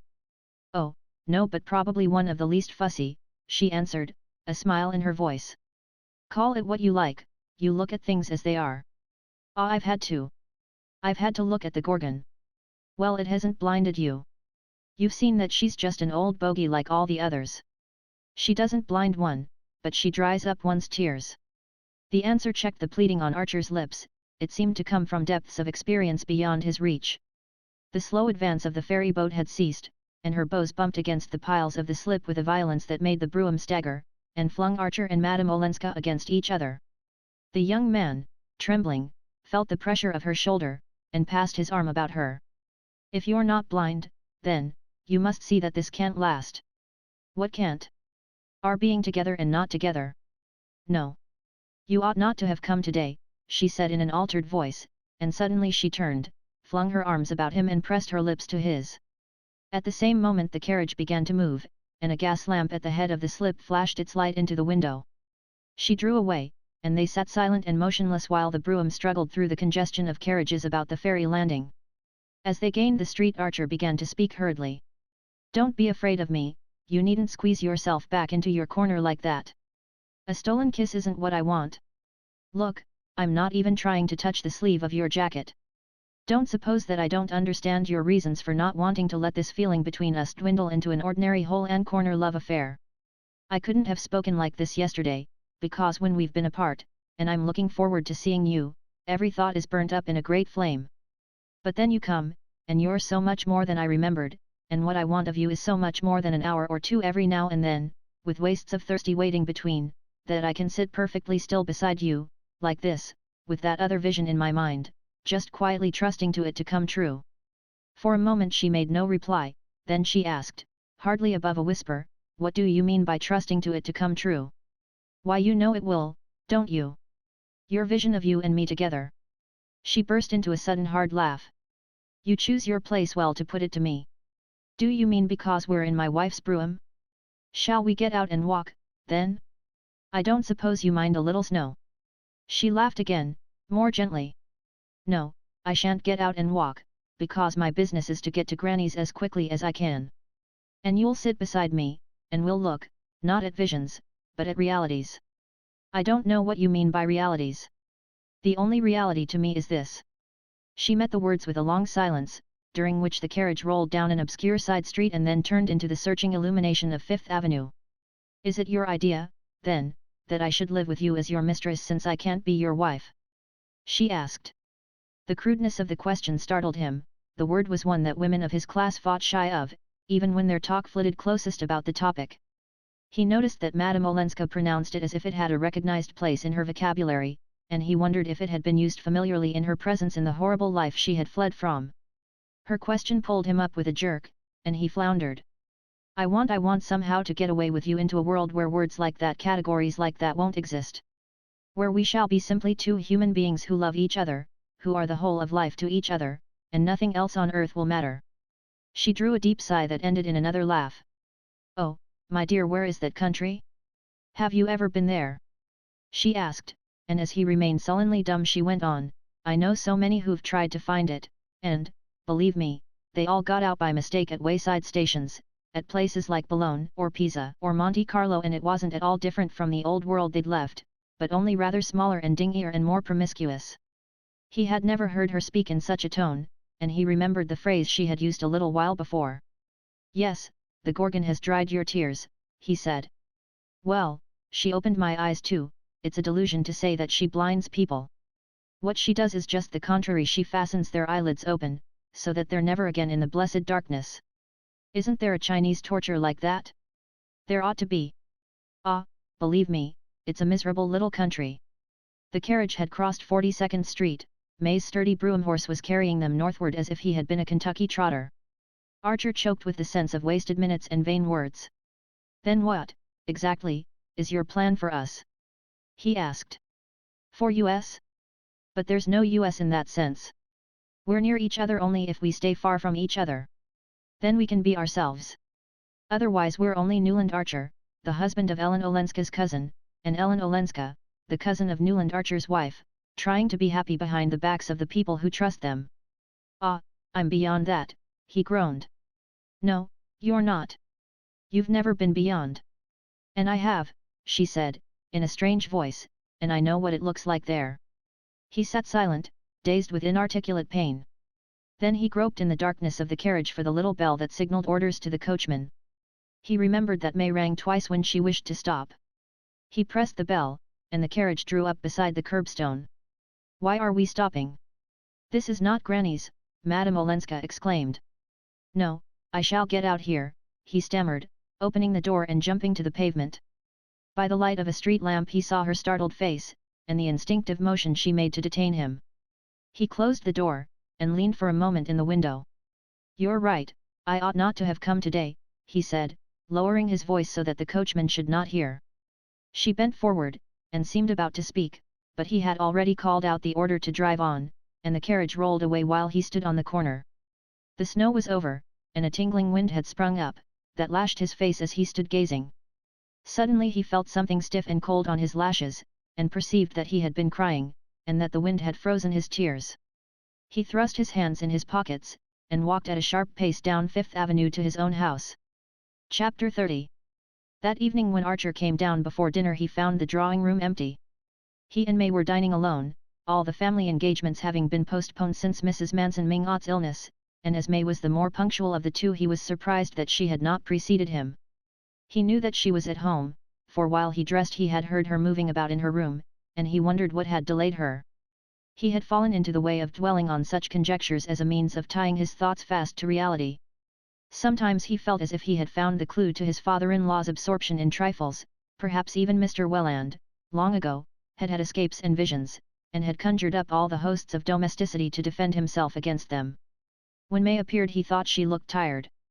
She had put on the low-necked and tightly laced dinner dress which the Mingott ceremonial exacted on the most informal occasions, and had built her fair hair into its usual accumulated coils, and her face, in contrast, was wan and almost faded. But she shone on him with her usual tenderness, and her eyes had kept the blue dazzle of the day before. "What became of you, dear?" she asked.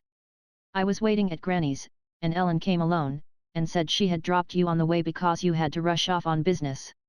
"There's nothing wrong. Only some letters I'd forgotten, and wanted to get off before dinner." "Ah," she said, and a moment afterward, "I'm sorry you didn't come to Granny's unless the letters were urgent." "They were," he rejoined, surprised at her insistence. "Besides, I don't see why I should have gone to your grandmother's. I didn't know you were there." She turned and moved to the looking-glass above the mantelpiece. As she stood there, lifting her long arm to fasten a puff that had slipped from its place in her intricate hair, Archer was struck by something languid and inelastic in her attitude, and wondered if the deadly monotony of their lives had laid its weight on her also. Then he remembered that, as he had left the house that morning, she had called over the stairs that she would meet him at her grandmother's so that they might drive home together. He had called back a cheery yes. And then, absorbed in other visions, had forgotten his promise. Now he was smitten with compunction, yet irritated that so trifling an omission should be stored up against him after nearly 2 years of marriage. He was weary of living in a perpetual tepid honeymoon, without the temperature of passion yet with all its exactions. If May had spoken out her grievances, he suspected her of many, he might have laughed them away, but she was trained to conceal imaginary wounds under a Spartan smile. To disguise his own annoyance he asked how her grandmother was, and she answered that Mrs. Mingott was still improving, but had been rather disturbed by the last news about the Beauforts. "What news?" "It seems they're going to stay in New York. I believe he's going into an insurance business, or something. They're looking about for a small house." The preposterousness of the case was beyond discussion, and they went into dinner. During dinner their talk moved in its usual limited circle, but Archer noticed that his wife made no allusion to Madame Olenska, nor to old Catherine's reception of her. He was thankful for the fact, yet felt it to be vaguely ominous. They went up to the library for coffee, and Archer lit a cigar and took down a volume of Michelet. He had taken to history in the evenings since May had shown a tendency to ask him to read aloud whenever she saw him with a volume of poetry, not that he disliked the sound of his own voice, but because he could always foresee her comments on what he read. In the days of their engagement she had simply, as he now perceived, echoed what he told her, but since he had ceased to provide her with opinions she had begun to hazard her own, with results destructive to his enjoyment of the works commented on. Seeing that he had chosen history, she fetched her work basket, drew up an armchair to the green-shaded student lamp, and uncovered a cushion she was embroidering for his sofa.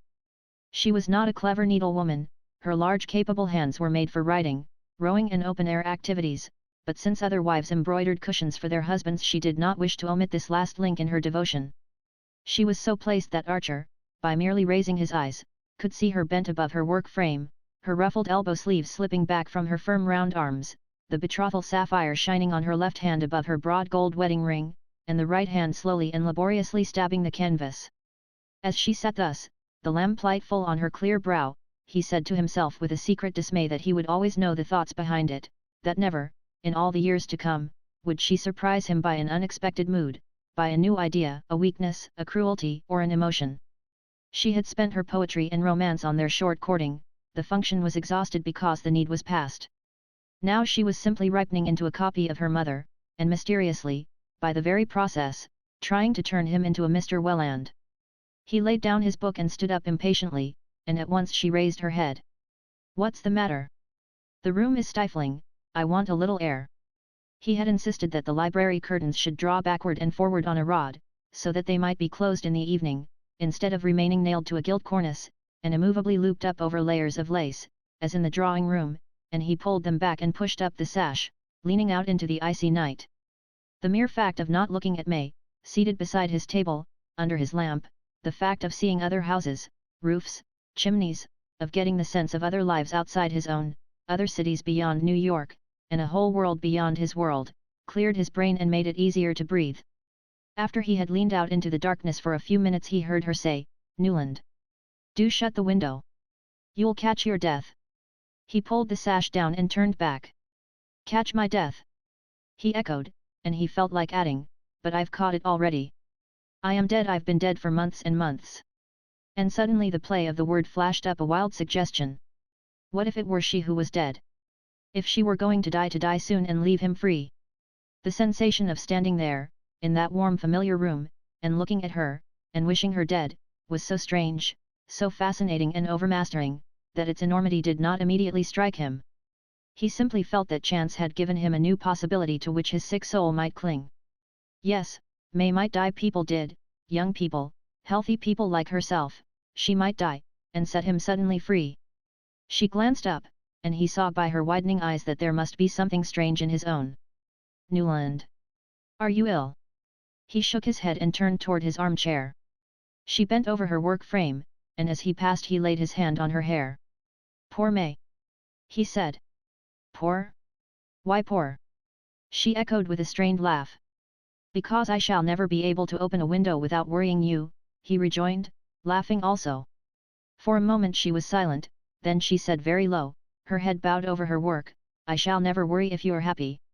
"Ah, my dear, and I shall never be happy unless I can open the windows. In this weather," she remonstrated, and with a sigh he buried his head in his book.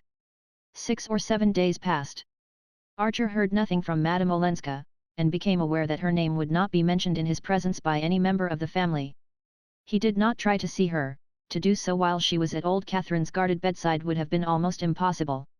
In the uncertainty of the situation he let himself drift, conscious, somewhere below the surface of his thoughts, of a resolve which had come to him when he had leaned out from his library window into the icy night.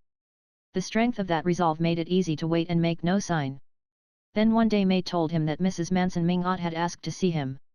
There was nothing surprising in the request, for the old lady was steadily recovering, and she had always openly declared that she preferred Archer to any of her other grandsons-in-law.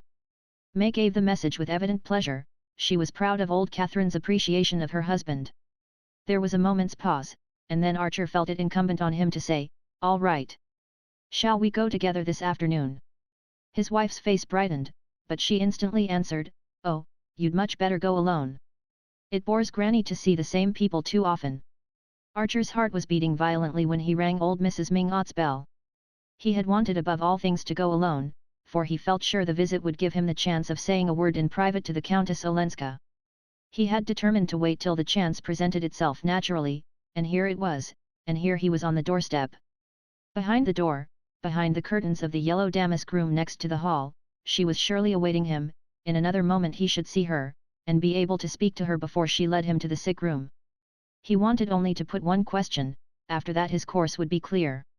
What he wished to ask was simply the date of her return to Washington, and that question she could hardly refuse to answer. But in the yellow sitting room it was the mulatto maid who waited. Her white teeth shining like a keyboard, she pushed back the sliding doors and ushered him into old Catherine's presence. The old woman sat in a vast throne-like armchair near her bed. Beside her was a mahogany stand bearing a cast bronze lamp with an engraved globe, over which a green paper shade had been balanced. There was not a book or a newspaper in reach, nor any evidence of feminine employment. Conversation had always been Mrs. Mingot's sole pursuit, and she would have scorned to feign an interest in fancy work. Archer saw no trace of the slight distortion left by her stroke.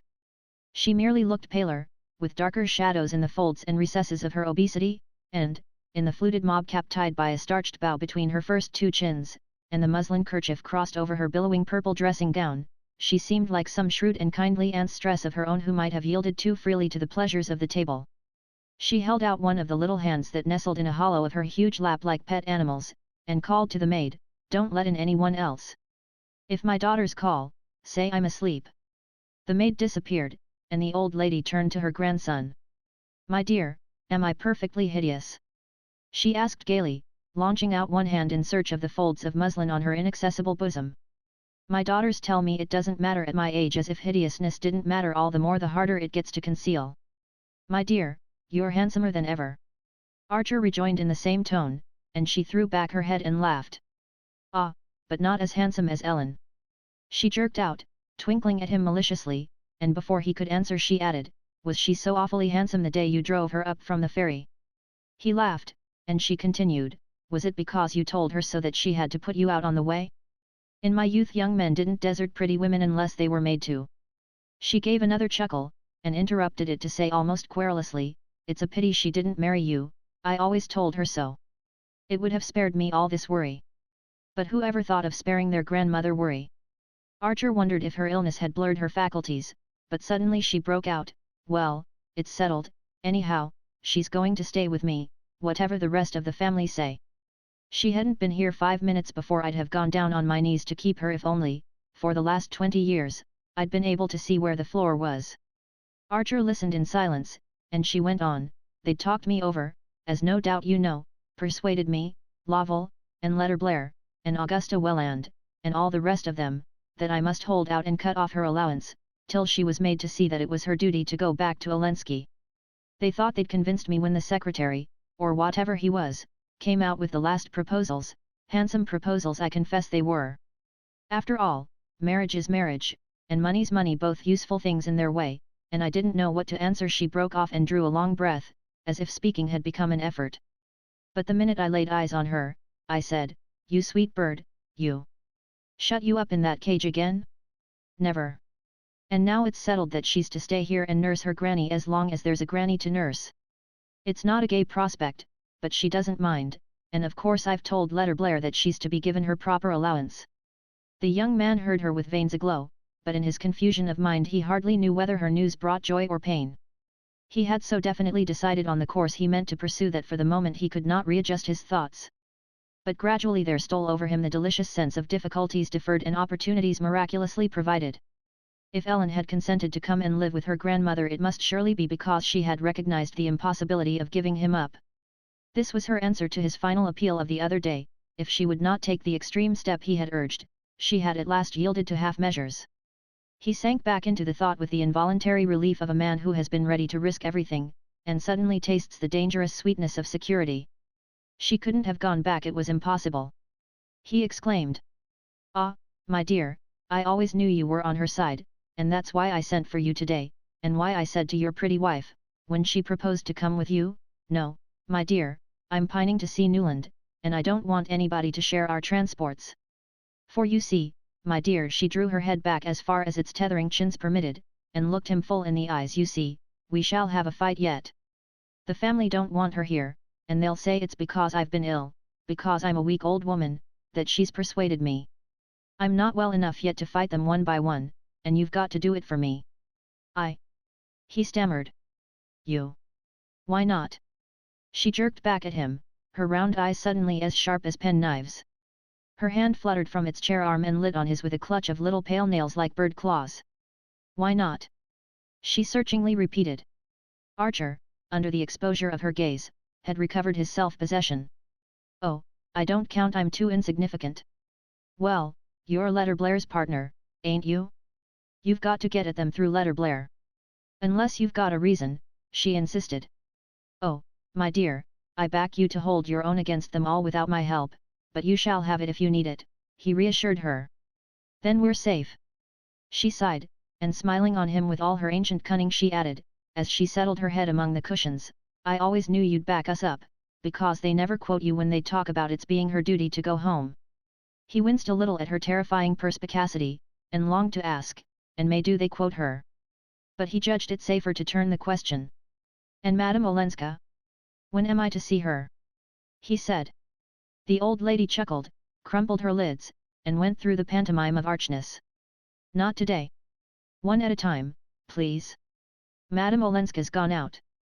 He flushed with disappointment, and she went on, she's gone out, my child, gone in my carriage to see Regina Beaufort. She paused for this announcement to produce its effect. That's what she's reduced me to already. The day after she got here she put on her best bonnet, and told me, as cool as a cucumber, that she was going to call on Regina Beaufort. I don't know her, who is she, says I. She's your grandniece, and a most unhappy woman, she says. She's the wife of a scoundrel, I answered. Well, she says, and so am I, and yet all my family want me to go back to him. Well, that floored me, and I let her go, and finally one day she said it was raining too hard to go out on foot, and she wanted me to lend her my carriage. What for? I asked her, and she said, to go and see Cousin Regina. Cousin. Now, my dear, I looked out of the window, and saw it wasn't raining a drop, but I understood her, and I let her have the carriage. After all, Regina's a brave woman, and so is she, and I've always liked courage above everything. Archer bent down and pressed his lips on the little hand that still lay on his. Whose hand did you think you were kissing, young man? Your wife's, I hope. The old lady snapped out with her mocking cackle, and as he rose to go she called out after him, give her granny's love, but you'd better not say anything about our talk. Chapter 31. Archer had been stunned by old Catherine's news. It was only natural that Madame Olenska should have hastened from Washington in response to her grandmother's summons, but that she should have decided to remain under her roof, especially now that Mrs. Mingot had almost regained her health, was less easy to explain. Archer was sure that Madame Olenska's decision had not been influenced by the change in her financial situation. He knew the exact figure of the small income which her husband had allowed her at their separation. Without the addition of her grandmother's allowance it was hardly enough to live on, in any sense known to the Mingot vocabulary, and now that Medora Manson, who shared her life, had been ruined, such a pittance would barely keep the two women clothed and fed. Yet Archer was convinced that Madame Olenska had not accepted her grandmother's offer from interested motives. She had the heedless generosity and the spasmodic extravagance of persons used to large fortunes, and indifferent to money, but she could go without many things which her relations considered indispensable, and Mrs. Lovell Mingot and Mrs. Welland had often been heard to deplore that anyone who had enjoyed the cosmopolitan luxuries of Count Olenski's establishments should care so little about how things were done. Moreover, as Archer knew, several months had passed since her allowance had been cut off, yet in the interval she had made no effort to regain her grandmother's favour. Therefore if she had changed her course it must be for a different reason. He did not have far to seek for that reason. On the way from the ferry she had told him that he and she must remain apart, but she had said it with her head on his breast. He knew that there was no calculated coquetry in her words, she was fighting her fate as he had fought his, and clinging desperately to her resolve that they should not break faith with the people who trusted them. But during the 10 days which had elapsed since her return to New York she had perhaps guessed from his silence, and from the fact of his making no attempt to see her, that he was meditating a decisive step, a step from which there was no turning back. At the thought, a sudden fear of her own weakness might have seized her, and she might have felt that, after all, it was better to accept the compromise usual in such cases, and follow the line of least resistance. An hour earlier, when he had rung Mrs. Mingot's bell, Archer had fancied that his path was clear before him. He had meant to have a word alone with Madame Olenska, and failing that, to learn from her grandmother on what day, and by which train, she was returning to Washington. In that train he intended to join her, and travel with her to Washington, or as much farther as she was willing to go. His own fancy inclined to Japan. At any rate she would understand at once that, wherever she went, he was going. He meant to leave a note for May that should cut off any other alternative. He had fancied himself not only nerved for this plunge but eager to take it, yet his first feeling on hearing that the course of events was changed had been one of relief. Now, however, as he walked home from Mrs. Mingott's, he was conscious of a growing distaste for what lay before him.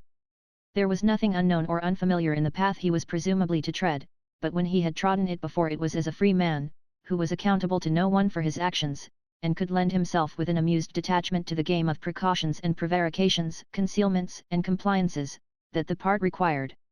This procedure was called protecting a woman's honor, and the best fiction, combined with the after-dinner talk of his elders, had long since initiated him into every detail of its code. Now he saw the matter in a new light, and his part in it seemed singularly diminished. It was, in fact, that which, with a secret fatuity, he had watched Mrs. Thorley Rushworth play toward a fond and unperceiving husband, a smiling, bantering, humouring, watchful and incessant lie. A lie by day, a lie by night, a lie in every touch and every look, a lie in every caress and every quarrel, a lie in every word and in every silence. It was easier, and less dastardly on the whole, for a wife to play such a part toward her husband. A woman's standard of truthfulness was tacitly held to be lower, she was the subject creature, and versed in the arts of the enslaved. Then she could always plead moods and nerves, and the right not to be held too strictly to account, and even in the most straight-laced societies the laugh was always against the husband. But in Archer's little world no one laughed at a wife deceived, and a certain measure of contempt was attached to men who continued their philandering after marriage. In the rotation of crops there was a recognized season for wild oats, but they were not to be sown more than once. Archer had always shared this view, in his heart he thought Lefferts despicable. But to love Ellen Olenska was not to become a man like Lefferts. For the first time Archer found himself face to face with the dread argument of the individual case. Ellen Olenska was like no other woman, he was like no other man, their situation, therefore, resembled no one else's, and they were answerable to no tribunal but that of their own judgment. Yes, but in 10 minutes more he would be mounting his own doorstep, and there were May and habit and honor, and all the old decencies that he and his people had always believed in. At his corner he hesitated, and then walked on down Fifth Avenue. Ahead of him, in the winter night, loomed a big unlit house. As he drew near he thought how often he had seen it blazing with lights, its steps awninged and carpeted, and carriages waiting in double line to draw up at the curbstone. It was in the conservatory that stretched its dead black bulk down the side street that he had taken his first kiss from May, it was under the myriad candles of the ballroom that he had seen her appear, tall and silver shining as a young Diana. Now the house was as dark as the grave, except for a faint flare of gas in the basement, and a light in one upstairs room where the blind had not been lowered. As Archer reached the corner he saw that the carriage standing at the door was Mrs. Manson Mingott's. What an opportunity for Sillerton Jackson, if he should chance to pass. Archer had been greatly moved by old Catherine's account of Madame Olenska's attitude toward Mrs. Beaufort, it made the righteous reprobation of New York seem like a passing by on the other side. But he knew well enough what construction the clubs and drawing rooms would put on Ellen Olenska's visits to her cousin. He paused and looked up at the lighted window.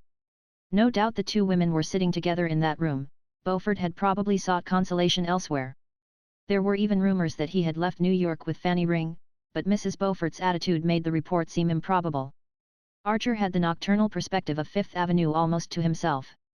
At that hour most people were indoors, dressing for dinner, and he was secretly glad that Ellen's exit was likely to be unobserved. As the thought passed through his mind the door opened, and she came out. Behind her was a faint light, such as might have been carried down the stairs to show her the way. She turned to say a word to someone, then the door closed, and she came down the steps. "Ellen," he said in a low voice, as she reached the pavement. She stopped with a slight start, and just then he saw two young men of fashionable cut approaching. There was a familiar air about their overcoats and the way their smart silk mufflers were folded over their white ties, and he wondered how youths of their quality happened to be dining out so early. Then he remembered that the Reggie Chiverses, whose house was a few doors above, were taking a large party that evening to see Adelaide Neilson in Romeo and Juliet, and guessed that the two were of the number. They passed under a lamp, and he recognized Lawrence Lefferts and a young Chivers. A mean desire not to have Madame Olenska seen at the Beaufort's door vanished as he felt the penetrating warmth of her hand. "I shall see you now, we shall be together," he broke out, hardly knowing what he said. "Ah," she answered, "Granny has told you." While he watched her he was aware that Lefferts and Chivers, on reaching the farther side of the street corner, had discreetly struck away across Fifth Avenue. It was the kind of masculine solidarity that he himself often practiced. Now he sickened at their connivance. Did she really imagine that he and she could live like this? And if not, what else did she imagine? Tomorrow I must see you somewhere where we can be alone, he said, in a voice that sounded almost angry to his own ears. She wavered, and moved toward the carriage.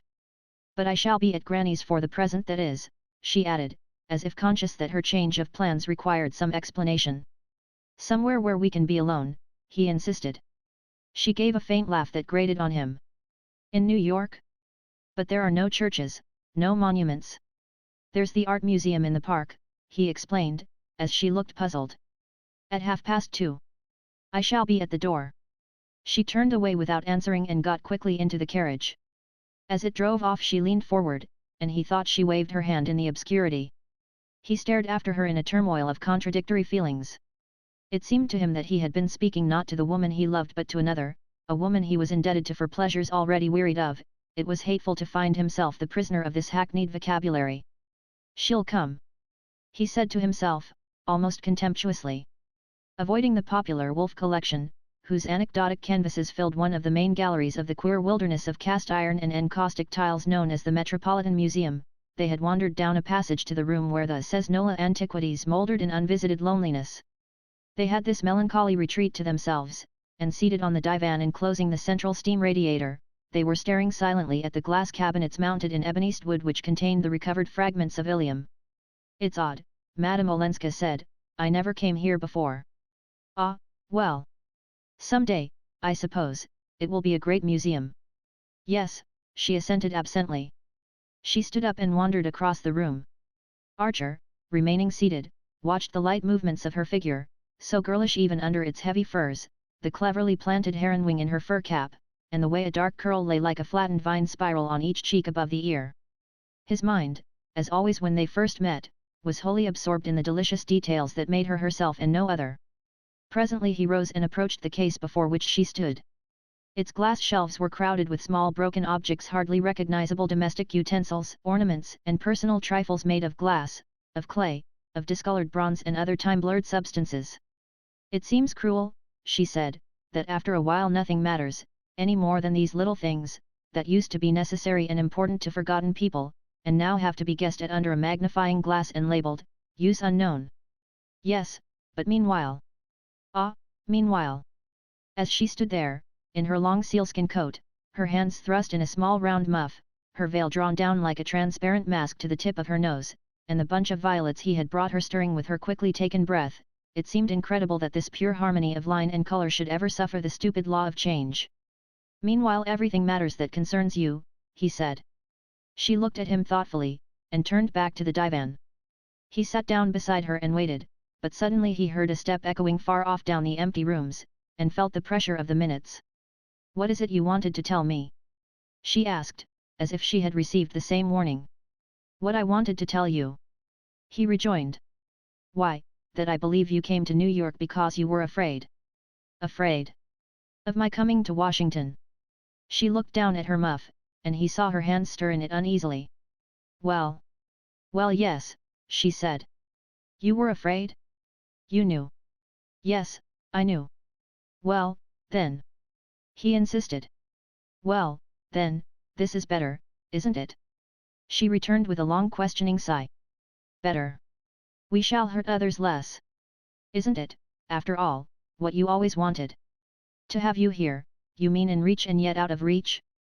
To meet you in this way, on the sly? It's the very reverse of what I want. I told you the other day what I wanted. She hesitated. And you still think this worse? 1,000 times. He paused. It would be easy to lie to you, but the truth is I think it detestable. Oh, so do I.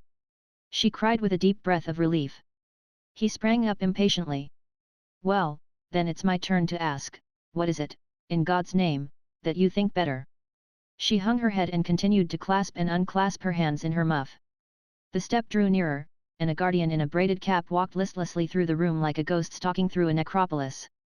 They fixed their eyes simultaneously on the case opposite them, and when the official figure had vanished down a vista of mummies and sarcophagi, Archer spoke again. What do you think better? Instead of answering she murmured, I promised Granny to stay with her because it seemed to me that here I should be safer. From me. She bent her head slightly, without looking at him. Safer from loving me. Her profile did not stir, but he saw a tear overflow on her lashes and hang in a mesh of her veil. Safer from doing irreparable harm. Don't let us be like all the others. She protested. What others? I don't profess to be different from my kind. I'm consumed by the same wants and the same longings. She glanced at him with a kind of terror, and he saw a faint color steal into her cheeks. Shall I once come to you, and then go home? She suddenly hazarded in a low clear voice. The blood rushed to the young man's forehead. Dearest! He said, without moving. It seemed as if he held his heart in his hands, like a full cup that the least motion might overbrim. Then her last phrase struck his ear and his face clouded. Go home? What do you mean by going home? Home to my husband. And you expect me to say yes to that? She raised her troubled eyes to his. What else is there? I can't stay here and lie to the people who've been good to me. But that's the very reason why I ask you to come away. And destroy their lives, when they've helped me to remake mine. Archer sprang to his feet and stood looking down on her in inarticulate despair. It would have been easy to say, yes, come once. He knew the power she would put in his hands if she consented, there would be no difficulty then in persuading her not to go back to her husband.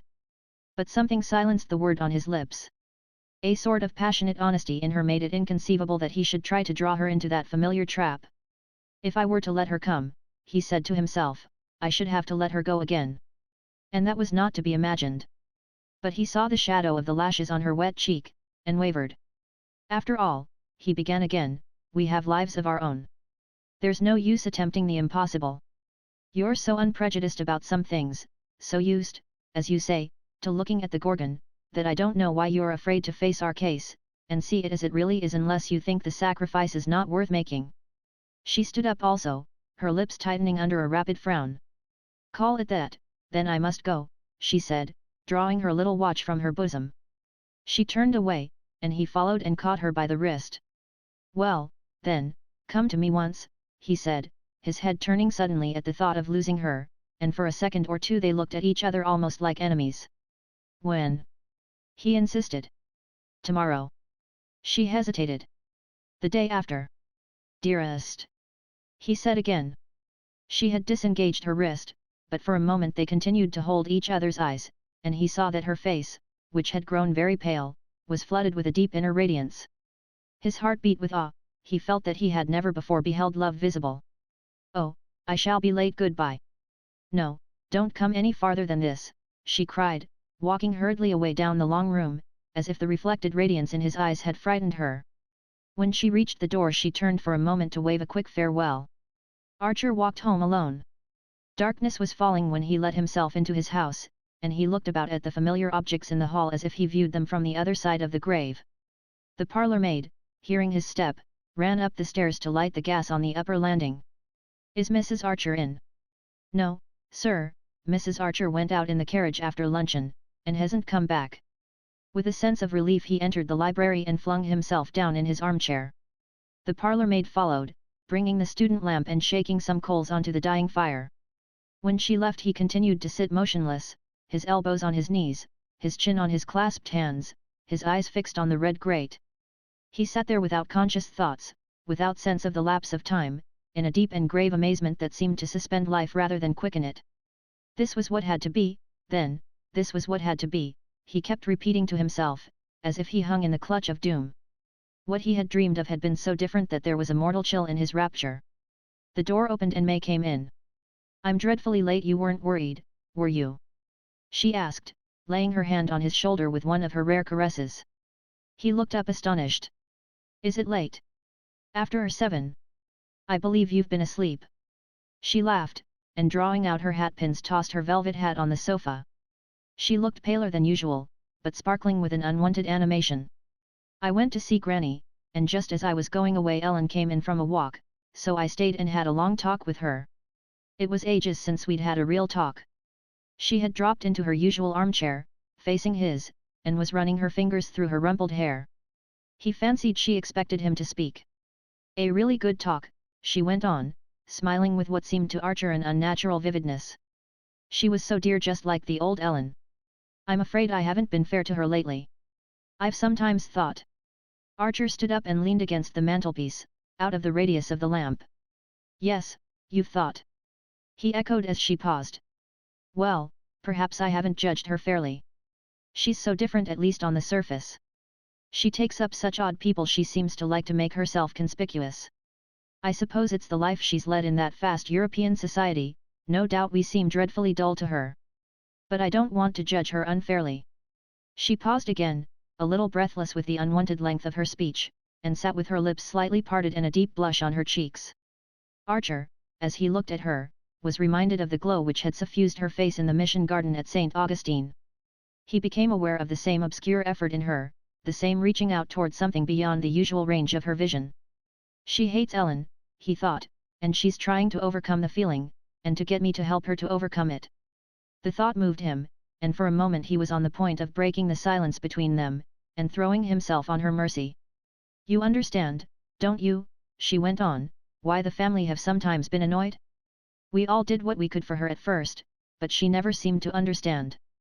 And now this idea of going to see Mrs. Beaufort, of going there in Granny's carriage.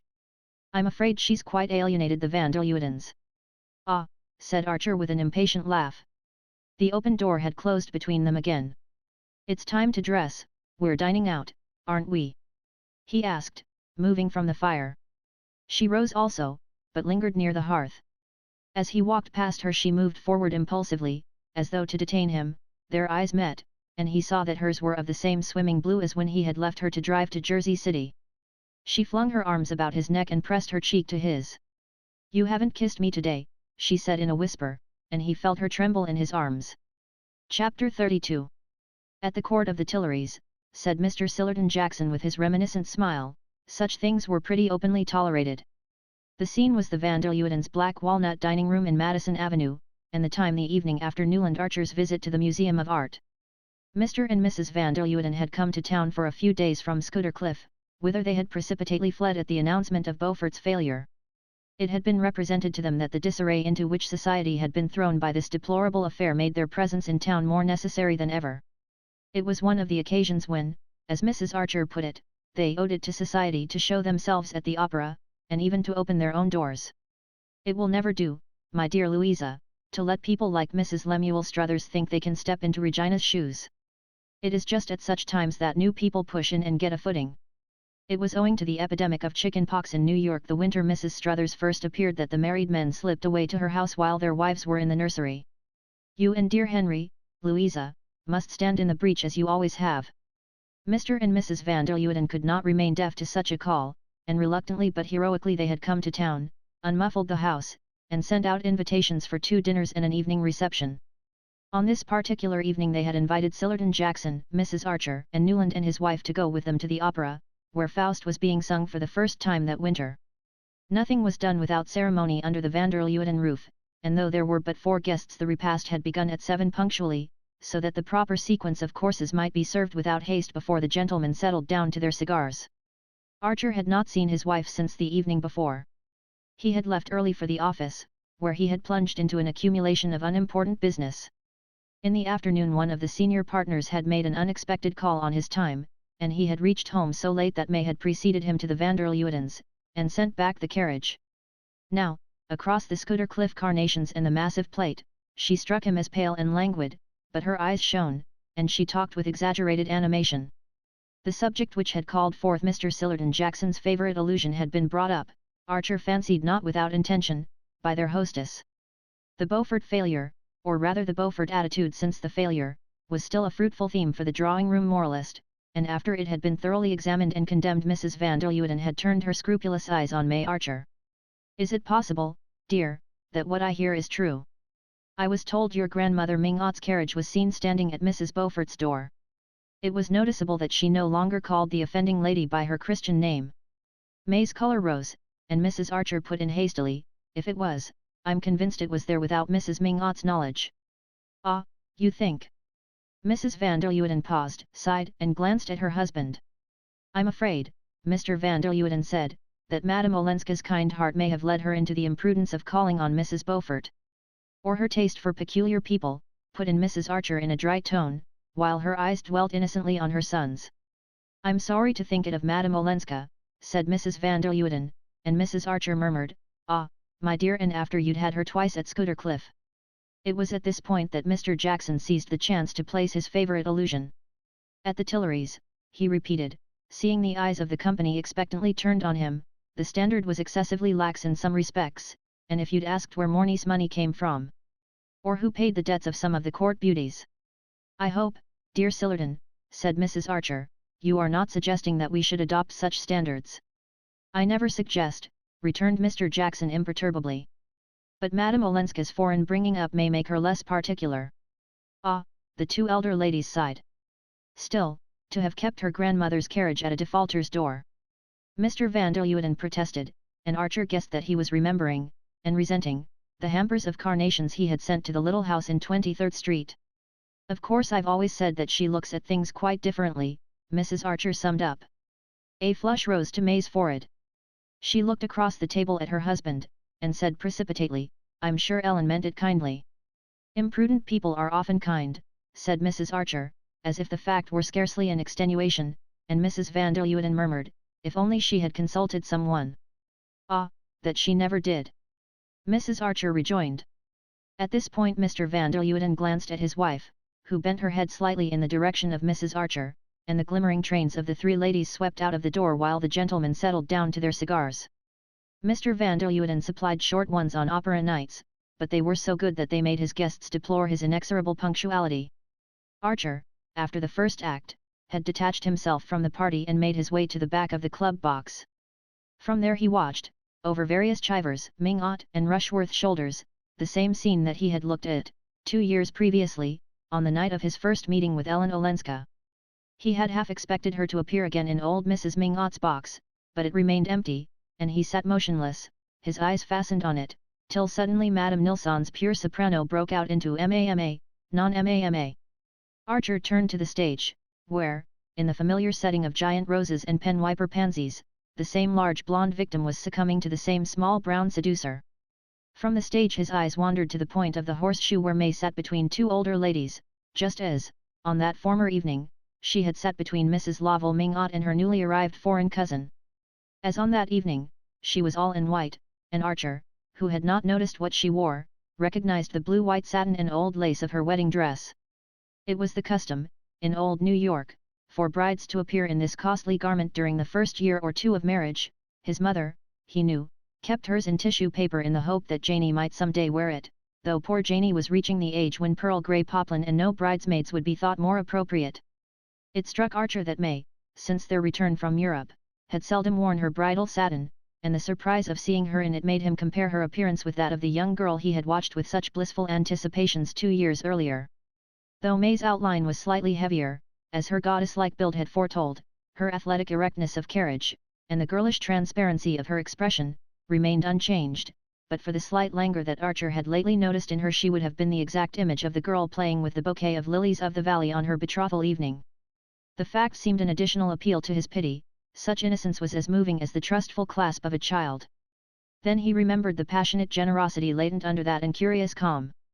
He recalled her glance of understanding when he had urged that their engagement should be announced at the Beaufort ball. He heard the voice in which she had said, in the Mission Garden, "I couldn't have my happiness made out of a wrong to someone else," and an uncontrollable longing seized him to tell her the truth, to throw himself on her generosity, and ask for the freedom he had once refused. Newland Archer was a quiet and self-controlled young man.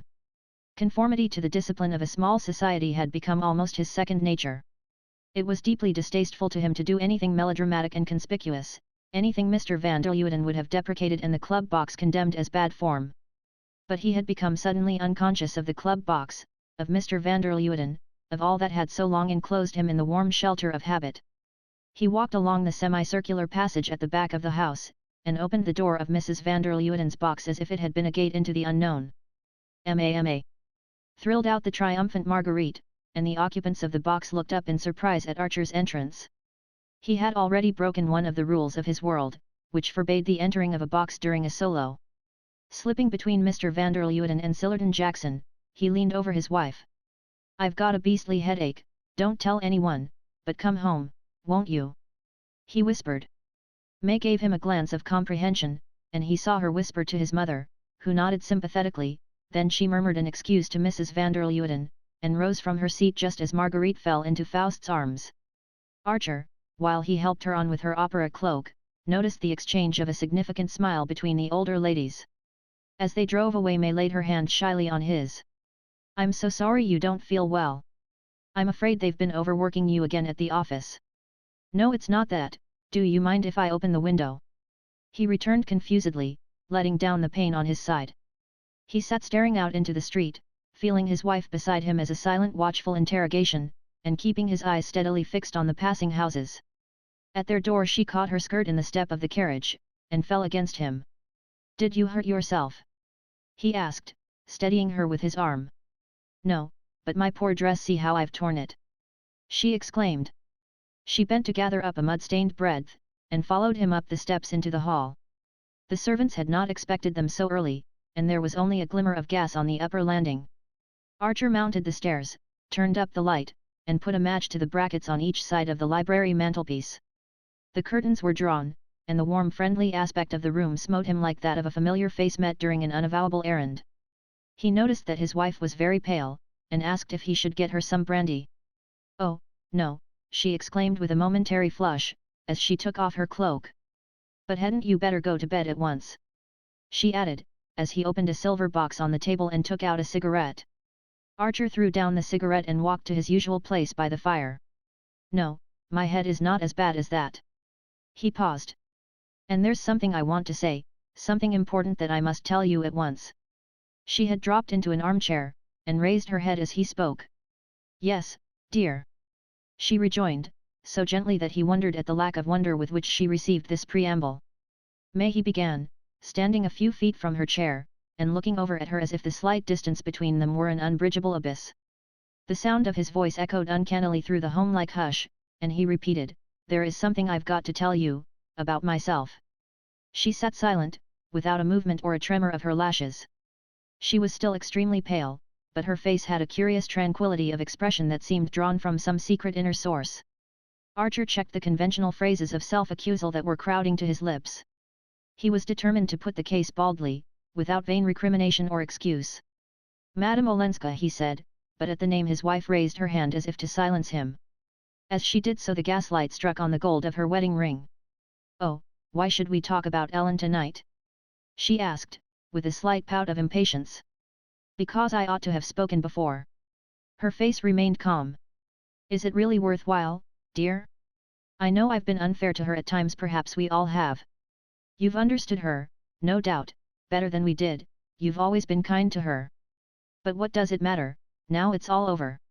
Archer looked at her blankly.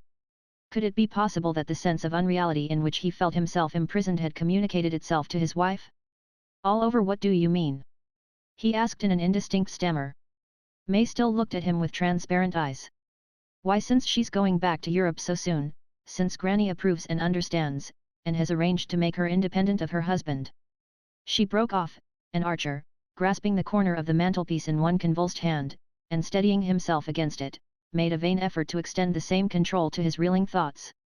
"I supposed," he heard his wife's even voice go on, "that you had been kept at the office this evening about the business arrangements. It was settled this morning, I believe." She lowered her eyes under his unseeing stare, and another fugitive flush passed over her face. He understood that his own eyes must be unbearable, and turning away, rested his elbows on the mantel shelf and covered his face. Something drummed and clanged furiously in his ears. He could not tell if it were the blood in his veins, or the tick of the clock on the mantel. May sat without moving or speaking while the clock slowly measured out 5 minutes. A lump of coal fell forward in the grate, and hearing her rise to push it back, Archer at length turned and faced her. "It's impossible," he exclaimed. "Impossible? How do you know what you've just told me?" "I saw Ellen yesterday. I told you I'd seen her at Granny's." "It wasn't then that she told you?" "No, I had a note from her this afternoon. Do you want to see it?" He could not find his voice, and she went out of the room, and came back almost immediately. "I thought you knew," she said simply. She laid a sheet of paper on the table, and Archer put out his hand and took it up. The letter contained only a few lines. "May dear, I have at last made Granny understand that my visit to her could be no more than a visit, and she has been as kind and generous as ever. She sees now that if I return to Europe I must live by myself, or rather with poor Aunt Medora, who is coming with me. I am hurrying back to Washington to pack up, and we sail next week. You must be very good to Granny when I'm gone, as good as you've always been to me. Ellen. If any of my friends wish to urge me to change my mind, please tell them it would be utterly useless. Archer read the letter over 2 or 3 times, then he flung it down and burst out laughing. The sound of his laugh startled him. It recalled Janie's midnight fright when she had caught him rocking with incomprehensible mirth over May's telegram announcing that the date of their marriage had been advanced. Why did she write this? He asked, checking his laugh with a supreme effort. May met the question with her unshaken candor. I suppose because we talked things over yesterday. What things? I told her I was afraid I hadn't been fair to her, hadn't always understood how hard it must have been for her here, alone among so many people who were relations and yet strangers, who felt the right to criticize, and yet didn't always know the circumstances. She paused. I knew you'd been the one friend she could always count on, and I wanted her to know that you and I were the same in all our feelings. She hesitated, as if waiting for him to speak, and then added slowly, she understood my wishing to tell her this. I think she understands everything. She went up to Archer, and taking one of his cold hands pressed it quickly against her cheek. My head aches too, good night, dear, she said, and turned to the door, her torn and muddy wedding dress dragging after her across the room. Chapter 33. It was, as Mrs. Archer smilingly said to Mrs. Welland, a great event for a young couple to give their first big dinner. The Newland Archers, since they had set up their household, had received a good deal of company in an informal way. Archer was fond of having 3 or 4 friends to dine, and May welcomed them with the beaming readiness of which her mother had set her the example in conjugal affairs.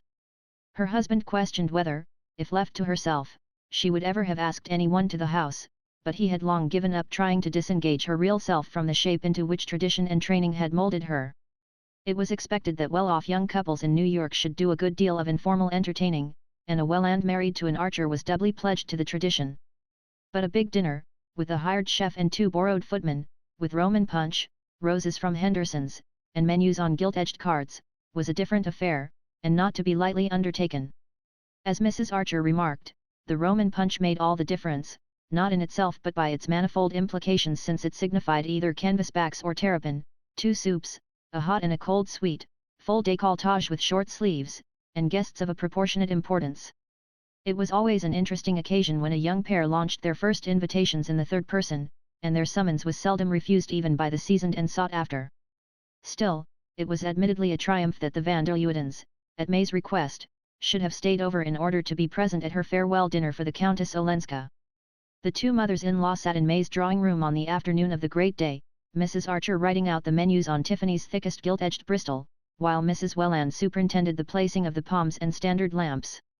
Archer, arriving late from his office, found them still there. Mrs. Archer had turned her attention to the name cards for the table, and Mrs. Welland was considering the effect of bringing forward the large gilt sofa, so that another corner might be created between the piano and the window. May, they told him, was in the dining room inspecting the mound of Jacques Minot roses and maidenhair in the center of the long table, and the placing of the Maillard bonbons in openwork silver baskets between the candelabra.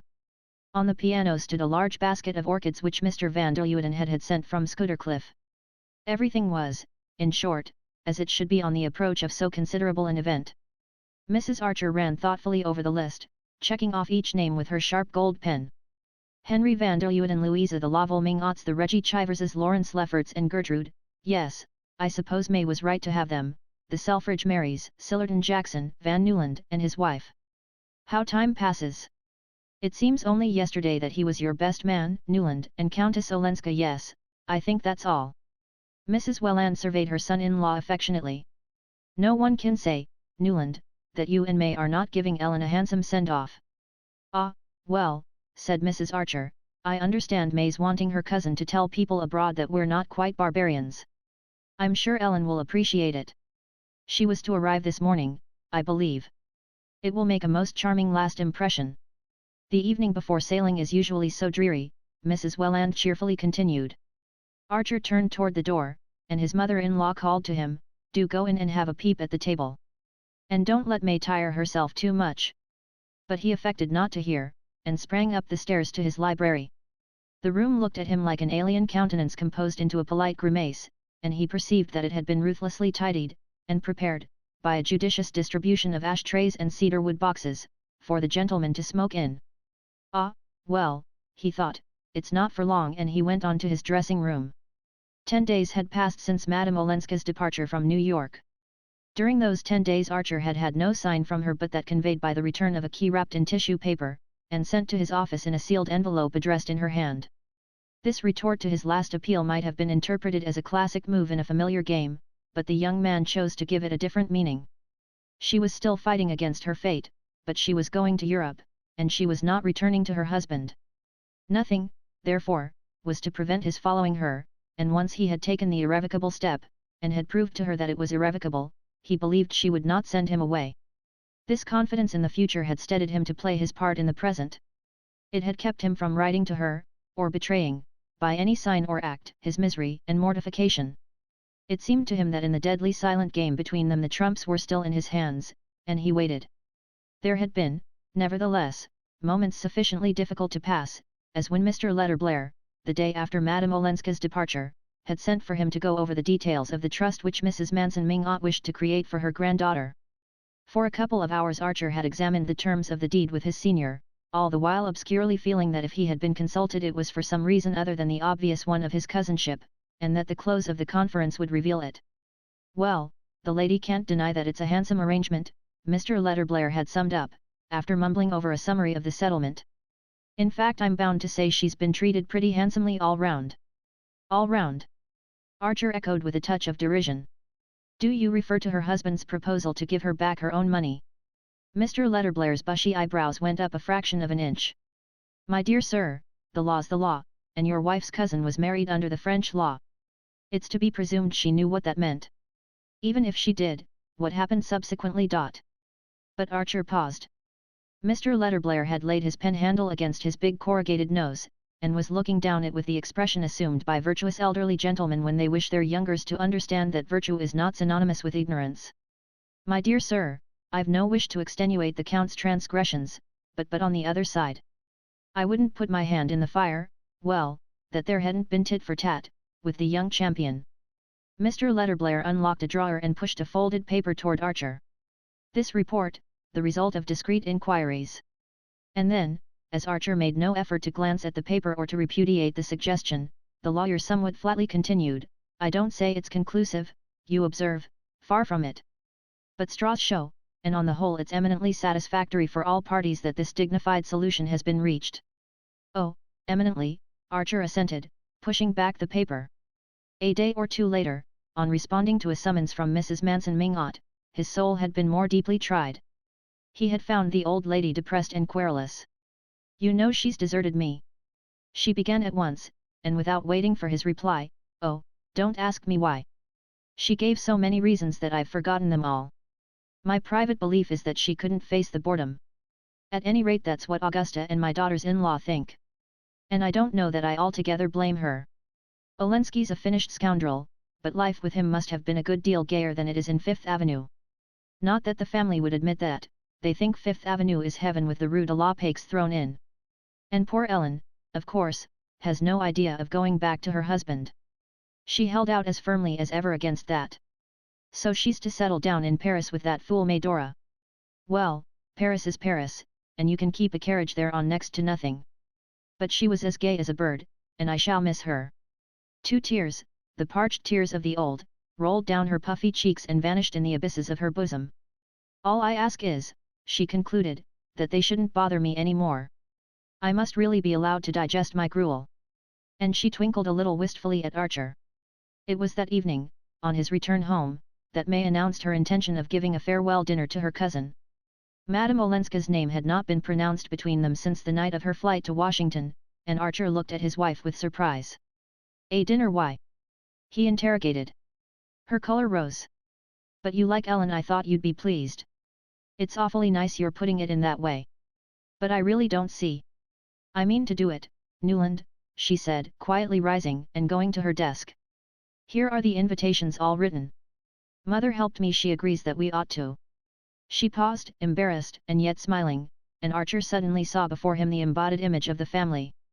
Oh, all right, he said, staring with unseeing eyes at the list of guests that she had put in his hand. When he entered the drawing room before dinner, May was stooping over the fire and trying to coax the logs to burn in their unaccustomed setting of immaculate tiles. The tall lamps were all lit, and Mr. van der Luyden's orchids had been conspicuously disposed in various receptacles of modern porcelain and knobby silver. Mrs. Newland Archer's drawing room was generally thought a great success. A gilt bamboo jardiniere, in which the primulas and cinerarias were punctually renewed, blocked the access to the bay window, where the old-fashioned would have preferred a bronze reduction of the Venus of Milo. The sofas and armchairs of pale brocade were cleverly grouped about little plush tables densely covered with silver toys, porcelain animals, and efflorescent photograph frames, and tall rosy shaded lamps shot up like tropical flowers among the palms. "I don't think Ellen has ever seen this room lighted up," said May, rising flushed from her struggle, and sending about her a glance of pardonable pride. The brass tongs which she had propped against the side of the chimney fell with a crash that drowned her husband's answer, and before he could restore them Mr. and Mrs. van der Luyden were announced. The other guests quickly followed, for it was known that the van der Luydens liked to dine punctually. The room was nearly full, and Archer was engaged in showing to Mrs. Selfridge Mary a small highly varnished Verbeckhoven study of sheep, which Mr. Welland had given May for Christmas, when he found Madame Olenska at his side. She was excessively pale, and her pallor made her dark hair seem denser and heavier than ever. Perhaps that, or the fact that she had wound several rows of amber beads about her neck, reminded him suddenly of the little Ellen Mingot he had danced with at children's parties, when Maydora Manson had first brought her to New York. The amber beads were trying to her complexion, or her dress was perhaps unbecoming, her face looked lustreless and almost ugly, and he had never loved it as he did at that minute. Their hands met, and he thought he heard her say, "Yes, we're sailing tomorrow in the Russia." Then there was an unmeaning noise of opening doors, and after an interval May's voice, "Newland. Dinner's been announced. Won't you please take Ellen in?"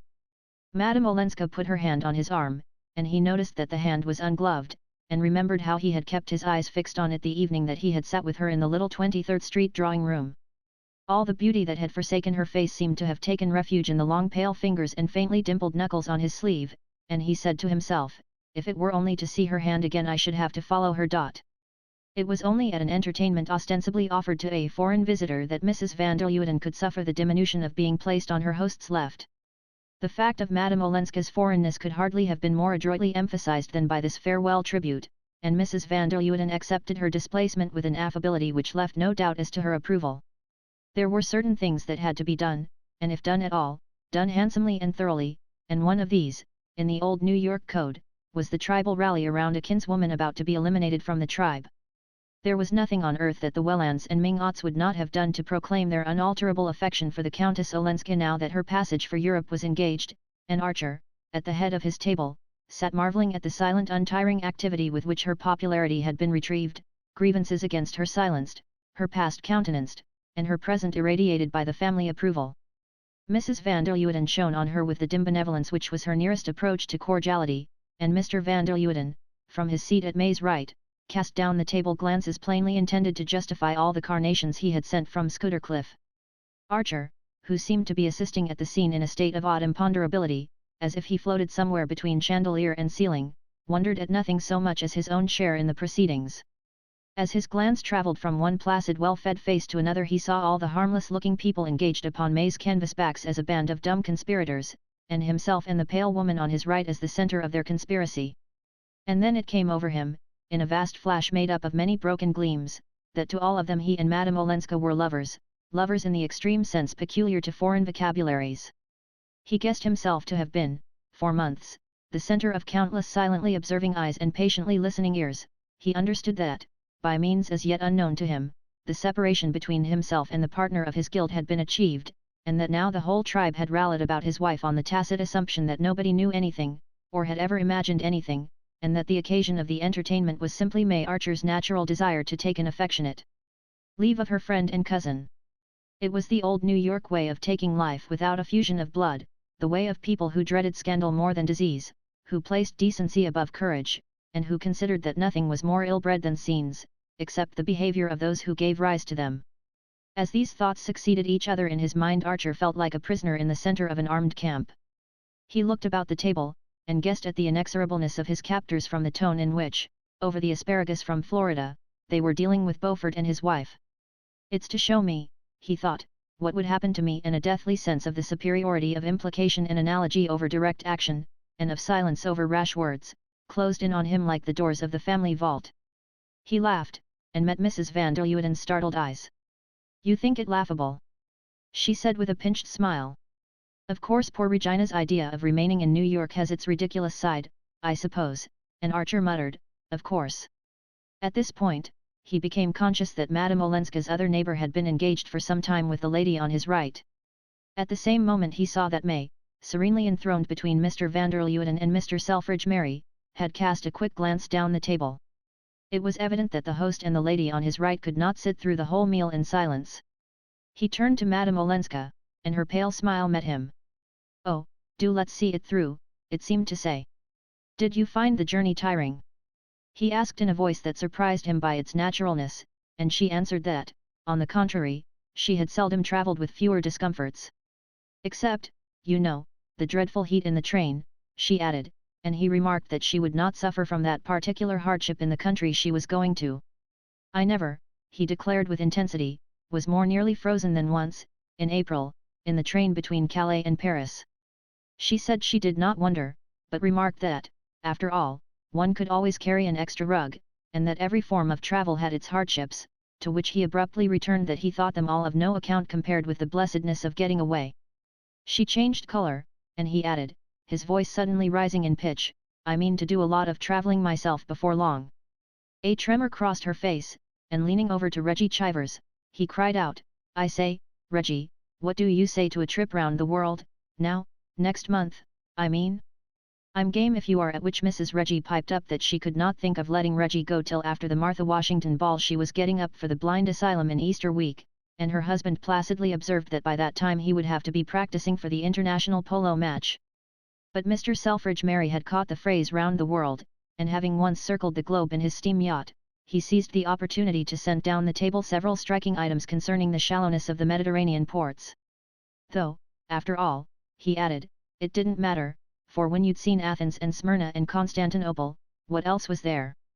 And Mrs. Merry said she could never be too grateful to Dr. Bencomb for having made them promise not to go to Naples on account of the fever. "But you must have 3 weeks to do India properly," her husband conceded, anxious to have it understood that he was no frivolous globe-trotter. And at this point the ladies went up to the drawing-room. In the library, in spite of weightier presences, Lawrence Lefferts predominated. The talk, as usual, had veered around to the Beauforts, and even Mr. van der Luyden and Mr. Selfridge Merry, installed in the honorary armchairs tacitly reserved for them, paused to listen to the younger man's philippic. Never had Lefferts so abounded in the sentiments that adorn Christian manhood and exalt the sanctity of the home. Indignation lent him a scathing eloquence, and it was clear that if others had followed his example, and acted as he talked, society would never have been weak enough to receive a foreign upstart like Beaufort. No, sir, not even if he'd married a van der Luyden or a Lanning instead of a Dallas. And what chance would there have been, Lefferts wrathfully questioned, of his marrying into such a family as the Dallases, if he had not already wormed his way into certain houses, as people like Mrs. Lemuel Struthers had managed to worm theirs in his wake? If society chose to open its doors to vulgar women, the harm was not great, though the gain was doubtful, but once it got in the way of tolerating men of obscure origin and tainted wealth, the end was total disintegration, and at no distant date. "If things go on at this pace," Lefferts thundered, looking like a young prophet dressed by Poole, and who had not yet been stoned, "we shall see our children fighting for invitations to swindlers' houses, and marrying Beaufort's bastards." "Oh, I say, draw it mild," Reggie Chivers and young Newland protested, while Mr. Selfridge Merry looked genuinely alarmed, and an expression of pain and disgust settled on Mr. van der Luyden's sensitive face. "Has he got any?" cried Mr. Sillerton Jackson, pricking up his ears, and while Lefferts tried to turn the question with a laugh, the old gentleman twittered into Archer's ear, "Queer, those fellows who are always wanting to set things right. The people who have the worst cooks are always telling you they're poisoned when they dine out. But I hear there are pressing reasons for our friend Lawrence's diatribe typewriter this time, I understand." The talk swept past Archer like some senseless river running and running because it did not know enough to stop. He saw, on the faces about him, expressions of interest, amusement, and even mirth.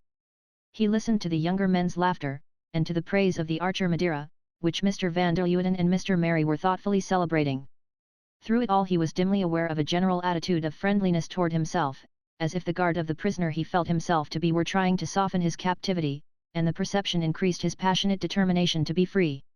In the drawing room, where they presently joined the ladies, he met May's triumphant eyes, and read in them the conviction that everything had gone off beautifully. She rose from Madame Olenska's side, and immediately Mrs. van der Luyden beckoned the latter to a seat on the gilt sofa where she throned.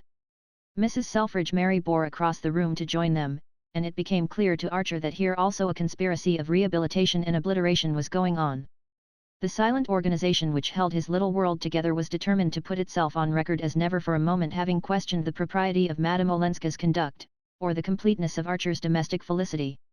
All these amiable and inexorable persons were resolutely engaged in pretending to each other that they had never heard of, suspected, or even conceived possible, the least hint to the contrary, and from this tissue of elaborate mutual dissimulation Archer once more disengaged the fact that New York believed him to be Madame Olenska's lover. He caught the glitter of victory in his wife's eyes, and for the first time understood that she shared the belief.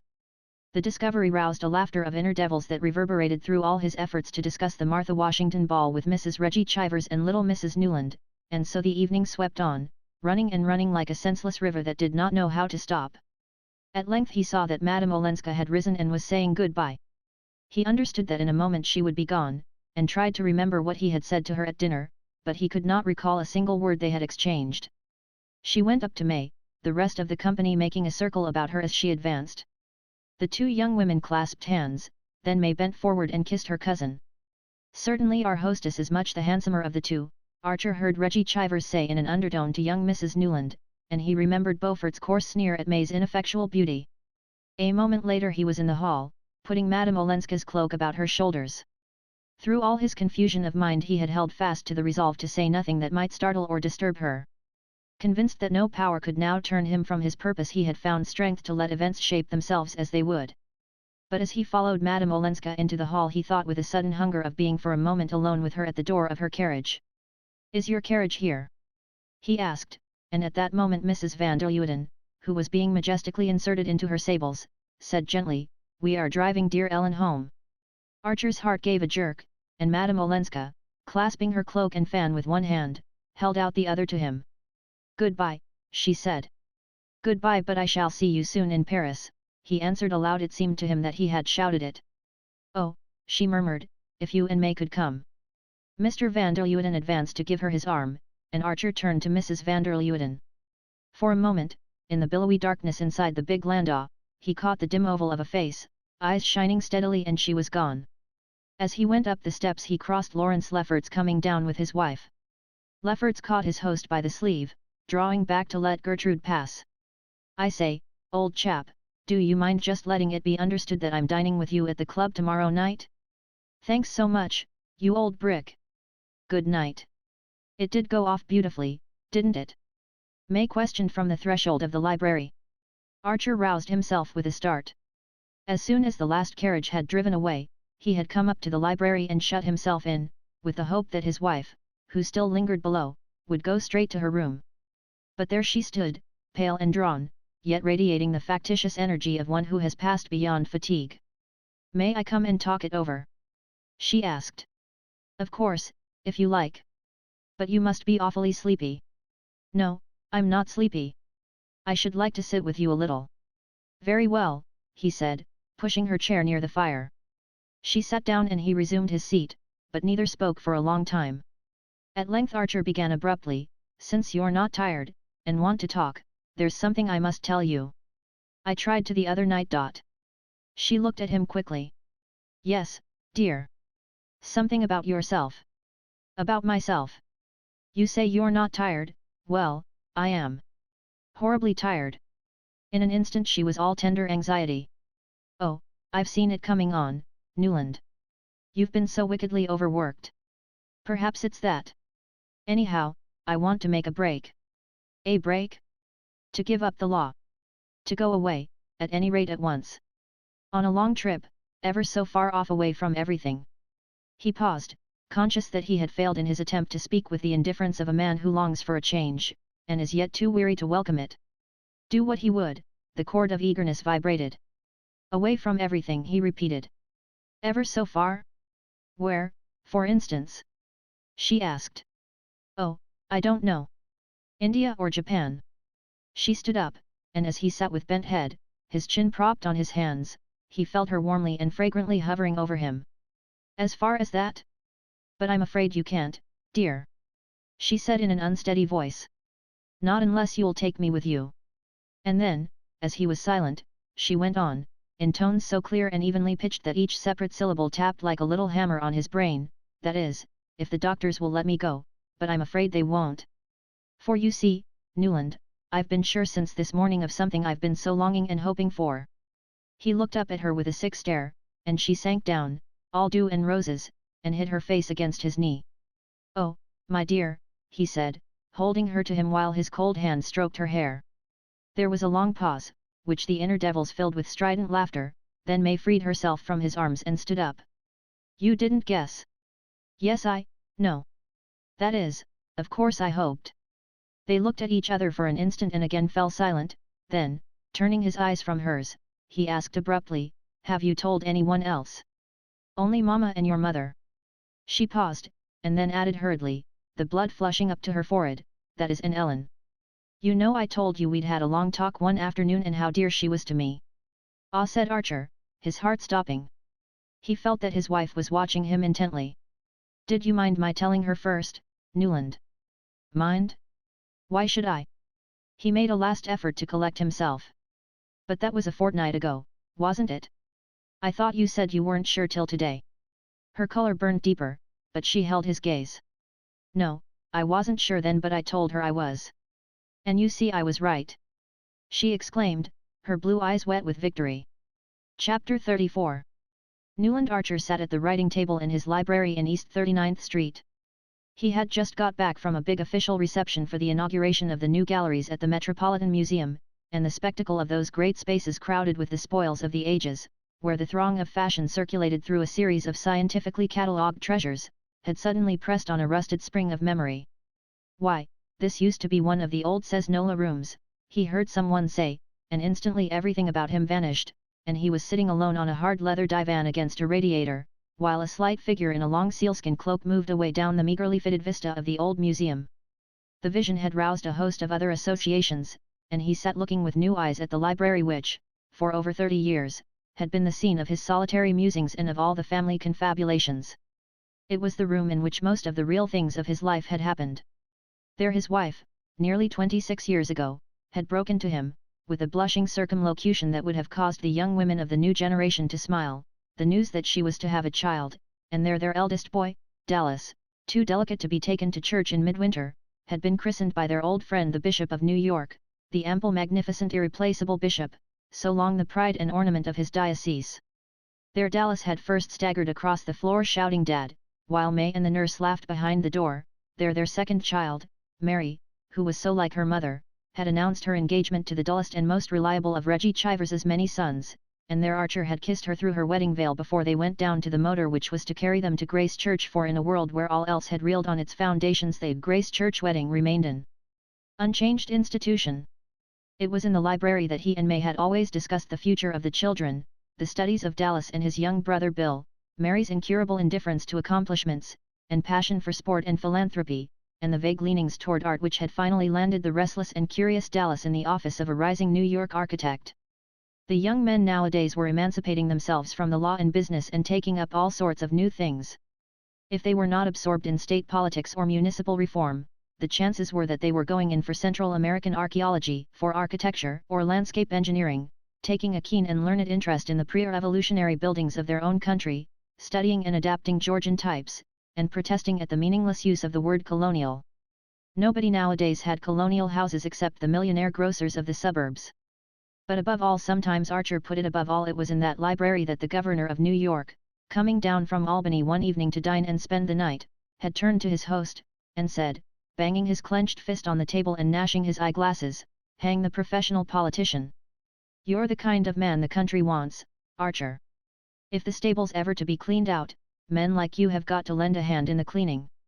Men like you! How Archer had glowed at the phrase! How eagerly he had risen up at the call! It was an echo of Ned Winsett's old appeal to roll his sleeves up and get down into the muck, but spoken by a man who set the example of the gesture, and whose summons to follow him was irresistible. Archer, as he looked back, was not sure that men like himself were what his country needed, at least in the active service to which Theodore Roosevelt had pointed. In fact, there was reason to think it did not, for after a year in the State Assembly he had not been re-elected, and had dropped back thankfully into obscure if useful municipal work, and from that again to the writing of occasional articles in one of the reforming weeklies that were trying to shake the country out of its apathy. It was little enough to look back on, but when he remembered to what the young men of his generation and his set had looked forward, the narrow groove of money-making, sport and society to which their vision had been limited, even his small contribution to the new state of things seemed to count, as each brick counts in a well-built wall. He had done little in public life, he would always be by nature a contemplative and a dilettante, but he had had high things to contemplate, great things to delight in, and one great man's friendship to be his strength and pride. He had been, in short, what people were beginning to call a good citizen. In New York, for many years past, every new movement, philanthropic, municipal or artistic, had taken account of his opinion and wanted his name. People said, "Ask Archer," when there was a question of starting the first school for crippled children, reorganizing the Museum of Art, founding the Grolier Club, inaugurating the new library, or getting up a new society of chamber music. His days were full, and they were filled decently. He supposed it was all a man ought to ask. Something he knew he had missed, the flower of life. But he thought of it now as a thing so unattainable and improbable that to have repined would have been like despairing because one had not drawn the first prize in a lottery. There were 100 million tickets in his lottery, and there was only one prize. The chances had been too decidedly against him. When he thought of Ellen Olenska, it was abstractly, serenely, as one might think of some imaginary beloved in a book or a picture. She had become the composite vision of all that he had missed.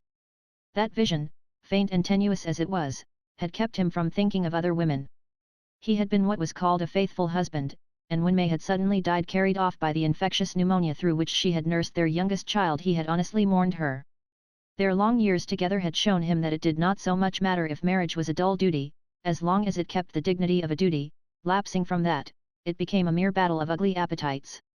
Looking about him, he honored his own past, and mourned for it. After all, there was good in the old ways. His eyes, making the round of the room done over by Dallas with English mezzotints, Chippendale cabinets, bits of chosen blue and white and pleasantly shaded electric lamps, came back to the old Eastlake writing table that he had never been willing to banish, and to his first photograph of May, which still kept its place beside his inkstand. There she was, tall, round-bosomed and willowy, in her starched muslin and flapping leghorn, as he had seen her under the orange trees in the Mission garden. And as he had seen her that day, so she had remained, never quite at the same height, yet never far below it, generous, faithful, unwearied, but so lacking in imagination, so incapable of growth, that the world of her youth had fallen into pieces and rebuilt itself without her ever being conscious of the change. This hard bright blindness had kept her immediate horizon apparently unaltered. Her incapacity to recognize change made her children conceal their views from her as Archer concealed his. There had been, from the first, a joint pretense of sameness, a kind of innocent family hypocrisy, in which father and children had unconsciously collaborated. And she had died thinking the world a good place, full of loving and harmonious households like her own, and resigned to leave it because she was convinced that, whatever happened, Newland would continue to inculcate in Dallas the same principles and prejudices which had shaped his parents' lives, and that Dallas in turn, when Newland followed her, would transmit the sacred trust to little Bill. And of Mary she was sure as of her own self. So, having snatched little Bill from the grave, and given her life in the effort, she went contentedly to her place in the Archer vault in St. Mark's, where Mrs. Archer already lay safe from the terrifying trend which her daughter-in-law had never even become aware of. Opposite May's portrait stood one of her daughter. Mary Chivers was as tall and fair as her mother, but large-waisted, flat-chested and slightly slouching, as the altered fashion required. Mary Chivers's mighty feats of athleticism could not have been performed with the 20-inch waist that May Archer's azure sash so easily spanned. And the difference seemed symbolic. The mother's life had been as closely girt as her figure. Mary, who was no less conventional, and no more intelligent, yet led a larger life and held more tolerant views. There was good in the new order too. The telephone clicked, and Archer, turning from the photographs, unhooked the transmitter at his elbow. How far they were from the days when the legs of the brass-buttoned messenger boy had been New York's only means of quick communication. "Chicago wants you." Ah, it must be a long distance from Dallas, who had been sent to Chicago by his firm to talk over the plan of the lakeside palace they were to build for a young millionaire with ideas. The firm always sent Dallas on such errands. "Hello, Dad, yes, Dallas. I say, how do you feel about sailing on Wednesday? Mauritania, yes, next Wednesday as ever is. Our client wants me to look at some Italian gardens before we settle anything, and has asked me to nip over on the next boat. I've got to be back on the 1st of June. The voice broke into a joyful conscious laugh. So we must look alive. I say, Dad, I want your help, do come. Dallas seemed to be speaking in the room, the voice was as nearby and natural as if he had been lounging in his favorite armchair by the fire. The fact would not ordinarily have surprised Archer, for long-distance telephoning had become as much a matter of course as electric lighting and 5-day Atlantic voyages. But the laugh did startle him. It still seemed wonderful that across all those miles and miles of country, forest, river, mountain, prairie, roaring cities, and busy indifferent millions, Dallas's laugh should be able to say, of course, whatever happens, I must get back on the 1st, because Fanny Beaufort and I are to be married on the 5th. The voice began again, think it over? No, sir, not a minute. You've got to say yes now. Why not, I'd like to know. If you can allege a single reason, no, I knew it. Then it's a go, eh? Because I count on you to ring up the Cunard office first thing tomorrow, and you'd better book a return on a boat from Marseilles. I say, Dad, it'll be our last time together, in this kind of way. Oh, good. I knew you would. Chicago rang off, and Archer rose and began to pace up and down the room. It would be their last time together in this kind of way, the boy was right. They would have lots of other times after Dallas's marriage, his father was sure, for the two were born comrades, and Fanny Beaufort, whatever one might think of her, did not seem likely to interfere with their intimacy. On the contrary, from what he had seen of her, he thought she would be naturally included in it. Still, change was change, and differences were differences, and much as he felt himself drawn toward his future daughter-in-law, it was tempting to seize this last chance of being alone with his boy. There was no reason why he should not seize it, except the profound one that he had lost the habit of travel. May had disliked to move except for valid reasons, such as taking the children to the sea or in the mountains. She could imagine no other motive for leaving the house in 39th Street or their comfortable quarters at the Wellands in Newport. After Dallas had taken his degree, she had thought it her duty to travel for 6 months, and the whole family had made the old-fashioned tour through England, Switzerland, and Italy. Their time being limited, no one knew why, they had omitted France. Archer remembered Dallas's wrath at being asked to contemplate Mont Blanc instead of Reims and Chartres. But Mary and Bill wanted mountain climbing, and had already yawned their way in Dallas's wake through the English cathedrals, and May, always fair to her children, had insisted on holding the balance evenly between their athletic and artistic proclivities. She had indeed proposed that her husband should go to Paris for a fortnight, and join them on the Italian lakes after they had done Switzerland, but Archer had declined. "We'll stick together," he said, and May's face had brightened at his setting such a good example to Dallas. Since her death, nearly 2 years before, there had been no reason for his continuing in the same routine. His children had urged him to travel, Mary Chivers had felt sure it would do him good to go abroad and see the galleries. The very mysteriousness of such a cure made her the more confident of its efficacy. But Archer had found himself held fast by habit, by memories, by a sudden startled shrinking from new things. Now, as he reviewed his past, he saw into what a deep rut he had sunk. The worst of doing one's duty was that it apparently unfitted one for doing anything else. At least that was the view that the men of his generation had taken. The trenchant divisions between right and wrong, honest and dishonest, respectable and the reverse, had left so little scope for the unforeseen. There are moments when a man's imagination, so easily subdued to what it lives in, suddenly rises above its daily level, and surveys the long windings of destiny. Archer hung there and wondered. What was left of the little world he had grown up in, and whose standards had bent and bound him? He remembered a sneering prophecy of poor Lawrence Lefferts's, uttered years ago in that very room: "If things go on at this rate, our children will be marrying Beaufort's bastards." It was just what Archer's eldest son, the pride of his life, was doing, and nobody wondered or reproved. Even the boy's Aunt Janie, who still looked so exactly as she used to in her elderly youth, had taken her mother's emeralds and seed pearls out of their pink cotton wool, and carried them with her own twitching hands to the future bride, and Fanny Beaufort, instead of looking disappointed at not receiving a set from a Paris jeweler, had exclaimed at their old-fashioned beauty, and declared that when she wore them she should feel like an Isabey miniature. Fanny Beaufort, who had appeared in New York at 18, after the death of her parents, had won its heart much as Madame Olenska had won it 30 years earlier, only instead of being distrustful and afraid of her, society took her joyfully for granted. She was pretty, amusing and accomplished, what more did anyone want? Nobody was narrow-minded enough to rake up against her the half-forgotten facts of her father's past and her own origin.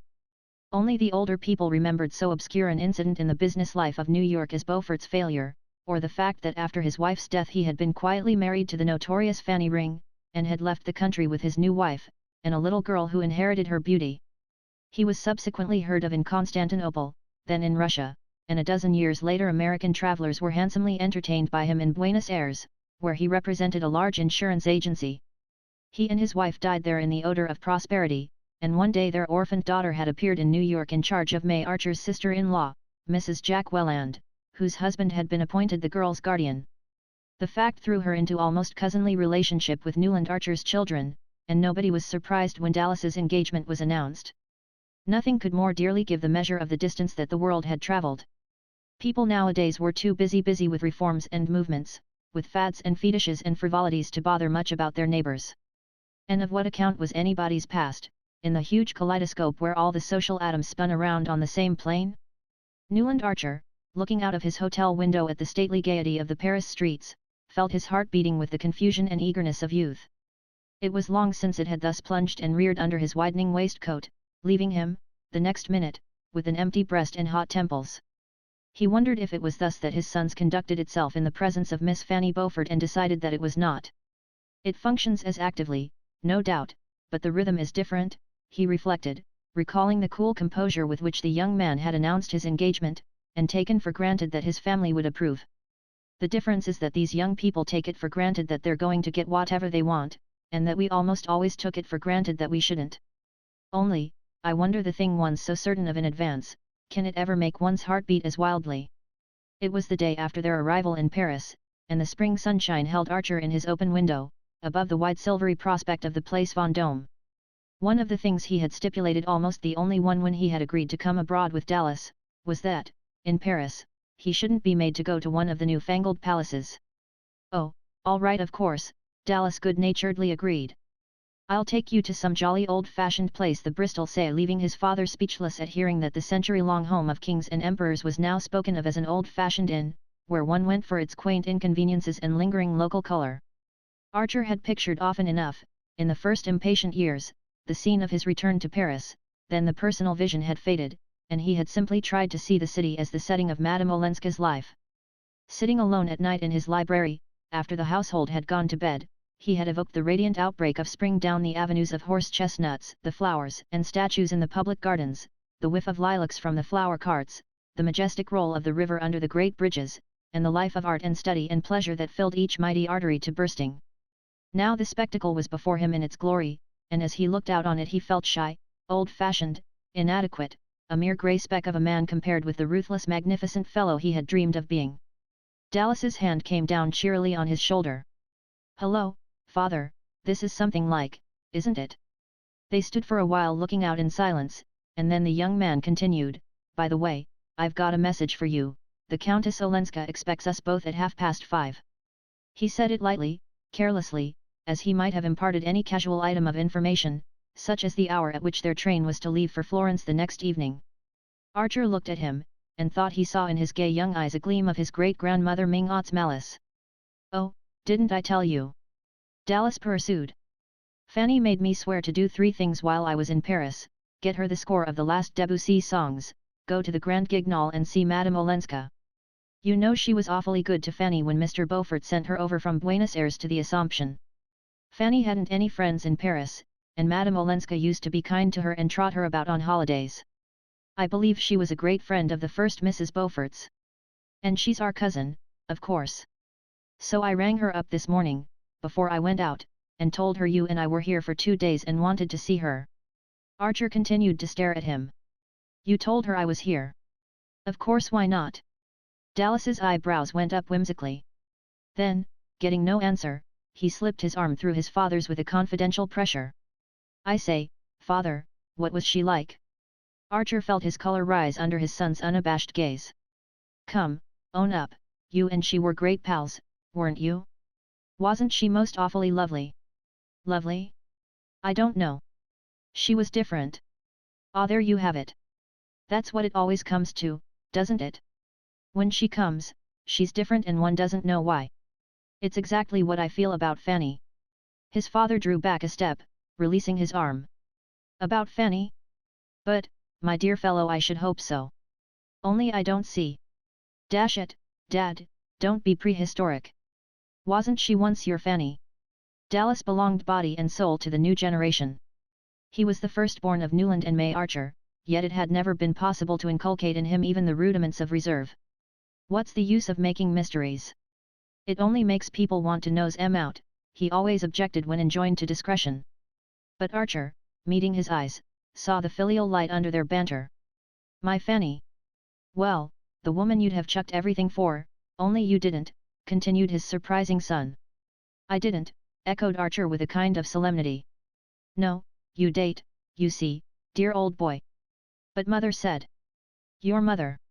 Yes, the day before she died. It was when she sent for me alone, you remember?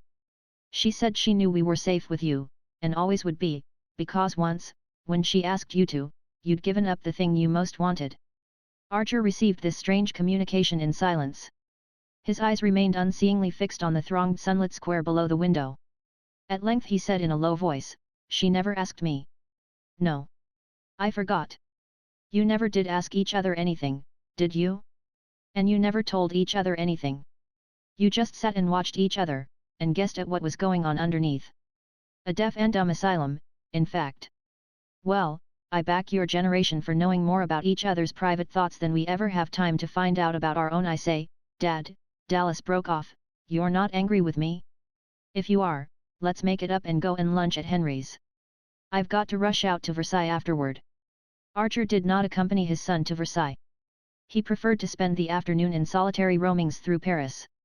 He had to deal all at once with the packed regrets and stifled memories of an inarticulate lifetime. After a little while he did not regret Dallas's indiscretion. It seemed to take an iron band from his heart to know that, after all, someone had guessed and pitted. And that it should have been his wife moved him indescribably. Dallas, for all his affectionate insight, would not have understood that. To the boy, no doubt, the episode was only a pathetic instance of vain frustration, of wasted forces. But was it really no more? For a long time Archer sat on a bench in the Champs-Élysées and wondered, while the stream of life rolled by. A few streets away, a few hours away, Ellen Olenska waited. She had never gone back to her husband, and when he had died, some years before, she had made no change in her way of living. There was nothing now to keep her and Archer apart, and that afternoon he was to see her. He got up and walked across the Place de la Concorde and the Tuileries Gardens to the Louvre. She had once told him that she often went there, and he had a fancy to spend the intervening time in a place where he could think of her as perhaps having lately been. For an hour or more he wandered from gallery to gallery through the dazzle of afternoon light, and one by one the pictures burst on him in their half-forgotten splendor, filling his soul with the long echoes of beauty. After all, his life had been too starved.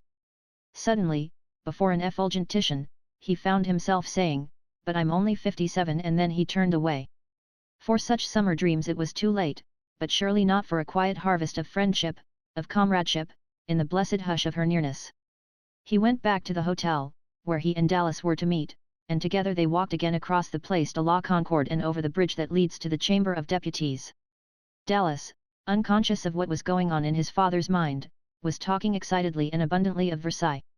He had had but one previous glimpse of it, during a holiday trip in which he had tried to pack all the sights he had been deprived of when he had to go with the family to Switzerland, and tumultuous enthusiasm and cocksure criticism tripped each other up on his lips. As Archer listened, his sense of inadequacy and inexpressiveness increased. The boy was not insensitive, he knew, but he had the facility and self-confidence that came of looking at fate not as a master but as an equal. "That's it, they feel equal to things they know their way about," he mused, thinking of his son as the spokesman of the new generation which had swept away all the old landmarks, and with them the signposts and the danger signal. Suddenly Dallas stopped short, grasping his father's arm. "Oh, by Jove!" he exclaimed. They had come out into the great tree-planted space before the Invalids. The dome of Mansett floated ethereally above the budding trees and the long grey front of the building, drawing up into itself all the rays of afternoon light. It hung there like the visible symbol of the race's glory. Archer knew that Madame Olenska lived in a square near one of the avenues radiating from the Invalids, and he had pictured the quarter as quiet and almost obscure, forgetting the central splendor that lit it up. Now, by some queer process of association, that golden light became for him the pervading illumination in which she lived. For nearly 30 years, her life of which he knew so strangely little had been spent in this rich atmosphere that he already felt to be too dense and yet too stimulating for his lungs. He thought of the theaters she must have been to, the pictures she must have looked at, the sober and splendid old houses she must have frequented, the people she must have talked with, the incessant stir of ideas, curiosities, images, and associations thrown out by an intensely social race in a setting of immemorial manners, and suddenly he remembered the young Frenchman who had once said to him, "Ah, good conversation, there is nothing like it, is there?" Archer had not seen M. Riviere, or heard of him, for nearly 30 years, and that fact gave the measure of his ignorance of Madame Olenska's existence. More than half a lifetime divided them, and she had spent the long interval among people he did not know, in a society he but faintly guessed at, in conditions he would never wholly understand. During that time he had been living with his youthful memory of her, but she had doubtless had other and more tangible companionship. Perhaps she too had kept her memory of him as something apart, but if she had, it must have been like a relic in a small dim chapel, where there was not time to pray every day. They had crossed the Place des Invalides, and were walking down one of the thoroughfares flanking the building. It was a quiet quarter, after all, in spite of its splendor and its history, and the fact gave one an idea of the riches Paris had to draw on, since such scenes as this were left to the few and the indifferent. The day was fading into a soft sun-shot haze, pricked here and there by a yellow electric light, and passers were rare in the little square into which they had turned. Dallas stopped again, and looked up. "It must be here," he said, slipping his arm through his father's with a movement from which Archer's shyness did not shrink, and they stood together looking up at the house. It was a modern building, without distinctive character, but many-windowed, and pleasantly balconied up its wide cream-colored front. On one of the upper balconies, which hung well above the rounded tops of the horse chestnuts in the square, the awnings were still lowered, as though the sun had just left it. "I wonder which floor?" Dallas conjectured, and moving toward the porte-cochere he put his head into the porter's lodge, and came back to say, "The 5th. It must be the one with the awnings." Archer remained motionless, gazing at the upper windows as if the end of their pilgrimage had been attained. "I say, you know, it's nearly 6, his son at length reminded him. The father glanced away at an empty bench under the trees. "I believe I'll sit there a moment," he said. "Why aren't you well?" his son exclaimed. "Oh, perfectly. But I should like you, please, to go up without me." Dallas paused before him, visibly bewildered. "But, I say, Dad, do you mean you won't come up at all?" "I don't know," said Archer slowly. "If you don't, she won't understand." "Go, my boy, perhaps I shall follow you." Dallas gave him a long look through the twilight. "But what on earth shall I say?" "My dear fellow, don't you always know what to say?" his father rejoined with a smile. "Very well. I shall say you're old-fashioned, and prefer walking up the 5 flights because you don't like lifts." His father smiled again. "Say I'm old-fashioned, that's enough." Dallas looked at him again, and then, with an incredulous gesture, passed out of sight under the vaulted doorway. Archer sat down on the bench and continued to gaze at the awninged balcony. He calculated the time it would take his son to be carried up in the lift to the 5th floor, to ring the bell, and be admitted to the hall, and then ushered into the drawing room. He pictured Dallas entering that room with his quick assured step and his delightful smile, and wondered if the people were right who said that his boy took after him. Then he tried to see the persons already in the room, for probably at that sociable hour there would be more than one, and among them a dark lady, pale and dark, who would look up quickly, half rise, and hold out a long thin hand with 3 rings on it. He thought she would be sitting in a sofa corner near the fire, with azaleas banked behind her on a table. "It's more real to me here than if I went up," he suddenly heard himself say, and the fear lest that last shadow of reality should lose its edge kept him rooted to his seat as the minutes succeeded each other. He sat for a long time on the bench in the thickening dusk, his eyes never turning from the balcony. At length a light shone through the windows, and a moment later a manservant came out on the balcony, drew up the awnings, and closed the shutters. At that, as if it had been the signal he waited for, Newland Archer got up slowly and walked back alone to his hotel. A note on the text. The Age of Innocence first appeared in 4 large installments in the Pictorial Review, from July to October 1920. It was published that same year in book form by D. Appleton and Company in New York and in London. Wharton made extensive stylistic, punctuation, and spelling changes and revisions between the serial and book publication, and more than 30 subsequent changes were made after the second impression of the book edition had been run off. This authoritative text is reprinted from the Library of America edition of novels by Edith Wharton, and is based on the sixth impression of the first edition, which incorporates the last set of extensive revisions that are obviously authorial.